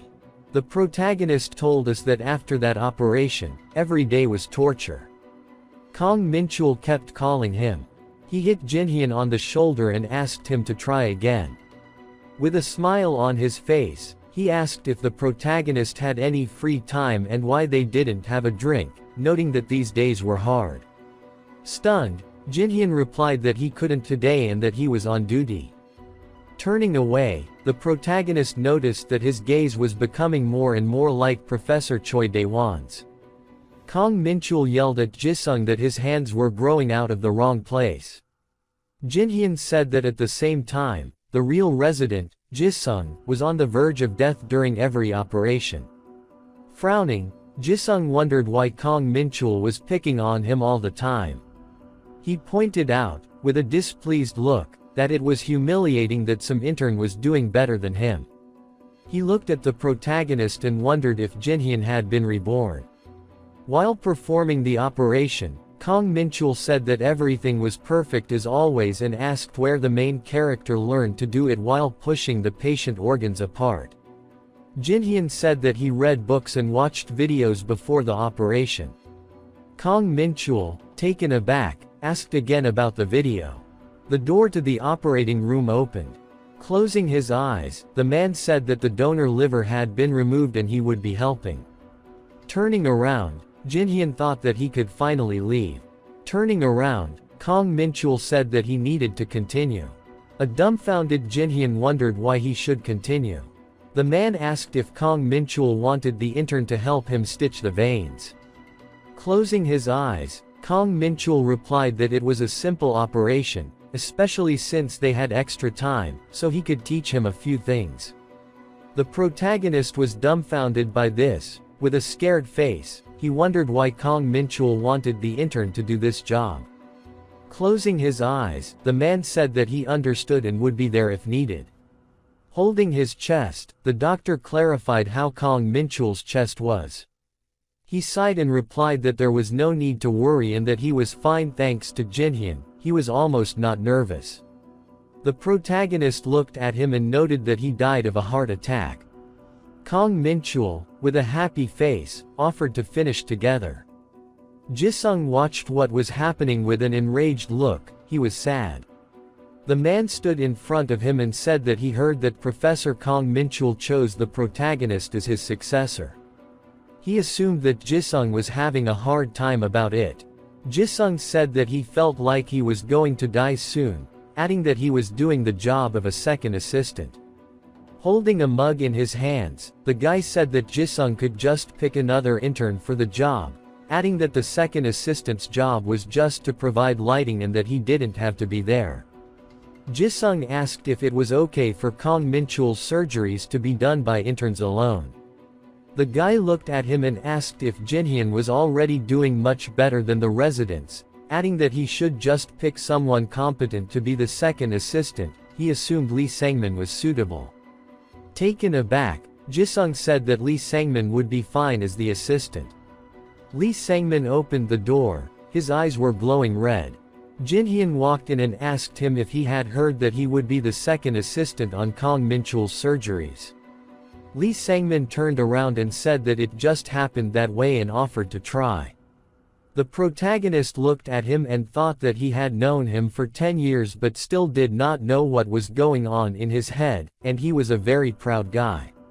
Mitch's face was calm. Kong Minchul was performing another operation. Sighing, Jinhyun noted that he had worried in vain. Looking at Lee Sangmin, he noted that he was very good and simply a genius compared to him. Standing surrounded by doctors, Kong Minchul said that there were many talented interns around him. He suddenly frowned. The protagonist looked at him and asked what was wrong with him. Watching him, Jinhyun clarified whether the pain in his chest had intensified. Kong Minchul was shaking with pain and said that everything would pass when he calmed down. He asked how he could leave when his patient had all his intestines hanging out, noting that he would be treated after the operation. Lowering his head, Jinhyun thought that Kong Minchul should have started treatment a long time ago, but he always says that everything is fine. Kong Minchul turned to him. The protagonist was surprised by this. He asked Jinhyun, with a serious expression, if he specialized in surgery. He looked at the patient and said that the protagonist's words about studying from a video were nonsense, but he had the skills of an experienced surgeon. Surprised, Jinhyun mentally asked if Kong Minchul understood anything. He frowned and said that he was sure of one thing, that he liked surgery. The protagonist was surprised by these words. Bowing his head, he replied that he had no desire. Kong Minchul's hand began to shake. He grabbed his heart. Kong Minchul fell to the floor. Jinhyun stood over him and asked if he was okay. He thought, with a dumbfounded look, that his heart was beating, but the pulse was weak, and it was a heart attack. Sitting next to Kong Minchul, the protagonist said that he was having a heart attack and needed to contact the cardiology department. The doctors began to take Kong Minchul out. Jinhyun was scared. Looking around, the protagonist noted that in his past life, Kong Minchul had a hard time because of his heart. Lee Sangmin turned to him, raising his hands. He asked what they were going to do with the patient. Frowning, Jinhyun asked where all the doctors were. The girl, looking puzzled, said that the professor had been called away for an emergency surgery and would be there for at least another hour and a half. She noted that the surgery was complicated, involving intervention in micro-vessels, and the other professors had gone to a seminar. Standing in the operating room, the protagonist noted that only 2 interns were left. He wondered who should finish everything. He looked at the liver, which was lying in ice, and said that they couldn't wait an hour and a half, adding that due to the lack of blood, the new liver could deteriorate. Taken aback, he came to the conclusion that in the worst case, the new liver would die, and then the patient too. He looked at the girl and asked where the seminar was taking place to which the doctors had gone. She, with a frightened face, answered that she didn't know for sure, but she heard that it was in Dean, and if they were in Seoul, they might have made it in time. Jinhyun thought that this was the worst case scenario and that it would take at least 2 hours to get from Dean. Lee Sangmin looked at him and asked what he was going to do. Looking at the patient, the protagonist mentally asked how he could do nothing if the patient could die at any moment.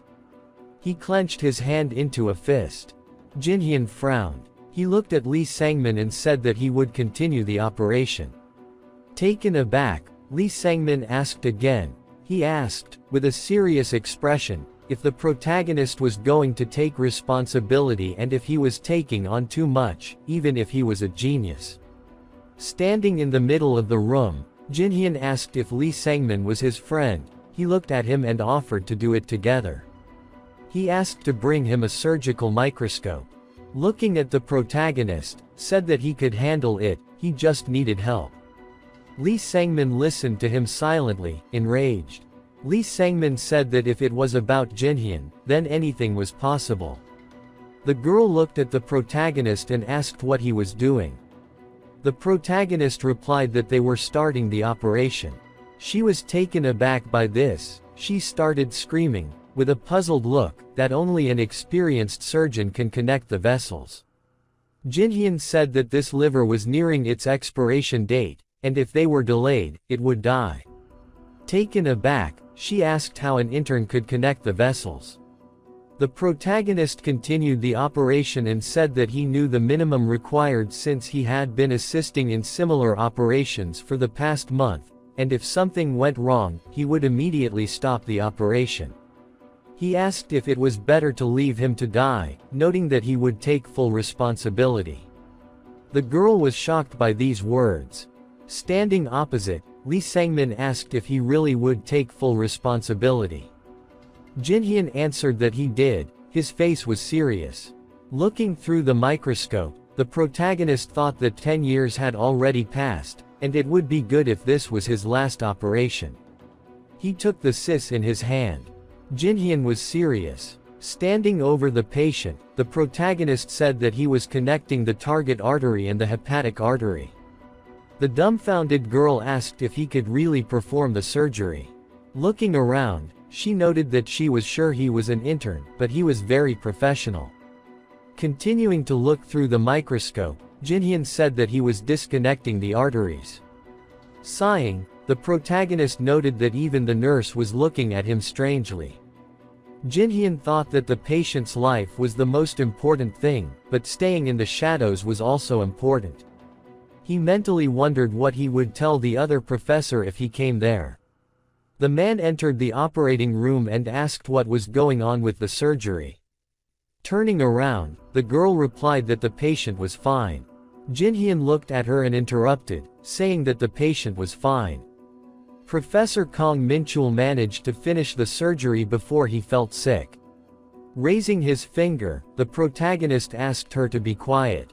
Turning around, the girl said that the professor had finished the surgery. The man approached Jinhyun and noted that he would do the rest himself.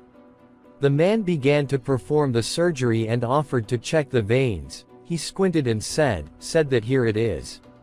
Standing behind, the protagonist thought that everything would be fine. He turned his gaze and emphasized the fact that there was still something left. He came to Lee Sangmin. Lee Sangmin was wiping his head.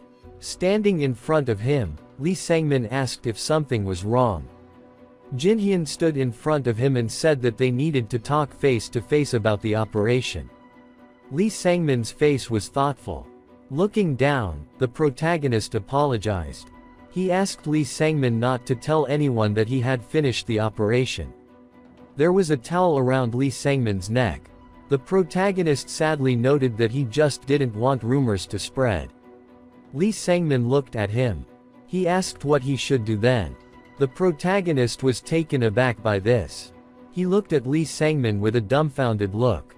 Lee Sangmin's eyes began to shine. He noted with a smile that he was joking and asked him to make his face simpler. He asked how he could refuse a friend's request. The protagonist was sad. Walking down the corridor, he noted that nothing special had happened since that operation. He assumed that Lee Sangmin was plotting something behind his back. Kong Minchul was lying in bed.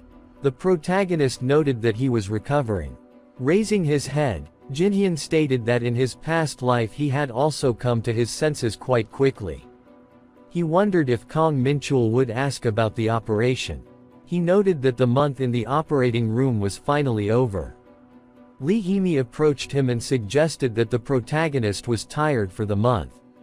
He replied that it wasn't that bad. Lee Hee-mi sighed and told him that her job was always exciting and busy. Jinhyun, walking alongside, said that they had to be careful because they saw a lot of critical cases like drug overdoses. Lee Hee-mi stated that she was still worried. She asked if the protagonist had worked in the ER before. He said that he had just watched a lot of videos. Jinhyun turned away and emphasized the fact that now was not the time to stand out and that he would get into trouble if he continued like this. The protagonist noted that the next place they were going to work was a war zone. There was a lot of shouting going on in the room. The teacher greeted the guys and asked if they were their interns for the month. Jinhyun, taken aback, said that it was very loud and hectic. The doctor replied that it was always like that. He closed his eyes and said that their schedule was that they worked 24 hours and rested 24 hours. We are introduced to the chief resident Hyung-suk. He told us that there was no rest during duty and after that as much as we wanted, adding that the schedule was constant and not too difficult. Lee Hee-mi asked with a satisfied look if she would be spending a lot of time with Jinhyun.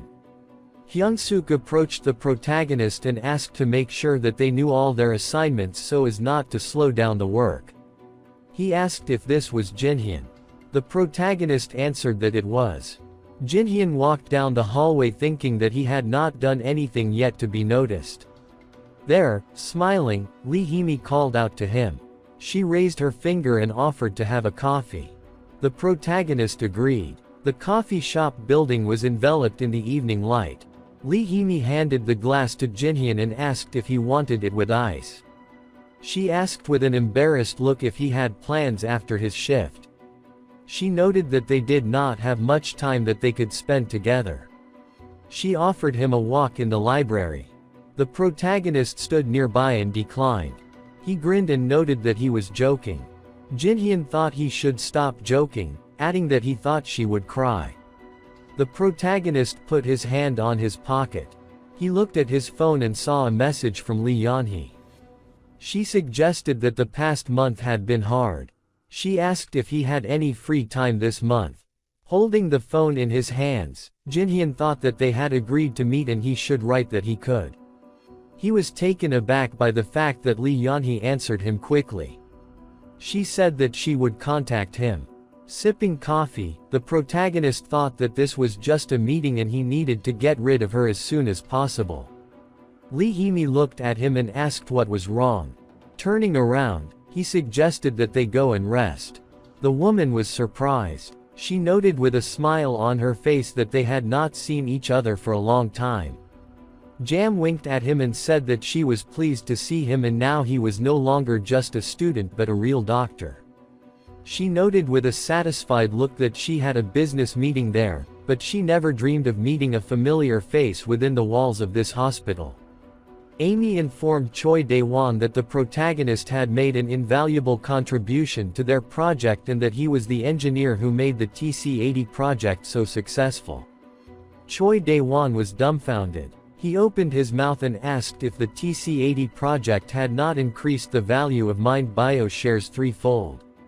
The puzzled man asked if the intern had done any search. She sighed and noted that it was incredible. Jinhyun, looking dumbfounded, said that he had done nothing of the sort.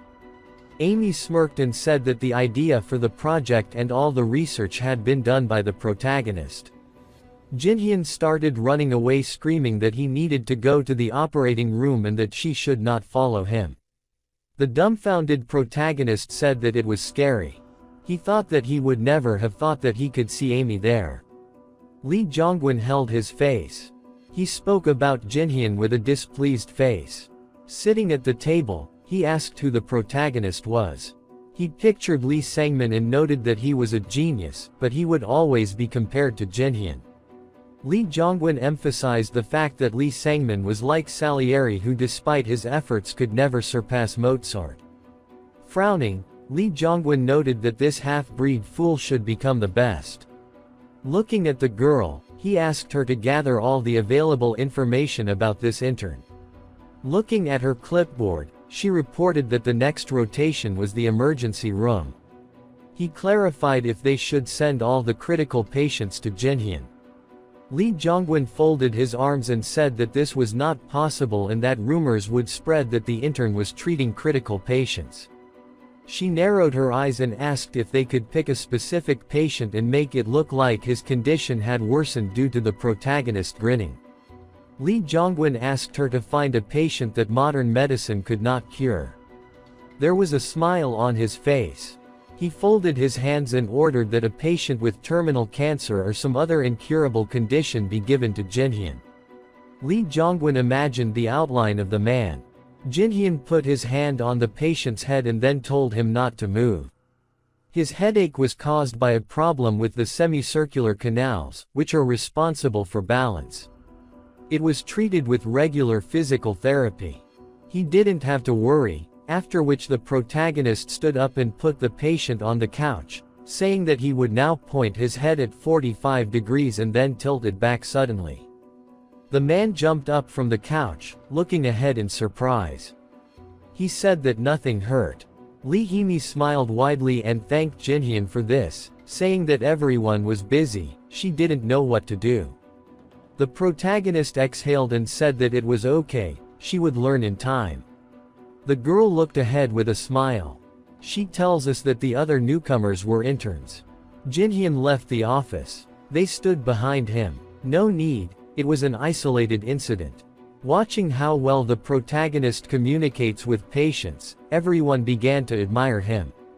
Looking at him, the talk going around the hospital was not just rumors. He was the best student at a Korean university, and he never boasted about his achievements, so his peer colleagues realized that it was much more comfortable to turn to him for help than to older colleagues. They looked ahead in surprise. One by one, the interns began to gather around him. Someone said that this was the same monster intern who does the boss's job. Can they call him the chief intern? His colleague approached Jin-hyun. He said that this patient has a rash on his skin. Turning around, the protagonist frowning replied that he did not know anything, let him turn to someone else. Then the intern with a smile replied that he should stop because everyone is busy, and he knows better than anyone. Jin-hyun looked around and answered, okay. Another intern, stretching out his hand, said with a smile that this patient, the doctor in glasses, looking ahead, asked what he should do. The protagonist, looking at his comrades, answered that they should inform the psychiatric department about this patient and about the other one. He, frowning, answered that why he was doing the head doctor's job. All three interns, smiling, looking ahead, answered in one voice that he should not worry about it, he was just a little scared to contact other doctors. The protagonist answered that, in their opinion, he was some kind of simpleton. Hyung-suk approached him. He asked discontentedly why he was doing his job. The protagonist nervously looked away and apologized. The head doctor smiled slightly and then Singh answered that he misunderstood, he was not trying to scold him. Thanks to him, life became easier, rumors about him are not an enemy. Jin-hyun asked what kind of rumors, looking at him. Hyung-suk replied that he was about to kick the bucket these days, but Jin-hyun saved him. Could he continue like this? The protagonist beamed with happiness. Hyung-suk added that the bouncer's assessment. Jin-hyun raised his finger and said that he would try harder. Then he bowed his head and said that he would go then, and Hyung-suk answered, okay. He watched the intern leave for a few seconds, then bowing his head, he thought that Jin-hyun was capable and adaptable, but why did the upper management put spokes in his wheels? Why were they trying to palm off an incurable patient on him? We are transferred to the corridor. Lee Hee-mi looked ahead with a smile and then asked if Jin-hyun was free tomorrow, would he like to take a walk around the central city? The protagonist, looking in her direction, answered that it was interesting. Walking with the girl along the corridor, he thought that why not? You need to relax from time to time. Suddenly he stops. The phone in his pocket starts buzzing. Taking it out, he sees a message that says how he is doing in the emergency room. If he has free time tomorrow, he is waiting for his answer. Jin-hyun turns around, wondering what to do. He made a promise, but apparently Lee Hee-mi is impatiently waiting for an answer. The girl asked what happened, to which the protagonist mumbled something. Suddenly Hyung-suk appeared behind him. He called Jin-hyun, to which he replied that he would be right there. The chief, looking at his subordinates, apologized, then he looked away and replied that if he could take care of the patient who had just arrived, in general, everyone else was busy. Jin-hyun looked ahead for a few seconds in surprise, then thought about why he looked so guilty. Then he replied that he understood, thinking that he would just do what he was told. Figuratively, sometime later, the protagonist looking at his boss says in surprise that the unknown person is unconscious and also without a guardian. Hyung-suk, looking in his direction, replied that everyone is busy with patients with pneumonia, will he be able to handle it? Jinhyun, looking at his boss, replied that yes, everything is fine, since everyone is busy, he will take a look, after which the protagonist left, and Hyungsuk, looking in his direction, frowned and thought that this is not the patient that the interns would be able to handle. Even if he personally dealt with him, he would have problems. Why are they trying to ruin the life of this wonderful guy? Jinhyun, bowing his head, thought about alcoholic cirrhosis. What is it? He looked at the sick man who was lying on the couch and then continued to think that he smelled of alcohol and urine, after which he lifted his sleeve, thinking that his skin was yellow, his stomach was swollen like a balloon. A woman appeared behind him who said that she worked in the team that brought him here, could she get his signature? The protagonist signed the tablet and thought that if something went wrong, he would have to take all the blame. He went down to the man, thinking that apparently his condition was caused by the poor condition of the liver, but why the liver was so swollen. He needed to be questioned, but in such a state it would be difficult, after which he turned around telling the nurse to take material for blood and fluid analysis. The girl replied that it was okay right now. After a while, the protagonist ran down the corridor, running into Hyungsuk's office. He shouted that he could use ultrasound. The boss answered in fear that he had scared him, walking down the hall behind his subordinate. He asked how he knew how to read an ultrasound. Jinhyun ran a special device over the patient's stomach. Hyungsuk watched this, asked how he knew this, to which the internet replied that he had studied a little at university. What the protagonist saw shocked him. His hand shook and he thought that the liver was incredibly wrinkled and dried up, and also a strange huge tumor clenching his fists. He thought that it was liver cancer. After a while, a nurse approached the protagonist. She said that she was about that patient. She brought the blood test results as he asked. Jinhyun looked at the tablet in surprise and then thought that the bile level in the blood was 48, clotting factor 4.3. He looked away in fear, thinking that he assumed that his liver had stopped functioning. He looked at the sick man lying on the bed with fear for a few seconds, thinking that he could die in a couple of days or even today. The woman, crossing her arms, said that it would be difficult to accept him since his identity was unknown. Another doctor, hanging his head, said that they were not a charity, they could not accept a homeless person. Hyungsuk, hanging his head, apologized and then replied that it might be better to send him somewhere. Jinhyun, gritting his teeth, thought that they just wanted to get rid of him so that he would die somewhere. Suddenly, he looked ahead with fear. He saw how the sick man on the couch cleared his throat and then, in a trembling voice, asked where he was. The man turned his head, beads of sweat ran down his face. The protagonist looked at him with fear. Then the sick man raised his trembling hand and whispered that he needed help. Jinhyun grabbed his hand. The sick man asked, through the pain, for help. Having lowered himself, the protagonist answered that of course. After a while, he sat in the hallway, thinking that he was treating him in the emergency room, but was it normal? Suddenly, Lee Hee-mi came up to him, pulling out a glass of coffee. She said that he should rest. In the last few days, he works a lot and sleeps little because of this patient. Jinhyun smiled and stretched out his hand for the glass and then answered that he was fine, he slept a little in the break room. Lee Hee-mi, sighing, looked at him, then she sat down next to him, saying, "Was that enough?" She was worried about him. Jinhyun answered that he was grateful and then said that she also needed to rest. "We are transferred to sometime later." Jinhyun's efforts were not in vain. The patient's condition improved, and he was able to speak. The man was lying on the couch, turned his head to the doctor. He thanked him, saying that because of him, he was still alive. The protagonist answered that nothing special, he was glad to see that he was better. He asked his head what had happened to him. The man stared ahead silently for a few seconds, and then, opening his mouth, he said something. Looking at the ceiling, He continued to say that he quit his job and opened his own business, but it went bankrupt because he could not pay off his debts. He was left on the street. He knows that his liver is bad, but he cannot do anything. His family, he cannot contact them. Jinhyun listened to his story. Horror, an image appeared in his head, and he answered that so it is. The man, looking ahead, asked that he did not have long left. The protagonist answered that he was afraid, but apparently everything is so. The patient closed his eyes and answered that he understands, after which he looked ahead and said that there is something. Can he ask him for a favor? His son, he wants to see him. He wants to see him one more time before he dies.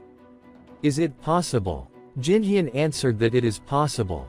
He has information about his son. The man answered that not long ago he contacted him. The protagonist, frowning, replied that he understood and he would be able to see him, he would help. After a while, Jinhyun sat in the hallway.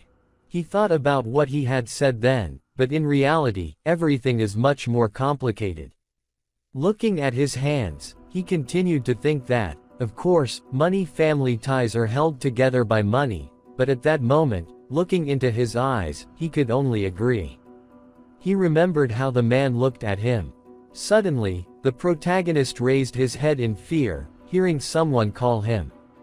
A nurse ran up to him, shouting that the patient was vomiting blood, he needed to come fast. Running into the ward, he saw the man coughing up blood. Turning to the nurse, he shouted to quickly bring an intravenous drip, they must hurry. Let them bring tubes in a vasoconstrictor. The girl replied that she understood. Jinhyun grabbed the tubes in the patient's nose, looking nervously ahead. He shouted that they urgently needed a transfusion, they did not have time and then thought that his blood pressure would jump again and he would die. We are transferred to sometime later. The patient lying on the couch was barely breathing. Looking at him, the protagonist thinks that they managed it. It would be good to perform an endoscopy, but in such a state it will be difficult. Suddenly, he heard the phone beep. Picking up the phone, he said that it was intern Jinhyun. The voice of the head of the administrative center was heard from the phone. He said that he could come to him now. We are transferred to the head of the office. The protagonist asks how he can help. An old man in an orange sweater answered that, as he probably already knows, he called him about that homeless patient from the emergency room. Jinhyun answered that it was his patient. Some problems. The boss, holding out his finger, replied with displeasure that the problem Jinhyun apparently does not understand at all. He does not know how much money they have already spent on him, it is simply ridiculous. This morning, the vasoconstrictor and even the blood transfusion, they cannot just use them. Money does not grow on trees, this is a hospital, not a charity. Looking menacingly ahead, he added that they will not be so lenient about this anymore. Hearing this, the protagonist replied that he was lenient. He said it seriously, after which opening his mouth, Jinhyun replied that he understood and will not be so careless about the hospital's money anymore. The boss replied that this was great and he hoped that Jinhyun understood, and now suddenly the protagonist slammed his hand on the table with all his might. The boss saw the red bank card and then shouted that Jinhyun was in his element.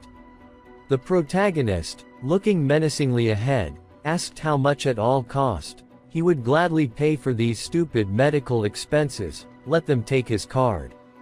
The boss looked ahead in fear and then, looking at the card, shouted that this would never happen, this is by no means a small amount, his salary will not be enough. The protagonist replied that how is this connected, this is his money, he spends as he wants, let them hurry up and take the card. Jinhyun, looking menacingly ahead, thought that after returning he collected 20 billion investing and working. He remembered the girl and thought that he was able to earn so much thanks to the heavenly maiden, spending it like that is not a problem. Remembering the girl sitting on the bench, he heard the boss's voice that perhaps Jinhyun has a couple of million in the account, let him stop joking and write him out already. The protagonist replied that he has them. The boss, looking straight ahead, shouted in displeasure that this was simply ridiculous, to which the protagonist replied that a couple of million was what the problem was. They shouldn't make him repeat himself, they'd take the card and that's it. Afterwards, he thought that the other was looking down on him only because he was an intern. He had enough money and he would have no problem paying these stupid medical bills.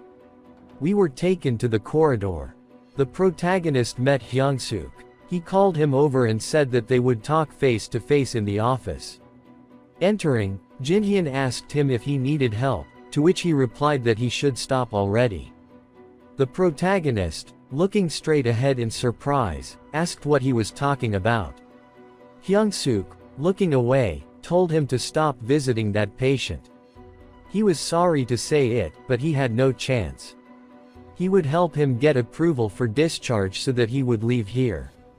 Hearing this, Jinhyun wanted to answer something with displeasure, but Hyung-suk exhaled, interrupted him, and asked what he really thought. His son would come.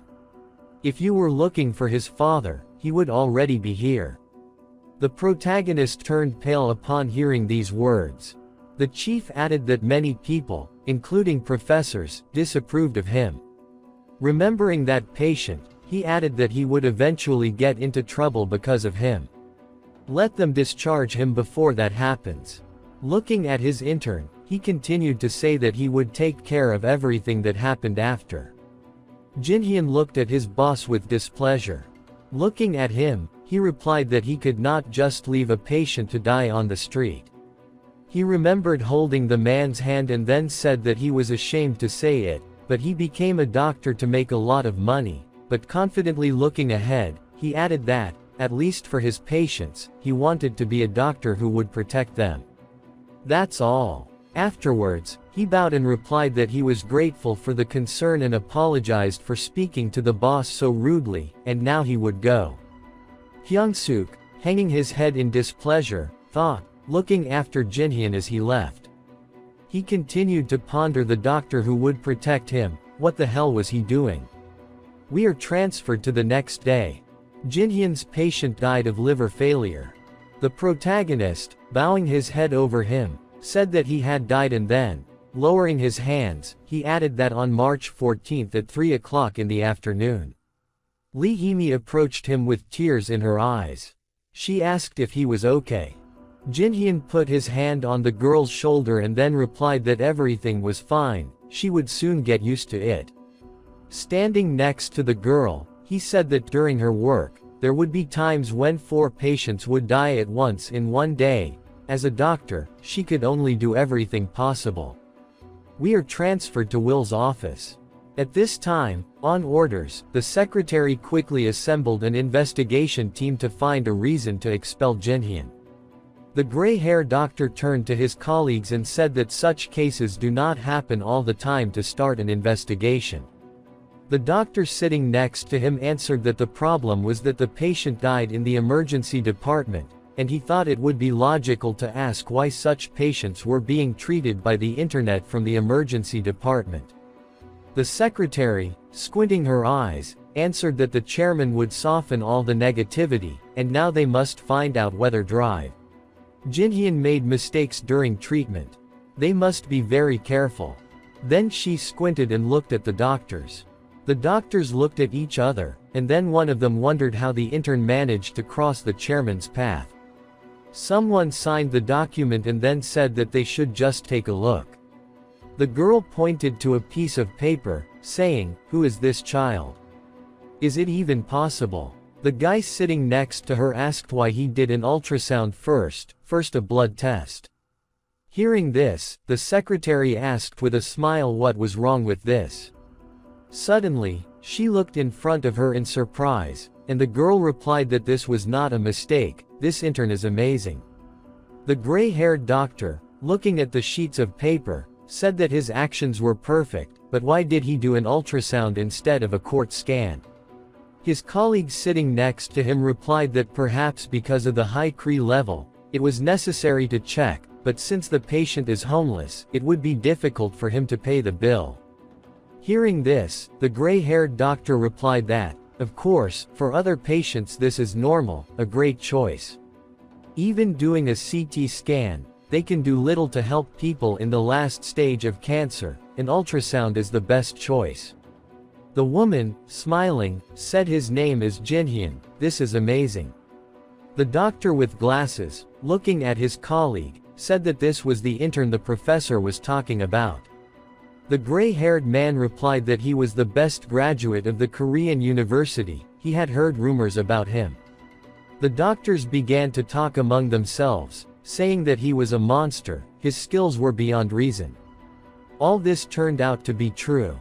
At one time, you were also the best graduate of the Korean university, but he could hardly do the same.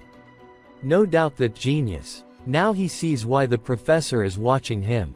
Listening to these conversations, the secretary, displeased, frowning, shouted that instead of useless things, let him look for mistakes, and then she thought about what they were doing. They should look for minor mistakes. Why were they so delighted? Useless old men. The woman, looking ahead, answered that they would find mistakes. The guy sitting next to her, lowering his head, continued her thought that if they were, then no problem. The gray-haired doctor stood up from his chair and said that it was clear at first glance that the work was excellent, and he thought that was all and they would go. Turning to the secretary, he added that, of course, it was not very good for them to act towards the chairman, but they could not invent mistakes out of nowhere. As an experienced doctor who should teach younger ones, he thought it was mean to find fault with him instead of praising him for such an ideal treatment. Hearing this, the secretary clenched her teeth, and her body shook. She thought that no, lowering her head, she continued to think that she must turn something into a mistake, and no matter what that chairman should be pleased. Then she approached God, asking what he could say about Jinhyun, to which he replied that if she had no other questions, let him go, he was busy. The secretary, looking at him with displeasure, wondered if his attitude had changed dramatically since last week, and then she asked if there had been any mistakes in Dr. Jinhyun's treatment. Hyung-suk replied, mistakes. He turned around, frowning, and then said, none. He continued to tell the displeased secretary that there had been no bad attitude, no shortcomings, no problems, nothing. In fact, he was treating the patient on his own, which was a disgrace to him as a senior. The girl, looking ahead with displeasure, shouted that she had come here on the orders of the chairman. Looking ahead with a stern look, she added that he thought he would like such an answer. Hyung-suk, turning away from her, asked what she had said. Turning around, he, frowning, replied that such an answer was, in any case, his residency was ending at the end of this year. After finishing it, he planned to stay here for a while longer and then go to the army. Clicking the mouse, he added that now he thought this hospital was too dirty. He would rather go to another place and stay there than stay here. The secretary's body was shaking with anger. Hyung-suk, looking at the monitor, thought that he really did not understand what was wrong with Jinhyun. Suddenly, he saw something on the monitor, asking what else it was. Looking in front of him, he smiled widely. He saw an article on the computer about the protagonist with the title, The Good Doctor from the Hospital, and then said that this guy is just a monster. We are transferred to the conference room. The man was holding the drain, says that the cause of death of the patient is shock caused by pulmonary sepsis. If there are no more questions, they will continue the meeting. Looking in front of him, he added that also because of the untimely suddenly. Choi Dae-won, frowning with displeasure, said that in this case he should have done a CT scan and not stuffed him with antibiotics. How was he going to continue to cope if he was so careless? He better stop making mistakes, otherwise he would not like what would happen next. Who was next? In the office, someone said that there was only one patient left. The doctors looked at the document. Someone added that it was an unknown case, a patient from the emergency department. One of the doctors, turning his head, said that wasn't he from another department. He thought that why his case was brought up at the ICU meeting. The woman, turning around, answered that it was true. She heard that he was first taken to the emergency department because of pain shock. Choi Dae-won, frowning, replied that he thought it should be clear to everyone why all the books say that the last stage of cancer belongs to intensive care, but why a new intern treated him on his own in the emergency department. He would like to discuss it. He added that he was sure they had received a message from the emergency department, but for some unknown reason, they had not taken him. Why? One of the doctors replied that because he was homeless, they could not accept him, and anyway he would have soon. Hearing this, the old doctor shouted angrily that it did not matter that he would have died, this case belonged to the intensive care unit. This responsibility lay in the hierarchy instead of the intern patient, they should have treated them. The director, suddenly looking ahead, laughing, replied that they should not shout at him so loudly, and he thought that he had already understood everything Choi Dae-won wanted to say. One of the doctors, looking at his clipboard, said that this one was really amazing, what a careful treatment of the patient. A woman sitting next to him, smiling, replied that she heard that he was able to diagnose cancer, and there was an article about it on their website. Hearing this, the president smiled, and someone added that this was really amazing. Afterwards, the chairman, looking straight ahead, replied that they should tell the intern to come see him sometime. Someone like him should be in the intensive care unit. We are transferred to a monitor on which the protagonist is depicted in an article. Jin-hyun looks ahead frightened. An intern comes up to him and says that he is amazing, and this has happened for the second time, and the protagonist thinks that another article, what about the PR team of this hospital? The other interns began to smile and say that this is the good drive. Jin-hyun, now even he felt warm just from looking at him. Listening to all this, the protagonist turned pale and thought that they should stop writing these damn articles. When did they manage to take this photo? If the sea of other important things to write about thoughts about this drive him into depression. He just wants to sleep peacefully, don't think about it. Taking the phone, he continued to think about today. He wiped his face with a towel, continuing to think about the day of the meeting. Then he took off his robe and, putting on simple clothes, he left the clinic. Lee Hee-mi appeared in front of him in a dress. She asked with a smile that he was ready. The protagonist looked at her silently for a few seconds and then asked where she was going. Lee Hee-mi, puzzled, looked ahead, answered that what was he talking about, they had plans for today, he forgot. A few drops of sweat rolled down Jin-hyun's face, and the girl added that they had decided to go out together this Thursday. The protagonist thought that he had made 2 appointments at the same time. Lee Hee-mi smiled and then added that he was busy at work. It was no wonder that it slipped his mind, let them go now. Jin-hyun thought about what he should do. She must have been really looking forward to this.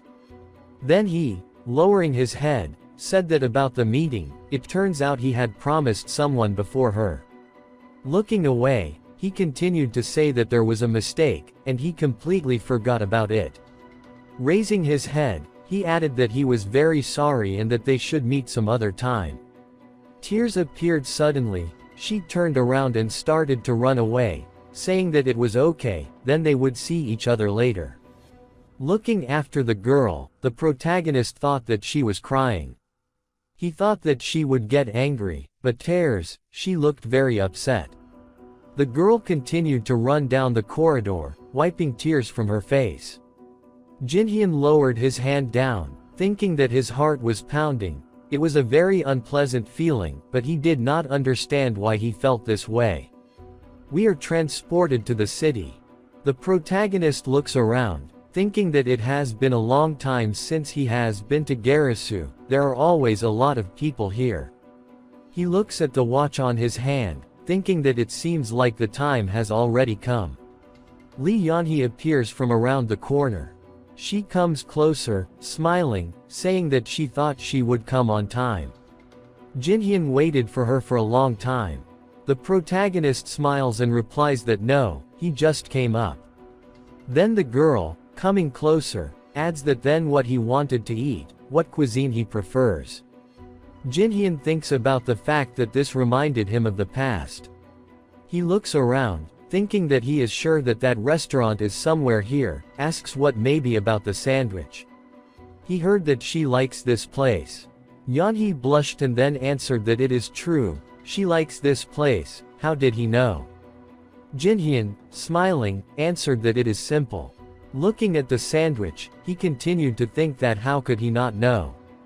They were married before, even in his past life, she often dragged him here.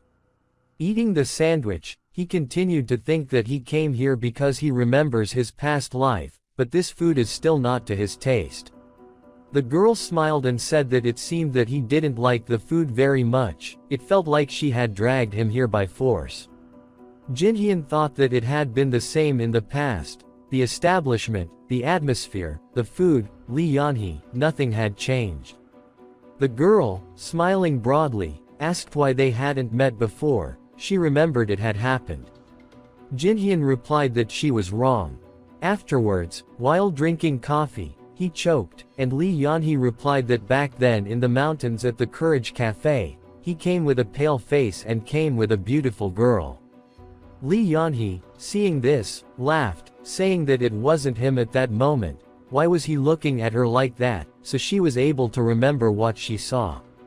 The protagonist, turning his head to the side, replied that that's what she thought.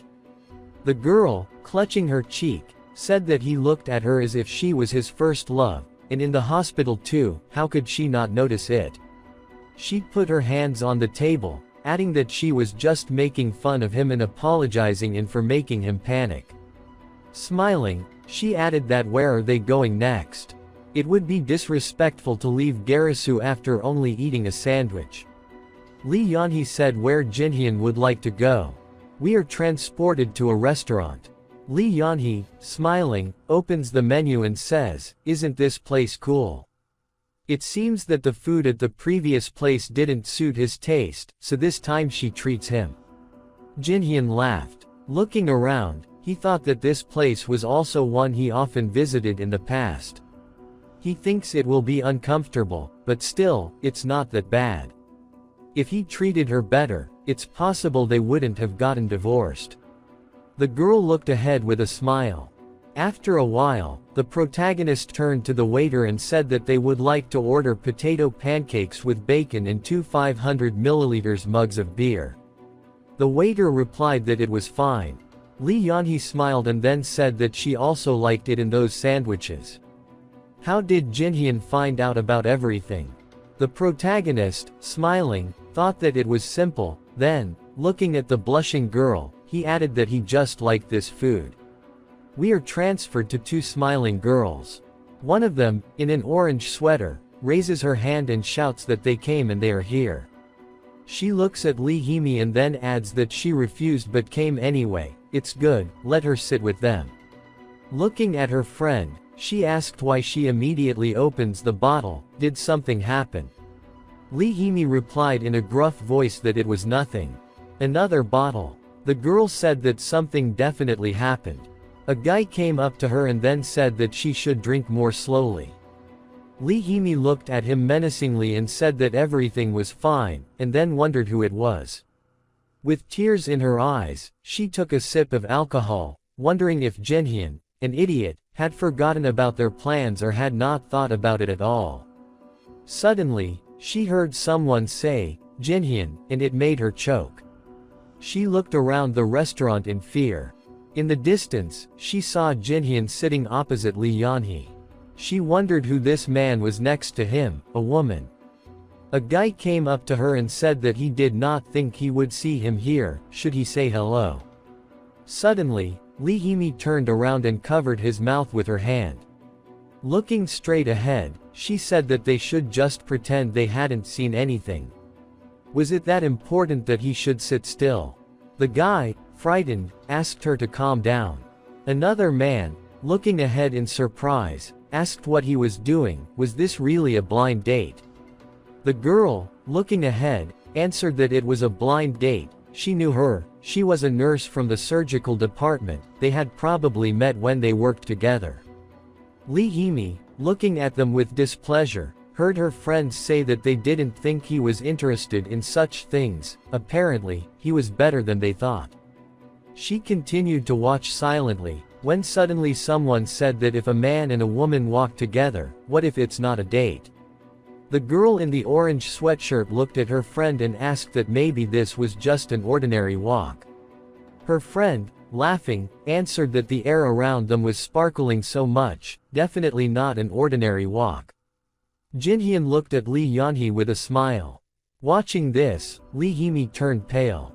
Lowering her head, she thought that he sometimes had such an expression on his face. Suddenly, the girl, looking at Lee Hee-mi, asked where she was going. Lee Hee-mi replied that she needed to go to the bathroom and that she would be back soon. After a while, she looked at herself in the mirror, upset, thinking that she needed to wake up.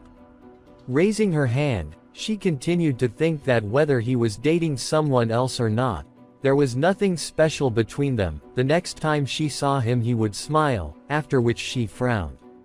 Suddenly, Jinhyun appeared in front of her. He looked ahead in surprise. Tears appeared in the girl's eyes. Seeing this, the protagonist spread his hands in fear, asking what happened and that she needed to calm down, but Lee Hee-mi took his hands away from her.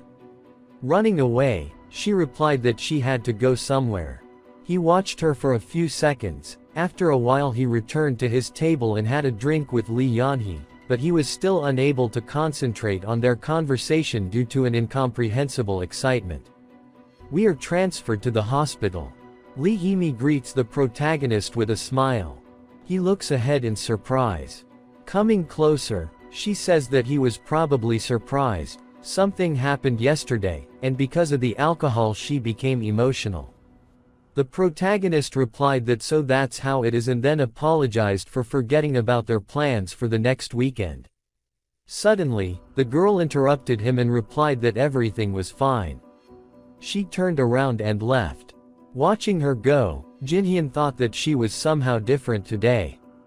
Having looked ahead with satisfaction, he continued to think that this is strange. She looks very upset. In addition to the fact that he forgot about the plans, he offended her somehow. We are transferred to the office. From there, the sounds of blows are heard. Lee Sang-min dodges the blow, and someone shouts at him that he is a bastard. The chairman menacingly raises the belt above his head. Gritting his teeth, he shouts that he imagines what humiliation he experienced today. Rotten blood cannot be fooled. Secretary, where is his golf club? Lee Sang-min, lowering his head, thought that the vultures will immediately come when he shows his weakness. They will peck him to death, no matter what. This must never be allowed to happen. The chairman menacingly clenched his teeth. Raising his head, he continued to think that this hospital is only because of this Jinhyun or whatever his name is, in his bastard son. Grabbing the golf club, he looked at the secretary and shouted that she found something. How many days have passed already? He always has to raise his voice. The girl, lowering her head, replied that she apologizes, she will find the information soon. The chairman, lowering his head menacingly, shouted that then she should stop wandering around and let her do her job already. Then he sighed, turning around, he asked what the hell he was still here for. Let him get out, jinx him and bring him at least something about this Jinhyun. Lee Sang-min stood there, looking menacingly ahead. The chairman added that this way he would at least thank him for picking him up. We are carried into the corridor. Someone says that the professor was on the edge this time. Free that he is fine. The professor replies that he is fine, let him not worry so much. Getting out of bed, he grabbed his head, then added that, in any case, the headache would kill him someday. How long had he been lying there? The doctor replied that a month had already passed. Turning around in fear, the professor replied that was incredible. Of all the illnesses, a heart attack, and during an operation at that. The doctor smiled, exhaled, and replied that, thanks to Dr. Jinhyun, everything went smoothly. After he felt bad, he took everything upon himself. Clenching his fist, the professor replied that this guy saved his life. How can he repay him? Brilliant organization and courage, he will make a brilliant surgeon, after which he raised his hand and, smiling, replied that if you think about it, and we had to mix micro vessels, it was not easy for him. The doctor replied that what is he talking about, did not he take care of this before the attack? Hearing this, the professor, looking at the task in front of him, replied that he completed the vascular anastomosis.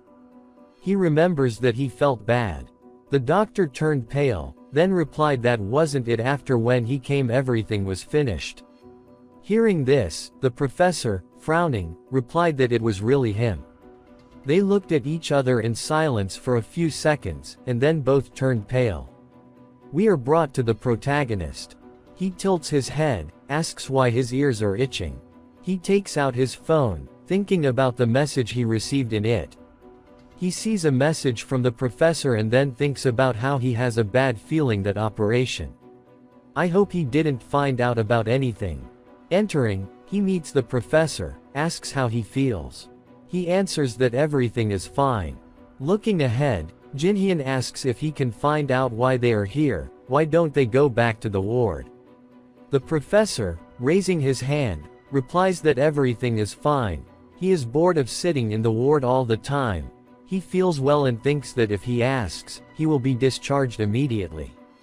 Looking at Jinhyun, he says that he heard that he saved him and so thanked them very much. The protagonist blesses and then replies that he is flattering him. Anyone in his place would have done the same. After which the professor looks out the window and adds that anyone, if you were not there, would now be in a deep coma. Standing with his back to Jinhyun, he adds that besides how he was able to finish the vascular anastomosis that day, and then, looking ahead, he asks that after all it was him. Lowering his head, Jinhyun apologizes and then adds that he did not intend to lie to him, there is no forgiveness for him. The professor, turning around, frowned, and then, smiling, he said that everything was fine. He had not called him to listen to this, who cared about this process. The protagonist wondered why he was laughing, but why he was so scared. The professor added that in such a serious situation he could have saved him and the patient at once, 2 lives. Let him not think that this was an interrogation as he thought, he needed to become a surgeon. Jinhyun, smiling, replied that he was grateful. The professor said that everything was fine, he had time to think it over a lot of time. Suddenly, someone entered the room. Choi Dae-won, raising the tablet, said what the professor was doing with internal medicine office of all places, as they chose their conference room. Menacingly approaching, he added that the professor seemed to be more alive than he thought, changed his mind about dying this time. The professor replied that doctors do not say such things, they are frivolous people who practice internal medicine. Suddenly, they both turned around. Someone came in and said what was going on here. Director appears in front of us. He takes off his hat and then says that they have not seen the professor for a long time, how is his health? He coming closer says that it really has been a long time, he came to hold a meeting. Director replied with a smile that now the conference is the only way to meet all of them, and who is this young man? The protagonist, looking in front of him with a trembling voice, answered that his name is Jinhyun and he is an intern. The professor, looking menacingly ahead, said that he shouldn't even think about taking the bag to therapy, a man shouldn't do something so pathetic.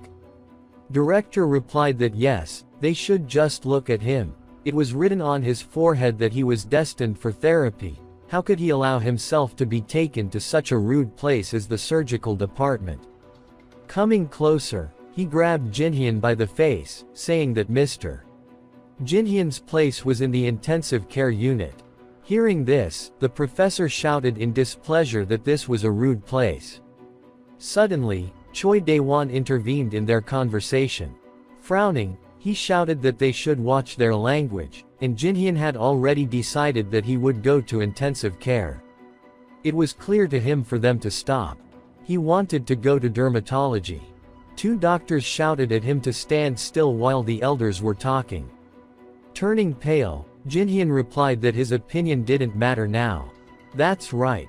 The chief resident of the dermatology department appears in front of us. He turns over the sheets of paper, then says that he should choose something other than dermatology. If he really wants it so badly, he will not stop him, but most likely Jinhyun will not do. The protagonist, not looking at the task in front of him, asked what he meant. The doctor exhaled and answered that this year they have a golden student. If there are 2 spots in the staffing table this year, then there is a chance, otherwise it is better to give up. Jinhyun asked who this golden student is.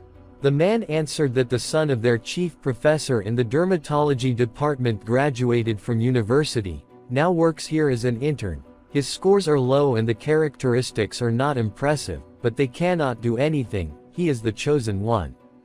The protagonist imagined a lot of money in his head and then thought that golden students in hospitals are called people who have great connections with professors or with the management of the hospital. The son of the professor of demonology will be the chosen one among the chosen ones. Hearing this, the protagonist clenched his fist, thinking that he had given 10 years of his life to have all his efforts go to waste because of such a stupid reason. Then he remembered Choi Dae-won and the professor glaring at him, and then he thought that seriously thinking about them made him nervous. He remembered sitting and studying a lot of theory, thinking that he would simply crush everyone with his grades, he would be accepted to the only place in dermatology. Suddenly, someone came to him and grabbed his shoulder. Lee Sangmin, looking at him, asked that he was studying again. Jinhyun asked him what happened. Having lowered himself, his comrade replied that if you look, he needs to rest. Let him think about the people who are lagging behind him. He doesn't look very good, something happened. Raising his head, Jinhyun replied that there was something but everything is fine, let him sit down now. Lee Sangmin turned to the protagonist, telling him to let him ask one question: why did he want to become a doctor? Jinhyun, signing the document, answered what kind of weird question it was, just like he said last time, to make money. Lee Sangmin, looking at him, said that it was all about the money back then. The protagonist, turning around, heard him say that if he was suddenly given 10 billion won, he would give up this idea. Smiling, Lee Sangmin added that he could retire as a doctor and he would give him as much money as he wanted. A second later, the protagonist is grabbed by the collar. Lee Sangmin, looking at him menacingly, asked why he was saying this. Seriously now approaching and frowning, he added that he was thinking, not friends, but he is offering such crap. That's true, he loves money, but don't think that he will beg people like him for handouts for it. Lee Sangmin, looking ahead, asked, why didn't he become a doctor to earn money? If he had money, he could quit medicine. Jinhyun answered discontentedly that this bastard. Suddenly he stepped aside, saying that it did not matter, let him forget. He remembered how he looked at the results with tears in his eyes, how he was at the operation. He remembered how his father hit him, then thought that why he could not defeat him. Lowering his head, he continued to think. Suddenly, someone entered the room and he turned around. A displeased Lee Hee-mi appeared in front of him. Lee Sangmin, looking at her, asked how long she had been standing there. The girl, lowering her head, answered that from the very beginning of the conversation. Frowning, she continued to say that she was warning him, let him not dare even touch Jinhyun with a finger. Looking at her, Lee Sangmin answered, what, love? What if he refuses? Lee Hee-mi, looking sternly in his direction, replied that she would see to it that he could no longer work as a doctor. Narrowing her eyes menacingly, she added that unlike him, she was from the main branch of the family. He thought she did not have enough power to do this, and she knew that the death of an important person was his doing, or he thought that she would not find out due to lack of evidence. She said nothing. Lee Sangmin stared silently ahead for a few seconds, then he smiled maliciously, and a second later, he pressed his sister against the wall, covering her mouth with his hand. He put a fountain pen to her throat and then menacingly told her to continue to be silent. If he used any more force, she would die. He slightly cut her neck, adding that if he accidentally hit an artery, he would go to the next world. Coming closer, he smiled madly, saying that she shouldn't scream. Without her relationship with this man, she was nothing. Why did she need all this? Did she really want to die? Suddenly, Lee Hee-mi bit his hand, tears appeared in her eyes, and she screamed loudly that it was fine. Let him kill her now, because if not now, then later she would send him to hell. Leaning over, she continued screaming that being born into this family, knowing who killed her brother but not being able to tell, all this and being unloved, she was tired of all this. She remembered looking at a family photo and then added that in this hellish family, Lee Sang-min remembered how he smiled as a child. He listened to Lee Hee-mi's words about being unable to do anything, being unloved. He narrowed his eyes and then, suddenly turning away from her, said that it was incredibly boring. The girl sat down on the floor, she grabbed the cut with her hand. Her hand was shaking, she kept crying, her head down. We were taken to Jinhyun, he was looking at the monitor, and then he thought about how ordinary days were going on. He had made a scene again. One of his friends had finally passed the police exam. He was reading a book, clutching his head, and then he thought that, despite his fears of failing dermatology, he had continued studying. Looking at his phone, he thought that somehow it happened that he often had lunch with Yeonhee. Remembering Lee Hee-mi smiling, he thought that, on the other hand, she had been sent to the hospital for 4 months, which meant she would not be around for 4 months, as she did not say goodbye to him. He continued to reflect that they were always together, despite how she did not object to the transfer. Lowering his head into the textbook, he thought about what was worried. She became strange, awkward, wondering how she was doing there. He wrote something in a notebook. His friend said that this residency exam is possible, he will just forget about it, how to answer this question. Jinhyun raised his head, then answered, the 3 minutes, so epinephrine Cabernet antibiotic susceptibility cysteine. Hearing this, his friend, laughing, said that he did not even show him the question. He is an accurate person. Exhaling, he added that a terrible person, he will definitely pass everything. The protagonist, looking with an empty look in front of him, answered that he was interested. He is not a golden student or something like that, an ordinary person, how it will all end in the end. His friend answered menacingly that he had already given up on that, why shouldn't he go into surgery with him? There were other fields besides dermatology, plastic surgery, for example. Jinhyun, clutching a pen in his hand, answered that plastic surgery, no, it had to be dermatology. He didn't need anything else, it had been his dream for the last 10 years. Suddenly his phone vibrated. Looking at it, he thought that this was the Ministry of Education and Advanced Training, dealing with them was quite stressful. He answered, a voice was heard from the phone that he had to tell him something related to work, he could come to them. We are transferred to sometime later. Jinhyun asks fearfully what accompanying a patient. The girl answers him, looking at him, that's right, he doesn't often encounter this. The protagonist says no, but this time on a plane and not only, frowning, he adds that besides there are other interns, why him? The girl, looking at the piece of paper, answers that because he is the best and also the patient chose him. They say that he wants a good doctor. Turning away, Jinhyun thought that he needs to get into less trouble. The girl, looking at him, added that it would be tiring to fly back and forth on an airplane. The protagonist looked ahead in surprise, and she added that he would be given a bonus after completing the test.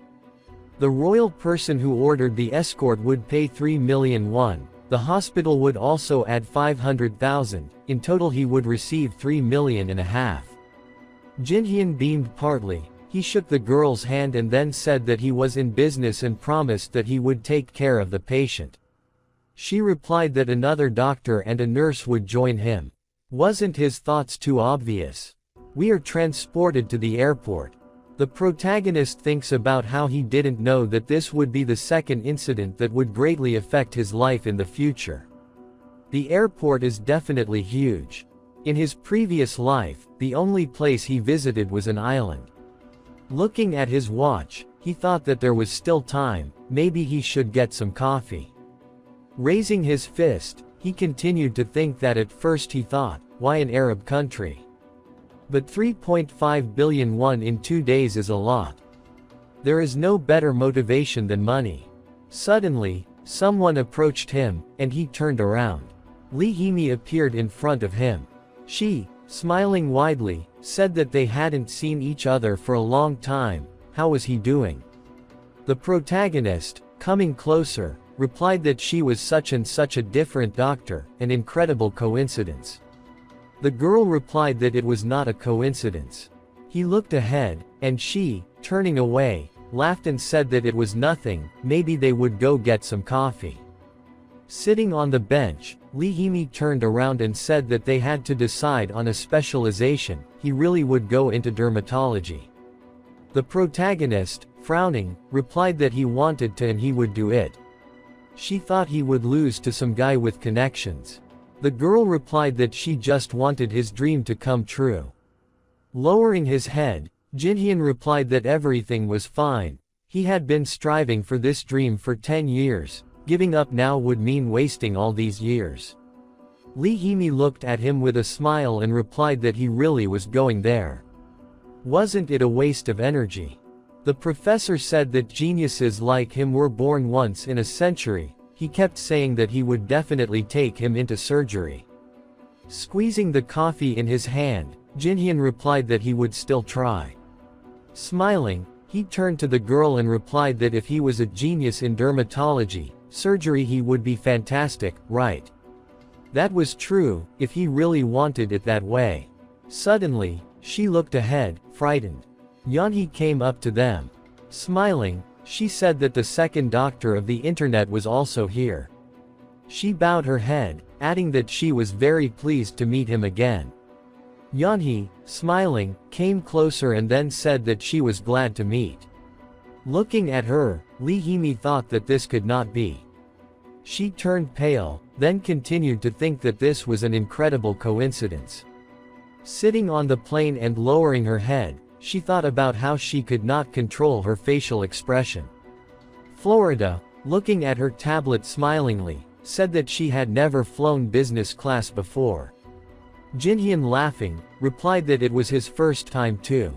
Suddenly, he turned to Lee Hee-mi and asked if everything was okay with her. She did not look well.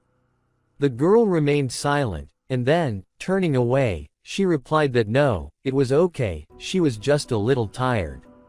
She had been driving all night from another city, she should take a nap. Jinhyun replied okay. Lee Yeonhee looked at them in surprise. The protagonist continued to think, that was strange, just recently she was so cheerful. After a while, the plane took off. Jinhyun approached his client and said that he needed to check his condition, if there were any toads, or he was uncomfortable. The prince replied that he was fine. Raising his head, he continued to say that he was grateful and the protagonist should rest. Jinhyun, exhaling, thought that he looked good. He had cancer at such a young age, and it was incredibly sad, after which he remembered himself in a past life, thought that he reminded him of the time when he himself suffered from cancer in a past life. Fortunately, everything is calm, after which he approached the sleeping Lee Hee-mi. Looking at her, he thought that it had been 7 hours, everyone was sleeping. She must be tired, she didn't look so good when they landed.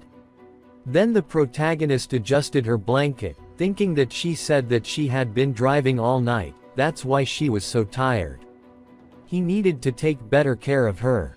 Leaning over, he continued to think that he was causing her nothing but trouble these days. Then he adjusted her hair. Suddenly, he saw a bandage on her neck. Looking at it, he thought that it didn't look like a scratch. Leaning over, he thought that he needed to take a closer look when suddenly Lee Hee-mi woke up. The protagonist, blushing and running away, stared in surprise in front of him, and the girl asked what he had been doing. Jin-hyun replied that he hadn't done anything and then apologized. Frowning, he asked what was wrong with her neck. Lee Hee-mi, lowering her eyes, replied that it was just a scratch, nothing serious. The protagonist looked at her and apologized for waking her up. Lee Hee-mi replied that everything was fine, let him sleep too. After some time at night, the plane landed. A guy in a suit approached Jin-hyun and greeted him, asked how the prince was feeling. Nothing special happened, the protagonist replied, that he was fine. The guy, looking at the prince, thanked him for taking care of him. Someone added that the prince was also impressed by his detailed diagnosis. Raising his hand, he continued to say that he was grateful to Jin-hyun for everything, and now the prince wanted to give him a personal reward. The protagonist, stretching his hands in front of himself, replied that he did nothing special. Jin-hyun blushed as soon as the man said that it would be a double fee, they would send 6 million won to his bank card. Jin-hyun smiled and shook the guy's hands, thanked him, and he laughed and replied that the doctor was a very honest man. Lee Yeon-hee walked next to Jin-hyun, grabbing his hand, and then said that it was good that there were no problems. Their plane was in 5 hours, maybe they could go somewhere to relax. He replied that yes, it would be nice to take a shower. Lee Hee-mi, looking at them, replied that there was one place. They turned around, and she added that this was the place where I had to pay for food. We were transferred to a luxurious room. Someone said that there was a ceiling decor like in a high-class hotel and a fountain. A man in a suit leaning over greeted them in the restroom and added that they should call them if needed. The protagonist, looking at Lee Hee-mi, asked in surprise what it was. The girl, exhaling, replied that she would send the bill to her father, let him just relax. Turning into a square, she said with a smile that it was perfect and then thanked Lee Hee-mi. Jin-hyun, looking at his assistant's back, thought that she looked bad again, that he had done something wrong on the plane. After a while, Lee Hee-mi took a shower. Coming out of the bathroom, she thought that she felt so stupid, she just wanted to see him. She even agreed to accompany the patient. Lowering her head, she continued to think that she thought that she had already gotten used to being without him, but now she wanted to see him even more. She did not agree to this in order to look at him with this nurse. She knows that this is just a job, but suddenly Lee Yeon-hee came up to her, asking if she had already taken a shower. Lee Hee-mi, passing by, answered that yes, she would go.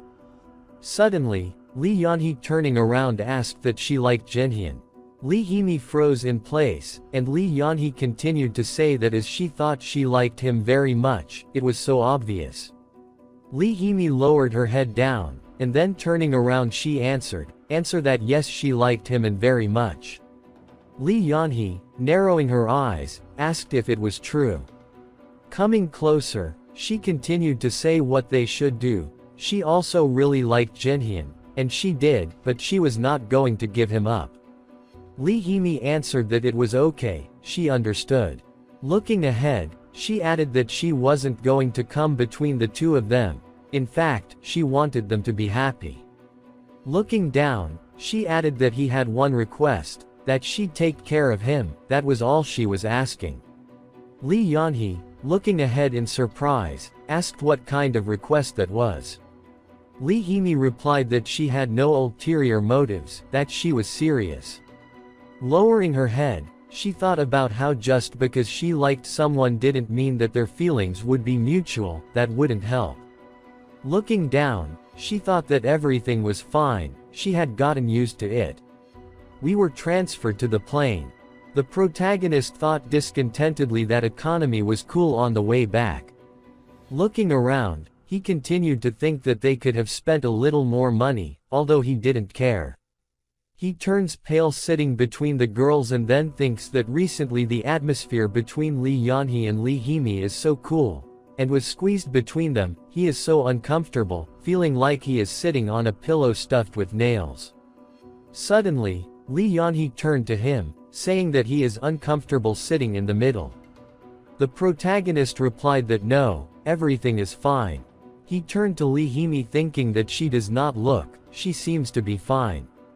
He thought that she was tired but did not expect that much.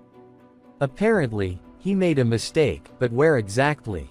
Maybe because he touched her neck without permission, perhaps he should apologize when he has a chance. The protagonist slightly opened his mouth. He looked in front of him with displeasure, grabbing his neck. He looked around, then thinking what time it is, he fell asleep for a while, and where Lee Yanhee went. He looked at Lee Hee-mi and then continued to think that here was his chance, he should apologize. Suddenly, he turned to her, lowering his head.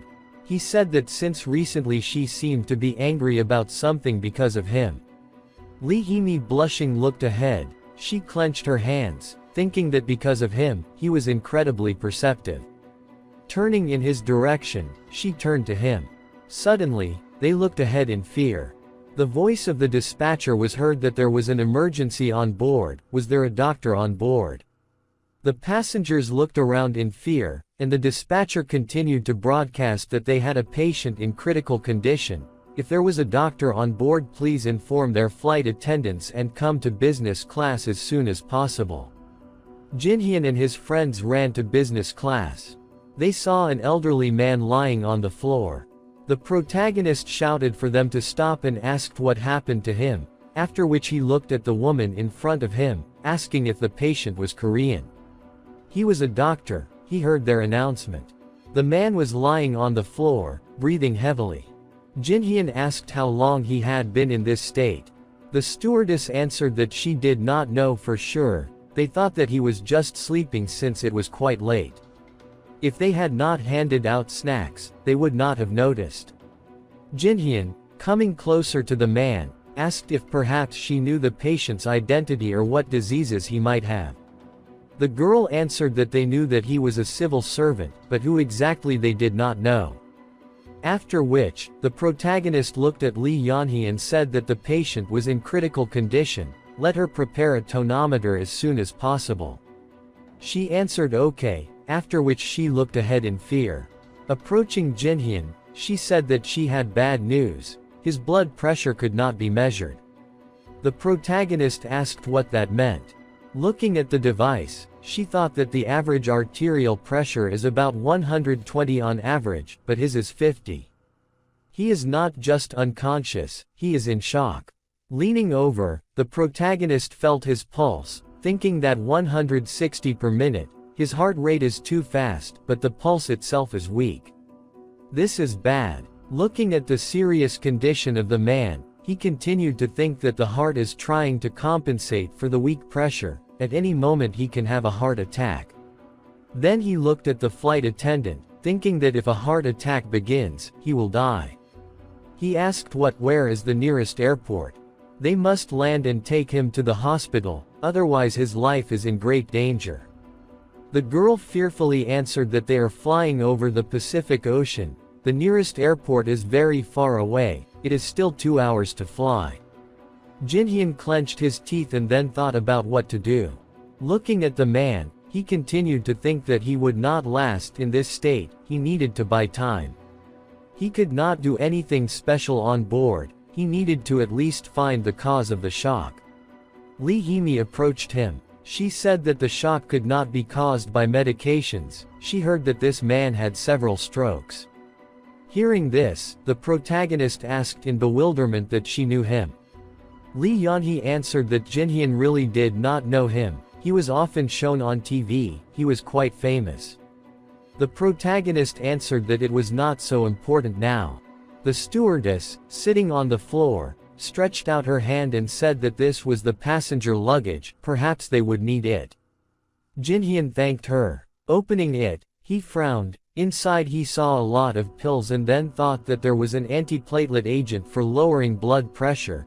the anticoagulant in oxen, asked them to stop at home later, which is true. It is spontaneous bleeding due to medication and very serious.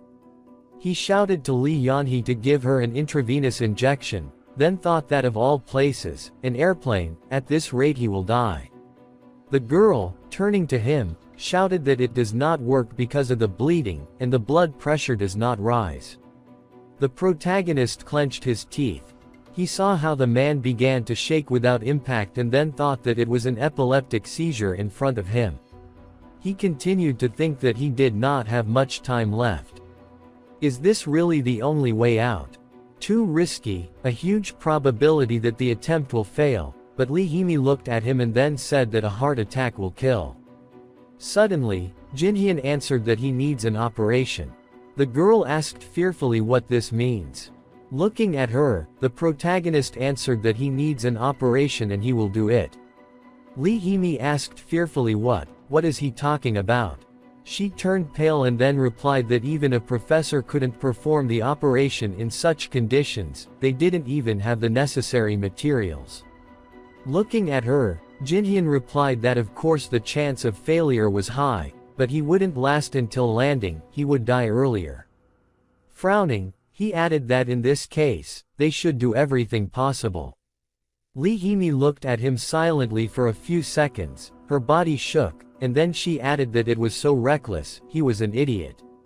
Tears appeared in her eyes, and she shouted loudly that he was such a fool. What would he do if something went wrong? Didn't he say that he wanted to go into dermatology? When will he stop being so reckless? He knows who his patient is. Not only will his license be taken away, he will also be imprisoned for murder. Jin-hyun, turning pale, silently looked ahead. Lee Hee-mi started wiping away her tears, and then Jin-hyun apologized and replied that it wouldn't happen again, but she had to help her save him now. The girl replied that he was going to do something so dangerous. Wiping away her tears, she added what she should do if something happened to him, let him do whatever he wanted. The protagonist replied that it was okay, he understood she shouldn't worry, and then thought that they needed a place to perform the operation. Looking at the stewardess, he added that they needed to operate on the patient. There was a secluded place. The girl replied that the first class was free, she would take him there. Jin-hyun took out all the necessary equipment, pulled on gloves. He thought that they really had nothing. What should he do without fear? After which he looked at the man's belly, thinking that judging by the swollen belly, the bleeding was not that deep. He took out a scalpel, wondering what was in the abdominal cavity or somewhere nearby. He leaned over and continued to think that it seemed like the artery was bleeding. There weren't many attempts, he needed to find out as soon as possible. Lee Hee-mi said she was disinfecting. The protagonist lowered himself and frowned, continuing to think that without a CT scan, he would have to look for the left or posterior gastric artery himself. Suddenly, Lee Hee-mi turned to him and asked him to promise her something. Looking ahead, she added that they would try to take care of themselves the same way he took care of patients. Jin-hyun replied that okay, he promised, after which, bending over, he began to cut his stomach with a scalpel. Looking ahead, he thought that he had dark blood bleeding from the abdominal cavity. Looking at Lee Yanhee, he told her to give him gauze. Looking menacingly ahead, he asked Lee Hee-mi to open the abdominal cavity so that he could see. What he saw shocked him. He saw a swollen artery, wondering what he had found, the posterior gastric artery, after which all three sighed.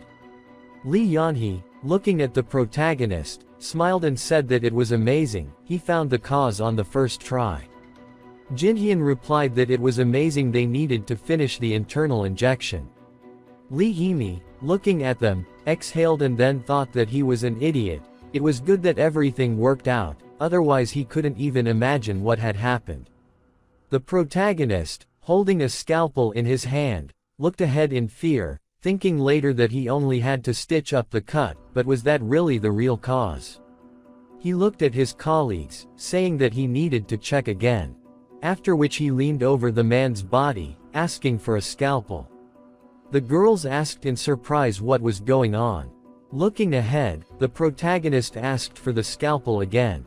Lee Yanhee, looking at him, was surprised, and he added that he wanted to make sure that they hadn't missed anything, after which she, looking at him, asked that there was a possibility, perhaps it would be better to stitch up the cut. Lee Hee-mi looked towards Jinhyun. She asked in surprise what he wanted to check again. She agreed with his decision, he was in charge here. Jinhyun nodded and thanked her, then he took out a scalpel. All three looked ahead in fear, thinking the same thing, that there was another bleeding. It was good that they checked again, everything could have ended badly. The protagonist began to stitch up the wound. Exhaling, he looked at his colleagues. Turning to Lee Hee-mi, he thought that they were lucky that the second bleeding was close to the first, everything ended well.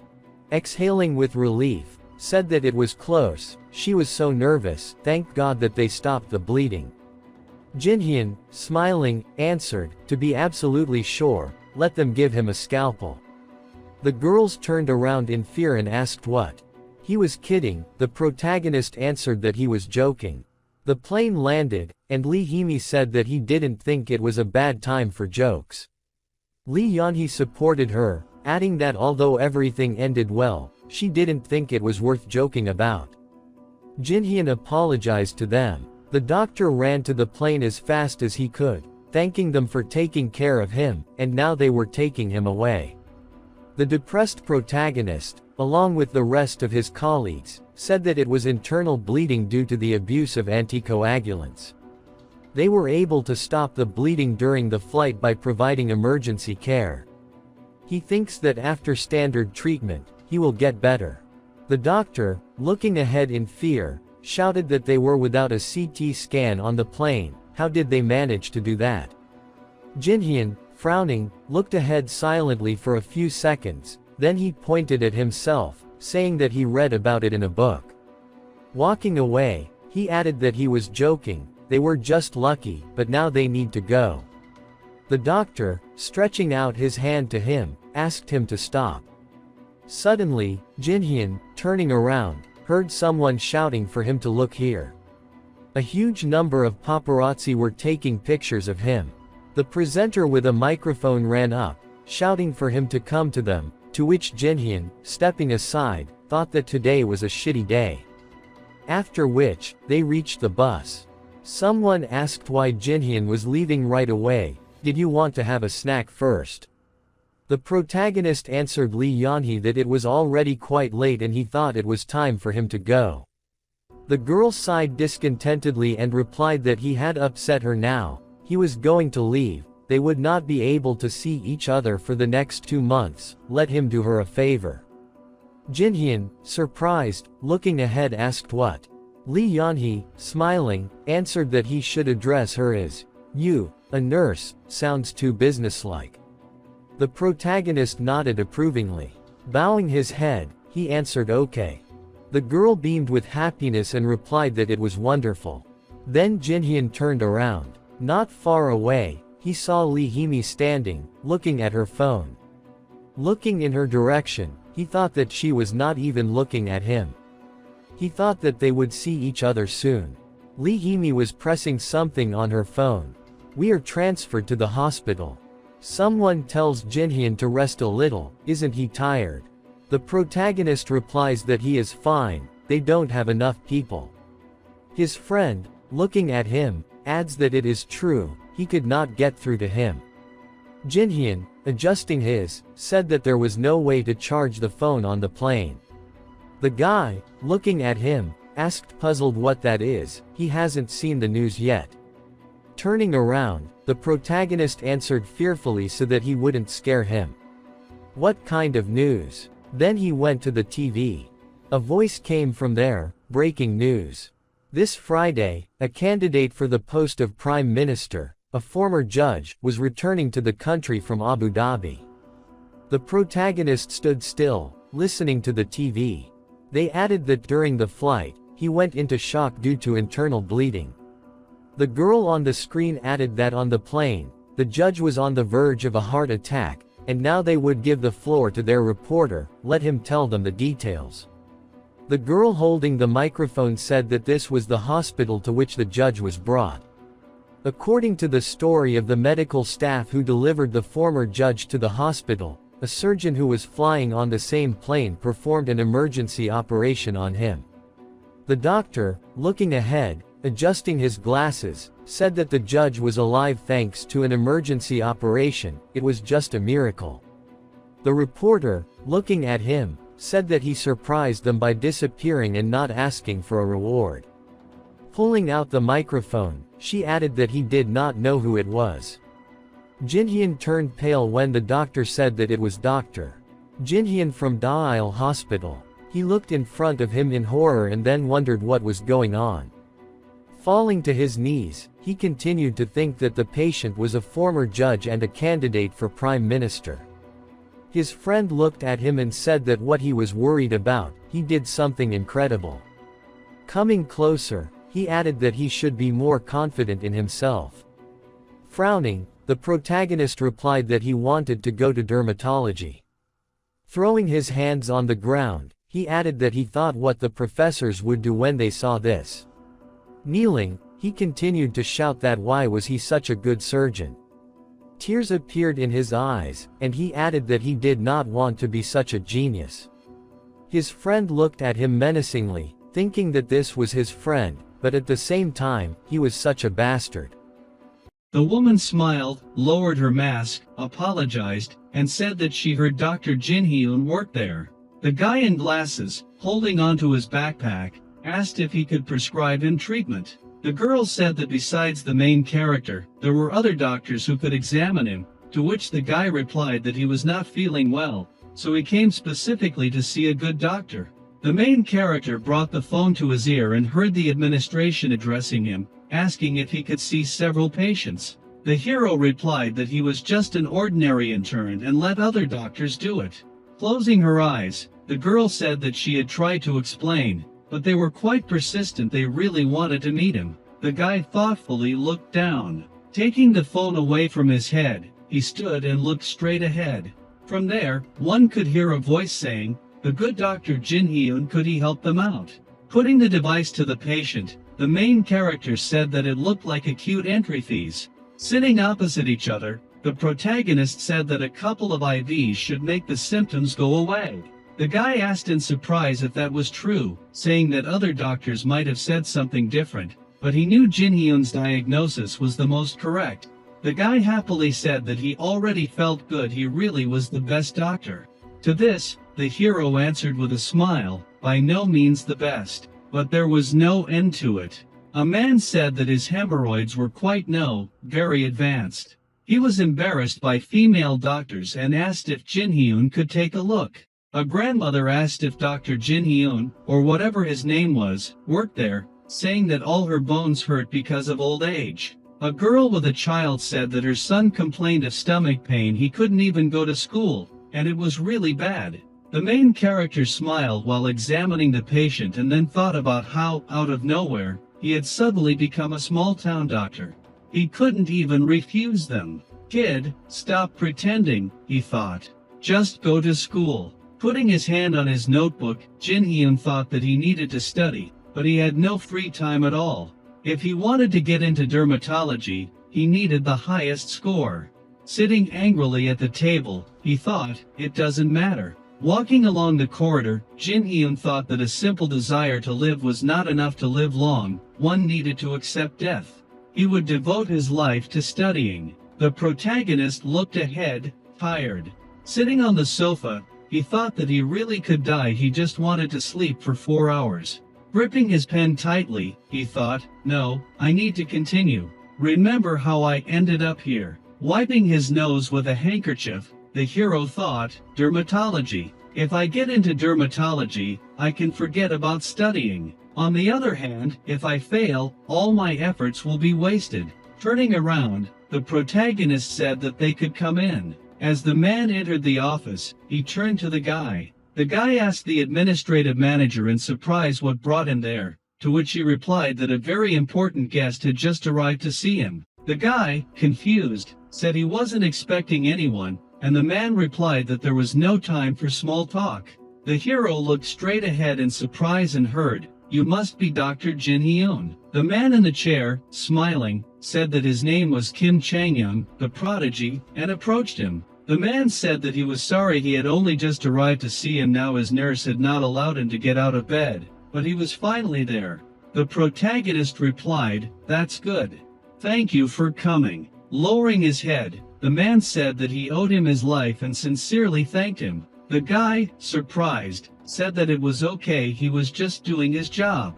Gritting his teeth, Kim Chang-young said that Jin Hyun was very modest. He realized how difficult it had been to perform an operation without the patient's consent. Smiling, the man said that such a debt could not be repaid with words of gratitude and asked if Jin Hyun had any requests. Amazed, Jin Hyun said that he was only doing his duty as a doctor and should not worry about it. Kim Chang-young, grinning, said, "That's amazing. I understand.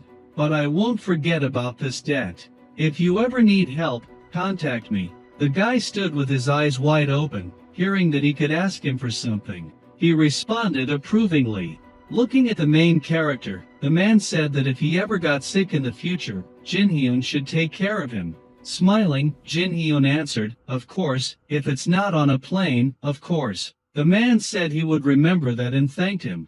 The hero had helped him not because he was a former judge. Looking straight ahead, he thought about how he shouldn't profit from the helplessness of patients. Although, if he got into dermatology, he wouldn't see him again unless he needed a cosmetic procedure. Bowing his head, Kim Chang-young said it was nice to visit the hero, to which Jin Hyun replied that it was mutual and wished him a good trip. Jin Hyun looked at the slammed door, then abruptly looked up and collapsed to the floor. The hero exhaled. "I was nervous. Finally, the storm has passed." And then, December arrived. The calendar showed the 12th of December. A corridor in the hospital appeared, and the main character noted that, according to the schedule, he had been transferred to a hospital in Busan. Finally, the enthusiastic patients had disappeared completely. Sitting in the chair, the hero thought he could finally relax, but it was high time to apply for dermatology, and for that, he needed to go to Seoul. Raising his head, Jin Hyun thought, maybe ask my friend? No, he was also sent somewhere. A portrait appeared in the hero's head, Lee Sang-min, asking, "Would you give up everything if you were given 10 billion won?" Lowering his head, the protagonist thought about Lee Sang-min. Thoughts about that bastard pissed him off every time. What the hell? I thought we were friends. Who does he take me for? Taking out his phone, the hero thought about the one person he could rely on for something like this. Lee Hee-mi picked up the phone and said the hero's name, asking what had happened. With a smile on his face, the guy said, "It's been a long time. How have you been? Why didn't you call me?" The girl replied, "You didn't call me either." Closing his eyes, the hero admitted, "You're right." Then he asked if she could do him a favor. The girl answered, "Of course. What can I do?" Jin Hyun said that he owed her barbecue. Smiling broadly, Lee Hee-mi said, "If Jin Hyun is treating, then okay." The hero asked, "Aren't you being too straightforward?" The girl looked ahead in surprise and heard, "It's nothing special. Could you apply for dermatology instead of me?" The girl, confused, asked if he was sure. Smiling, the guy confirmed, "I am. I'll rely on you." Lee Hee-mi said, "Okay. But you're definitely treating me to barbecue, right?" Looking at his watch, the main character told her not to worry, they would eat their fill. "It's time for me to go," he said. The girl replied, "Okay. We'll see each other later." Lowering her head and looking out the window, Lee Hee-mi thought, "I'm not going to get closer to him again, but it's difficult." I was glad to hear his voice. Time passed. A sign for an open exam appeared. It was time to enter dermatology. The residency exam had arrived. About 3,000 interns came to take the residency exam. A whole class of students showed up. The exam was very difficult and consisted of several sections, such as therapy, surgery, gynecology, and pediatrics. Everyone taking the exam was very nervous because the results determined the main specialty in which they would have to work all their lives. The main character was writing the test when a thought flashed through his head. He remembered how he took the entrance exam and how hard it was for him 7 years ago. Back then, the tired guy lay his head on the pillow, and the hero thought that he even got a stomach ulcer and almost died. Compared to that time, now it was pretty good. Looking down at the test, Jin Hyun thought that it was not enough to just pass the exam well. First, he had to give it his all because that was all he could do now. A guy waved his hand happily and called the main character. Approaching him, he asked how he had written the exam and mentioned that it was really difficult this time. Jin Hyun replied, "Well, how can I say, it's so-so." The guy said that he always says that but ends up writing better than anyone. To this, the main character replied, "Well, I don't know. I'm just an ordinary person, anything can happen." Smiling, the guy said, "Oh yeah, really? You'll probably get 100 points. Let's go and celebrate." A view of the rooftop of an establishment opened up. The guy handed a bottle of drink to the main character and said how bitter it was. Jin Hyun replied that he shouldn't drink so much. Laughing, the guy said it was just a little. The starry sky appeared, and Moonjin called the main character. Jin Hyun asked if he was drunk. Moonjin looked at the hero and said, "By the way, what would you do if you failed the exam?" The protagonist asked again in surprise. Holding a glass in his hand, Jin Hyun thought about it. He had just considered that the probability of failing was much higher than passing. The selection round depended not so much on the grade as on the professor. If the teacher didn't like him, then it was all over. Drinking, the hero thought that he had tried so hard these past 11 years. He had to hope for the best and then said, "I've done everything I could. Now all that's left is to wait." Moonjin looked at him with disappointment and heard that it was really impossible to change anything. "I'll think about it later," Jin Hyun added. Pouring liquid into a glass, Moonjin said, "Okay, everything will be fine. Let's forget about everything today and just drink." The hero turned to the guy in surprise and told him to pour the vodka into a smaller glass. The guy folded his hands on the table, looking straight ahead. Moonjin said, "It feels like we were drinking recently, and now they're already announcing the results." The hero asked again in surprise. Turning around, the guy confirmed it. They said that those who work in Busan don't have to come for the interview. The hospital is short on staff, so the interview will be replaced by a staff assessment. Jin Hyun replied, "That's even better for me. Then we'll have 100 points. Bringing the cup to his mouth, the hero heard, "That's true. It means we'll be busy in the hospital, but there's nothing wrong with the interview being replaced by an assessment." Jin Hyun thought, "That's unusual." Initially, everyone without exception was supposed to come to the interview, but this is also a good method, especially now when there are so many patients with viral pneumonia and accident cases. Looking at the screen, Moonjin reacted in surprise. Nervously looking ahead, the guy pointed at the admission status check and exclaimed, "I got in." The hero happily congratulated him. Memories from childhood, adolescence, and the present arose in his mind. The hero thought that Moonjin had always been behind but had passed the exam perfectly. He entered medical school, completed his internship at Dale Hospital, and finally became a resident. Moonjin thought, "Now I'm a surgeon. I'm no worse than Jin Hyun." Looking at the hero, Moonjin urged him, "Check your results too. They must be up by now." Jin Hyun agreed. He took the computer mouse and looked straight ahead in surprise. Smiling, the guy said, "You got 48 points out of 50. That means you ranked first among 2,987 people." Jin Hyun himself, "Well done." Moonjin widened his eyes. "How did you get such a grade?" Jin Hyun abruptly got up from his chair. "This can't be." Looking at the monitor, Moonjin asked, "What's wrong? With that score, you must have passed." Seeing the application for admission, Moonjin asked, "Wait, surgery? Didn't you apply for dermatology?" The protagonist was confused. "I don't understand. How did this happen?" The guy immediately said, "Lee Himi. You asked her to register you." They had to find out what was going on. Calling the girl, the protagonist asked, "You applied for dermatology for me, right?" The girl confirmed, yes, I did. Looking at her directly, Lee Hee asked, why? The application went through for surgery, Jin Hyun said, distressed. Lee Hee was shocked. That can't be. I clearly indicated dermatology. Jin Hyun sighed, okay, I got it. I'll try to find out. He ended the call. Taking his phone, he immediately contacted the educational department of Dale Hospital. This is Jin Hyun. I'm calling about an error in the admission results. Over the phone, they apologized and explained, it just happened. We thought you were applying for surgery. All the exam results have already been transferred, so it would be difficult to find your documents. The guy asked again, wait, this can't be right. Looking down desperately, the hero thought, this can't be happening. I'm in surgery now? Sweat ran down his face. He no longer hoped for anything. The academic department promised to try and correct the mistake, but filing a lawsuit would take about 2 years. Sitting in his chair, the hero thought, I still have hope. Days passed, but nothing changed.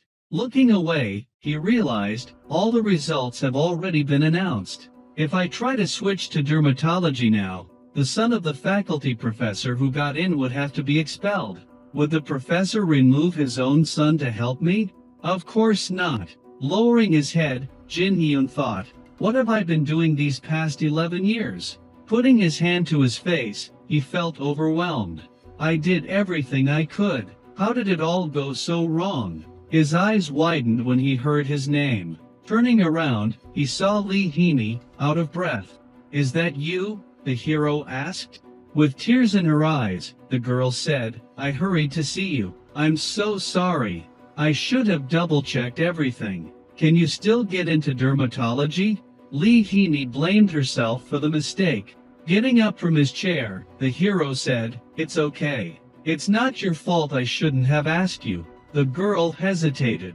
Yes, but... Looking at her, Jin Hyun asked, are you sure it wasn't your fault? With tears streaming down, Lee Hee admitted, I should have checked again. Seeing her cry, the hero felt a strange sense of calm. He hugged her tightly. I'm really okay. Don't feel bad. Leaning on his shoulder, the girl whispered his name. Jin Hyun didn't want her to cry. She was more important to him than dermatology. He just wanted to comfort her. They stood there, hugging. Jin Hyun felt an inexplicable excitement he couldn't understand. Suddenly, they pulled away when they heard, looks like I came at the wrong time. The protagonist's eyes widened in surprise. Kang Min-chul? Jin Hyun asked. The professor smiled. How are you doing? Kang Min-chul was holding a basket of flowers. He congratulated Jin Hyun on entering and said that since today was such a happy day, he was treating her. The guy was confused and asked why he came here from Seoul. The professor answered, of course, if it weren't for this event, I would have dragged myself here at night. He showed his bank card and reminded them that he was treating her today. They needed to go quickly. The hero looked at Lee Hee. At night, they came to the Jin Spare Ribs restaurant. The professor took a bottle and asked Lee Hee if she would also like a drink. The girl answered yes.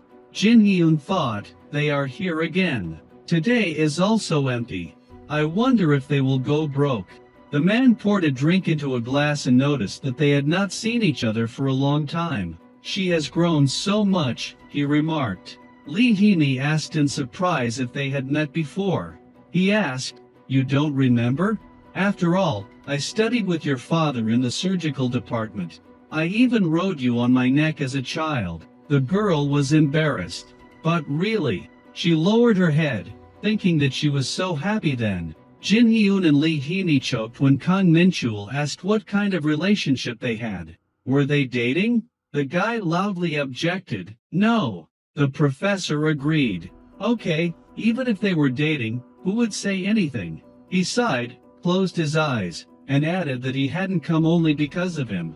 There were some things to do. Should I have called you when I found out you got into surgery? He asked. The guy looked at him awkwardly and admitted that he hadn't planned on surgery. The meat was being fried on the grill built into the table. Kang Min-chul asked seriously, really? Jin Hyun explained that it was a mistake with the submission of documents. The guy looked down and apologized it happened that way. The man said, "Well, it's good that everything turned out this way." Jin Hyun was surprised.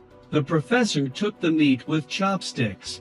Jin Hyun reminded him, "I was kicked out when I was studying at the Department of Dermatology at the university because of that guy." Kang Min-chul wrapped the meat in a lettuce leaf and added, "In Korea, in a hospital or here it doesn't matter where. But if you are not destined to be in dermatology, then so be it. Just go to surgery." He asked the guy if he thought he could make it big in dermatology.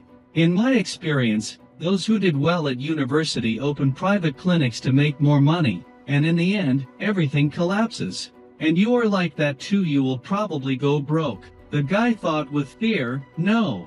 Why is he saying that when I haven't even tried?" Kang Min-chul slammed his palm on the table. He crossed his arms over his chest and said, "It doesn't matter what specialty you're in, but when you open a clinic, it becomes a personal business, and you need to be responsible for everything yourself. You can't even go on a normal vacation." He added, "Okay, it's hard in residency at the very beginning, that's true, but look at me. I took a break when I found out about my heart disease. I'm sent on business trips as an exchange teacher so that I can improve my health. And this is impossible with a private clinic." He smiled, said that when he completely finished his studies, he would get a teaching position. The professor offered him to move to surgery. "I will take care of you." The hero blushed. His hands were shaking. He answered timidly, "Thank you." He waved his hand to Lee Hee-mi. He looked at his phone. He had received a congratulatory message. Professor Choi Dae-won congratulated him on his admission and wrote that it was a pity that he had not gotten into the dermatology department, but surgery suited him better. He believed that the boy would become a good doctor. His mother also congratulated him on his admission. She was happy and very proud of her son. His father wrote that he was so proud that Jin Hyun was his son and that he loved him. His lips trembled.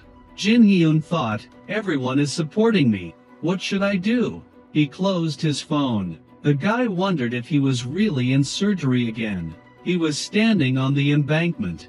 He thought that he wanted a different life, a life without failures. He thought that he was afraid of repeating those failures. He decided that he needed to succeed. If everything works out, then surgery would not be so bad. He looked down and thought that every day would be like a battlefield. Of course, it would be very different from dermatology. He took a step, closed his eyes, and smiled. "Well, what's so bad about that? You just need to become the best doctor." Lee Sang-man was congratulated on being accepted into the surgical department. Director Jim asked him if he needed anything else.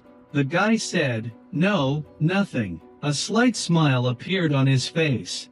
He approached Jim and said that this time, thanks to him, he was able to fake the results, and for him, it was not easy. The guy said, "No, it was not difficult." The man asked why he needed Jin Hyun to be sent to the surgical department. The guy frowned. The director was confused. Lee Sang-man asked, "Have you ever had a situation where you constantly lost to someone for 11 years? Jim apologized. "I shouldn't have asked." The guy turned away and said with a smile, "Nothing." He noticed that the director was probably very busy and said he could go. His face became serious when the director left. The guy put the folder on the table. "What a fool, asking why I brought Jin Hyun here." He grinned evilly. It was so simple. If Jin Hyun went into dermatology, he would not have a chance to defeat him. He crumpled the sheet with the hero's photo. After all, it was against the rules. Moonjin, blushing and stuttering, told Lee Hee-mi that he liked her. The girl looked at him in surprise. She was embarrassed and did not know what to answer. The guy exclaimed that he knew she did not have to tell him. He added sadly that he knew what she would say. After all, she liked Jin Hyun. Lee Hee-mi turned pale. She suddenly blushed, clenched her fists, and exclaimed, "What?" Moonjin said, "How could I not know? It's written all over your forehead." He added bitterly, "What is this, Jin Hyun thinking? He will never understand." The girl closed her eyes and said that she was thinking the same thing. There was an awkward pause between them. Lee Heaney suggested going for a drink sometime. The guy agreed. The gray hall of the airport was full of people. The professor told Jin Hyun to be careful on the way back. They stood opposite each other. Kim had a suitcase in her hand. He asked Jin Hyun if he was busy and said he could go back and get to work. The hero replied that everything was fine, he had taken the day off today. The guy smiled and said that this time, he had come such a long way from Seoul to Busan for him. The man grinned and exclaimed, "When you return, get ready to work without rest." Professor Kang Min-chul was sent to a sister hospital in the United States on a professor exchange program. They called it an exchange program, but in fact, it was a deceptive maneuver to send him on leave to recover from heart surgery. The man waved his hand and said, "It's just the USA. I'm going to have fun this year, so there's nothing special about this program." The guy stood by the window and watched him go. The professor left, and he became a surgeon at Dale Hospital again. Come to think of it, most of his friends became surgeons at Dale Hospital, although Wayne was a police officer. Someone whispered to the detective, "Is he really a policeman?" He laughed. "Maybe he looks like a gangster, but he's a policeman." Lee Heaney went to therapy, but someone wouldn't leave the hero's mind. It was Lee Sangman. He had offered to work with him. The guy ate a bun, looked back, and said, yes. He felt so uncomfortable after that incident. There was a feeling as if something dark was hiding inside Lee Sangman. But apart from that, the life of a surgeon was not so bad. 100 hellish days of work. He had to somehow endure it. Of course, he was ready to die at any moment. The guy leaned back in his chair, sighed tiredly, and thought, why do people get sick during the holidays too? Let them get healthy already. He stretched, thought about dermatology, rubbed his forehead, and decided that he just needed to forget about it. Time flew by lightning fast, and the month of team exchange came. The guy noticed Professor Go Youngchin talking to a man. The hero thought, this time, you will be in charge of everything. He did not have any special impressions of him from his past life. He thought that all professors were about the same and that if he just did his job well.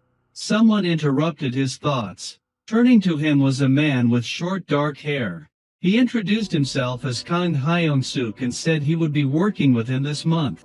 Jin Hyun smiled nervously and answered, yes, please take care of me. He thought that Kang Hyung-suk looked very serious. When he went to get the new manager, he said that he had already heard about Jin Hyun's genius, but since this was the guy's first year and he didn't have much knowledge, it was very important for him to learn from more experienced colleagues. Jin Hyun tensed up. Kang Hyung-suk added that he shouldn't do anything without asking and should adopt all the knowledge he would give him. The hero answered, okay, I understand. He thought that this was even good, at least he had a manager who would simply tell him what to do. Kang Hyung-suk, the manager of his team, strictly adhered to the rules. He was much better than other managers who simply dumped all the responsibility on others. The man showed Jin Hyun what to disinfect with and what medicine to use. When they were sitting at the table, Kang Hyung-suk took a spoon and showed him how to do it. Hold it easily and open your mouth wide while eating. The guy thought, and how old does he think I am? In many other ways, he was very boring. Jin Hyun thought this could be called a disease. They were standing near the patient's bed when Kang Hyung-suk asked the hero why he had used this medicine. Jin Hyun replied, after a car accident, his lungs were in bad condition. I thought they were damaged. The leader angrily said, the lungs were damaged? Maybe. I taught you a lot, but you were wrong. In the case of pneumonia, you should have given him an antibacterial. Why did you give him this medicine without permission? Do not do things your own way. The guy was confused. Kang Hyung-suk reminded him that real treatment is very different from what is written in books. Jin Hyun thought, the patient's symptoms do not look like pneumonia. Maybe I'm worrying in vain. If his lungs are really damaged, the probability of death is 40%. The hero and his leader looked around. A committee with the vice chief of the department approached them. Go Youngchan said that it was time for rotation. What are you doing? I hope you're not just chatting. Follow me. the rotation would be carried out for their patients. He decided, since he was here, to take a look at their patients. The professor was passing by the beds when he turned, raised one eyebrow, and looked at Jin Hyun. He asked, "Tell me about the condition of this patient. What's his situation?" The hero looked at his documents thoughtfully and said, "This patient." Kang Hyung-suk stepped forward and said, "I'll tell you." For days had passed since the patient's operation. Go Young-chan frowned and said, "I asked the attending physician, not you." Kang Hyung-suk was taken aback. Jin Hyun timidly said, "Understood." He continued, 4 days have passed since the patient's operation. His wounds are in good condition. The inflammation level is 8.34. The professor asked about the white blood cell count. Jin Hyun answered, 13,400. He inquired about the anemia level. 9.8. Jin Hyun replied. Go Young-chan looked stern. Kang Hyung-suk looked back at the guy. The professor asked, "What about the drainage system?" Jin Hyun calmly answered, "In the last 8 hours, about 120 ml of seroma." The man looked at the information sheet and thought, perfect. Not a single mistake. The head of the hospital was looking out the window. He asked Go Young-chan, who was standing behind him, if he knew Jin Hyun. He said, "He's a new resident, but from the way they talk, he ended up in surgery by accident." He told him to make sure the guy remembered his place. The place of the head of the department. Was that what they were aiming for? He trusted that they would take good care of him. Go Young-chan wondered why the president himself cared about Jin Hyun. This junior resident is doing the most ordinary job. He has not crossed paths with him, he thought irritably. This is disgusting. I will rip this weed out of surgery. The patient's face was covered by an oxygen mask. He turned his head and asked, "Doctor." The woman standing by the bed smiled and told Jin Hyun not to take him seriously. The guy said that it was okay after all, this was his job. He leaned over to the patient and said that he must be having a hard time breathing, so he should not force himself to talk. The man said, "Right, it is hard to talk." The hero looked at the oxygen readings. His level was 92%. He checked the medical records and thought, this is bad.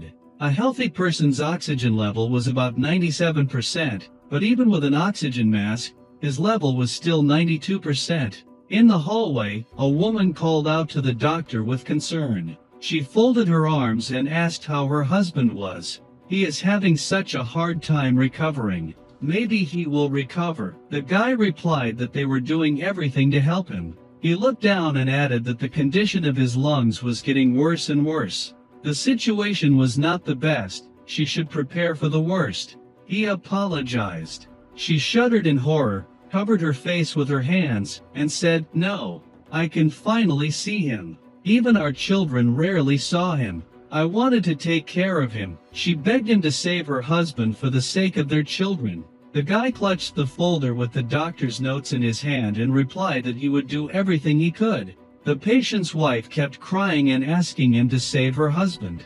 Perhaps there were some unspoken things between her and the patient, but he couldn't ask. The hero looked at the clock on the wall. 3:30 a.m. disinfection and preparation for surgery. He lay on the couch, covered his face with his hand, and thought that he could take a 4.5-hour nap. It is so hard to live this life again. I just want to sleep normally on a bed. The phone rang. The guy sleepily answered, "Hi." Jin Hyun opened his eyes wide as someone shouted into the receiver that his patient's oxygen level had dropped to 80%. The guy jumped up from the couch and shouted that they urgently needed to do a gastric bypass test. He ran into the ward and loudly asked, "How is he?" Lee and he was holding a tray with instruments in her hands. She looked around and shouted, "This is really bad." Jin Hyun approached the patient and asked loudly if he could hear him. "What about the results?" "We need them now." Large beads of sweat appeared on his forehead. "Respiratory failure. This is bad. At this rate, he will die." Lee and he brought him the test results. The guy clenched his teeth as he looked at the numbers. pH 7.2. Oxygen 45. Carbon dioxide 65. There is too much carbon dioxide in his body now.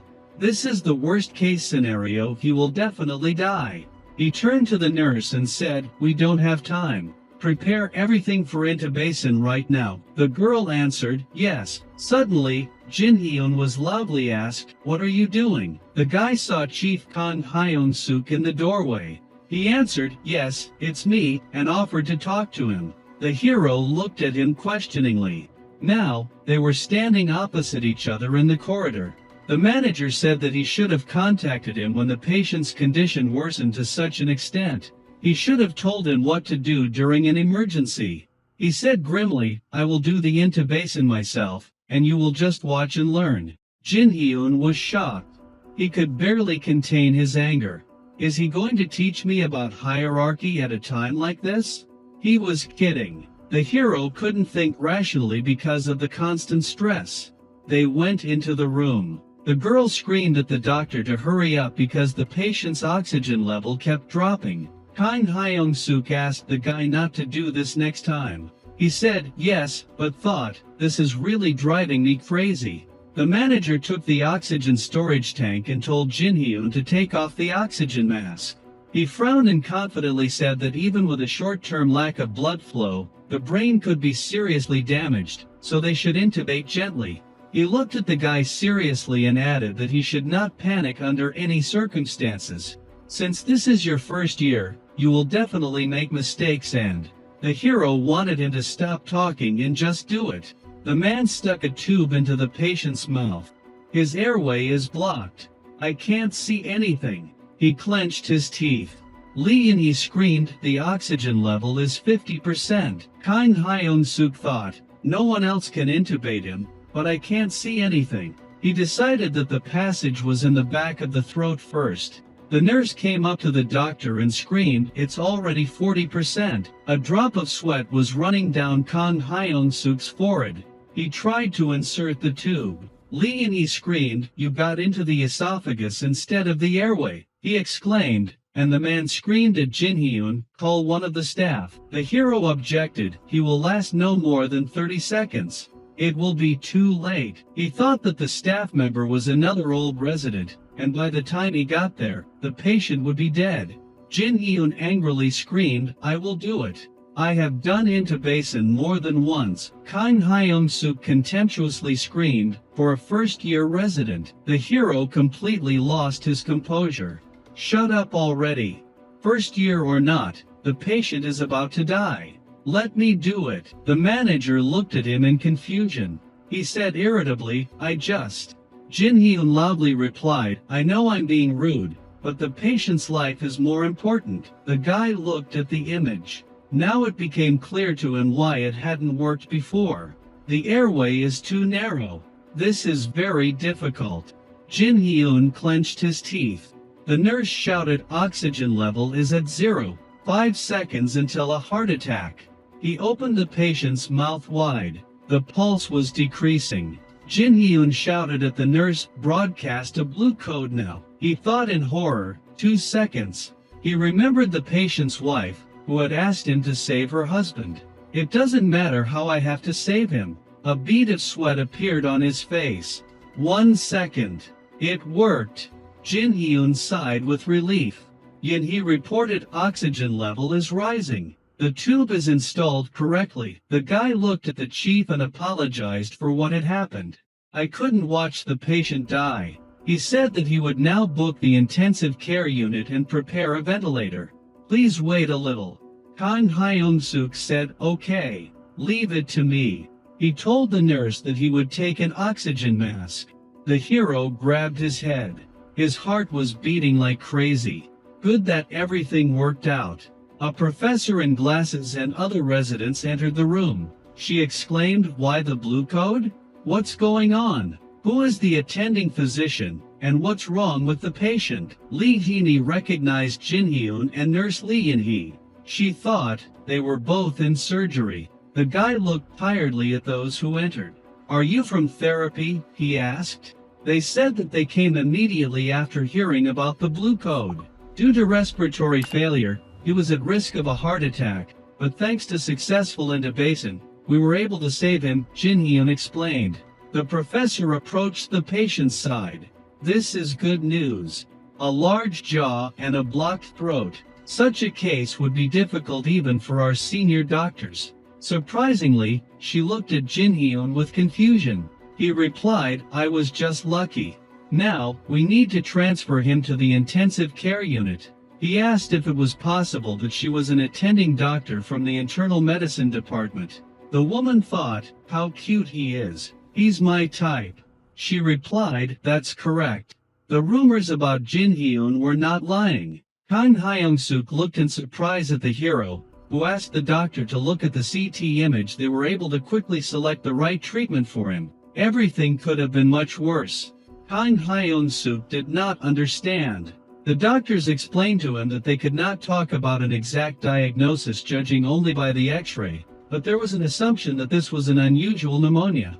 Such symptoms are characteristic of congestion in the lungs. It is also possible that this is acute lung injury. Kang Hyung-suk began to think, could this really be true? The main character was just talking about this. The doctor said that, in any case, he used not only antibiotics as a method of treating the patient but also diuretics. If his condition worsened after that, then he could no longer be helped. Kang Hyun-suk agreed. The doctor told Lee Hee-mi that they were done with the blue code and needed to go to the W's of the therapeutic department. She showed her fist to the protagonist, and he waved his hand. Jin Hyun ordered to increase the patient's pressure and keep the oxygen density at 50%. Then, he said that he would move on. In his thoughts, there was complete chaos. At night, he did not think it through to the end. He was called. Kang Hyung-suk came up and thanked him. The protagonist, with a smirk on his face, said that he would do as he said. The guy replied that the patient survived thanks to the protagonist's merits and also apologized. Jin Hyun replied that he should not worry about it because he did it without permission anyway. The guy replied that thanks to Jin Hyun looking after the patient well, they got such a result. The protagonist thanked him. Kang Hyung-suk wondered how a newbie could do such a difficult job.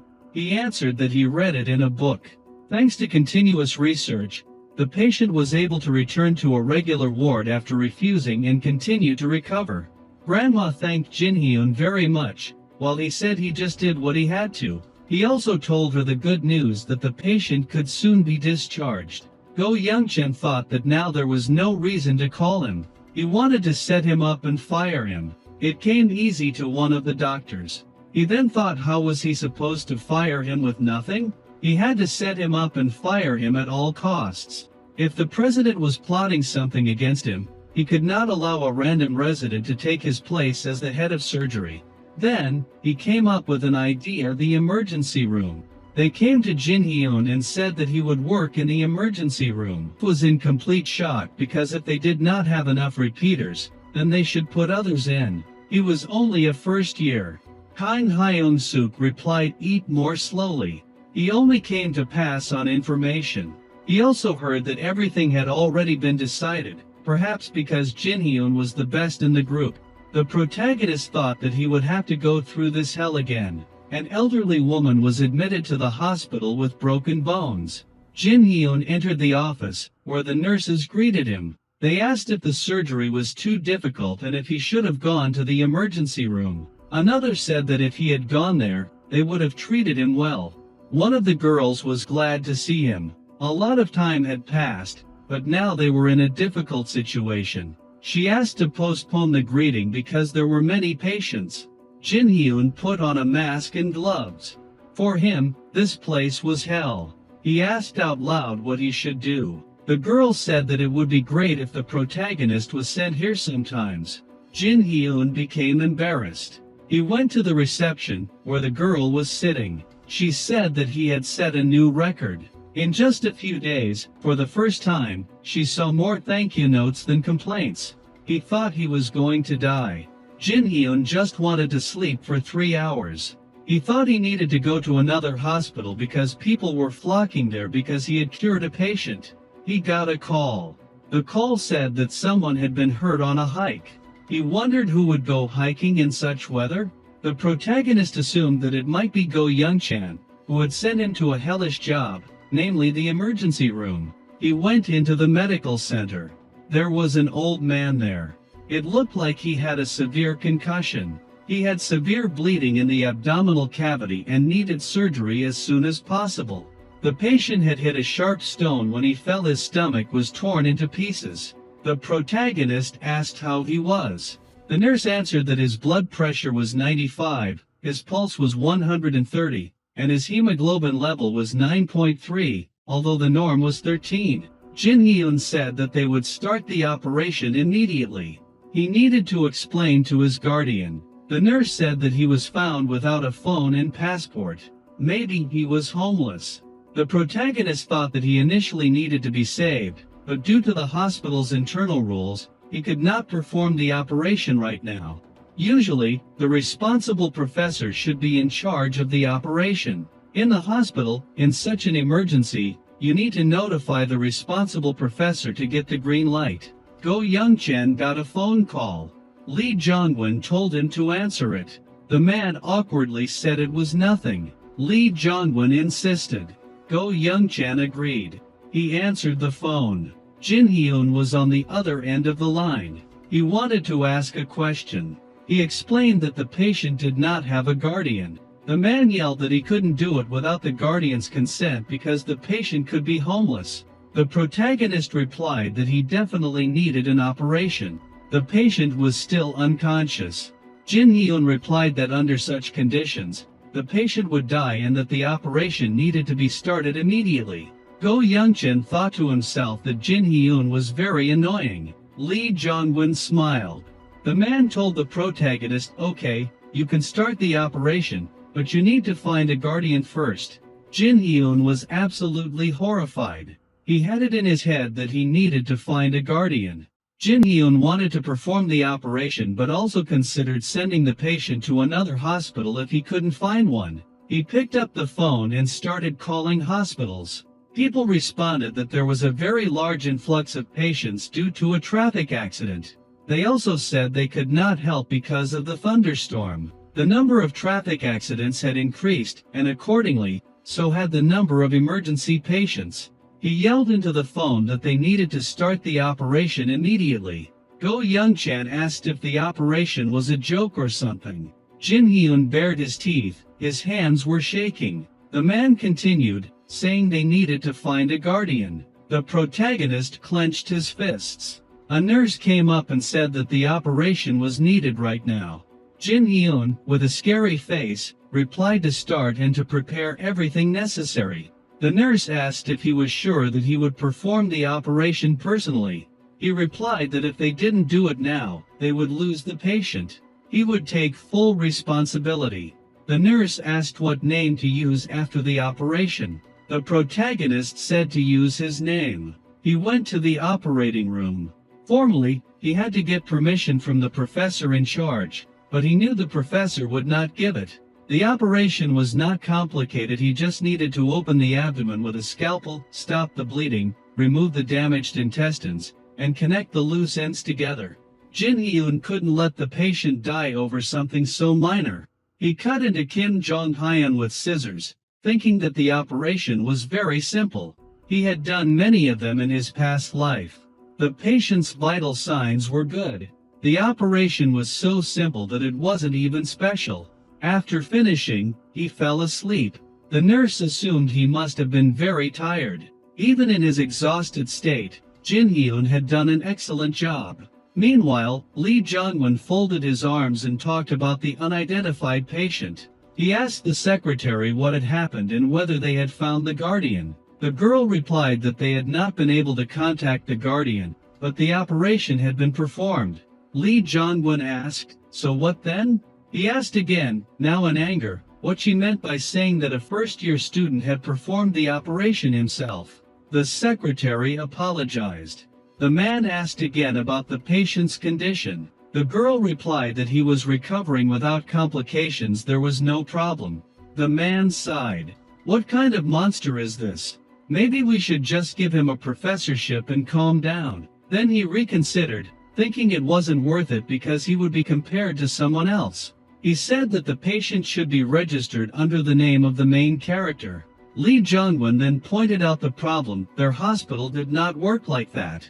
In such a situation, the patient should be registered under the name of the professor in charge. The secretary replied that she understood. Jin Hyun was standing next to Kim Jong-hyun when suddenly he received a call. The secretary called him and asked about the unidentified patient. She asked if he had contacted the guardian. Jin Hyun replied that he would contact her soon and that the operation had been successful. The patient was recovering quickly. As soon as the patient regained consciousness, they could find his guardian. The girl on the phone warned that if payment became a problem, Jin Hyun would be held accountable. He yelled into the phone that he understood and would take responsibility if anything happened.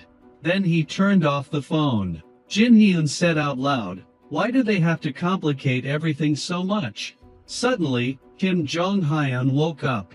The main character screamed in fear, not realizing when he had woken up.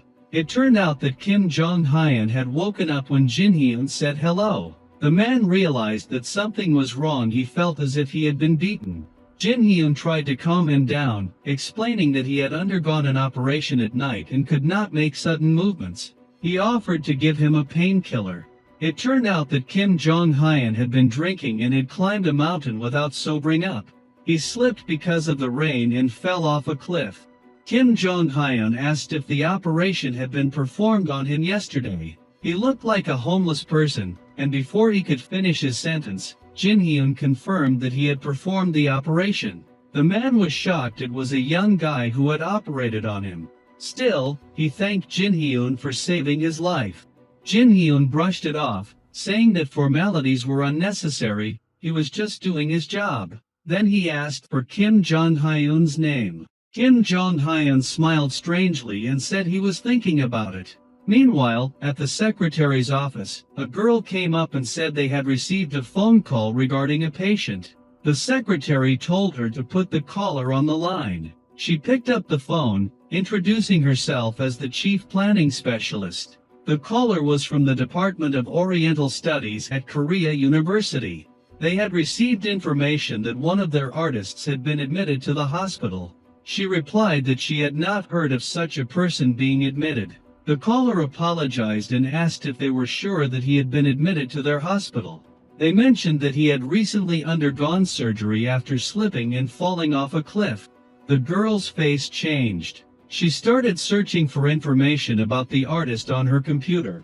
The artist's name was Kim Jong-hyun. She found information about the patient on the internet. The caller confirmed that the operation had just been carried out and that it was indeed their hospital where he had been admitted to the emergency center. There was news on TV that the artist Kim Jong-hyun had been hospitalized after falling off a mountain. He was taken to the hospital in serious condition. The internet was buzzing with news about Kim Jong-hyun because he was a very influential person. The hospital workers were whispering that the artist had been brought to their hospital. A guy asked, "Who is attending him?" The girl answered without hesitation, "It's our famous doctor, Jin Hyun." Reporters arrived, holding microphones and trying to find out the artist's condition from Jin Hyun. At that moment, he realized why Kim Jong-hyun had looked like a homeless person. However, he had no interest in watching the news. During the interview, Jin Hyun stated, due to the fall, there was serious internal bleeding in the abdominal cavity, but now he is recovering without complications. A reporter with a microphone asked, "Were there any other injuries?" Jin Hyun responded, he also suffered a concussion and a broken ankle. After the interview, they thanked him. Now, he had to take care of other patients. A guy asked the girl, "Isn't it strange that he's just a resident?" The girl answered, "Yes, because he has only been in residency for 1 year." The hospital where Jin Hyun worked was known for doing everything possible to take care of elite patients, and Kim Jong-hyun was considered the best artist in the country, judging by his works and audience. However, they had allowed a first-year resident to treat him. The guy suddenly realized, Jin Hyun looks very familiar. This is the same genius doctor who saved the judge. He operated on him on board a plane. The girl was shocked. She also assumed that perhaps he had been specially allowed to treat Kim Jong-hyun. A young doctor treating an artist. A great artist who sought inspiration but ended up injured on a mountain. And a young genius doctor who saved him. She mused. She then added, people will love this story, especially how he got injured. Meanwhile, Lee Jongwon was furious. Why is heaven always on his side? He muttered. Go Young-chan, noticing his anger, asked, is everything okay? He was confused about why they had allowed a first-year student to perform the surgery. Lee Jongwon replied, for now, it's okay. But from this moment on, you will take over Kim Jong-hyun's treatment. We cannot allow the protagonist to continue treating this patient. Go Young-chan agreed. Later, the patient asked Jin Hyun, was it you? Jin Hyun was shocked as he read the news. Suddenly, Go Young-chan called him. Can we meet for a couple of minutes? Jin Hyun replied, I'll be right there. When they met, Go Young-chan explained why he had called him. Would you mind if I took over the artist's treatment? It's a little nerve-wracking for a first-year student to look after such a popular patient. Jin Hyun understood what he meant and had no objections. Go Young-chan then went to inform Kim Jong-hyun about the change, but the artist refused. I want to stay under Jin Hyun's care, he said firmly. Go Young-chan hesitated. But he's just a first-year resident. Kim Jong-hyun replied, he seems quite smart, and besides, I remember how you all ignored me, assuming I was a homeless person. But Jin Hyun, he is a doctor who truly cares about his patients, unlike many others. Go Young-chan had no idea how to respond. Kim Jong-hyun thanked him for his concern but insisted, for now, I'm happy with everything. He then asked to be left alone so he could continue drawing. Time passed, and the consequences of the news headlines hit like a hurricane. Kim Jong-hyun's art gallery was located near the hospital, and soon, people swarmed in, trying to find the doctor who had treated the famous artist. At the reception, the girl told them, please line up. Meanwhile, Jin Hyun was overwhelmed with calls and nearly in tears from being so busy. A week later, Kim Jong-hyun attempted to get up using a crutch. He succeeded. Thank you, doctor, he said. I can finally leave now. Jin Hyun replied, that's nice to hear. I also heard that your guardian will be arriving soon. Please wait a little longer so he can pick you up. Just then, the man who came to pick up Kim Jong-hyun arrived. Teacher, are you okay? He asked. Kim Jong-hyun answered, yes. The man then asked, did you draw anything while you were in the hospital? Kim Jong-hyun nodded. Yes. I also realized something important. The man wondered what it could be, then suddenly thought, did enlightenment visit him after he was on the verge of death? Kim Jong-hyun immediately hit him. That's not the point, he scolded. I realized it by watching the people working around me. Then, he suddenly remembered something. I forgot to give this as a gift, he said. He asked the man to go back. The man looked at Kim Jong-hyun strangely, thinking, this man is now worth at least 1 billion won. That's a decent amount. Later, the man went to the reception and handed over a painting. The girls at the desk thanked him. He said goodbye, and the girls looked at the drawing. It was of Jin Hyun treating a patient. They were thrilled. Should we give this to the main character? One of them asked. After some thought, they decided to hang it on the wall. Initially, they considered placing it in the hall on the first floor, but one girl had a new idea. Let's hang it in the hall on the floor.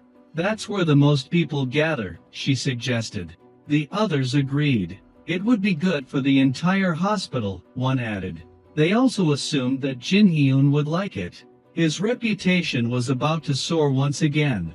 Two men looked at the painting, saying that an artist is an artist who can create various works of art. The guys observed the details of the painting, noting that this person was taken as a prototype by the doctor who cured him. The man, with a smile on his face, slowly disappeared. Jin Hyun's personality gave other people hope.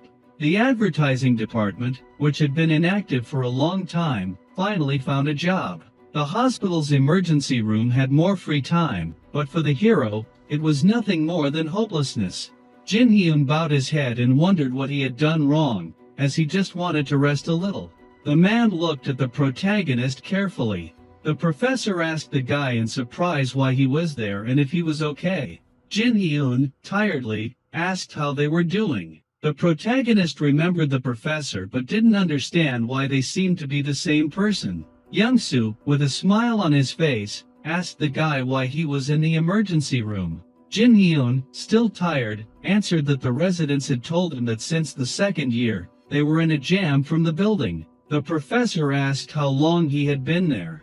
Jin Hyun calmly replied, "About 2 months." The professor gritted his teeth, saying that it was impossible. No one had ever been on duty in the emergency room for 2 to 3 months in a row. Looking ahead, the professor said that this was too much of a burden for a newbie doctor. Even during one of the operations, the professor had requested him, saying he was too crazy. At that moment, the protagonist realized that if he had not rushed there, it would not have come to this. The professor looked ahead in surprise, saying that he would talk to the head of the department to get him off emergency duty.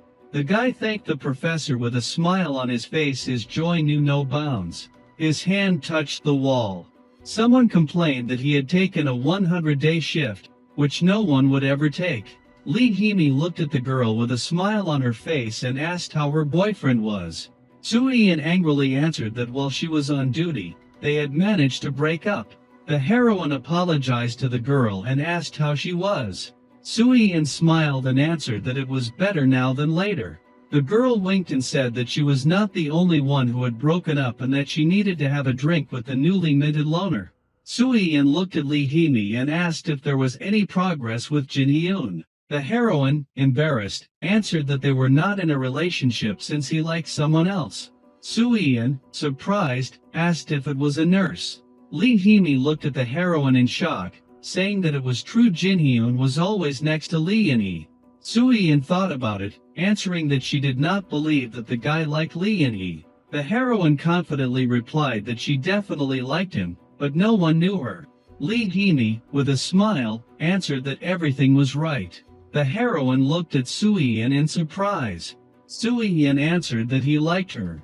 The girl remembered moments with Jin Hyun, wondering if it was true. The heroine looked at the girl with displeasure and said that if she were in her place, she would confess. But Lee Hee-mi replied that she was afraid. Soo-yeon understood that this was the biggest problem with Jin Hyun, but the girl was exactly the same. Lee Hee-mi looked at the floor with a sad expression, listening as she was told that if he started dating someone else, they would grow apart. Soo-yeon looked at the girl confidently, telling her that she should confess.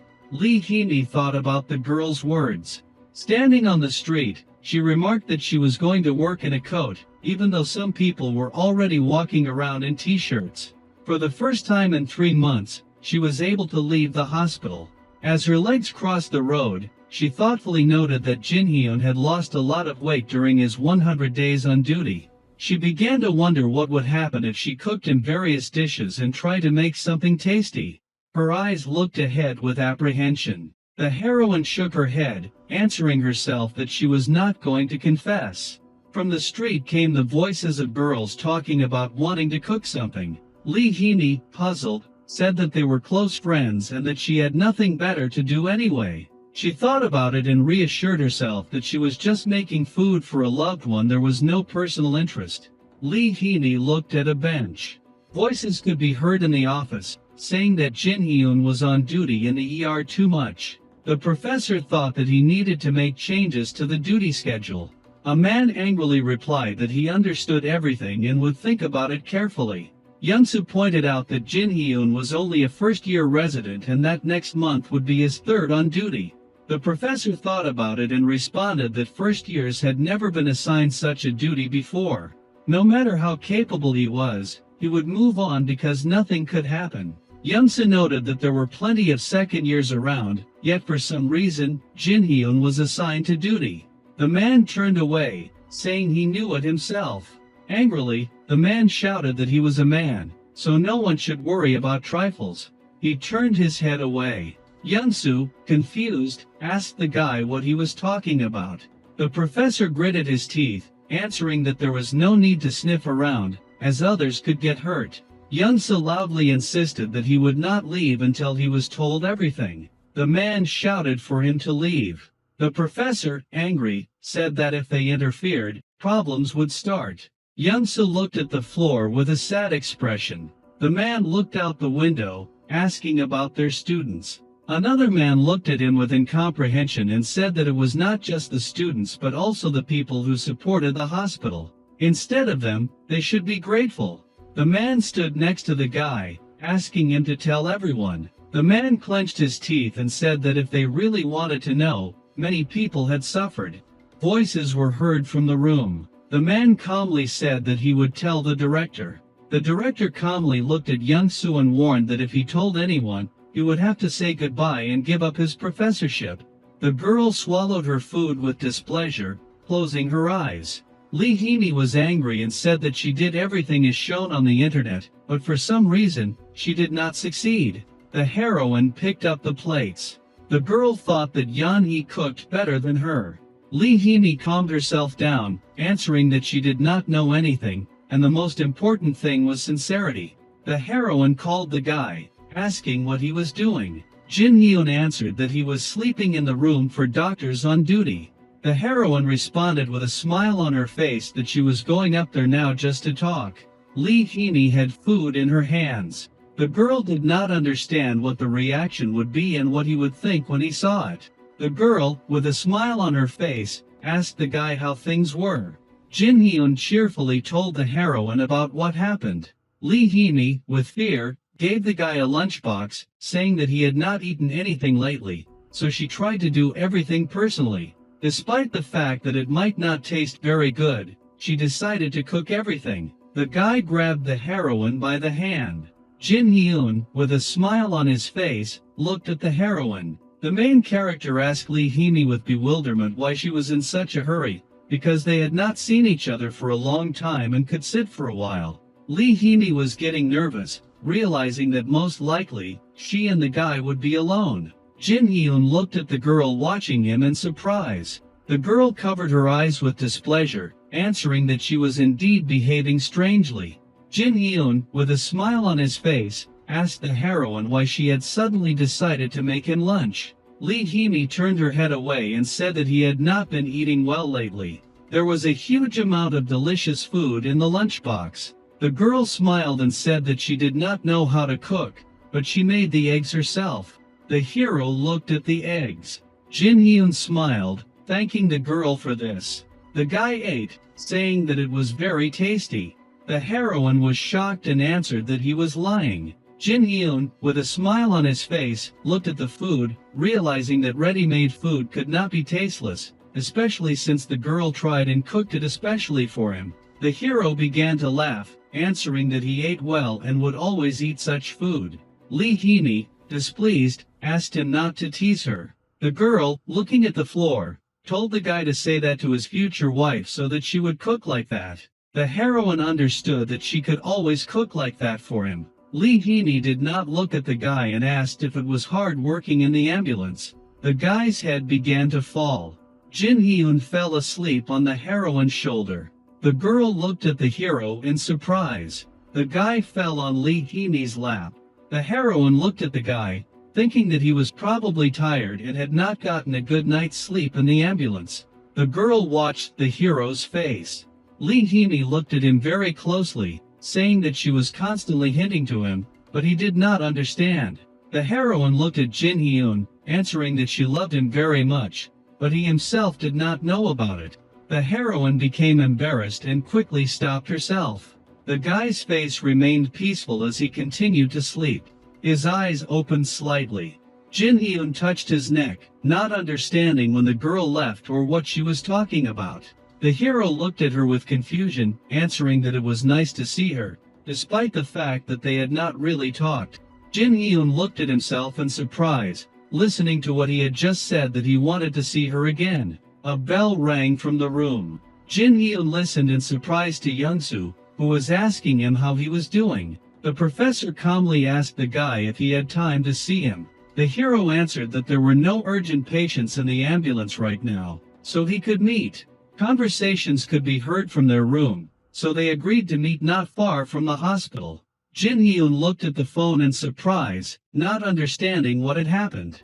Offers to have lunch together were heard from the building. Jin Hyun answered the professor with a smile on his face that he was on duty and could not drink. Young-soo replied that he had agreed with the doctor to give him a day off until tomorrow. The protagonist listened to Young-soo, who asked if he could drink. The professor looked at the guy carefully and said that everyone praised him. Today, he heard a story that the guy saved an artist. Young-soo told the guy with a smile that there were high hopes for him since all the departments wanted to recruit him. Jin Hyun answered uncertainly that he himself did not know anything. Young-soo brought up a glass with a smile on his face, saying that one professor had plans for the hero to become a liver transplant specialist. Jin Hyun looked ahead and answered that in his past life, he had first specialized in blood vessels. In his past life, the hero went through both of these paths, first the blood vessels, then the liver in the hospital.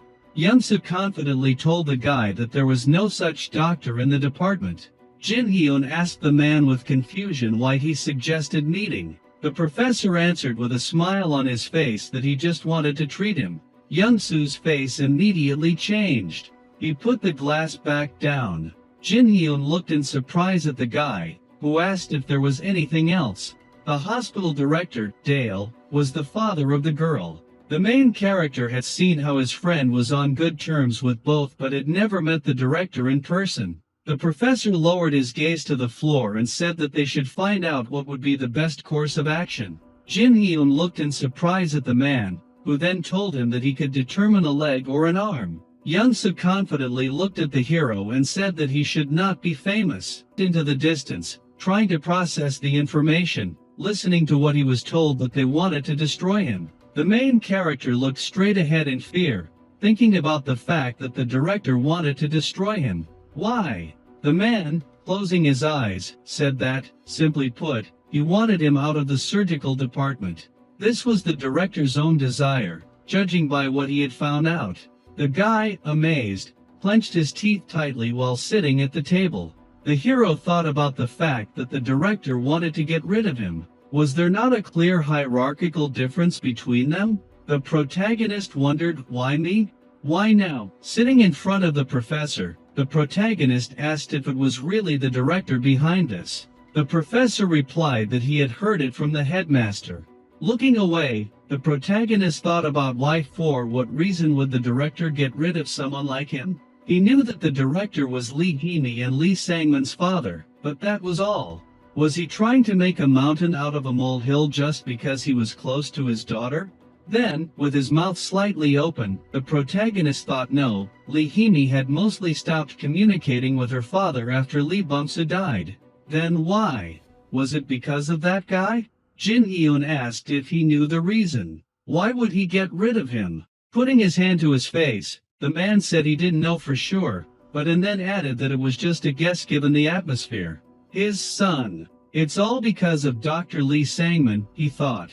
Looking straight ahead in surprise, the hero heard that. He knew that Lee Sang-man was the director's son. Yes, he replied, acknowledging it. A portrait of the director and his son appeared in the protagonist's head. He thought about how Lee Jong-won, after graduating from Korea University, had quickly risen to the position of director, skipping the steps of professor and department head. Dr. Lee Sang-man had most likely gone to the surgical department to follow in his father's footsteps. And then he asked, well, why then? Wide-eyed in amazement, Jin Hyun heard that it was because he was too good. Dr. Lee Sang-man had never been in the spotlight because he overshadowed him. Looking at the cups on the table, the man said that he did not know for sure, since this was a family issue of the Dale Group. But it seemed that even the hospital board of directors was talking about comparing the hero with that guy. The professor closed his eyes, thinking about how cruel it was, considering that Dr. Jin Hyun had done nothing wrong. If Professor Kang Min-chul had been here, he would have protected him from such an outrage. Looking at the boy, the professor said that, at this point, he had no way to contact Professor Kang Min-chul. In any case, he would try to sort this out, so he should take care of himself. Raindrops appeared, flowing down the window. The hero was sitting at the table, his head down. Moonjin asked in surprise if everything was okay with the main character. Jin Hyun, leaning on his hand, said, yes. To which the boy asked, "You didn't overdo it. You don't look very well. You should sleep." Holding his nose, the hero said, "No, I'm fine." Munjin replied, "It would be nice for you to rest at least a little." Turning his gaze to the side, the protagonist heard that the ceremony was next week. Was he going? The ceremony, the most notable event in the surgery department of Dale Hospital. Except for the emergency center workers who were on duty, all the doctors associated with the surgery department would be there. A great opportunity even for interns to improve their relationships with professors and superiors. That's what the ceremony was. Holding his coat in his hand, Jin Hyun said that he didn't think he could go. Munjin replied, "That's a pity. You worked harder than everyone else, but you can't even go? I heard they were going to some fancy barbecue restaurant." Looking down, the protagonist thought about the fact that the director would be there too. Walking towards the door, the protagonist said that he was going to check on the patients in the emergency center and to take care of himself. To which the guy replied, "That's good. Don't overwork yourself." Jin Hyun was examining a patient. Putting his hand on his leg, he thought about what he should do. He put his head down and thought maybe quitting being a surgeon? He had accumulated a lot of knowledge, experience, and skills in his past life, and yet everyone behind his back called him a monster. But who cared? The director wouldn't change his mind that easily. Raising his head up, the hero thought, "Damn, why is it always like this?" Memories surfaced of the hero writing an exam, standing in a lab coat. Jin Hyun thought about the SAT, training, college, internship, residency. There was not a single thing in which he hadn't tried his best. He did not remember a day when he could relax and rest. But in dermatology, he was rejected twice in a row. And in surgery, where he had finally settled, everything ended like this. And not even the professor but the director himself was trying to get rid of him. Looking at the sky, the hero thought, "What the hell? Should I figure out if this is really because of Lee Sangman?" Looking at the stars, the hero added, "Maybe I should just stop and go to another hospital, away from this stupid drama." Continuing to look up, Jin Hyun thought, "But why should I run? I did nothing wrong. Why?" The night sky appeared, and a man said, "Isn't that Kangman himself?" Turning his head, the hero heard himself being called Kangman and addressed by name. The guy said that it was him. Turning to him, the main character said, "The last time I saw you, you looked almost dead." Scratching the back of his head, the guy replied, "Now that I'm a police officer, I should look the part, shouldn't I?" In any case, he was glad to see him. "Are things going well?" he asked. Looking at him, Jin Hyun thought that more than looking the part, he looked like a gangster, a powerful thug. After shaking his hand, the protagonist said, "Yes. It's nice to see you. But what are you doing here? Do you have to arrest someone at the hospital?" Kolwo replied, "No, it's not that. My father's a regular here, so I'm here as his guardian." The protagonist's eyes widened in surprise. He asked, "Your father's unwell?" Kolwo replied, "I don't know. He and I thought it was nothing important, but the doctor looked serious when he talked about the necessary surgery." Pointing his finger back, the guy said they had just finished diagnosing the case. His father had gone for a CT scan, and he had stepped out for a smoke when he saw him. The protagonist and Junsong stood opposite each other. Jin Hyun asked, "What's wrong with him?" The guy replied, "I don't really know. They were saying something about the aorta, but I didn't even know what that was with all those complicated sentences." Looking at him in surprise, the protagonist thought, "Aorta? He means AAA?" And then he asked, "Abdominal aortic aneurysm." Kolwoo, smiling, replied, "That's right. Smart guy knows his stuff." The protagonist thought about how an aneurysm could be extremely dangerous. Kolwoo asked, "But what is it? An aneurysm or whatever? What is it?" The professor had told them, but he didn't understand because of the insertions in English here and there. Looking away, the guy added, "He was saying that my father should go for surgery, otherwise it could be dangerous. But I don't see what's so dangerous about it." The protagonist said, "An aneurysm is when the walls of the aorta continue to stretch." To which the guy asked in surprise, "Really? What's bad about stretching?" Gritting his teeth, the protagonist said it could rupture. Frowning, Kulwu asked again. Tilting his head slightly, the hero thought, if the aorta stretches and ruptures, in 90% of cases, it is fatal. Then he said, as long as the walls aren't too thin, this won't happen. But as soon as they stretch too much, it's better to perform surgery as a precaution. Turning his head to the hero, Kulwu asked, "Is this true? If you have time now, could you take a look at my father's test results? I just don't understand anything about this." The hero responded approvingly. Looking at the guy leaving, the hero thought about AAA. "I hope the worst doesn't happen." The man buttoning his button said that he worked harder than anyone. It was a shame he couldn't go. Lee In-sung, turning to the hero, said that he really should buy him a drink for his help lately, to which Jin Hyun sheepishly replied that he would buy him a drink next time. Smiling, the hero asked, but he really would be alone in the whole hospital. A chandelier and a bookshelf appeared. The man asked if the celebration was next week, to which he was told that it was, and he asked where she had booked a place. Lee Jong-won looked out the window, and the girl answered that it was like last year in ID, to which the man said that he understood.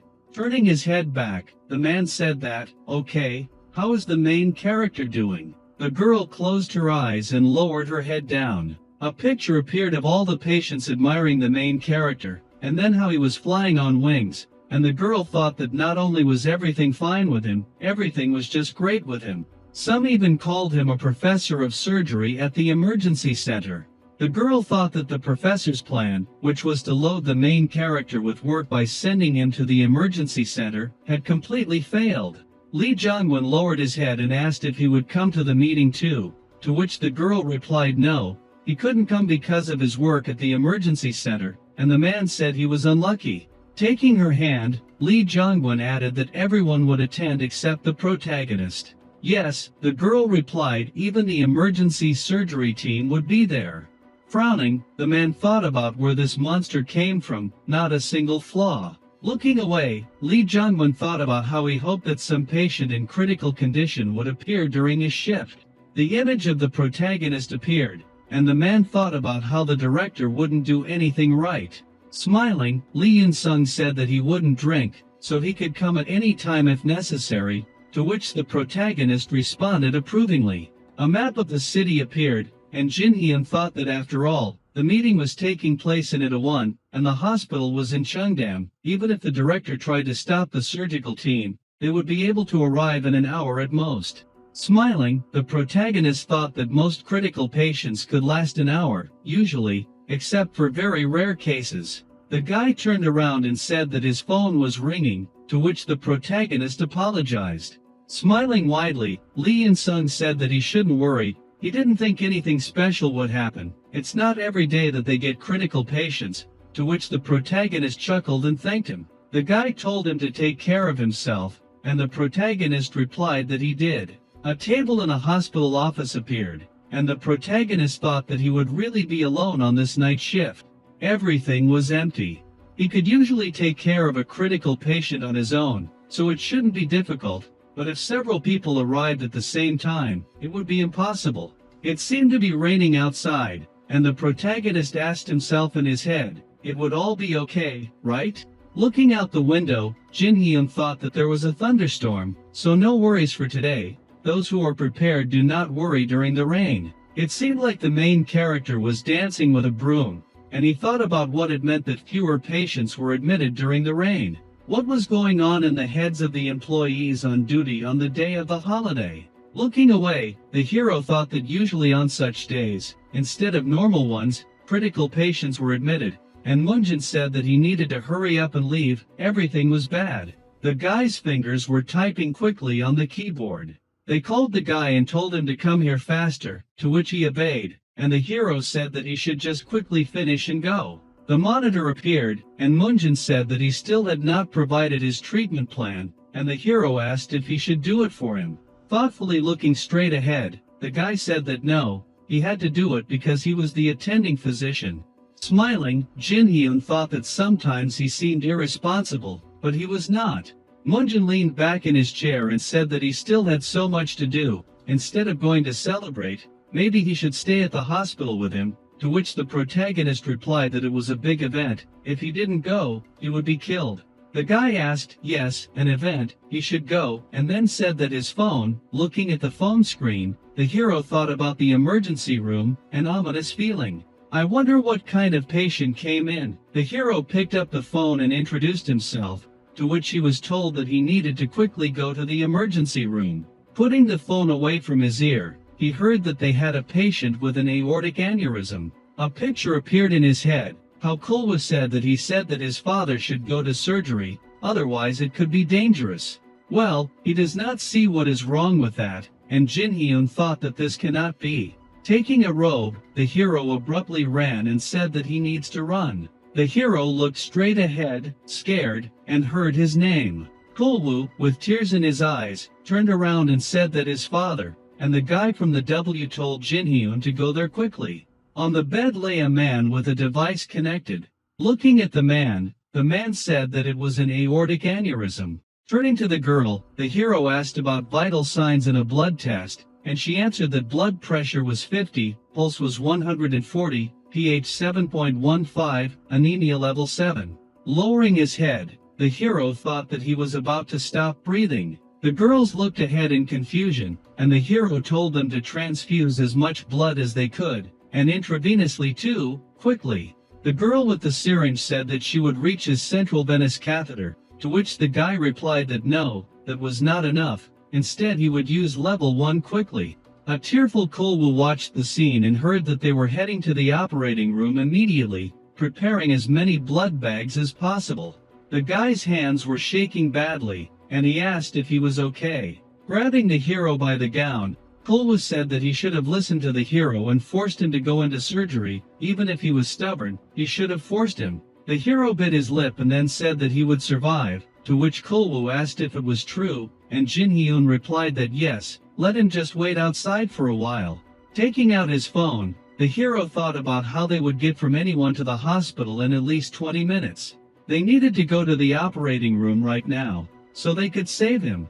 Kulwoo grabbed his head, and Jin Hyun thought about how he couldn't do this surgery alone. He needed to make an incision in the operating room, including other basic procedures. They would have time to arrive in time. It was possible. The guy's father showed up, and the protagonist thought that was such low blood pressure, and he was unconscious. Holding the phone to his ear, the hero added that no, they would not let him die, he had to live.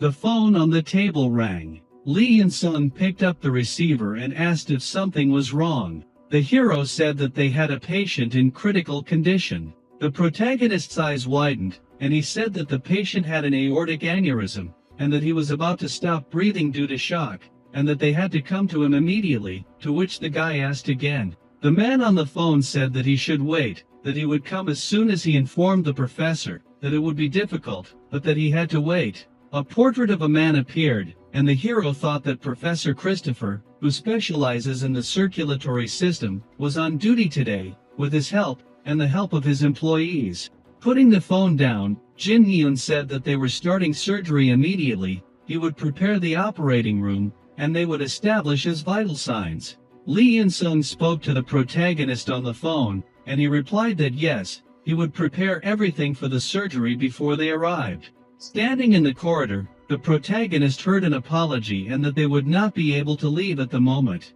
The guy said that he thought they should transfer the patient to another hospital. The protagonist asked what, in what sense? Running down the corridor, Jin Hyun said that this patient needs surgery right now, otherwise, the protagonist was surprised to hear that it was a professor. He had a little to drink and was now drunk. The protagonist thought that the professor of today's shift at the emergency center was drunk. How was that possible?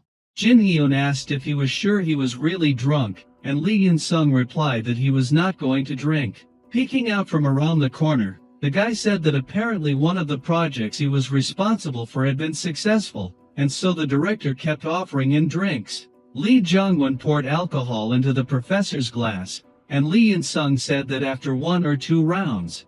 Now the guy heard that, so if this is really an emergency patient, he says that they should send him to Christian's hospital, which is nearby. to which the protagonist replied that however, the patient is in extremely critical condition, he will not survive the transfer. Lee In-sung, grabbing his hair, said that this is hell. Why does the director sometimes behave like this? He can easily cope with colitis or triarius, but only a professor can cope with something like an aortic rupture. Jin Hyun asked if there were other professors who could take on the operation, to which the guy replied that today is a big holiday, so many have already drunk a lot, he will look for more and call them. The hero looked straight ahead, confused, and thought about why the director was deliberately pumping the professor in charge with alcohol to deliberately put him in a difficult situation. Jin Hyun clenched his fists tightly and thought about what he should do. They needed a professor here right now. In addition to the professor in charge, there were two more who specialized in the circulatory system, but they must be drunk too. A hospital corridor appeared, and the hero said that it was him, to which Lee In-sung replied that he had looked, but the other professors were also quite drunk. They had no choice but to transport the patient to another hospital. He would immediately contact Christian's hospital, to which the hero asked, "But how is the patient condition?" The outline of a person and drops of blood appeared, and the hero thought that most urgent patients could hold out long enough for transportation. However, the guy's father was another matter. Forget about the transfer, he could not even guarantee that he would be alive the next minute. Lightning appeared in the gloomy sky. Leaning against the wall, Jin Hyun heard his name being called and told that his blood pressure was dropping. The girl ran up to the hero and said that before he went, here were the blood test results. Looking at the papers, the hero thought that the infusion pump was at level 1, but the results had worsened, and the girl said that if they delayed the operation any longer, his heart might stop. There was a reason why they couldn't operate immediately. The image of the director's son popped into the hero's head, and he thought, what the hell, the patient, his friend's father, is on the verge of death and they want him to send him somewhere else? The director and Lee Sang-min, would he really do that? How could a person do that, his friend's father of all people? He would keep him alive and find out if it was his idea or not. The girl looked at the hero in surprise and heard that they would perform the surgery, to which she asked if that was true. It seemed like everyone had gone to the celebration, but the surgical team was on the way, right? Looking away, Jin Hyun said that no, they were not coming, he would take responsibility, so let them get ready for the surgery. The girl opened her mouth wide and asked what he had just said, to which Jin Hyun replied that he would explain the situation to the guardian and they would immediately begin the surgery, let him contact the anesthesia team and get the patient to the operating room. The starry sky appeared, a shelf with a robe was visible, and the hero asked the guy where he was. He had already left. Putting on his jacket, Munjin said no, not yet, although he was going to, and what, something was wrong. To which the hero replied that he should put on a robe and run to the operating room, and the guy laughed and asked what he was talking about. The guy was surprised to hear that the patient who had just been admitted was Kulwoo's father. The operation needed to be performed right now, but he didn't have enough people. He asked for help, to which Munjin replied that it was okay, he would be there soon. Standing in place, the hero turned to the patient. Son Kulwoo asked fearfully that everything would be fine with his father, right? To which Jin Hyun asked what should be. He had already heard, but his father's aorta had ruptured. They needed to perform the operation immediately. Tears rolled down the guy's face, and he asked if he would survive the operation. The hero confidently said that without the operation, he would die 100%. If they performed the operation, he could survive, but the chance of success was 10%.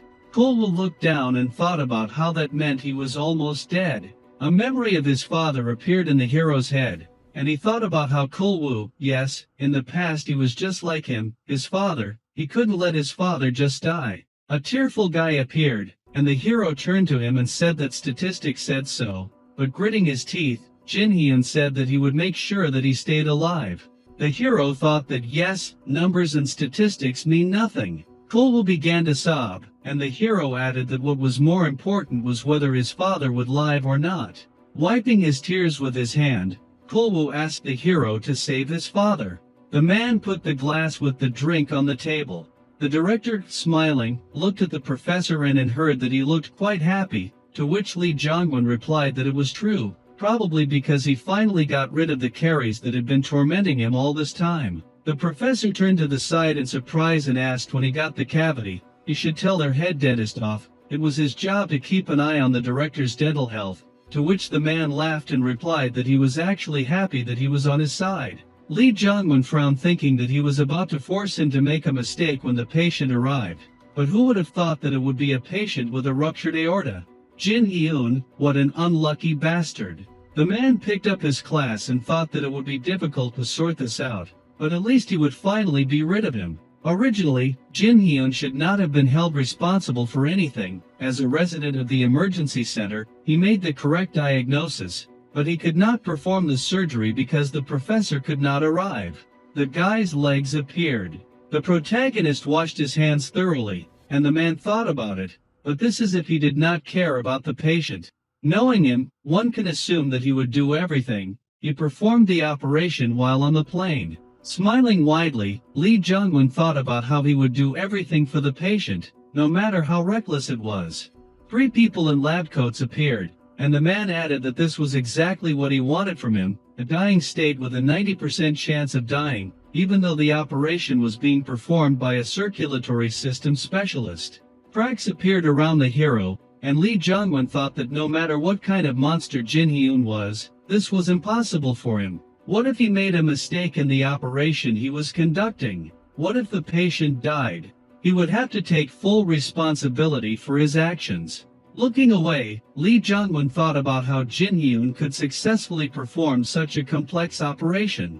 Standing up from his chair and raising his glass, Lee Jong-won said that they had all worked hard this year, so why not propose a toast? A table with food appeared, and the man said, "Your health to prosperity." Looking at his hands, the hero thought that if he could do endovascular repair of the aneurysm, it would be much better now, but at the moment it would be extremely difficult. Even in theory, he had no other choice but to open it. A view of the operating room doors opened up.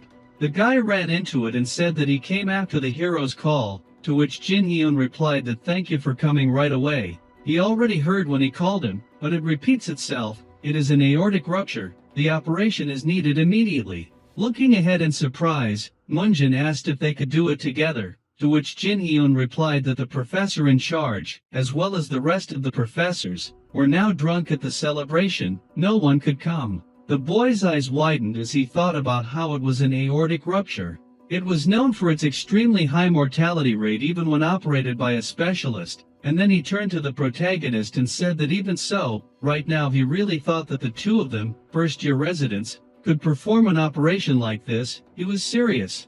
Jin Hyun turned to the boy and said that this was his friend's father. If they didn't operate now, he would die 100%. To believe in him and try their best, he would do everything he could to bring him back to life.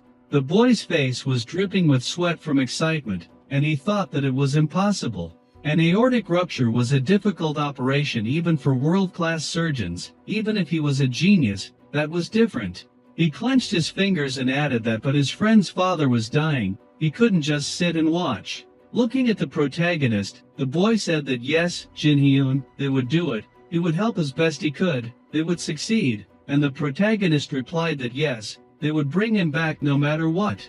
The surgeon approached the protagonist and said that the anesthesia was ready, asked if he really would perform the operation, to which Jin Hyun replied that yes, they should. Jin Hyun said that the patient's condition was critical. He knew that he was an outstanding doctor, but the doctor said that 30 bags of red blood had already been used for the patient. At this rate, if he died on the operating table, there would simply be no blood left in the hospital. Asked if it would really work out. The protagonist's eyes widened in surprise and thought that 30 bags of red blood cells meant that he had changed the blood in his body more than 3 times. Frowning, the protagonist thought that he would die on the table. Who would want that to happen? But and then said that it was true, however, they would still perform the operation. The protagonist thought about the fact that he had no choice. The protagonist looked at the doctor and heard that it was accepted. The anesthesia team would do everything possible to help him. Even so, he would not last long. He must do it as soon as possible, to which the hero thanked him. The protagonist thought about how long he could hold out. 10 minutes, 20 minutes. He might not last even a minute. Even so, he must do it at any cost.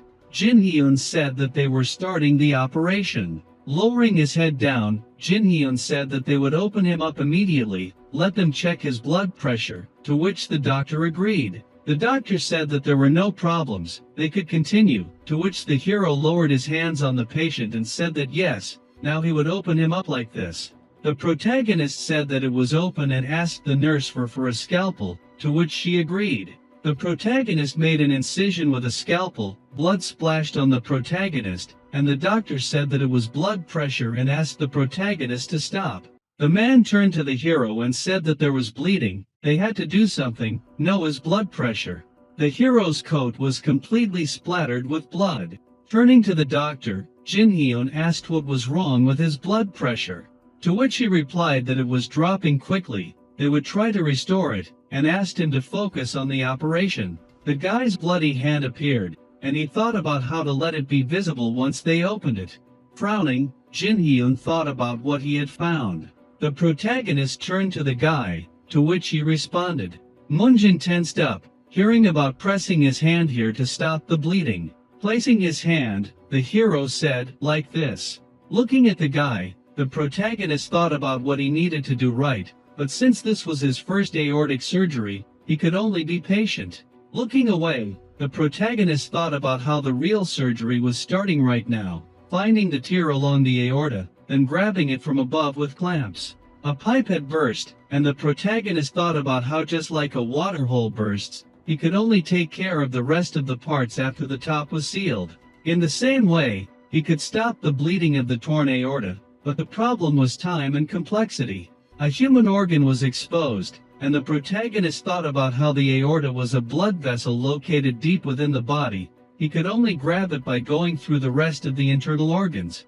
Frowning, Jin Hyun thought about the fact that the blood pressure was 60, an inevitable shock. If this continued, a heart attack was inevitable. Looking at the guy, the protagonist thought about calming down himself. Although he had never tried to seal the ruptures, he had moved the organs countless times to clear the way, then told him to do exactly as he said, to which Moonjin responded approvingly. Looking down, the hero said to pull this area down. Confusedly doing this, Moonjin heard that no, that's not it. The doctor asked, are they finished yet? They can't pull. Turning sharply, Jin Hyun thought about the fact that the blood pressure is 40. Moonjin nervously apologized to the hero and thought about the fact that Jin Hyun does not know, but he is always scolded for being slow in the operating room. The nurse sitting at the computer said that the heart rate is slowing down, and the doctor asked again and then said that she should bring all the remaining anesthesiologists now. The hero looked straight ahead in surprise. The nurse said that they called them, they are coming. Two anesthesiologists abruptly entered the operating room. Standing over the patient, Jin Hyun said that it was cardiac arrhythmia, let them get ready, to which the doctor replied that they were ready, and the other said to do everything quickly. The hero said quickly that they were starting, the heart was open, yes. 200J now. Pressing the button, the doctor said that he was charging 200J. Holding the defibrillator in his hand, the hero said discharge. Blood spatter appeared, and Jin Hyun said that they needed more fluid. This was not enough, asked the nurse to squeeze out the blood with her hand. The girl said that there was not enough blood in the hospital, to which he asked again and answered that hadn't the blood from Christian's hospital arrived yet. Jin Hyun looked straight ahead in fear and heard that how much time they had left. They had no right to delay any longer, and then he thought about how little he needed, just a little. Moonjin, lowering his head, said that he was sorry, it was Kulwoo's father, but because he was not good enough. Frowning, Jin Hyun thought about the director. If all this was really because of him, then he would never forgive both of them. The door to the operating room opened. Standing in front of the doctors, the man thanked them for holding out for so long. He was here to help, so they shouldn't worry. Looking at him, the hero had an image of the professor and asked in his head if it was him. Young-soo apologized for being late, and the hero asked in surprise how he was. The hero thought about whether Professor Young-soo was a specialist in the circulatory system or was a part of the emergency center team. The professor looked at the guy and replied that he accidentally overheard the conversation, The head of the emergency center looked like something had happened. The man was lying face down on the table, and Young-soo added that he also saw that the professor in charge was very drunk, so he came as soon as possible, hoping that he could at least help somehow. Looking at him, Jin Hyun thanked him and apologized for performing the operation without permission. It was urgently needed. To which the professor replied that he was apologizing to him all for the sake of the patient. Then the man said that it didn't matter. The aorta had ruptured. They didn't have time to chat. Raising his hands, Young-soo said that his heart was going to stop soon. He closed his eyes and wondered what it was. The professor looked at the hero, turned to him, and asked if he had really gotten to this stage on his own, to which he replied that he had, and Young-soo added that despite being a genius, it was incredible, and then thought about how if he had enough time, he would have calmly completed the operation himself. The doctor approached the main character and said that they didn't have time to talk. Due to the patient's condition, his blood pressure was continuing to drop. He should good hurry, to which he responded approvingly. The professor asked the hero if he would continue raising his hand. He asked if he would continue or if he would, to which the hero asked again and then thought about the professor offering a first-year resident to perform the operation. The professor closed his eyes and said that he would ask again, since he specialized in liver transplants. He did not have much knowledge in this area. He only came here to help in any way he could, and then he thought about the fact that although he came with the intention of performing the operation, the hero's eyes widened. He heard that he should do it if he could. If he could not, then let him hand over the leadership to him, and he would do everything in his power. And then Young-soo thought that after he saw what he had already done, he changed his mind. Dr. Jin Hyun was much more professional in this matter than he was. Slamming his fist on the table, he thought about waking up. This was not the time to be embarrassed. Looking at the man, the protagonist said that he would continue until he stopped the bleeding, to which he replied that okay, they would begin. The guy's eyes widened, thinking about the fact that a first-year resident was performing the operation and the professor was the first assistant. The protagonist and the professor looked straight ahead attentively. Holding out his bloody hand, the hero asked the professor for a clamp, to which he handed it to him. Jin Hyun said that there was a clamp. Young-soo, turning to the doctor, asked about his vital signs, to which he replied that they were still low. The man said no, his blood pressure was gradually increasing. Jin Hyun looked straight ahead nervously and heard them continue the operation. They would do everything they could, and the hero thought great, the most important part was behind him. Smirking, the professor thought that he really did it. Now that he thought about it, he had taken part in a liver transplant while still an intern. Turning to the hero, Young-soo asked if he had ever taken part in an aortic operation before, to which he replied that he never had. Frowning, the professor thought that of course he was only a first year. Looking at the hero, thought that as if his body was made for surgery, he should stay in their hospital at all costs. A man like him should become a professor to see the light.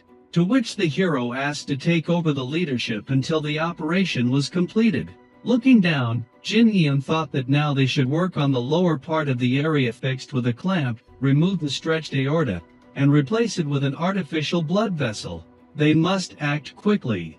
The bleeding has stopped, but since the aorta is clamped, all blood flow is temporarily stopped. If they do not have time, his legs, back, internal organs, it will all die. The professor told the hero to continue. Jin Hyun asked in surprise, and Young-soo replied that he did a great job. If he is doing so well, then he should continue. He is really curious how skilled he is.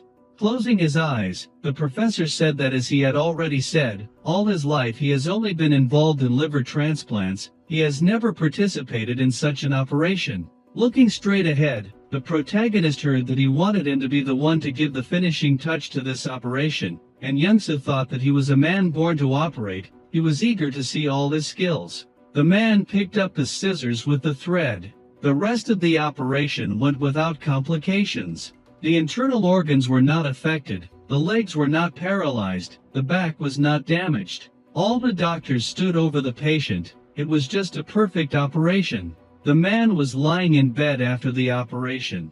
Kolwoo's father showed signs of improvement. The professor said that it was all thanks to the protagonist. He performed a miracle. Turning around at him, Jin Hyun said that no, it was all thanks to him, to which he replied that his contribution was very small. After all, it was his merit.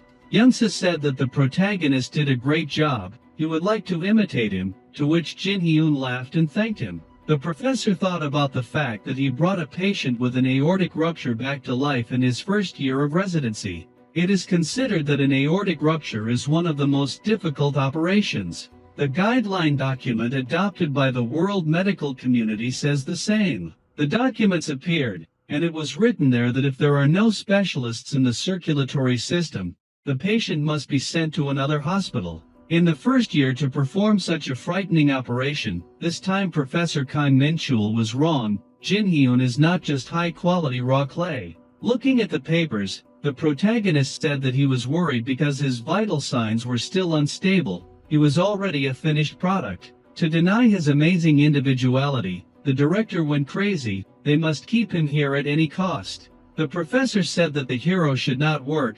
He was in much worse condition when he entered them. You will soon get better, to which Jin Hyun responded approvingly and thanked him. Yunsa looked at the guy and asked, hasn't he gone to bed yet? He thinks no, at least yesterday he slept. How long has he been awake? And the hero thought about the fact that well, since he didn't sleep either today or yesterday, 40 hours. Lowering his head, the hero thought about well, 2 days is not the worst option, there were days worse. And Yunsa thought that he behaved like an average medical professional. A question arose, are average? He was serious. Putting his hand on the hero's shoulder, the professor said that he should go sleep a little, he would take care of him, to which the hero replied that he didn't, and Yunsa asked why. He thought that he couldn't handle it. The professor smiled and said that he could rest, that if he needed to go somewhere, he would ask the head of the liver department to look after him, so he shouldn't worry. To which the hero with tears in his eyes thanked him and thought that it was time to sleep.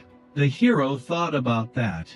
First, the guy's hand grabbed the hero's robe tightly. Standing in front of him, Kulwa thanked him and asked if his old man was okay now, to which the guy replied that yes, he had overcome the biggest obstacle, but they would still be monitoring him in the ICU for a few days. With tears in his eyes, Kulwa said that he would be okay if he was looked after by a Kangman like him, then thanked him and cried. Said that he saved his father's life, he would never forget it. Looking at the guy, the hero wondered where his arrogant attitude was now. At least the biggest problem was behind him. Jin Hyun asked him why he was crying like a baby. They were friends, and told him to help him when he was in a tight spot, to which Kulwa replied that for sure, even if he committed murder, it would get him out.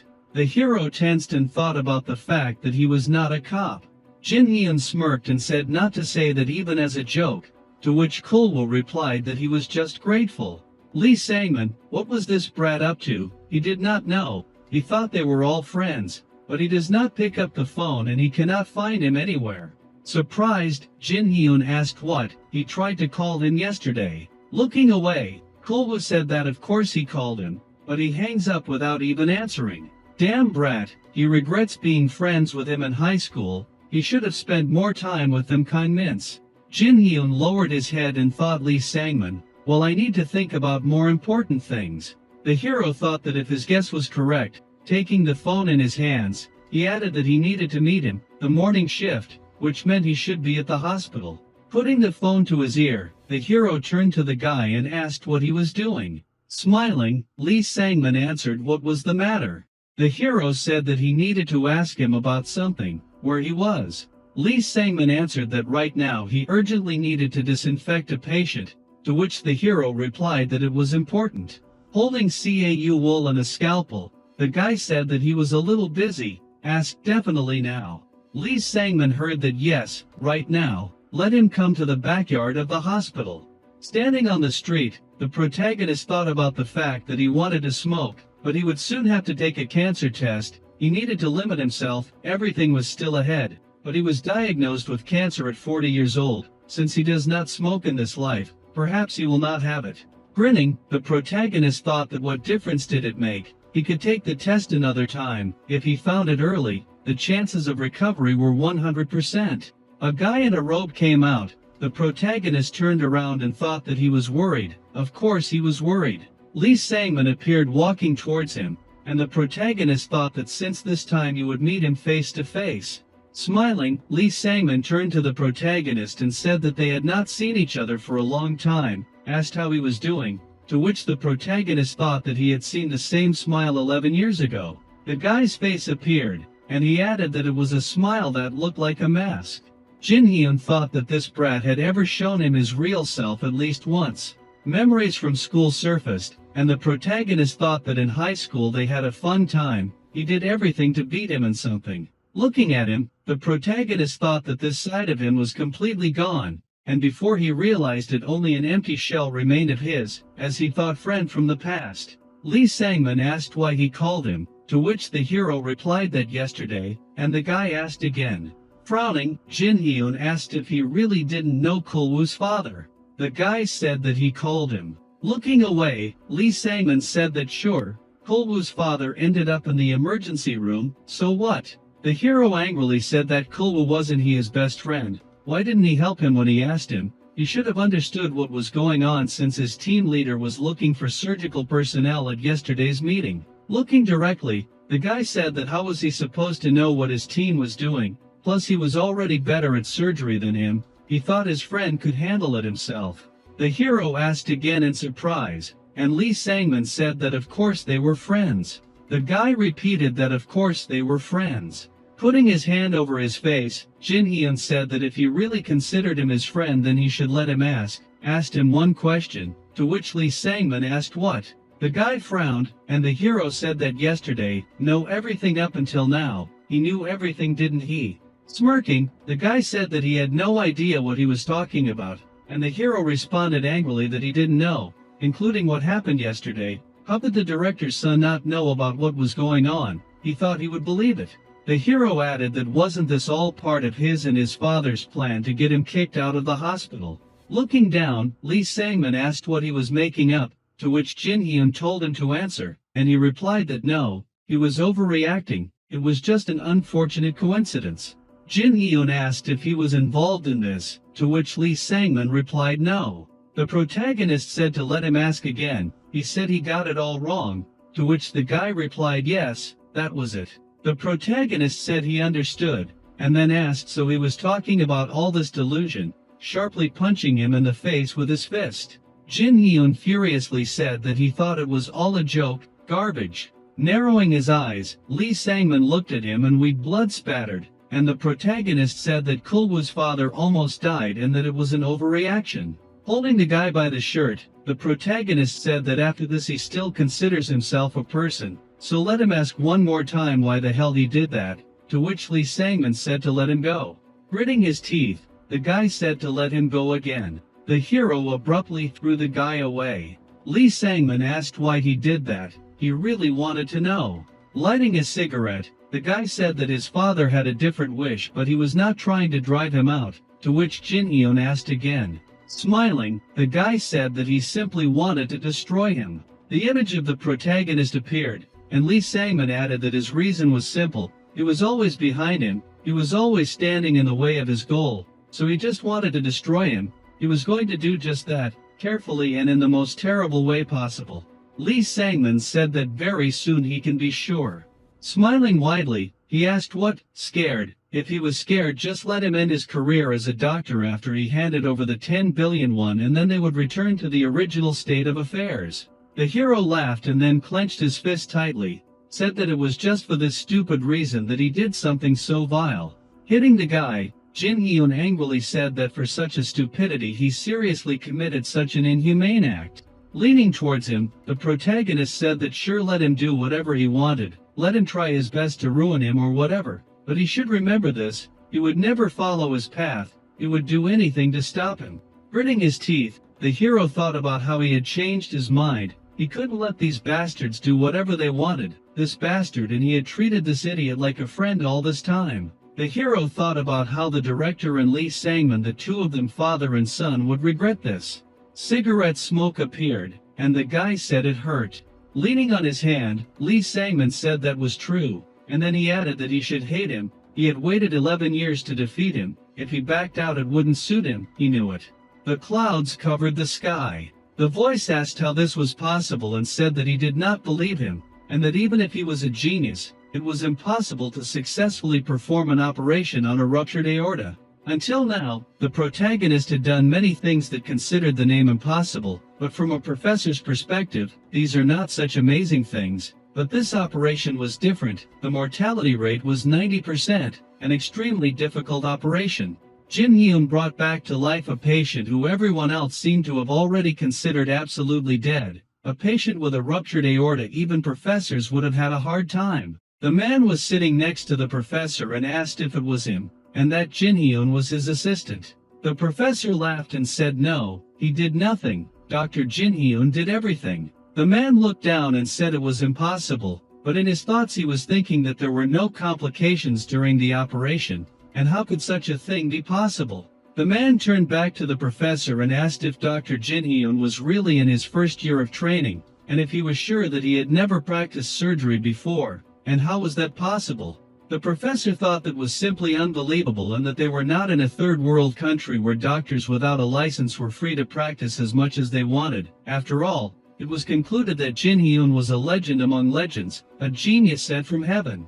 Throughout history, despite their lack of education, there were many geniuses who were able to achieve results that seemed impossible.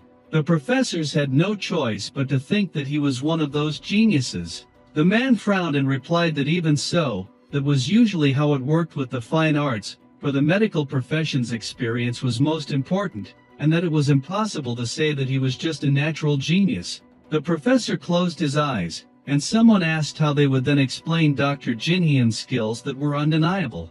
Someone agreed. The professor smiled and said that frankly speaking, Dr. Jin Hyun had not only the operation on the ruptured aorta. The man asked what else he had done. The professor continued that when he was an intern, he was able to connect the blood vessels during a liver transplant operation.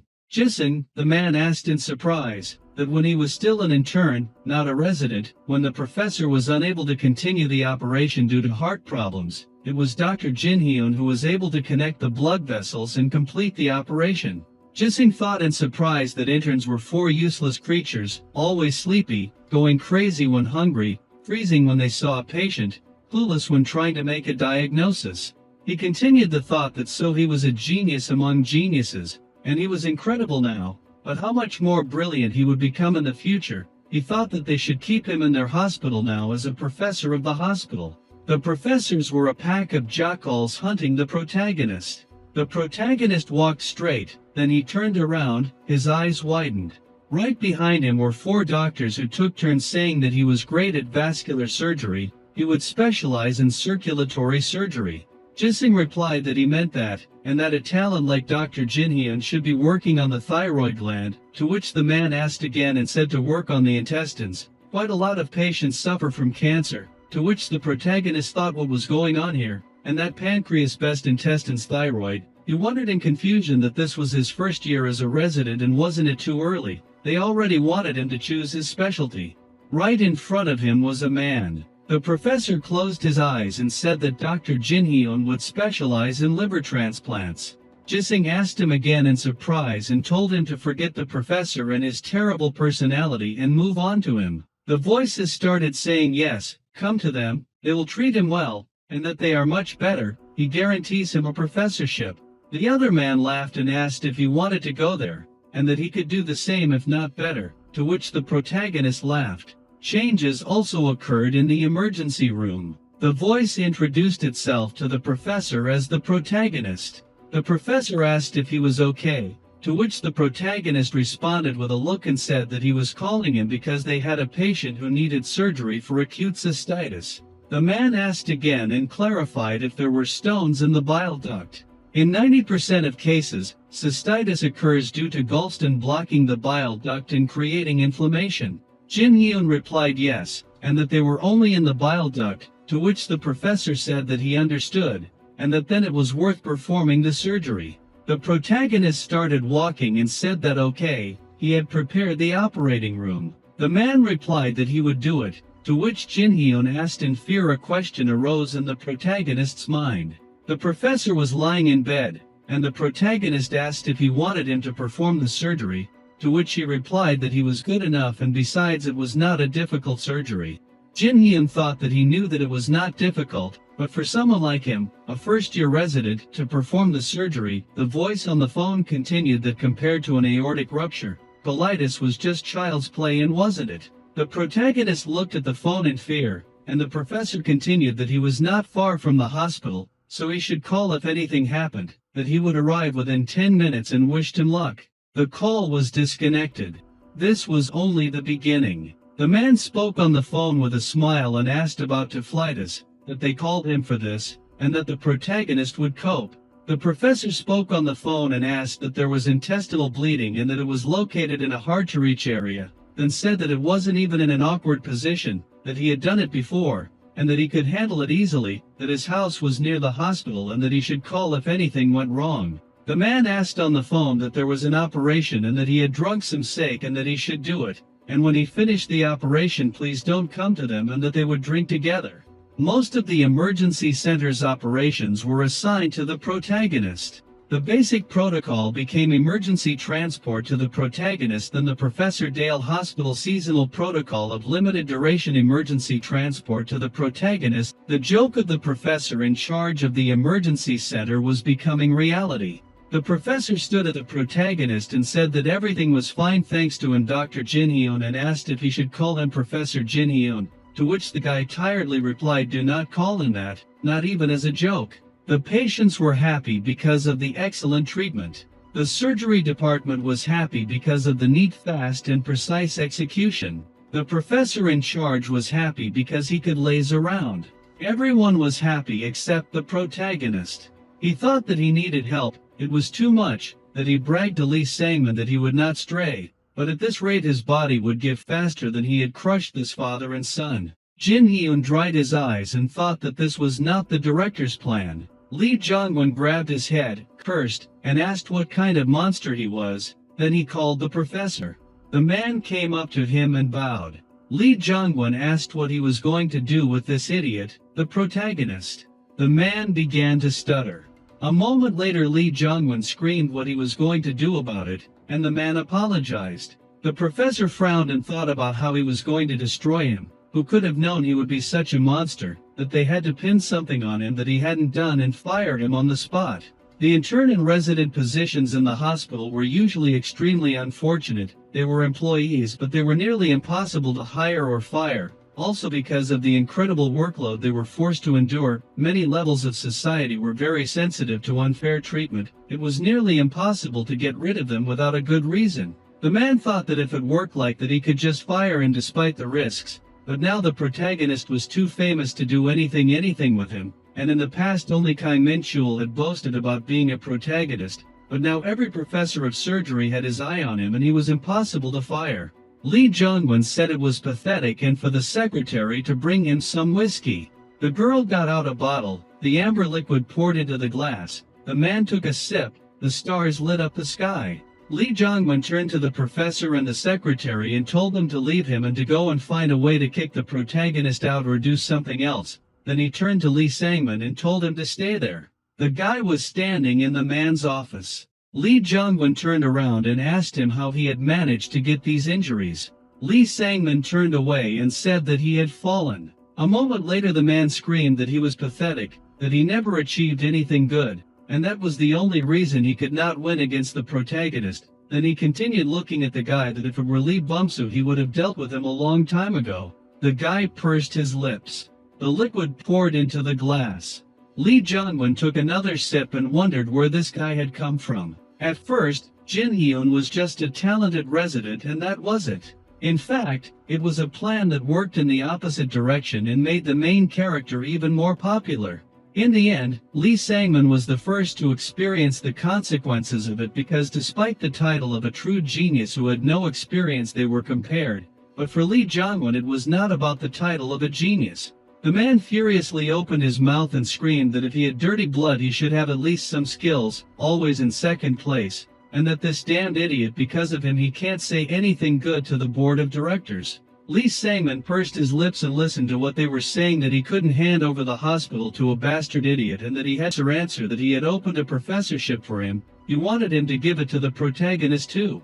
Lee Jongwon called the guy a pathetic loser. He only cared about being in first place. Lee Sangman said he would win. He continued that it would all end if the protagonist disappeared, to which the man asked in confusion. Lee Sangman smiled and said he would win and the protagonist would never recover from this.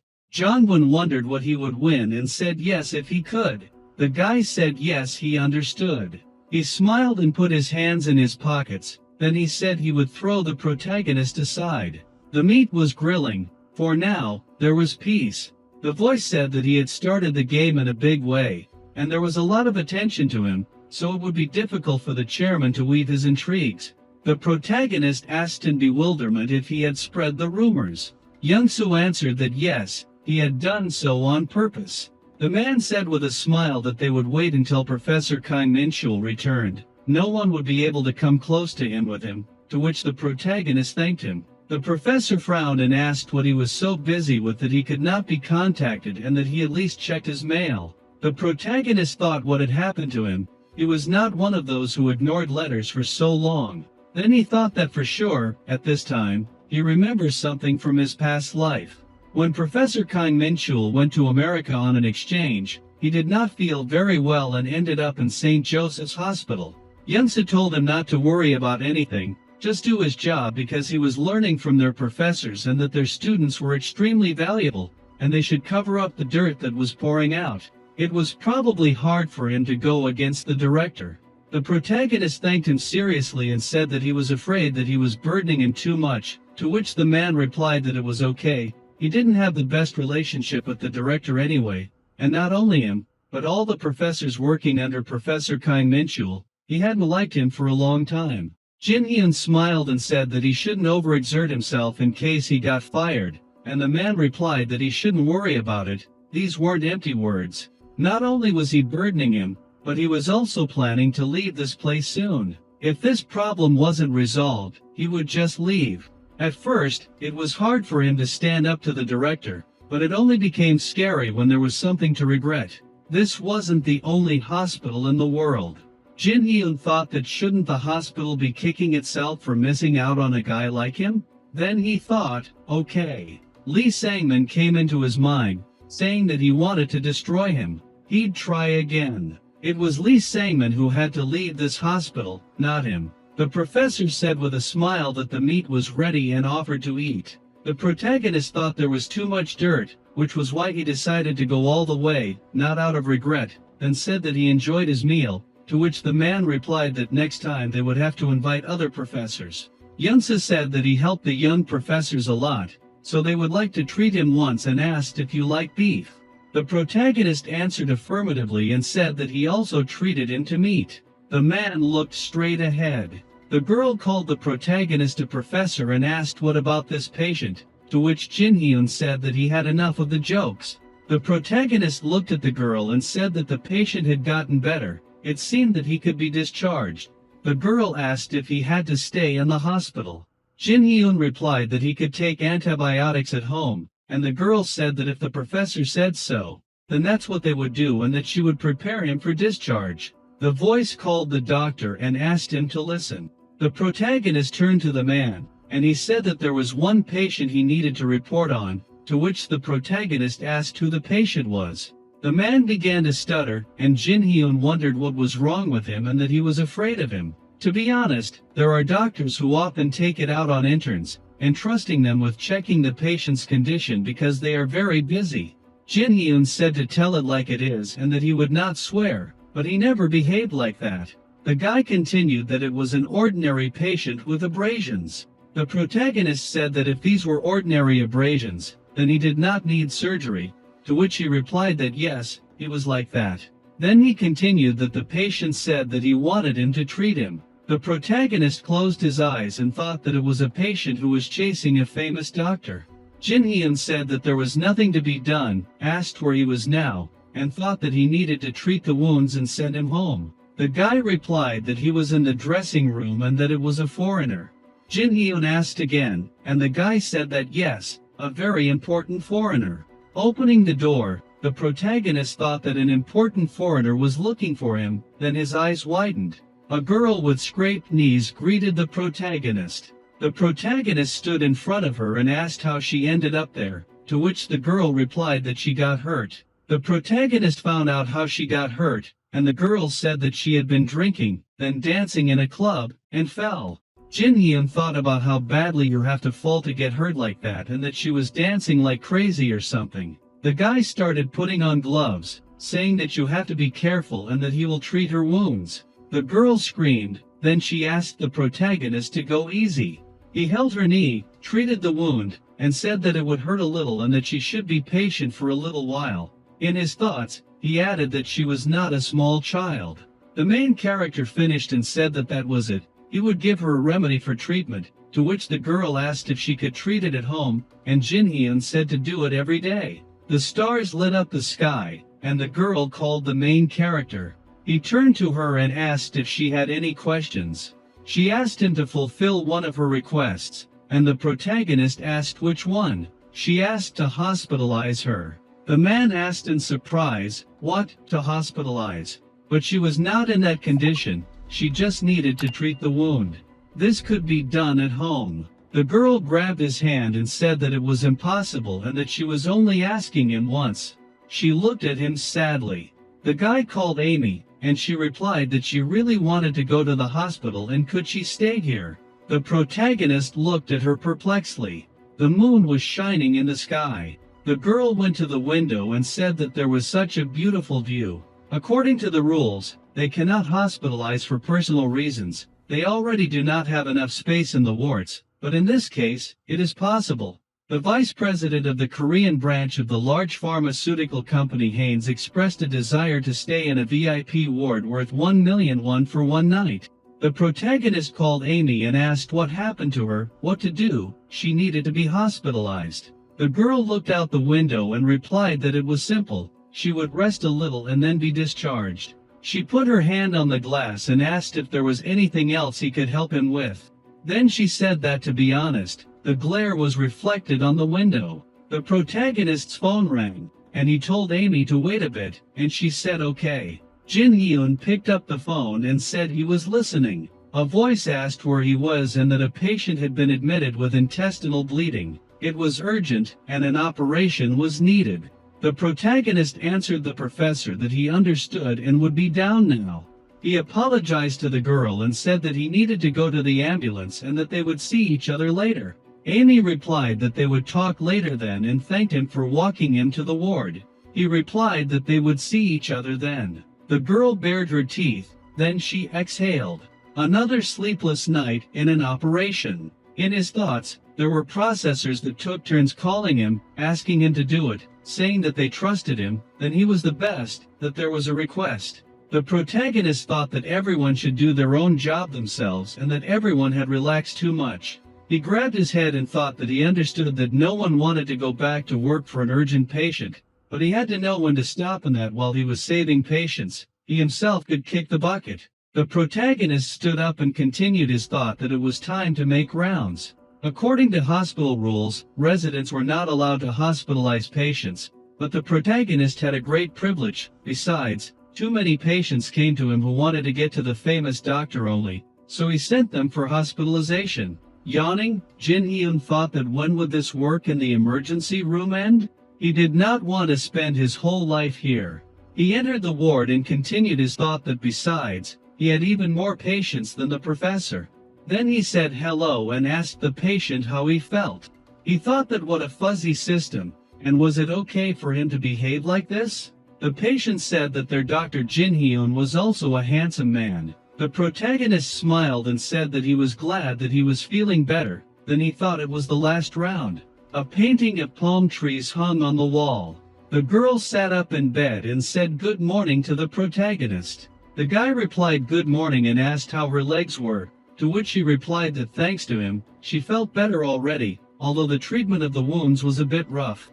Amy closed her eyes and said that it was so nice here and the view was beautiful and the nurses were kind, and they even fed her breakfast, and it flashed through her mind that of course there would be a good ward for 1 million won a day. The girl asked if she could stay here for a few more days, to which the protagonist replied with a smile that as she wished and that if there was any inconvenience, let definitely tell him.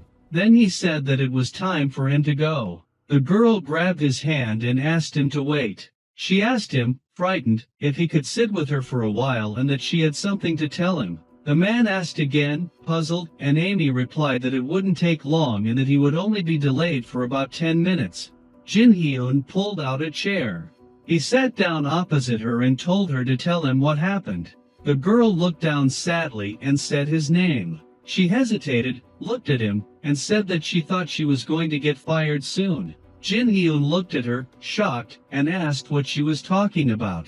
He thought, puzzled, that she was going to get fired and that maybe she had problems with Korean, and then said, "Didn't she say that her relatives were among the directors of Haynes? Then why?" The girl frowned and replied that their family didn't care about such things. Work was work, but it was all her fault. She continued that she was too blinded by the success of the TC-80 project, which he helped with, so she went overboard with other projects. She lowered her head and said that they all failed, so the main office makes her take responsibility. Jin Hyun answered in surprise at the project and asked what exactly the problem was, to which the girl said that the most problematic was the SD-54 project, too big a scope. The protagonist thought in shock that the SD-54 project failed and that in the past life it was still not like that. If we talk about the SD-54 project, then he knows it. This project will make a splash in a few years with its medicine to raise immunity, and it failed? He clearly remembers that in the past life there were no problems. The voice said that the problem arose at stage 1 of testing, and now the girl called the protagonist, and he looked up at her. She seriously asked if he could check this project and what if he could find some solution. Amy looked at him and shouted that she was ready to pay billions for it and asked him to take a look once. The protagonist's eyes widened in bewilderment, and he thought questioningly. The girl asked with concern if it was too much trouble for him. Jin Hyun lowered his head and said that it was not the matter and that he did not know if he could be of any use to her. This time it was different. When he had helped with the TC-8 project, he had known the exact answer in advance, but now he had no idea that there were any problems. Amy turned away and told him to promise to at least take a look once, to which the man replied that it was fine, but not to expect much. The girl reached for her briefcase. She took out some paper and said that here was the development plan and the interim report. The man took the sheets, and the girl thought that he was a genius, of course, but most likely he would not be able to offer anything to solve a project that he was seeing for the first time. Then she told him to look at it slowly and continued the thought that although who knows, maybe he would find a way like with the TC-80 project. The man held the sheets in his hands. Amy turned to the protagonist and asked what was going on and that it was too hard for him, and in her mind she was thinking that she had put too much hope in him and that yes, no matter how brilliant he was, it would be difficult to help him with this project. Jin Hyun looked at her and said that he seemed to know what the problem was. The girl asked again in bewilderment and thought how he had determined it in a few minutes. The protagonist closed his eyes and said that he had looked and found a serious error and that he thought he knew why there was a problem in stage 1 of the tests, to which Amy asked what it was. He opened his eyes and said that at first, looking at the girl who did not understand, he continued that what she had said earlier, billions, she was serious? She looked at the protagonist and thought that if he said that, then he really had found a solution to the problem. The Jin Hyun net value of the SD-54 project is slightly higher than TC-80, but then he was a student and easily signed a contract for 200 to 300 million. This time it will not do, although he cannot get a share either. Even if Amy agrees, the head office of He's may refuse. He can only answer Amy one thing, at the current stage, it is difficult to prove this idea. The process, production, testing, he will not interfere with these processes. He will just offer one idea. Jin Hyun said at least 5 billion, and that if he adds another 50 million here, he will be able to redevelop the test plan. Without this, it will be difficult to develop this project, at least that is how it should be said. The girl frowned and said okay. 5 billion. The protagonist thought that she answered without even thinking and that maybe she asked for too little. Amy raised her finger and said that this should be a specific action plan. Only in this case she will be able to take money from the fund. The protagonist looked at her and replied that it was a simple problem, the dosage and application rates were calculated incorrectly, and that the dosage was too high. The data used was also incorrect due to the molecular structure. Amy asked again in bewilderment and said that this could not be because the research team was accurate. The man replied that unexpected side effects occurred at the first stage, right, and that this was especially expected in relation to cardiac arrhythmia, and the expected result was almost not achieved. The girl thought in shock, how? And the protagonist continued that it was necessary to reduce the dosage to about 30 mg and take it not after meals but before, then the interaction of the drug with gastric acid would give the desired effect. Amy thought that when using the same drug, you could achieve a completely different result by changing the dosage and method of administration, and that the wrong dosages were used in this project. Then the protagonist added that only by reducing the dosage to 30 mg can it begin its effect on the G protein receptor. The girl thought that the problem was in the dosage. Well, in the mole structure it is possible. Then she asked how he understood it in just a few minutes, and that it is impossible to understand just by looking at the report. Such a dosage was determined through a very detailed study. When they noticed an adverse reaction, their scientists reduced the dosage. However, they could not even think of reducing it to 30 mg. Jin Hyun thought that, as he thought, she was surprised. It was almost impossible to suggest something immediately after he saw the report, but he had already seen all this in his past life, so his case is different.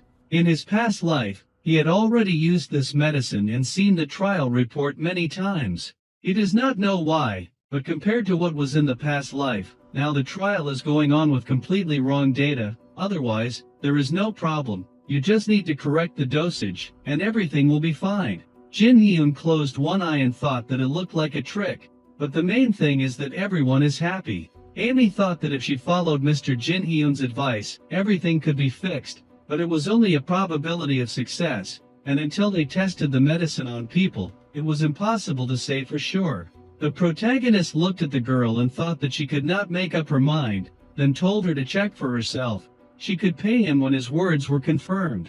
She thanked him and said that she would check as soon as possible.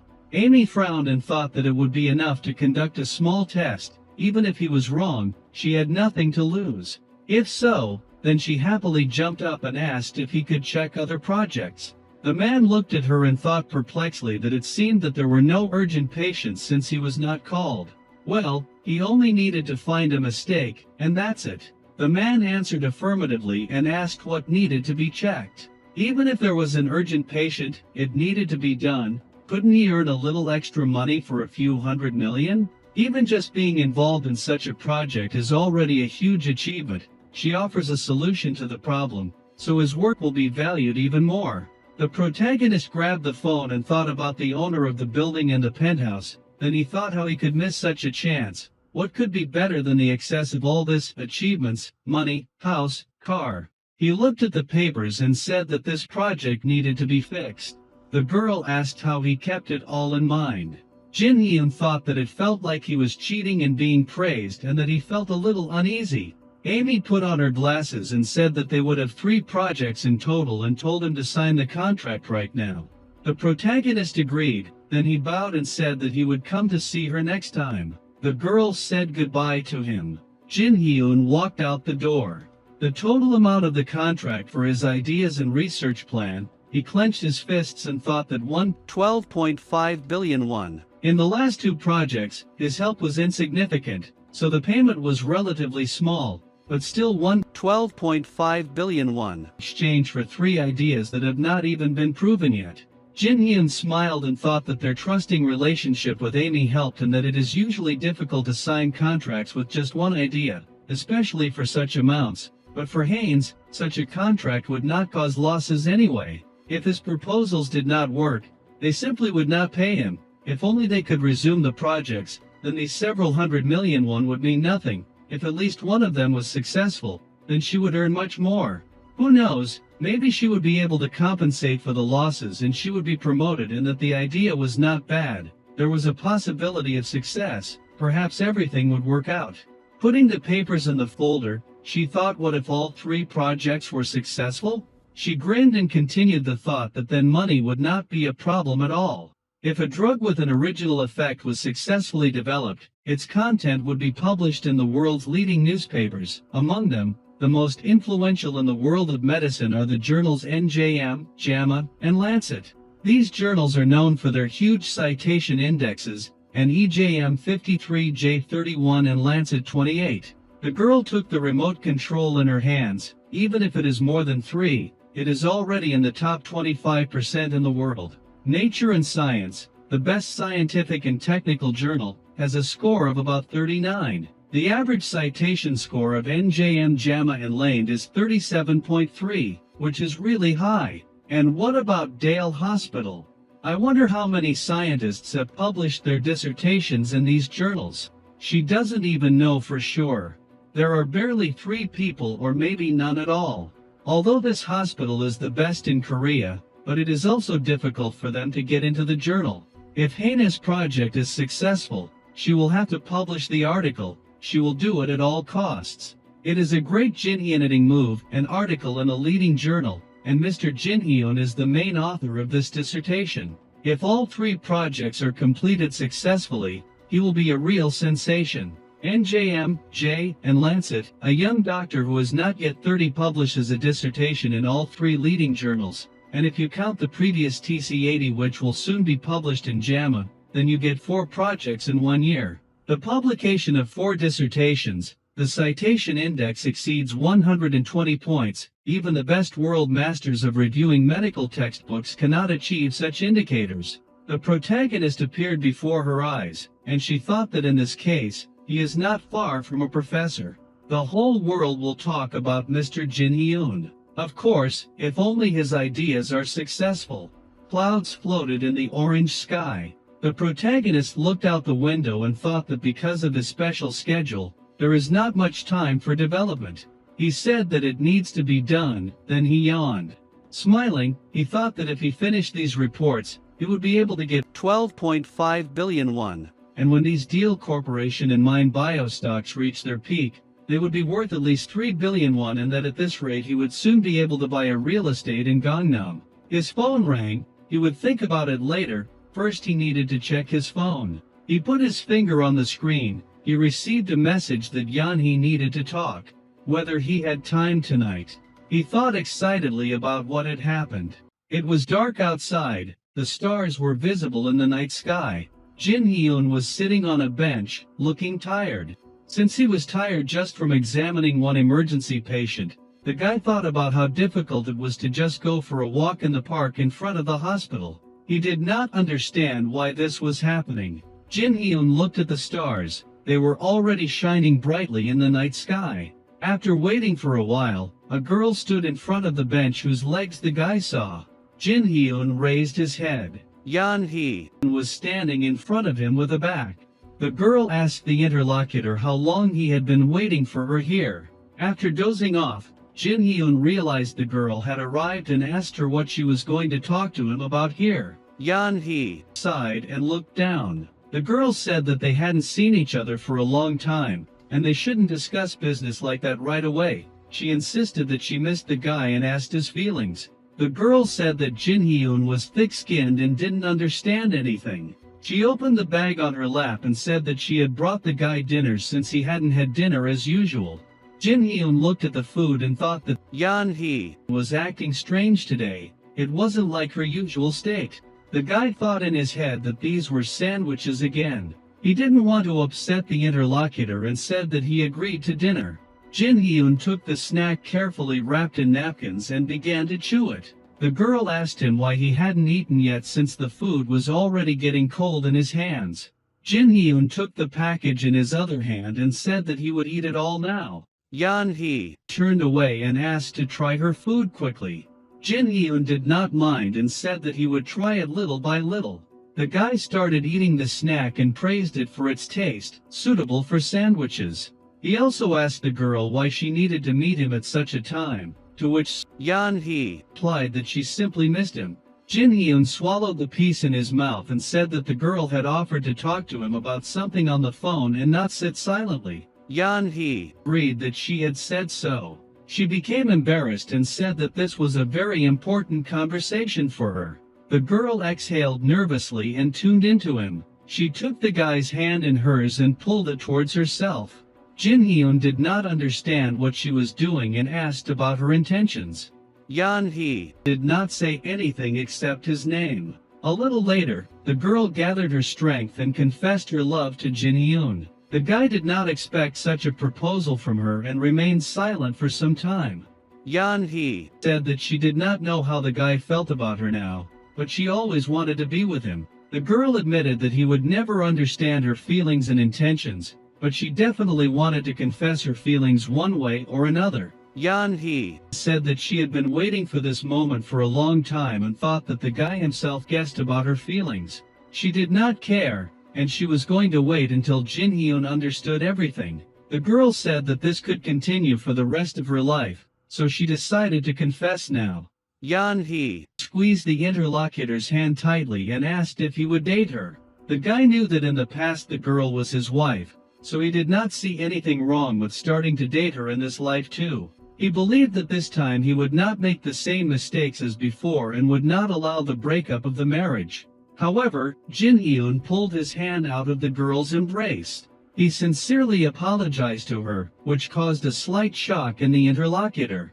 Jin Hyun said that it was all very difficult for him. He believed that even if everything was so, he still lived through this moment of life in the past and no longer hoped for a happy ending in family life. Now he could not allow the same as before. Jin Hyun stuttered timidly, told the girl that he liked another girl, and they were not on the same path. He knew that in fact he liked another girl. The guy was a fool and still did not understand this point blank. Only now did he realize that he loved Lee Hee-mi. 2 months passed, time flew by very quickly. The colleague turned to the tired Jin Hyun and admitted that he had something to tell him. The guy irritably asked what was wanted from him again, to which the colleague said that he had not been to the emergency room for a long time. Jin Hyun agreed with this. The colleague said that he always forgets that Jin Hyun is new to their clinic, but he is a very good doctor. The guy asked who was waiting for him in the emergency room, to which he was told that there was a child who had just arrived here. A colleague typed his name into the computer database and showed that it was a 7-year-old boy. Jin Hyun was surprised by his diagnosis. The doctors diagnosed the child with hemophilia. Jin Hyun thought that this disease was not easy to cure, so he was called to help. The colleague said that the boy was very good and followed all instructions, but the problem was with his parents. The guy said that the boy was in the hospital very often, and because of this, his mother became very nervous and strange. Her behavior and character have changed greatly. There are signs of delirium in her speech, so you need to be careful with her. The colleague said that the woman recently even filed a lawsuit against several professors. Jin Hyun began to think that the patient himself was difficult and suffered from hemophilia, and his mother also suffered from delirium. It would definitely not be easy. The guy said that he understood everything, but not all the required fields were filled in on the card. He asked why the boy was brought to the hospital, to which they answered that the patient had acute cystitis. The guy was shocked by what he heard because with such a diagnosis an operation was urgently needed. If a patient with colitis is treated only with antibiotics, then in the end it threatens him with blood poisoning, and the patient can be lost. The operation was not complicated, but the main problem was hemophilia. Jin Hyun asked his colleague if it was definitely cystitis and whether they could just get by with antibiotics. The guy replied that he had no doubts. The colleague said that everything would depend on the severity of the disease. Of course, antibiotics and drainage tubes could be used, but the boy himself was very weak. He had a high temperature, and if everything was left like this, it could cause septicemia. Jin Hyun said that it would not be easy because the operation would cause profuse bleeding in the patient. It would be necessary to prepare more donor blood in advance. The guy came into the boy's room and greeted him. He said that he had come to cure him, to which the patient began to make excuses, saying that he was fine and did not need injections. Jin Hyun knew that some children immediately thought about injections when they saw a doctor because, due to his illness, this little guy had seen him get blood transfusions many times.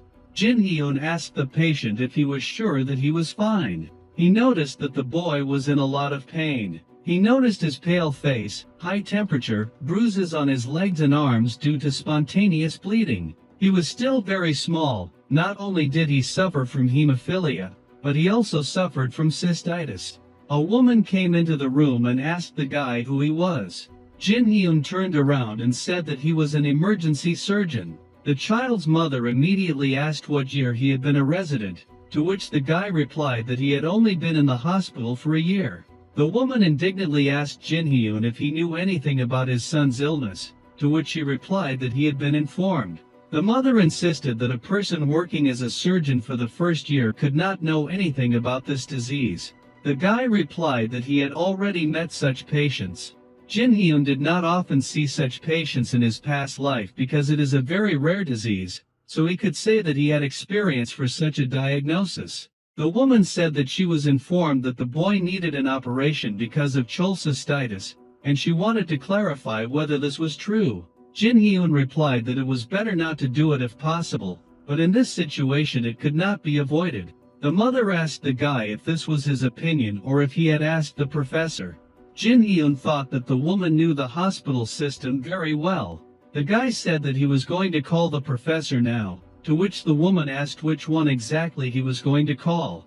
Jin Hyun realized that she reacted ambiguously to this name. Perhaps she had problems with him before. He decided that he should call him anyway, but not here. The guy called the professor. The man on the line asked why he was calling him and what happened.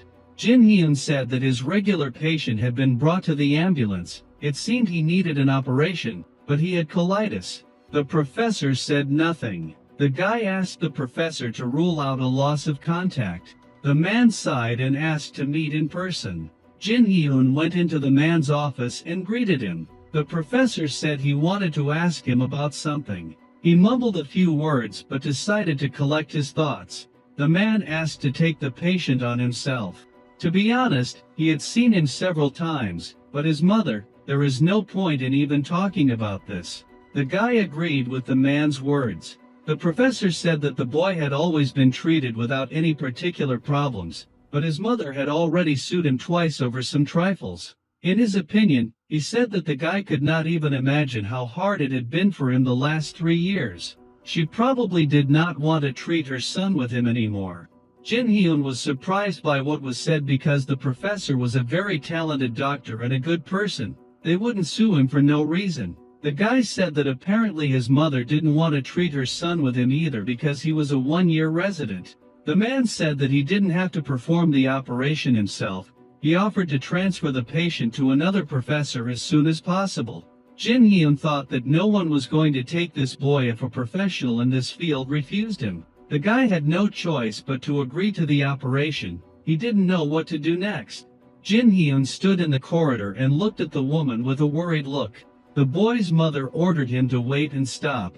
She asked him his name. Apparently he treated Prime Minister Kim Chang-young and the artist Kim Jong-hyun. The guy replied that everything was so. The woman asked him in a menacing voice to treat her son. She no longer intended to entrust him to the professor. She asked if Jin Hyun could handle it. The guy thought that he really didn't want to start this. To be honest, this is the most difficult treatment. Even if he does everything right, no one guarantees that she won't sue him as a professor. Although the guy was a stranger to this boy, he sincerely felt sorry for him, and his mother was clearly uneasy. He collected his thoughts and told himself that he couldn't pass by this situation. If he had to do this operation, Jin Hyun promised the boy's mother to do everything in his power. When a child is sick, naturally the mother starts to get very nervous. You should try at least for the sake of this baby. The guy asked the one to trust him.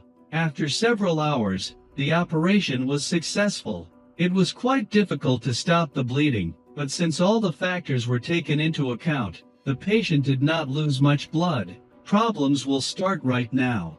Bleeding in a hemophilic can start unexpectedly, so it is necessary to prepare in advance for the worst with Manhwa and other medications, all because even a small bleeding can cause death in such patients. The woman approached the boy and asked how the operation went. He replied that it was successful and without any problems. The mother asked if the outcome was good. The operation was successful. The boy has hemophilia. After the operation, he can start bleeding at any time, so they must carefully monitor him to prevent this. The woman said that she already knew about it. She asked to make sure that her son will be okay. The guy asked her not to worry and promised to keep an eye on him. 2 days later, Jin Hyun came to the boy's room. He greeted him happily. The guy asked him how he felt and if his stomach still hurt. The boy complained of pain and said that he wanted to refuse a blood transfusion. Jin Hyun talked him out of it and said that he needed more blood to stay healthy. He asked him to be patient a little longer if he could. The boy said that he would be patient. He asked the guy to play with him when he recovered. Jin Hyun replied that when the boy gets better, they will definitely play. He praised him that he copes well and endures all the pain. They are obliged to play with him. The patient asked if his words were true. Jin Hyun replied that he promises personally. The guy thought that this is still a child. In his past life, he did not have children, they did not have health problems. It is just that the relationship with his wife was not the best at that time. The woman looked rudely at her husband. In addition, due to being busy at work, he was rarely at home. Then obviously they could not have children. Even if he was busy, he should have spent more time. He could not think about it at that time. In this life, the guy planned to do more for his loved ones. If he gets married, he will do everything to become the best husband. Jin Hyun caught himself thinking that he was not even dating but already thinking about the wedding. He did not know what to do to achieve his goal because she is his friend, but he likes her as a girl. The boy's mother approached the guy. The woman said that she had just left today, and he had already come in to talk to her son. The guy replied that he had been waiting for her there specifically. The mother asked about his test results. Jin Hyun replied that they looked pretty good. He didn't think anything could go wrong and bother him again. The woman expressed her sincere gratitude to the doctor and said that she hated visiting hospitals and clinics every time. She asked him to take care of her son. The guy realized that since the boy had gotten better, his mother had become kinder to him. The woman handed him a jar of lemon juice and treated him to it. She offered him to help himself, but in her opinion, it was still not enough to thank him. The guy decided to refuse it. Jin Hyun realized that the boy's mother was not building illusions. She was just very sensitive due to the stress she was experiencing because of her son's illness. The woman asked if he would come again today. The guy replied that he would do so during the next round and they would definitely see each other.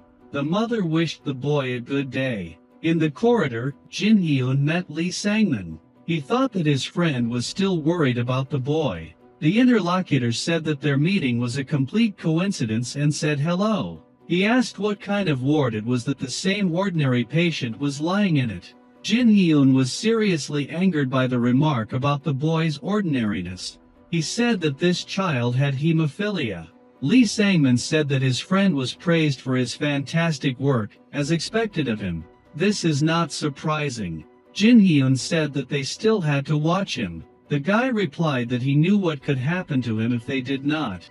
Lee Sangman said that it would be very terrible if the boy's health suddenly deteriorated and he died. Jin Hyun did not understand why his interlocutor appealed to such words. He ordered him to shut up and watch his language. Lee Sangman said that since he was made responsible for the boy, a lot could happen. He asked him to try. The guy went around the corner of the corridor. The main character was thinking about what a bastard he was. Lee Sangman's face was strange. There was even a smile on it. It seemed like he was happy. Jin Hyun was working on the computer and saw Lee Hee-mi coming up to him. They said hello together. The guys had loving thoughts about each other in their heads. The guy caught himself thinking that today the atmosphere around the girl was different, super serious.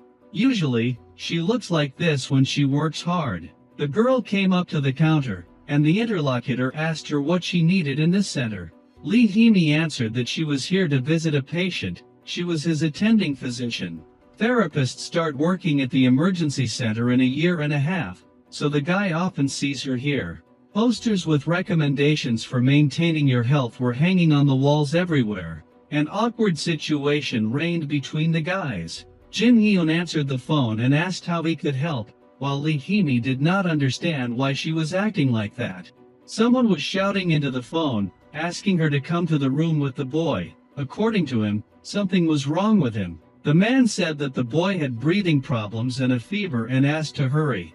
The guy said that he would be there soon. Lee Hee-mi asked what was wrong with that patient. The guy quickly answered that he needed to check him. The girl offered to have a cup of coffee another time. She called out to her love once more. The girl simply beamed with happiness and said that she would wait for him for coffee. The guy agreed and said that he would definitely treat her. The door to the ward opened, and Jin Hyun went inside. The boy complained that he could not breathe. The guy suggested that the boy said that it was yellow. Everything was worse than he thought. Jin Hyun asked what the patient's saturation level was. The woman answered that it was very low, 88%. The doctor said it looked very much like pneumonia. He asked to connect oxygen through a nasal tube and request a mobile X-ray. The boy's mother was in a panic and asked what was going on. She remembered in his words that everything would be fine. She asked him to tell her that all the complications were due to the operation. The guy answered that it was pathogenic pneumonia. It could occur as a result of treating another disease. It was not the operation that caused it. After antibacterial drugs, there would be an improvement. He asked the woman to trust him. Jin Hyun was more worried about the boy's physical condition than about pneumonia. The woman screamed that her son was bleeding. She pointed to his shirt. The guy asked her to calm down and asked the nurse what was wrong with the hemoglobin level. The girl answered that it had decreased by 2 levels compared to the morning. The normal level is 13, and the boy's was 9, but in the morning, the level was 11. Jin Hyun tried to look for the place where the bleeding was coming from. He did not think it was bleeding in the abdominal cavity. It was strange. He noticed the leg. The boy pulled the blanket and saw spontaneous bleeding. It was more serious than he thought. He did not understand why the boy suffered so much in life. Jin Hyun said that it was necessary to immediately make worries. He ordered the lab technicians to bring donor blood and clotting factor. The boy complained that he was in pain. The boy apologized and said that he was going to press here. The woman could not calm down and screamed at the doctor. She thought that he did something wrong. She did not want to trust the first-year resident in the first place. The mother screamed and said that if something happened to him, he would regret it. The boy begged his mother not to start this scandal because he trusted the doctor. He said that Jin Hyun did everything possible to help him. The mother continued to be in fear while the guy calmed the patient and said that everything would be fine. The doctor turned to the woman and said that he understood her condition, but she should wait for some time because the patient was important to him. That's why he went to help him. He promised to do his best. The woman clasped her hands and started crying. This attitude is disappointing and tiring, but at this moment, the hardest is for the boy and his mother. The woman continued to worry and listen as Jin Hyun ordered to hurry with the medicines and do a blood test. The boy asked to contact the blood transfusion team and make sure that they bring the required amount. Someone brought a mobile X-ray. Looking at the complete suffering face of the boy's mother and her labored breathing, neither the boy nor the nurses could find encouraging words. The night similar to a war passed, as did the boy's bleeding. They successfully stopped it, but the hemoglobin level is still falling. On the image, they found another severe abdominal bleed, so they need even more blood for transfusion. The blood even filled the joint cavities. They had to pump it out. Because of all this, they have to constantly monitor his blood pressure. The guy hadn't left the boy's side since dawn, but eventually things improved.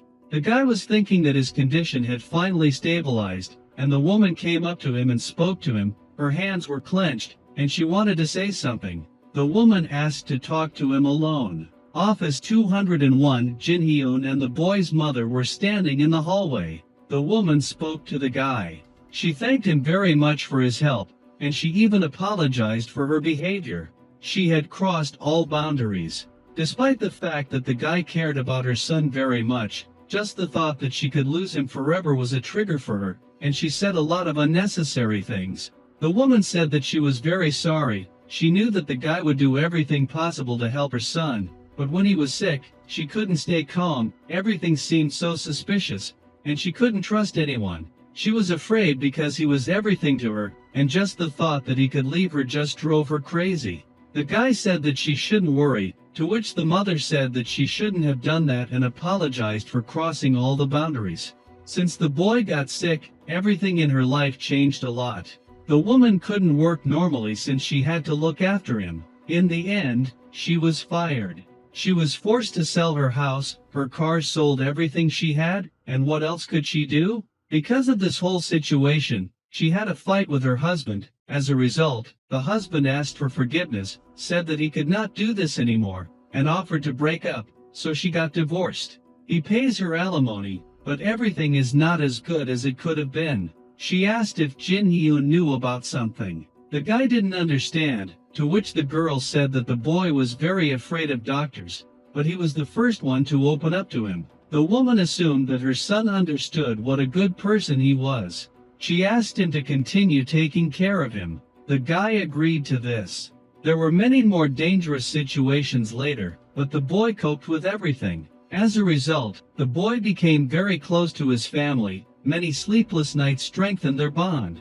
The doctor read the test results and said that due to bad tests, the boy needed another transfusion. The patient did not want to do it.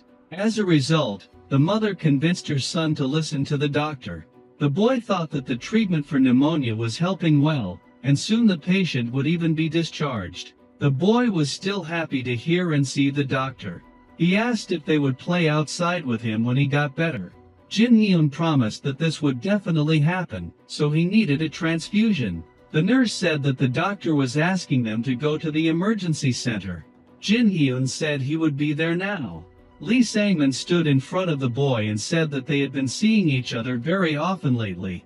He asked how his interlocutor was doing. Jin Hyun looked sternly at his former classmate. The boy no longer wanted to talk to him and wanted to interrupt their conversation, but the boy interrupted him and asked how the boy was. Jin Hyun replied that he was fine, although there were some problems. The doctor had no idea what he was planning, but for some reason, he had been seeing him very often lately. Lee Sangman said that he had long wanted to ask what would happen if anticoagulants were used on a patient with hemophilia. Jin Hyun turned around and asked if he was serious. The guy knew that if they were used, the patient would eventually bleed to death. Anticoagulants are drugs to prevent blood clotting. They will 100% cause problems for a patient with hemophilia. Lee Sangman smiled again and walked away. Jin Hyun thought that one of the top graduates of the medical school should know such things. It seemed like he was making fun of him. Lee Sangman thanked him for the information and walked away. The guy thought that the best option would be to just forget about him and take care of other patients. Jin Hyun knew that his classmate was aware of such questions. He definitely knew the answer. He realized that he was probably thinking too much about this introduction of an anticoagulant to a hemophiliac. It was devastating. One day, Jin Hyun was working when he received a call asking for help with a boy's bleeding. The nurse said that the bleeding was not serious. The guy asked if she was doing a transfusion. The girl said yes. The guy thought that it was very strange because in the morning the test results were normal. They were transfusing so much blood. Why was he bleeding so much? Jin Hyun suggested that the nurse just observe or increase the number of transfusions. He said that he would come now and asked to wait for him. The mother and son were waiting for him to arrive. They greeted each other. The guy did not believe that this woman was able to smile after so many years. The nurse wanted to say something to the guy as he replied that he did not have time. He needed to monitor the bleeding. He began to palpate the patient and said that it was somewhere quite insignificant. Although it had started, everything was worse than he thought. Jin Hyun thought that he was exaggerating with thoughts about Lee Sangman and his stupid questions. Obviously, there could not be anticoagulants in this for, even if the doctor prescribed them, the nurses would not allow their use. The guy's attention fell on the new bag of blood that they had received quite recently. He couldn't believe his head. It couldn't be in his thoughts. He didn't believe that Lee Sangman was capable of such a thing. There was a strange atmosphere in the room. The boy's mother asked what was wrong. The guy replied that he was most likely exaggerating. If this question concerns the patient's life, it would be better to double-check. He ordered to stop the transfusion. The nurse was surprised by his decision. Jin Hyun said that it seemed strange to him that bleeding had started, namely during the transfusion. The girl ordered that they should do it to stop the bleeding. The guy thought that she was right. It was impossible to talk about a suspicion that there might be a toxin in the blood bag.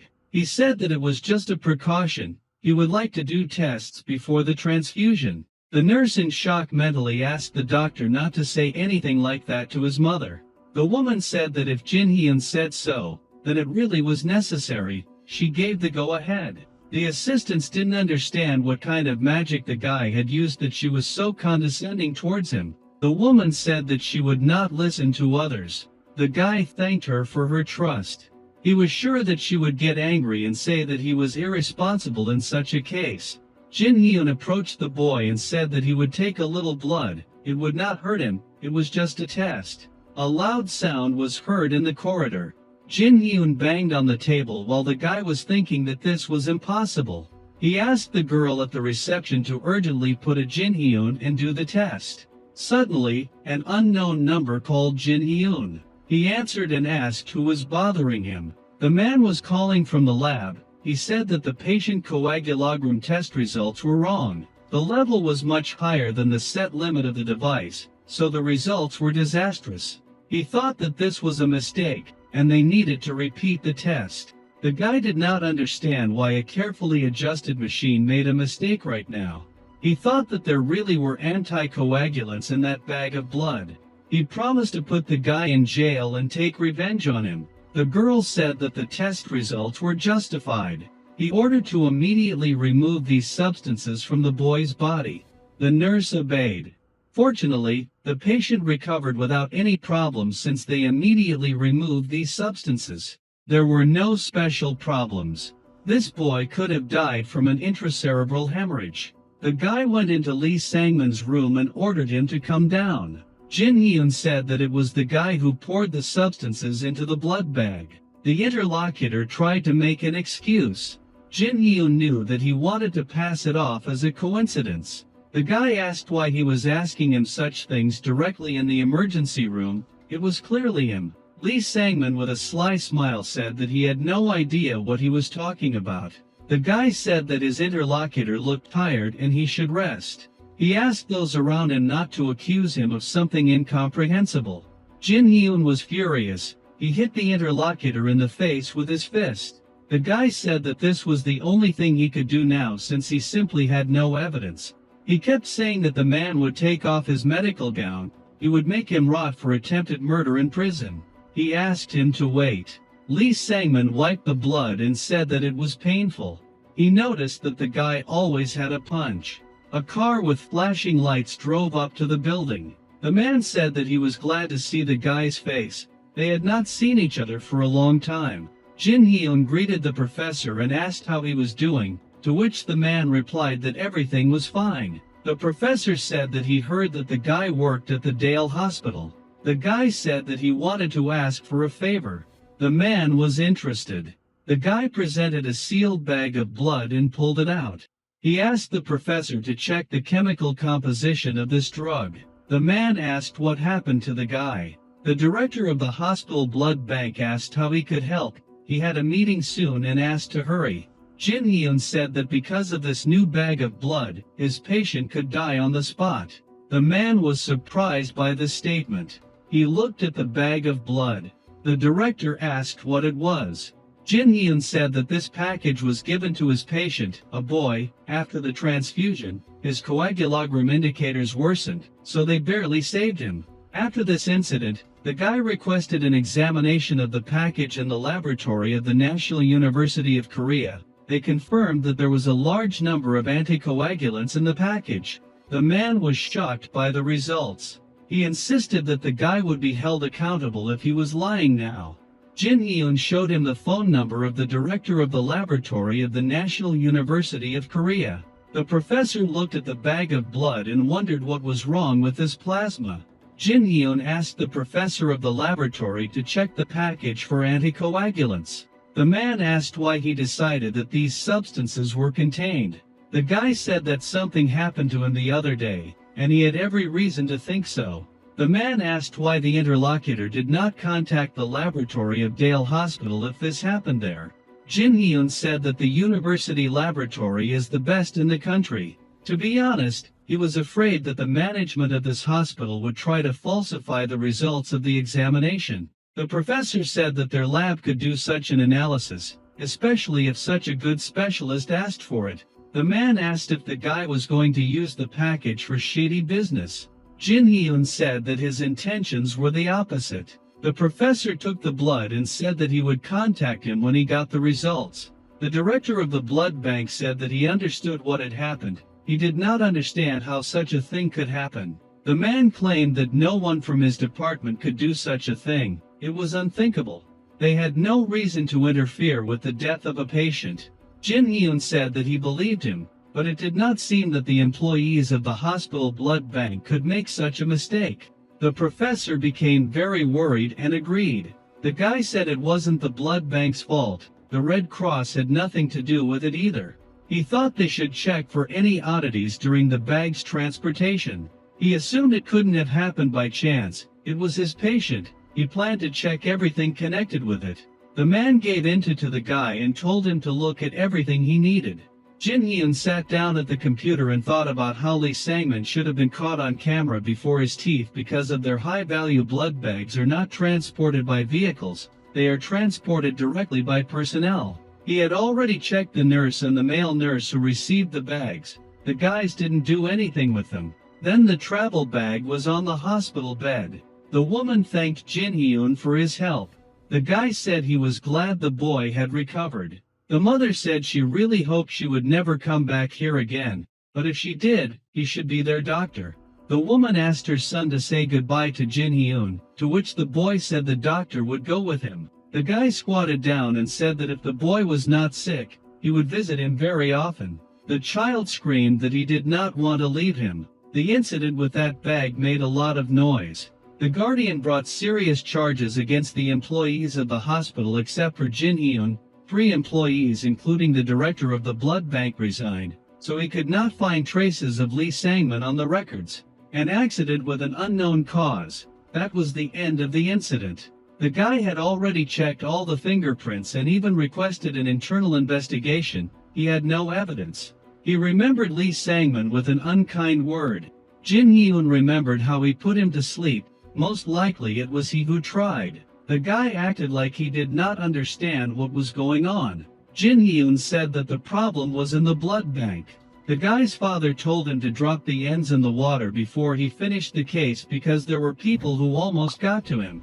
Fortunately, he managed to cut off all connections. He told his son to be more careful next time. Lee Sangman listened to him. The man asked him to try harder because the board of directors was nervous. He said that even the chairman of the hospital has limits. If this continues, the guy will have to leave the hospital after residency. The man said that in order to prevent such an outcome, he needs to show his abilities to everyone. He asked his son if he knew who Minister Poi was. Recently he had health problems due to colitis. He was soon scheduled for an operation at their hospital. The father promised that he would give this operation to Lee Sangman. The guy was shocked. The man said that a professor would operate, and he would just be an assistant for show. The door of the Prime Minister's reception room, the girl at the door said that her boss was busy at a meeting now. She asked him to wait.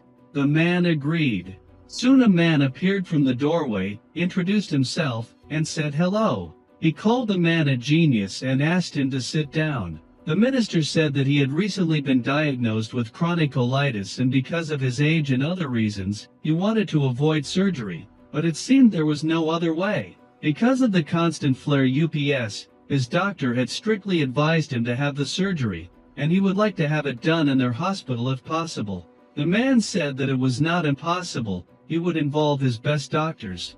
The minister asked who would perform the surgery. The director replied that it would be a professor and one of his best assistants who would assist the chief surgeon.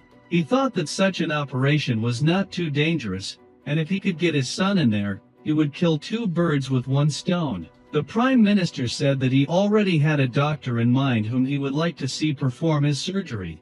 The man did not understand what he was talking about. Kim Chang-young said that it was a young doctor who had once saved his life. He would very much like Dr. Jin Hyun to perform the surgery on him, and the director was furious. He did not understand how the minister knew about this guy. The minister said that this was his wish, and he would like it to be fulfilled if possible. The director jumped up from his chair and said that the guy was not a professor and not even a professional in this field. He was just a resident. The interlocutor tried to persuade him to change his mind. The politician replied that in his opinion the gallbladder operation was not so complicated. As far as he knew, Jin Hyun had already performed many complicated operations at the hospital. When Kim Chang-young first said that he wanted Jin Hyun to perform his operation, many were against it despite the fact that the cholecystitis operation is easy. It would be desirable for me to perform it by an experienced professional. The minister did not calm down and said that he really wanted to give such an opportunity to Jin Hyun. If he had not met him on the plane that day, the man would have died. He should pay him for saving his life, and this is the only thing he can do now. Lee Jong-won knew that this was not surprising. He went to the hospital instead of the Korean university precisely in order to get to Jin Hyun. The man was furious when he heard his name again. He kept repeating it in his head. The man at the interview said that the hospital's performance in the first quarter was poor. The man advised him to be careful because the company was currently in deficit. Lee Jong-won objected and said that the hospital was created to make money. Yes, there were times when they had to sacrifice something for the health of patients, but he insisted that he could not talk only about the financial side of his project. The woman said that despite everything, the deficit was too big. She advised him to conduct an audit of finance and accounting. The man on the left confirmed her words and said that it was all for the sake of saving people. Colleagues said that it was very illiterate to put Lee Sang-min as the heir to the company. Such management could threaten the integrity of the hospital. They knew that family ties do not help solve the company's problems. It was simply inappropriate. The woman said that inheriting a position by blood is a bad practice and should only be used when there is no other way out. She asked if he agreed with her. The girl on the right confirmed her words and said that their hospital was one of the best in the country. It should be managed by a capable person. All the claims against Lee Sang-min go back to the very beginning. The guy's older brother, who was supposed to inherit the hospital back all his rights including the position of director to her, this strengthened her voice in the board of directors. Lee Jong-won thought that his eldest son was useless because in his stupidity he bequeathed everything to this girl. One of the directors said that they were against the hospital being headed by an inadequate, unqualified person like Lee Sang-min in the future. The man was also against anyone receiving special treatment. If Lee Sang-min planned to head the hospital, he should prove his rights in competition with his fellow students, of course if he can do it. After some time of silence, the directors began to leave the office, leaving Lee Jong-won alone with his thoughts. The man stood up from his chair and asked Lee Hee-mi to talk to him. He said that the girl was very difficult. The man offered to help his brother Lee Sang-min. Lee Hee-mi chuckled. The girl did not read that it was her brother, more like a murderer. She said that she had already mentioned him in a bad way many times. Lee Hee-mi simply did not see the point in talking to him about such topics because he was simply blind to greet. Lee Jong-won grabbed the girl's hand while she was struggling. He asked her to stop playing with the board of directors. Lee Hee-mi asked what would happen to her if she refused.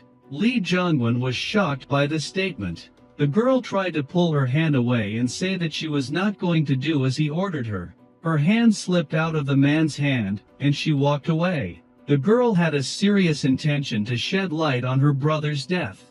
Lee Jong-won was furious because he thought it was all nonsense. The man felt sorry for his fists and thought that his company was slipping out of his hands. He understood that if he continued like this, his own doctors would throw him out of the hospital. The guy asked to repeat it in surprise. He was shocked that he was being offered to perform an operation on the Prime Minister.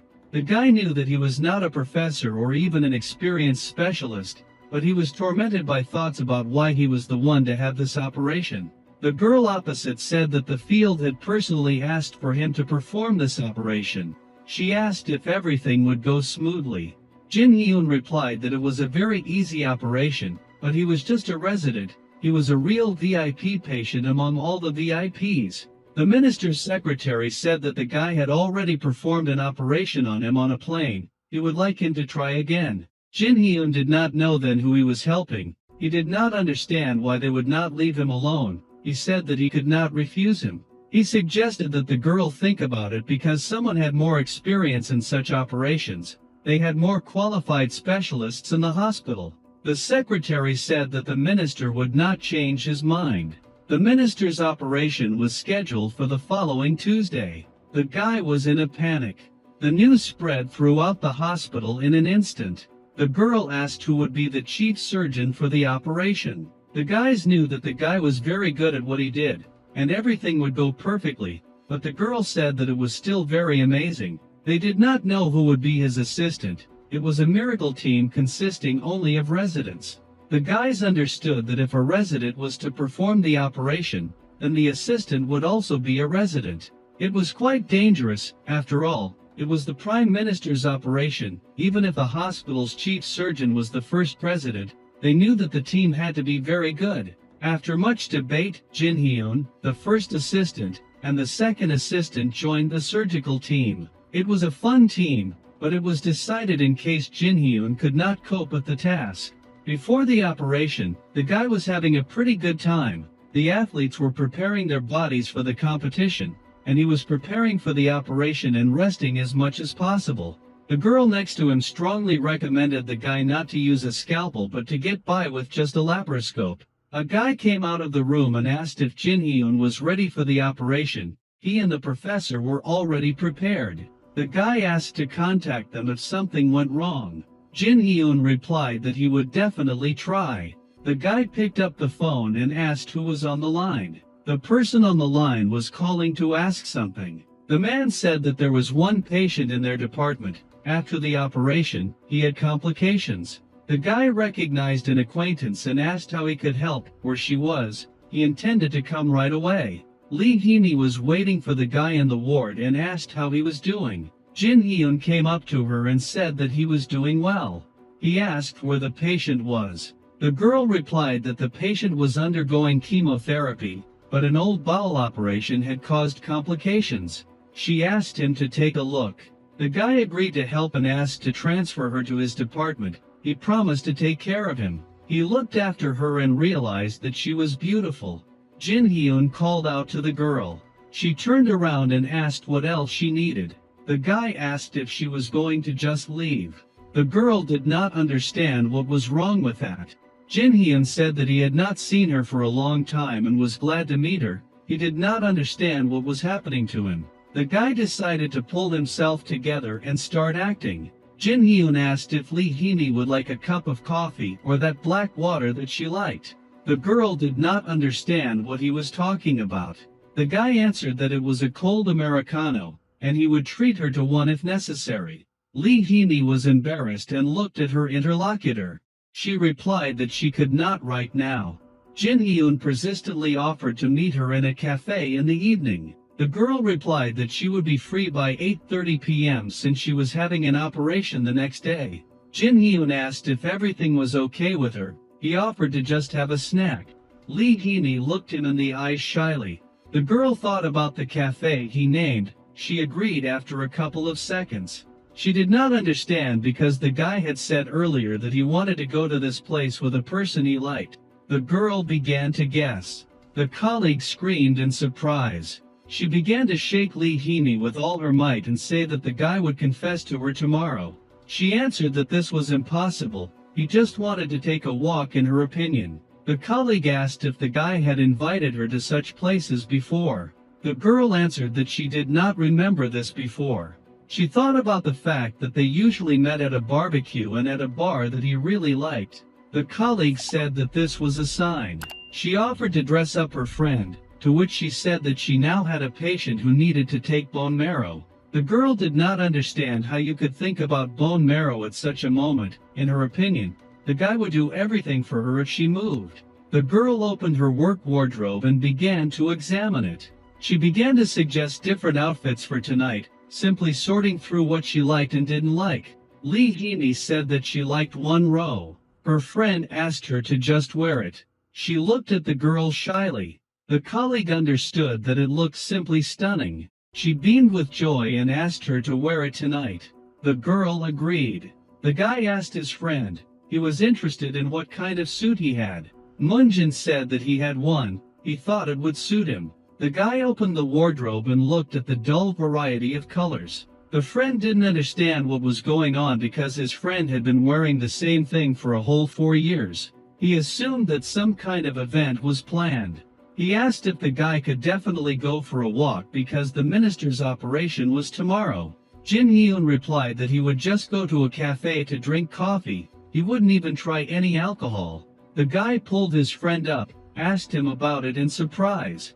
Jin Hyun collected his thoughts. He said that if he liked someone he should confess, in his opinion, it was the right thing to do. Moonjin asked who the guy liked so much, to which the guy replied that he would tell him later. His friend thought that he was considered stupid because he could only guess. Moonjin went up to Jin Hyun and told him to confess already. The guy wasn't sure that he liked the mayor, but it didn't seem like she wasn't interested in him at all. The only thing that mattered was that he liked her, he hadn't realized it before. He was an idiot, but now he had to say it. He wanted to say that he liked her.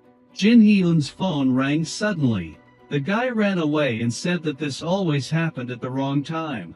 Moonjin lay down on the bed and looked at the ceiling. He thought about how his friend was a real idiot. He hoped that he wouldn't hurt the girl. Jin Hyun was almost an hour late due to an urgent call. The cafe is on a crowded street. If he leaves right now, he will be there only by 10. Lee Heaney said that she would be there by 20:30, so she was already there. The guy remembered that he forgot his charge.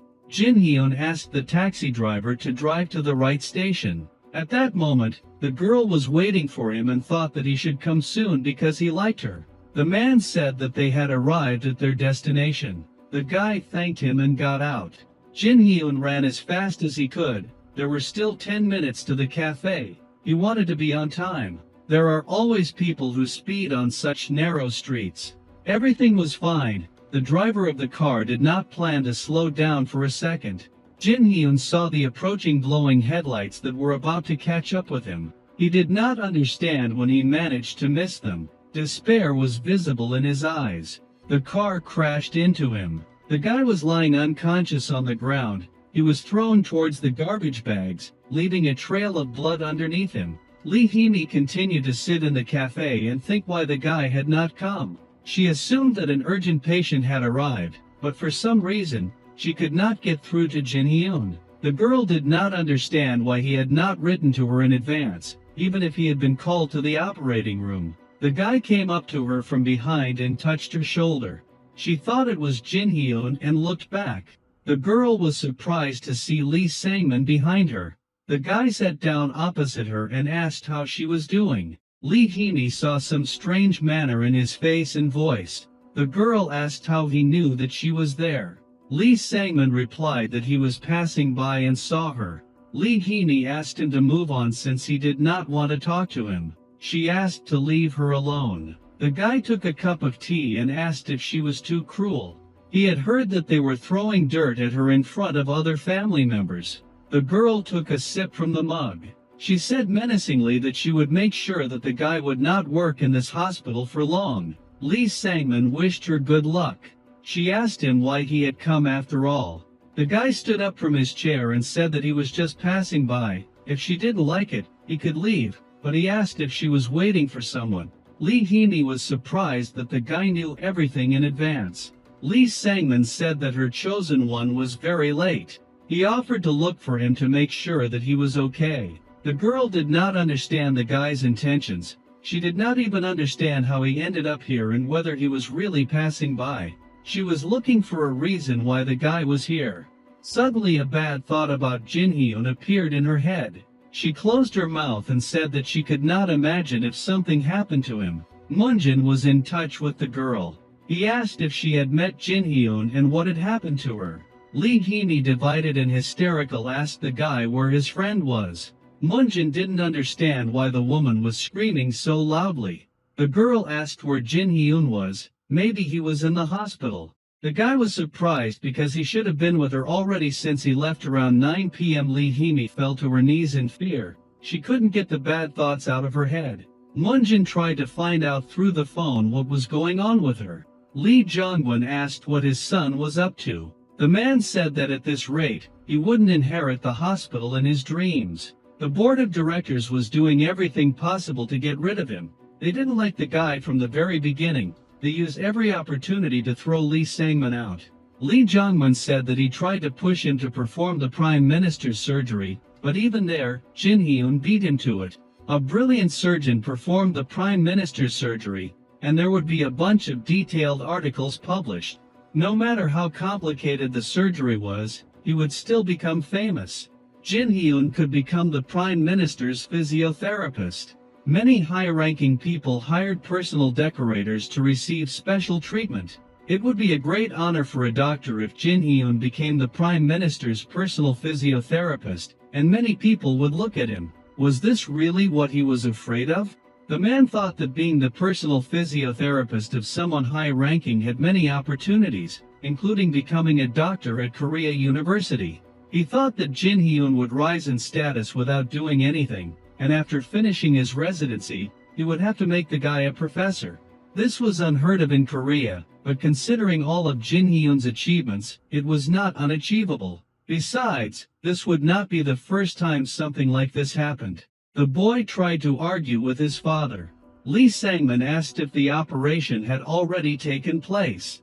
Lee Jongwon didn't understand what he was getting at. The man replied that if the boy performed the operation, he would definitely be successful. Lee Sangman said that something might happen to him, so he wouldn't be able to perform the operation. He might not even be able to participate in it. The man was furious. He thought that the boy wouldn't be late for the operation. After all, it was the Prime Minister's operation. Sweat appeared on Lee Jongwon's face, and the boy turned to him. Lee Sangman asked if his father could make him a surgeon so that he could perform the operation if Jin Hyun didn't show up for it. The boy sat in the car and thought about Jin Hyun. He wondered what would happen if the boy were simpler. Lee Sangman admitted that he even liked his opponent a little, but as long as he was alive, the boy would never be able to do anything. Lee Sangman changed gears and drove forward. The girl looked at the scene and begged for the boy to be alive. She couldn't lose the second person close to her in her life.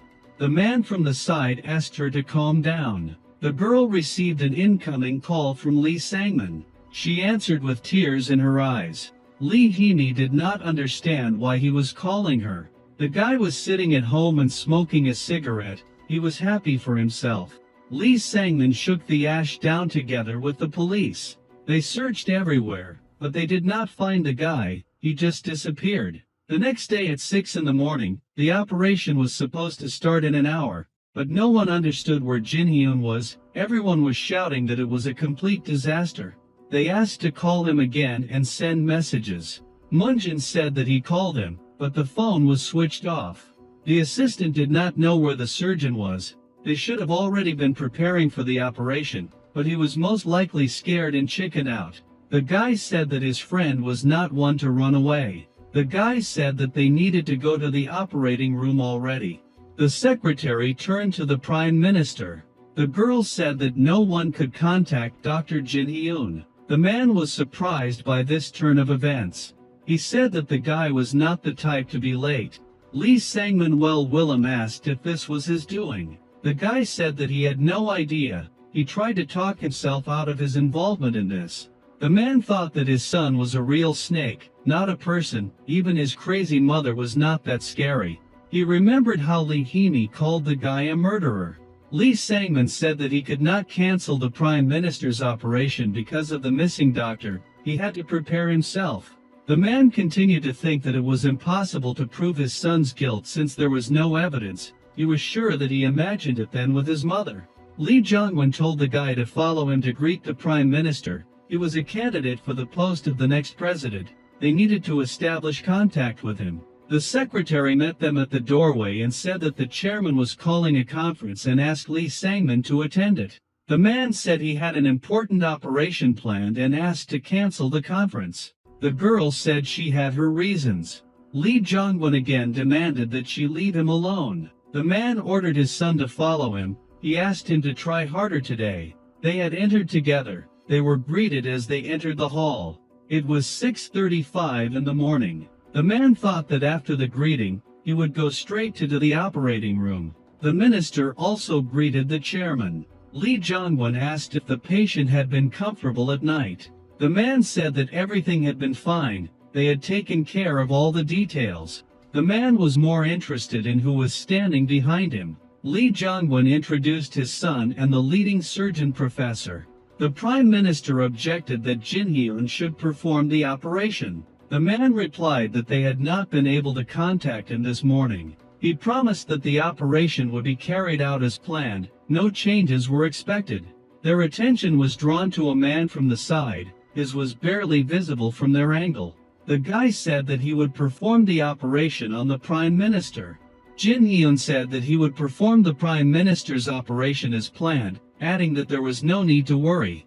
The man was surprised by this. The protagonist was standing in front of them. Jin Hyun assumed that the chairman and Lee Sangman were worried about this operation. He asked if he could leave right before the Prime Minister's operation. Lee Jongwon looked at Lee Sangman. Lee Sangman dumbfounded wondered how it was after the accident.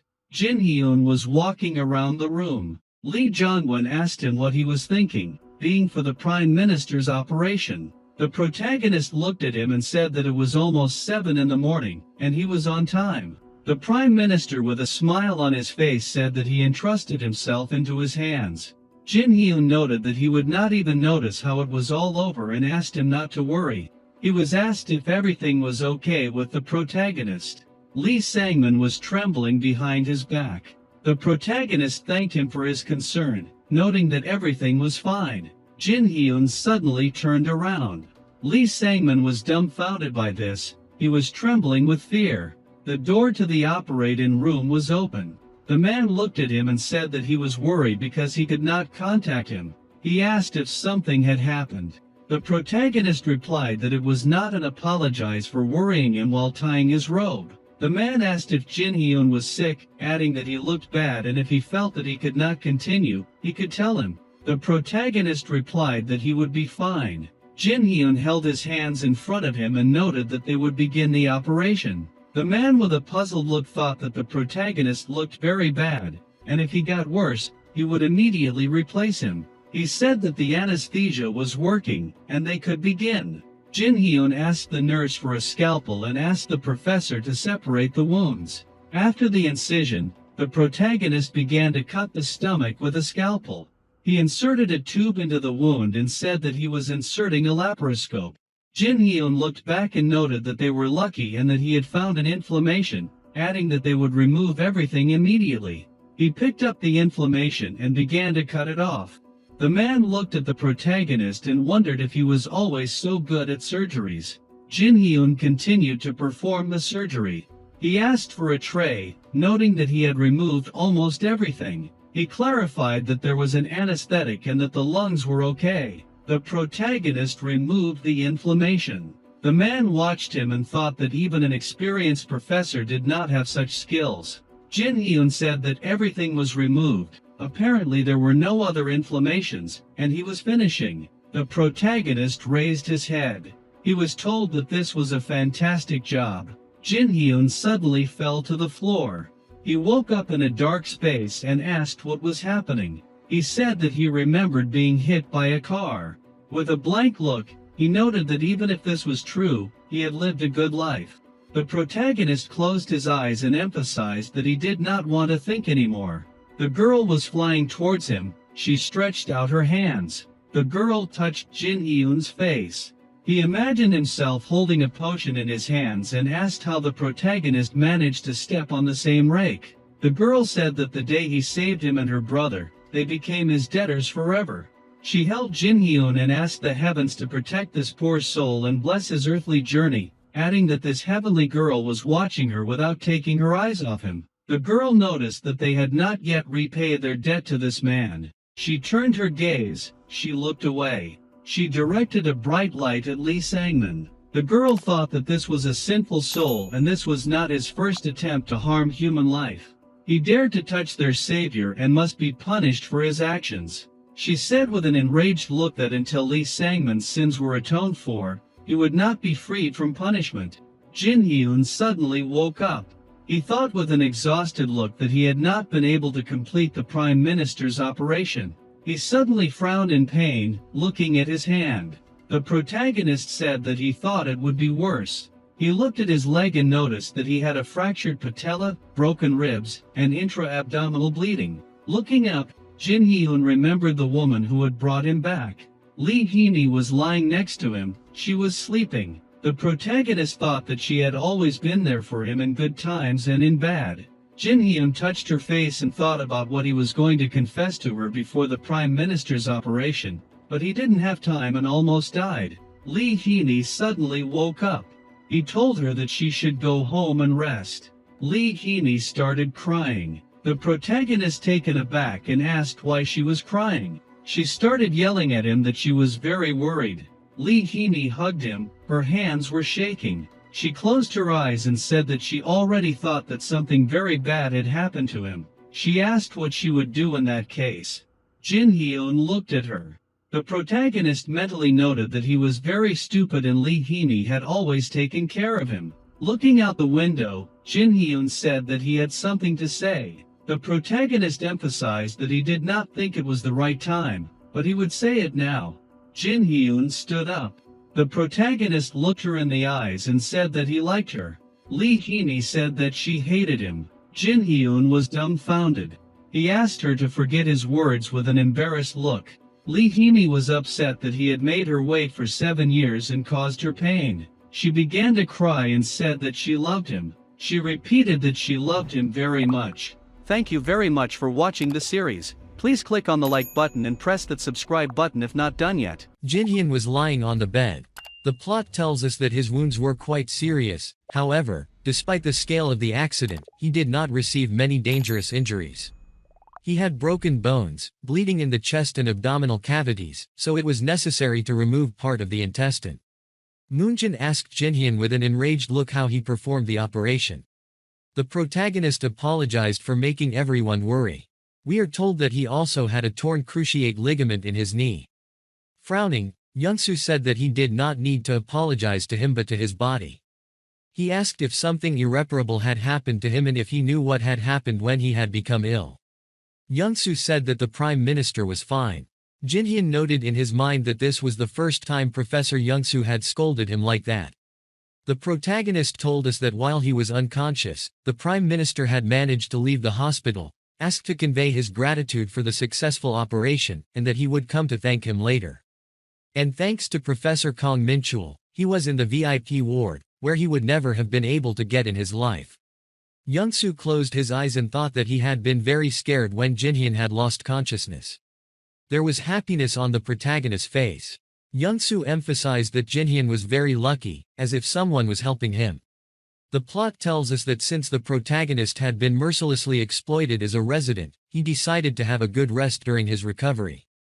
Young-soo asked how he had gotten into an accident. Jin Hyun looked away and replied that he himself did not know and did not remember anything. Young-soo asked who the criminal was and if he had received a call from the police station. The protagonist thought that he didn't even remember where it happened or what kind of car it was. Chulwoo entered the room. He asked Jin Hyun, with a surprised look, how he was feeling lying on the bed. The protagonist replied that everything was fine, he just needed time to recover. Clenching his fist, Chulwoo said that he was already looking for the criminal and that he would catch him. Looking away, Jin Hyun wondered if he would be able to catch him. The protagonist imagined a dark street and noted that Chulwoo had managed to get the case transferred to the Gangnam police station and was currently diligently investigating, but no trace of the criminal had been found yet. There was not a single surveillance camera in that area, and there were no witnesses, which complicates the investigation. Jin Hyun mentally wondered if it was really an ordinary accident. Clenching his fist, the protagonist said that he had one request. Taken aback, Chulwoo noted that he would do anything. Looking at Chulwoo, the protagonist asked to check on Lee Sangmin. The lamp was burning brightly in the room. The protagonist noted that talking to a friend would help ease his doubts, but he also had good news. Lee Heaney came into him and asked if he was okay. Holding a book in his hands, Jin Hyun answered that everything was fine.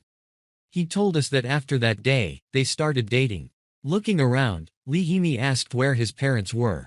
The protagonist said that they had gone to work and would come again tomorrow.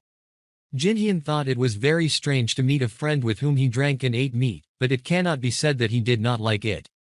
The protagonist emphasized the fact that he realized that Lee Heaney had been his support all this time.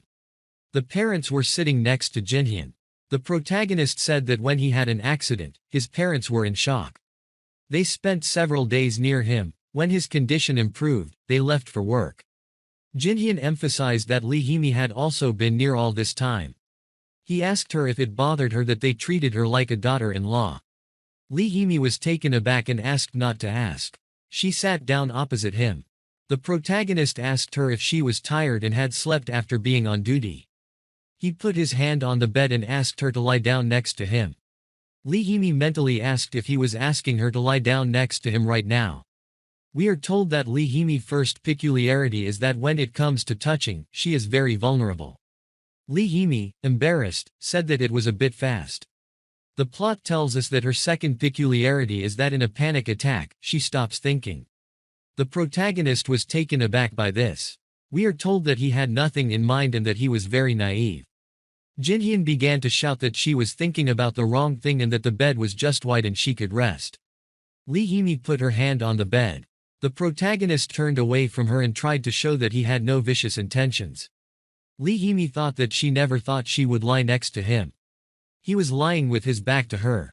Lee Hee-mi was happy. She turned to him. The protagonist responded with surprise. She noted that she had something to tell him. Turning around, Jinhyun asked what she wanted. Looking around the room, Lee Hee-mi assumed that the protagonist would not believe her, but it would be good if he did. She said with a serious expression that she knew who was to blame for the accident. Puzzled, Jinhyun asked again. Lee Hee-mi said that it was Lee Sang-min. She remembered him standing in front of her and told her that he had come to the cafe where they had agreed to meet. She emphasized the fact that he spoke as if he knew that he had been in an accident. Lowering his head, Lee Sang-min asked if the protagonist was late and whether she should look for him. She thought with a sad expression that she had no evidence and that Lee Sang-min had simply met her on the day of the accident and was trying to provoke her. Looking at the ceiling, the protagonist answered that he understood everything. Lee Hee-mi asked if he believed her. Jinhyun said that he did because these were the words of his beloved. Lee Hee-mi was confused. She stood over him and noted that this was just her opinion and she had no evidence.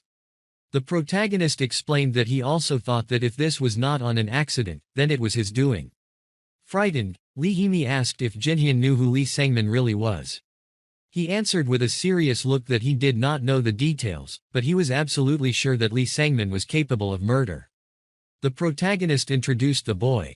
Lee Sang-min looked at his back and asked what would happen if he prescribed anticoagulants to a patient with hemophilia. Lee Hee-mi answered that she knew that he was mean, but he turned out to be even worse, and there was no doubt that he was a criminal. Beads of sweat were running down the protagonist's face. Lee Hee-mi clarified whether the ulcer had opened during Jinhyun's exam. The protagonist remembered how he and Moonjin had drunk tea. Lee Hee-mi looked at the doctor in surprise. She told him that recently a patient was brought to the emergency room who drank some herbal tea, and he was also diagnosed with a stomach ulcer, just like Jinhyun had during his final exam. Lee Hee-mi said that she had such a medicine at home. She presented a dark jar and said that her father collected Chinese medicinal tinctures. They are very sour. If you do not dilute them with water, then there is a high probability of developing a stomach ulcer. The surprised protagonist thought that Lee Sang-min was just crazy, and it is not for nothing that they say that criminals with mental problems can hide their nature very well and seem absolutely normal people in their environment. He clarified whether there was something between her and Lee Sang-min. She said with a saddened look that Lee Sang-min killed Lee Bum-soo. Lee Hee-mi said that on the day of her opponent's death, Lee Sang-min asked her if she knew what happens with an overdose of potassium, noting that she would soon see for herself. Lee Hee-mi knocked on the door and asked the professor what would happen if the body had too much potassium. Lee Sang-min was standing around the corner. She told him that Lee Bum-soo had committed suicide that same day by injecting himself with potassium, meaning he had been murdered. Lee Hee-mi began to cry and said that if she had realized what was going on earlier, she could have saved Lee Bum-soo. Jinhyun began to think that Lee Sang-min was committing such terrible crimes, but they couldn't do anything without evidence. If they acted rashly, he could accuse them of slander. Looking at her hands, Lee Hee-mi said that she wouldn't let this go and he would definitely get what he deserved. She emphasized that she would find evidence and make him answer for his crimes.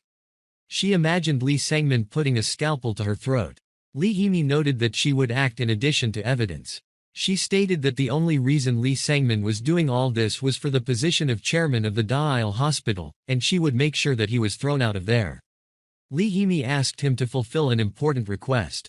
With a serious expression, she looked at him and noted that she would not say anything until the protagonist promised. With a tear-stained face, she asked the protagonist to leave the hospital. She wiped away her tears and noted that if he stayed there again, Lee Sangmin might try to harm him again. Lee Hee-mi said that if he was careful, Lee Sangmin would not be able to do anything, but she was worried about the fact that he might be in danger and she simply could not stand it. Stunned, Lee Hee-mi said that the protagonist wanted to work in dermatology. She asked if he could work in the dermatology department at Kwanghi Hospital or if he could work in surgery but at a different hospital. Jinhyun asked what would happen to her. Putting her hand on her chest, Lee Hee-mi replied that she would be fine. Sitting on the bed, she thought that she could get Lee Sangmin fired because she was on the board of directors of this hospital and there were many people who supported her. She would be the only one taking the risk. The protagonist asked if she really wanted to do this. Looking down, Lee Hee-mi noted that she did not want to put Jinhyun in danger, which was why she suggested it.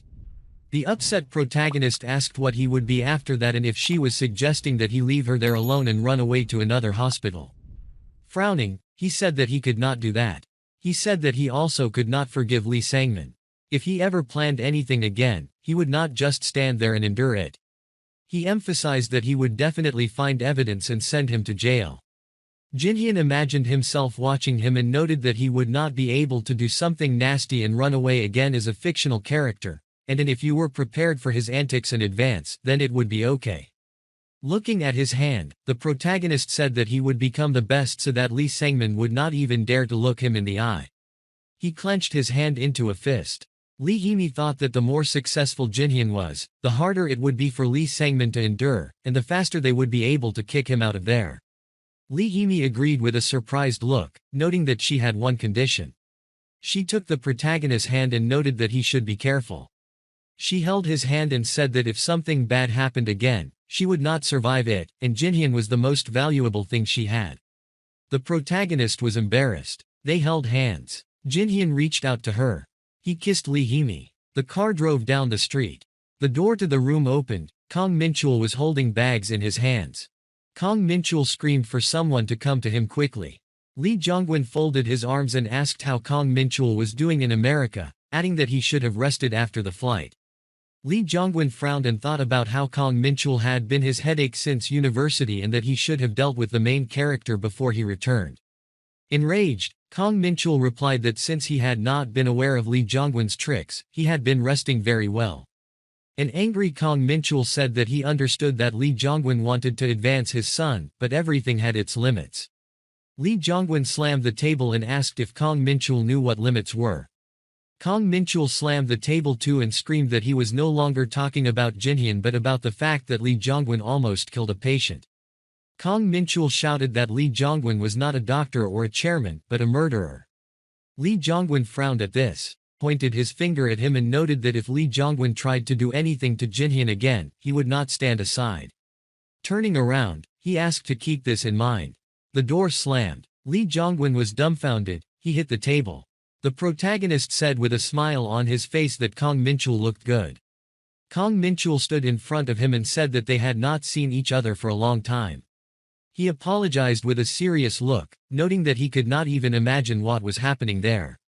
Surprised, Jinhyun thought that due to Kang Min-chul's poor condition, he was being treated at St. Joseph's Hospital and could not contact them. Kang Min-chul took him by the shoulders. He began to shout that the protagonist should not worry about anything, adding that he would make him his successor. The face of the protagonist was pleased. The disgruntled guys looked at him and said that he would become the next professor and that he had been exempted from the army. We are told that just when the residency period ends, one of the senior professors will retire and a position will become available, but it was not only the professors of Daeil Hospital who were hunting for Jinhyun. Kang Min-chul was watching him. Jinhyun was talking on the phone and said that he had an urgent matter now and would not be able to talk. The man, with a smile on his face, asked the protagonist to come to them at the Korea University Hospital, noting that they had a professor position available. We are told that this is the chief professor of the surgical department of the Korea University Hospital, who personally came to see Jinhyun. Enraged, Kang Min-chul began to shout that the protagonist will stay at Daeil Hospital. Jinhyun thought with a satisfied look that he could not even dream of such a thing in his past life. The protagonist thought that there were many such moments, but there were also problems that worried him. He shifted his gaze. The protagonist was watching Lee Sangmin. Clenching his hand into a fist, he noted that despite all of Chulwoo's efforts, they had not been able to find any evidence of his guilt in the accident. Jinhyun told us that he could not calm down and continue to follow him, waiting for him to make a mistake or do something suspicious. The protagonist said that time passed like this. He was already in his second year of residency, but Lee Sangmin no longer did anything, as if he had become exhausted. Lee Sangmin was sleeping. Dead people were standing over him and saying that it was all because of him. The girl's body was bloody. He dreamed of a woman with a displeased look asking him not to run into her again. He watched the girl who was screaming that it was all his fault. Lee Sangmin watched her. He grabbed a scalpel. He held the scalpel in his hand. People looked at him and said that it was all because of him. Lee Sangmin suddenly opened his eyes. He was stunned by such a dream. He was shaking and said that it was funny. We are told that Lee Sangmin began having these dreams about a year ago, after Jinhyun's accident. Lee Sangmin walked into a bar. He sat down at the counter and asked for a drink, as usual. The bartender handed him a glass and thought that Lee Sangmin had looked really bad the last time he had seen him. He turned around and said that they often had people coming and looking for comfort. The bartender showed him a girl who said she worked at Daeil Hospital. Yeonhee was surprised and asked if this was Lee Sangmin. He said with a serious expression that it was someone he knew. He walked up to her and said that he had just come for a drink. Lee Yeonhee said that she hadn't been able to sleep, so she had come. Lee Yeonhee looked down and said that she couldn't get over the guy who had rejected her and it had been a year. She smiled and suggested that they have a drink together, adding that it was too sad to drink alone. Lee Sangmin, looking exhausted, agreed. A bright light came through the window. Entering the office, he was asked to hurry up. A man stood in front of him and said that he would take him to the chairman. Lee Sangmin's face was sad. Lee Jongwon frowned and asked what Lee Sangmin was doing and why he had only just arrived. Lee Sangmin looked at him and asked why he had been called. An enraged Lee Jongwon said that he had wanted to keep the position at the hospital for him, but they had decided to give it to the main character. He noted that there was nothing he could do. It was the board of directors' wish. They had even wanted to lure Jinhyun to a Korean university, so no one was against the appointment. Lee Jongwon asked if Lee Sangmin knew what would happen to him if Jinhyun got the professor's position. Not only would he not be the successor, he could even be fired as soon as his residency ended. Lee Jongwon imagined Lee Hee-mi and thought that she was trying to add fuel to the fire. Lee Jongwon said that he had prepared another plan. This year, the Daeil Research Center would be presenting awards, and he would include him in the list of candidates. Turning around, Lee Jongwon said that he had already agreed with the professors to mention him in their dissertations, and if everything went as planned, it would be easy to add him to the list. Lee Sangmin, with a calm expression, thoughtfully asked if it was obvious that Jinhyun would win first place. Lee Hee-mi looked at the protagonist and offered to write his dissertation together with the professor, adding that Kang Min-chul said he would help him. Furious, Kang Min-chul asked if Lee Jongwon was trying to influence the award and offered to write his dissertation too. Smiling, Jinhyun replied that he was busy with transplant operations and, moreover, he did not have outstanding research results to write a dissertation about. Walking down the corridor, the protagonist asked what she did on the weekend. She replied that she finished her shift on Saturday evening. Their voices were heard in the corridor. Jinhyun said that he wanted to invite her to dinner. Light was shining through the window. The guy put the phone to his ear. He was asked if there was a doctor named Jinhyun at Daeil Medical Center. He replied that there was and clarified what the call was about. He was told that a representative of the New England Journal of Medicine was calling, and he would like to ask the protagonist for permission to publish his research together with Haynes. The guy was taken aback by this. He asked with a scared look if they were calling Daeil Hospital. The representative said that the resume he sent indicated Daeil Hospital Medical Center. The guy wanted to know who submitted the dissertation to their journal. He went to the journal's website. He saw Jinhyun's name. Lee Jongwon's face was serious. There were many articles about the main character on the websites. The blue sky enveloped the city. People thought that an ordinary resident published a dissertation in the most famous medical journal, NEJM. The man, with a serious look, was talking about publishing the material in NEJM. The surprised doctors asked when Jinhyun had managed to do it. The dumbfounded protagonist thought that they warned that they would publish the work, but not in NEJM. He asked with a scared face, what publications his other works were sent to. He remembered how Amy adjusted her glasses and noted that all the projects would be published. Lee Jongwon-wil's hand began to shake. He sat on the chair with a surprised look, fear enveloped him. He pointed out that no matter how many professors mentioned Lee Sang-min, it would never compare to the NEJM.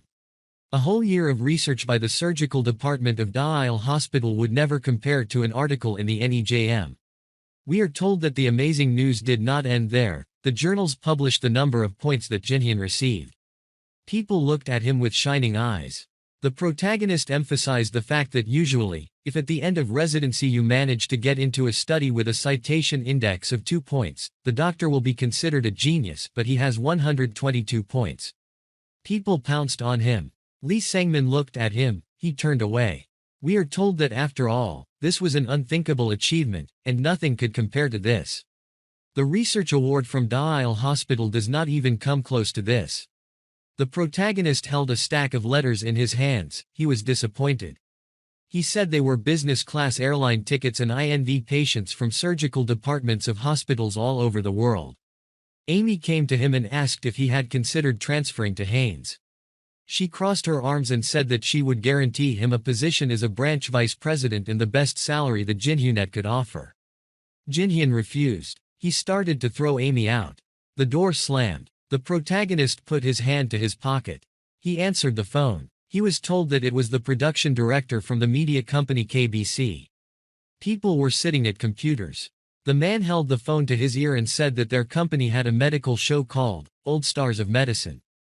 Jinhyun clarified whether Kang Min-chul was on the show. The protagonist watched the episode with Kang Min-chul and thought that this is what he looked like at 30. The guy said that they would like to tell a story about him in the next episode. Jinhyun was taken aback by this. The protagonist clarified why they chose him, adding that there are many more famous and talented doctors than him. The guy answered with a puzzled look that it was because Jinhyun was famous. The protagonist was shocked. Jinhyun looked away and suggested that it would be better to find another doctor. The dumbfounded guy asked him not to worry about anything, noting that they would just be filming his daily routine. He thought about how this episode was going to be a hit. Holding the phone, Jinhyun heard that after the splicing, they would send him the recording as a keepsake, and he should think about how happy his parents would be. Clenching his hand into a fist, the protagonist emphasized the fact that they were using his parents as an excuse. Clouds surrounded the blue sky. We are transported to a month later. The TV was showing an episode about him. His mother was happy. Crossing his arms, his father asked who he took after, adding that he was handsome. His mother said that Jinhyun was her copy. She was surprised and noted that their neighbor wanted to see the protagonist. She looked at the father and said that the neighbor should be told to find another specialist. Jinhyun's father closed his eyes and re-Jinhyun that they would not overload the already busy man. His mother thought that his father wanted to brag, but he held back. We are told that after the broadcast of the program, the protagonist became even more famous and, accordingly, there were even more patients, so the hospital had to set up a separate counter for those wishing to see him. The girl approached the counter and noted that she had come to see Jinhyun. The man stood in front of the screen. The plot says that the main character's notes were analyzed at medical seminars. Choi Dae-won, looking displeased, thought that Jinhyun should have been in therapy. The protagonist walked through the hospital, looking around. He wondered if everything was okay. He looked out the window. We are told that despite his success, the protagonist was wary because of an incomprehensible bad feeling. Walking through the hospital, Jinhyun offered to meet Lee Hee-mi. The old man stopped him. He tugged the protagonist by the sleeve. He stood in front of Mar Jinhyun and asked where the storage room was. Taken aback, the protagonist said that he would call back. Standing opposite, Jinhyun asked what the man needed at the warehouse. He replied that he was lost and asked to see him off. Walking to the elevator, the protagonist thought that one of the old man's relatives worked at the warehouse. Closing his eyes, Jinhyun thought that he had never seen this elevator working. Pointing with his hand, he noted that he was seeing the man off. The protagonist wrote to Lee Hee-mi to come to the warehouse. Jinhyun turned around. He thought that the old man's face looked familiar. He looked around and said that the warehouse was quite far away and that he had gotten separated from the people he had come with. He noted with a smile on his face that he managed not to recognize the people who were shown on television every day. Standing in the corridor, Jinhyun said that the warehouse was that way. The old man started to leave. Lee Hee-mi stood behind him and called out to him. The man kept his hand behind his back. He was looking at the window. The old man turned around. He looked at Lee Hee-mi. She asked with a surprised face if this was her grandfather. Jinhyun was taken aback by this. The old man cried out with a smile on his face that he had finally seen his granddaughter. The protagonist was shocked. There was fear on his face. Lee Hee-mi hugged her grandfather. Jinhyun watched what was happening. The old man asked why she hadn't called, noting that she was upsetting her grandfather. Lee Hee-mi replied that she hadn't wanted to bother him and asked where his boss was. The old man replied that he had run away from that annoying man. Lee Hee-mi noticed that he hadn't changed and asked how he had found the way. The man looked at Jinhyun and said that he had shown him the way. Lee Hee-mi asked if the protagonist was seeing her grandfather for the first time, offered to introduce them. Jinhyun was scared. Sweat was running down his face. He introduced her grandfather and noted that he was the man who held the entire economy of the country in his hands. The protagonist bowed and said that he was pleased to meet her. Lee Hee-mi said that he was her friend from university. Lee Hae-jong assumed that his granddaughter had no free time and asked to be escorted to his room. She waved and said that they would see each other later. Jinhyun, looking confused, thought he knew that Lee Hee-mi was born into a wealthy family, but only now realized it. He emphasized the fact that after Lee Bum-soo's death, Lee Hee-mi had cut off all ties with her father, and his grandfather was the only close relative. Taken aback, he wondered if he was going to ask her family's blessing before the wedding. Should he ask Lee Hae-jong for it? She imagined Lee Hae-jong looking at him. Furious, Jinhyun clutched his head, dumbfounded. Lee Hee-mi called the elevator. Looking at Lee Hae-jong, she asked why he was there. She mused that he was usually not interested in hospital matters. Lee Hae-jong, looking serious, said that it was nothing special. He was getting old, his health was not what it was in his youth, and his liver was bothering him. He introduced Lee Jong-won and said that he needed to see her father too. He looked at Lee Hee-mi and asked if she was very close to the guy. He said he had a good feeling about him. Lee Hee-mi said he was the most promising doctor in the surgical department, and Professor Kang Min-chul was supervising him. She noted that the main character is a good judge of character, always knows what a person is worth, and most people can't even get close to him at arm's length. Holding his chin, Lee Hae-jong said that Jinhyun had a bright future. Lee Hee-mi had a smile on her face. She stood next to him and asked if it was true. Lee Hae-jong answered that it was definitely true. Dwayne stood in the middle of the hospital and thought that he would feel bad. Lee Yeon-hee, with a smile on her face, asked how long Lee Sang-min waited for her. Sitting opposite, he answered that it wasn't long and asked if she had eaten. Lee Yeon-hee answered that she hadn't eaten. Lee Sang-min said that he had too and offered to order something. Lee Yeon-hee looked down and wondered if it was normal to start dating after a few dates. She remembered Jinhyun saying that he had someone he liked and noted that sometimes she wondered what she was doing. CLA suggested with satisfaction that Lee Sang-min was in a good mood and looked happier. Looking out the window, Lee Sang-min suggested that it was because he saw her. She, looking puzzled, said that he had never been so happy in their previous meetings, adding that he was unwell, was visibly losing weight, and was suffering from nightmares. Lee Sang-min, looking serious, said that they were not nightmares. The waiter came up to them. They were poured wine. She suggested that his plans that he had spoken about were going well. Lee Sang-min replied that they were. He told her that he was trying very, very hard now and thought that everything would go well.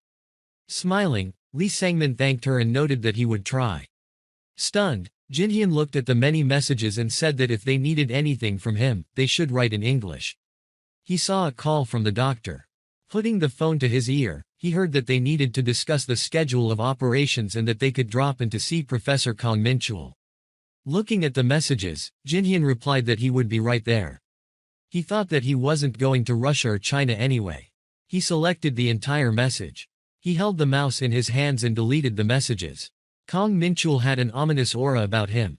Youngsu asked to go to them. Frowning, Kang Minchul turned to Jinhyun. He asked if the protagonist wanted to transfer to another hospital. Taken a Jinhyun asked again. He remembered the man whispering in his ear that the protagonist was going to do so. He told him that a professor from a Korean university had told him so. After completing his residency, he would return to his alma mater. Stunned, Jinhyun said that at the moment, he had no intention of transferring to a hospital at a Korean university. Furious, Kang Minchul asked if that meant the protagonist would leave at any another time. Jinhyun wondered what was wrong with him today. Youngsu held out his hands and asked him not to press the protagonist, noting that he would not leave as long as Kang Minchul was there. Youngsu asked if Jinhyun realized that he had become the most talked about topic recently. He raised his hand to his face and asked him not to even think about switching, adding that he called him about the operation next week. Jinhyun was puzzled. The lamp was brightly illuminating the room. Kang Minchul asked if the protagonist had heard of the Sonnen Group. Kang Minchul imagined a tall building and said that this company is not in the top 20 but is definitely in the top 100. Kang Minchul emphasized that Jinhyun is too focused on patients and is not interested in such things. Holding the back of his head, the protagonist asked why he suddenly brought her up. Kang Minchul introduced the man and said that the chairman of the Song-young group was diagnosed with cirrhosis of the liver and needed a transplant, and the donor would be his daughter. Fortunately, he was in good health, and the operation was quite possible. Looking at Jinhyun, Kang Minchul said that there was a problem. He noted that the operation coincided with a conference in Italy, and Youngsu would not be able to participate in the operation. Youngsu's face was sad. Kang Minchul folded his arms and said that they would be performing the operation together. Jinhyun was amazed by this. The protagonist imagined the two surgeons and thought that unlike other surgeries, a liver transplant requires two leading surgeons, the first one who operates on the donor, and the second one who works with the recipient. Jinhyun lowered his head and thought that we are talking about a VIP patient, and this is a completely different level. The protagonist spread his hands and asked if it was possible to reschedule the operation for another time. Kang Minchul replied that he had also suggested this option, but circumstances did not allow it, and the conference in Italy could not be missed. Kang Minchul said that the chairman's family was absolutely not against Jinhyun performing the operation. Taken aback, the protagonist asked again.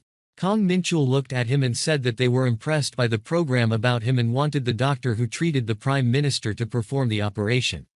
He noted that he hoped that Jinhyun would agree to perform the donor's operation. The protagonist agreed with a puzzled look.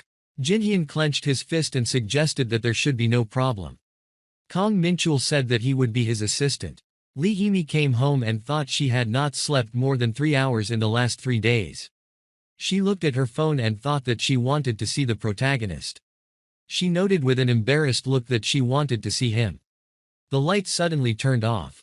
She looked at the lamp. The lamp turned on. Scared, Lee Hee-mi asked, "Why so suddenly?" Lee Sang-min approached Jinhyun. He asked with a smile on his face to take care of him. The protagonist wondered if Lee Sang-min, of all people, would be the main assistant. Lee Sang-min extended his hand. The protagonist was wary. He shook his hand. Looking at Lee Sang-min, he noted that he had the same request. Lee Sang-min's face was serious. They stood opposite each other. Looking at him, Jinhyun wondered if he had anything in mind. Lee Sang-min, with a smile on his face, said that he was looking forward to their cooperation. Lee Sang-min started to walk away. The protagonist watched him go, thinking that Lee Sang-min wouldn't be able to do anything during a VIP patient surgery, but he had to be on his guard. The woman smiled and said that was a little worried about the surgery. She said that they had seen him on a TV show and that he was a genius among doctors. Jinhyun, with a smile on his face, said that everything would be fine and that they wouldn't even have time to blink. The man put his hand on the girl's shoulder and said that she was the kindest of his children and that he wouldn't survive if something happened to her. Turning around, the girl screamed that he should live a very long time. She looked at Jinhyun and noted that organ removal usually went smoothly and that he would be better off worrying about himself. The protagonist emphasized the fact that he would do everything possible to make the surgery a success. Kang Minchul sighed and said that he usually didn't say things like that, but Jinhyun's skills were amazing and that they had nothing to worry about. The man, with a smile on his face, said that it was good. The night sky enveloped the city. Looking out the window, the protagonist noted that it was a beautiful place. Holding a glass of wine, Lee Hee-mi asked what the occasion was and why they had come there. Jinhyun replied that he thought they had been eating pork too often lately, and he wanted to change the atmosphere. Taken aback, she asked if it was expensive and whether he should pay her. The protagonist said with a smile that everything was fine and that he had money. Closing his eyes, Jinhyun suggested that he could consider himself a rich young man with 3 billion in his account. Holding a fork to his mouth, he noted that he could not compare to Lee Hee-mi, who already owned a building in Gangnam at the age of 5. Turning away, Lee Hee-mi said that it was nice to go to places like that sometimes. The protagonist blushed. She asked with a satisfied look if there was something on her face or if she was just cute. Jinhyun replied that he had not looked. She stated that she constantly said how handsome he was and asked if it was difficult for her to give a compliment. The protagonist cried out that it was not so and that she was cute. She asked why Jinhyun was wearing a suit and if he was complaining about it being uncomfortable. Taken aback, the protagonist said that it was just like that. He offered to eat and asked if she wanted him to take her stick. While cutting the meat, Lee Hee-mi asked him to stop stealing from other people's plates. He chewed the meat and thought about what to do. Keeping his hand in his pocket, he asked if it was too early. Jinhyun presented the ring and thought that it had been a year since they started dating. It was probably too early to propose, but he had no doubts in his decision, and he wanted to be with Lee Hee-mi all the time until the end of his days.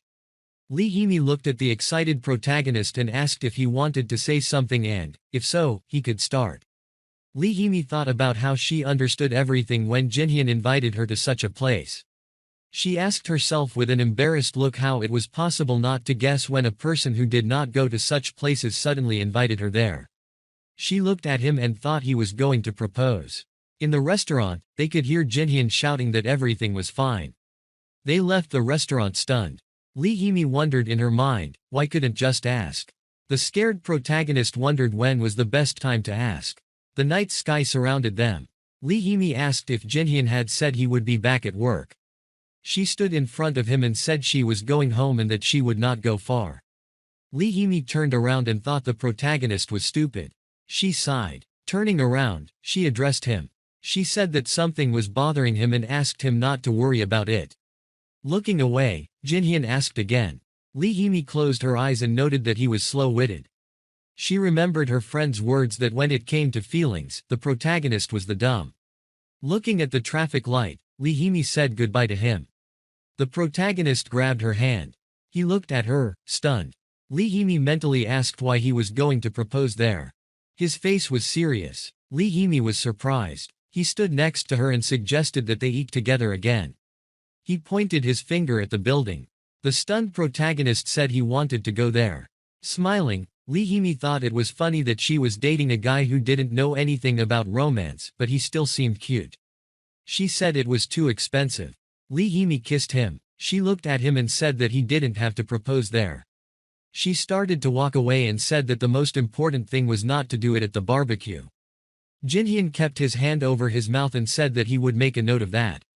Looking away, the protagonist guessed that she wouldn't mind.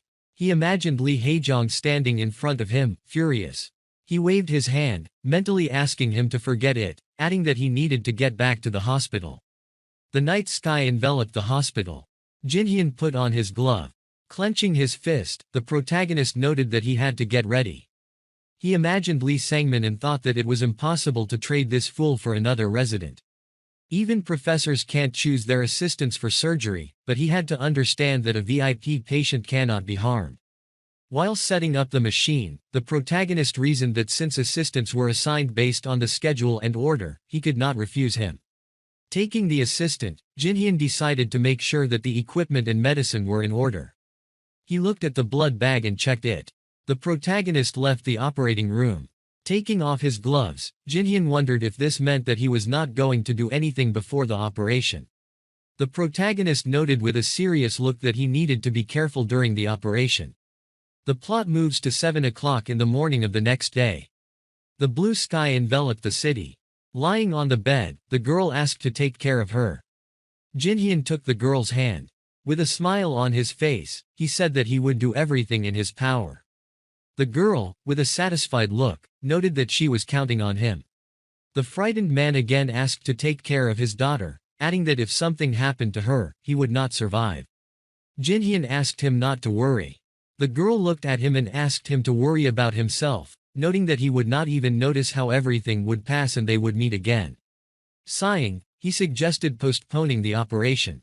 The girl watched him and assumed that he was very worried about the operation, despite the fact that the recipient was in greater danger than the donor. She smiled widely and said that if they postpone now, the next time the operation would be performed only in 3 months due to the tight schedule, and the cirrhosis could become even worse. Kang Minchul approached them and said that she was right and asked them not to worry, noting that everyone there knew that they were very important patients. Sighing, the man assumed that he was too sensitive due to his age. The girl was under anesthesia. The protagonist took the scalpel. He stood in front of Lee Sangmin and asked him to take care of him. Lee Sangmin replied that he would do it with pleasure. Looking up, Lee Sangmin clarified if he thought the air in the operating room was strange. Frowning, Jinhyun noted that there would be tension in the air. He wondered why Lee Sangmin was bringing this up out of the blue. Lee Sangmin looked down. Continuing with the surgery, the protagonist said that they were starting the surgery and asked what was wrong with the anesthesia. The anesthesiologist said that everything was fine and they could begin. The lamp was giving off a dim light. Jinhyun started making an incision. Looking at the incision, he asked for an ultrasonic scalpel. The protagonist was holding the instrument in his hands. He continued the surgery. Looking at Lee Sangmin, Jinhyun wondered what this fool was thinking about. Looking at the patient, the protagonist noted that he needed to stop thinking about him and concentrate on the surgery. The lamp was illuminating the operating room. The protagonist started cutting off the liver. He placed it in water. The doctor ran into the room and turned to Jinhyun. He ran to him and asked if the liver was ready. The protagonist replied that it wasn't, that he had just finished removing it.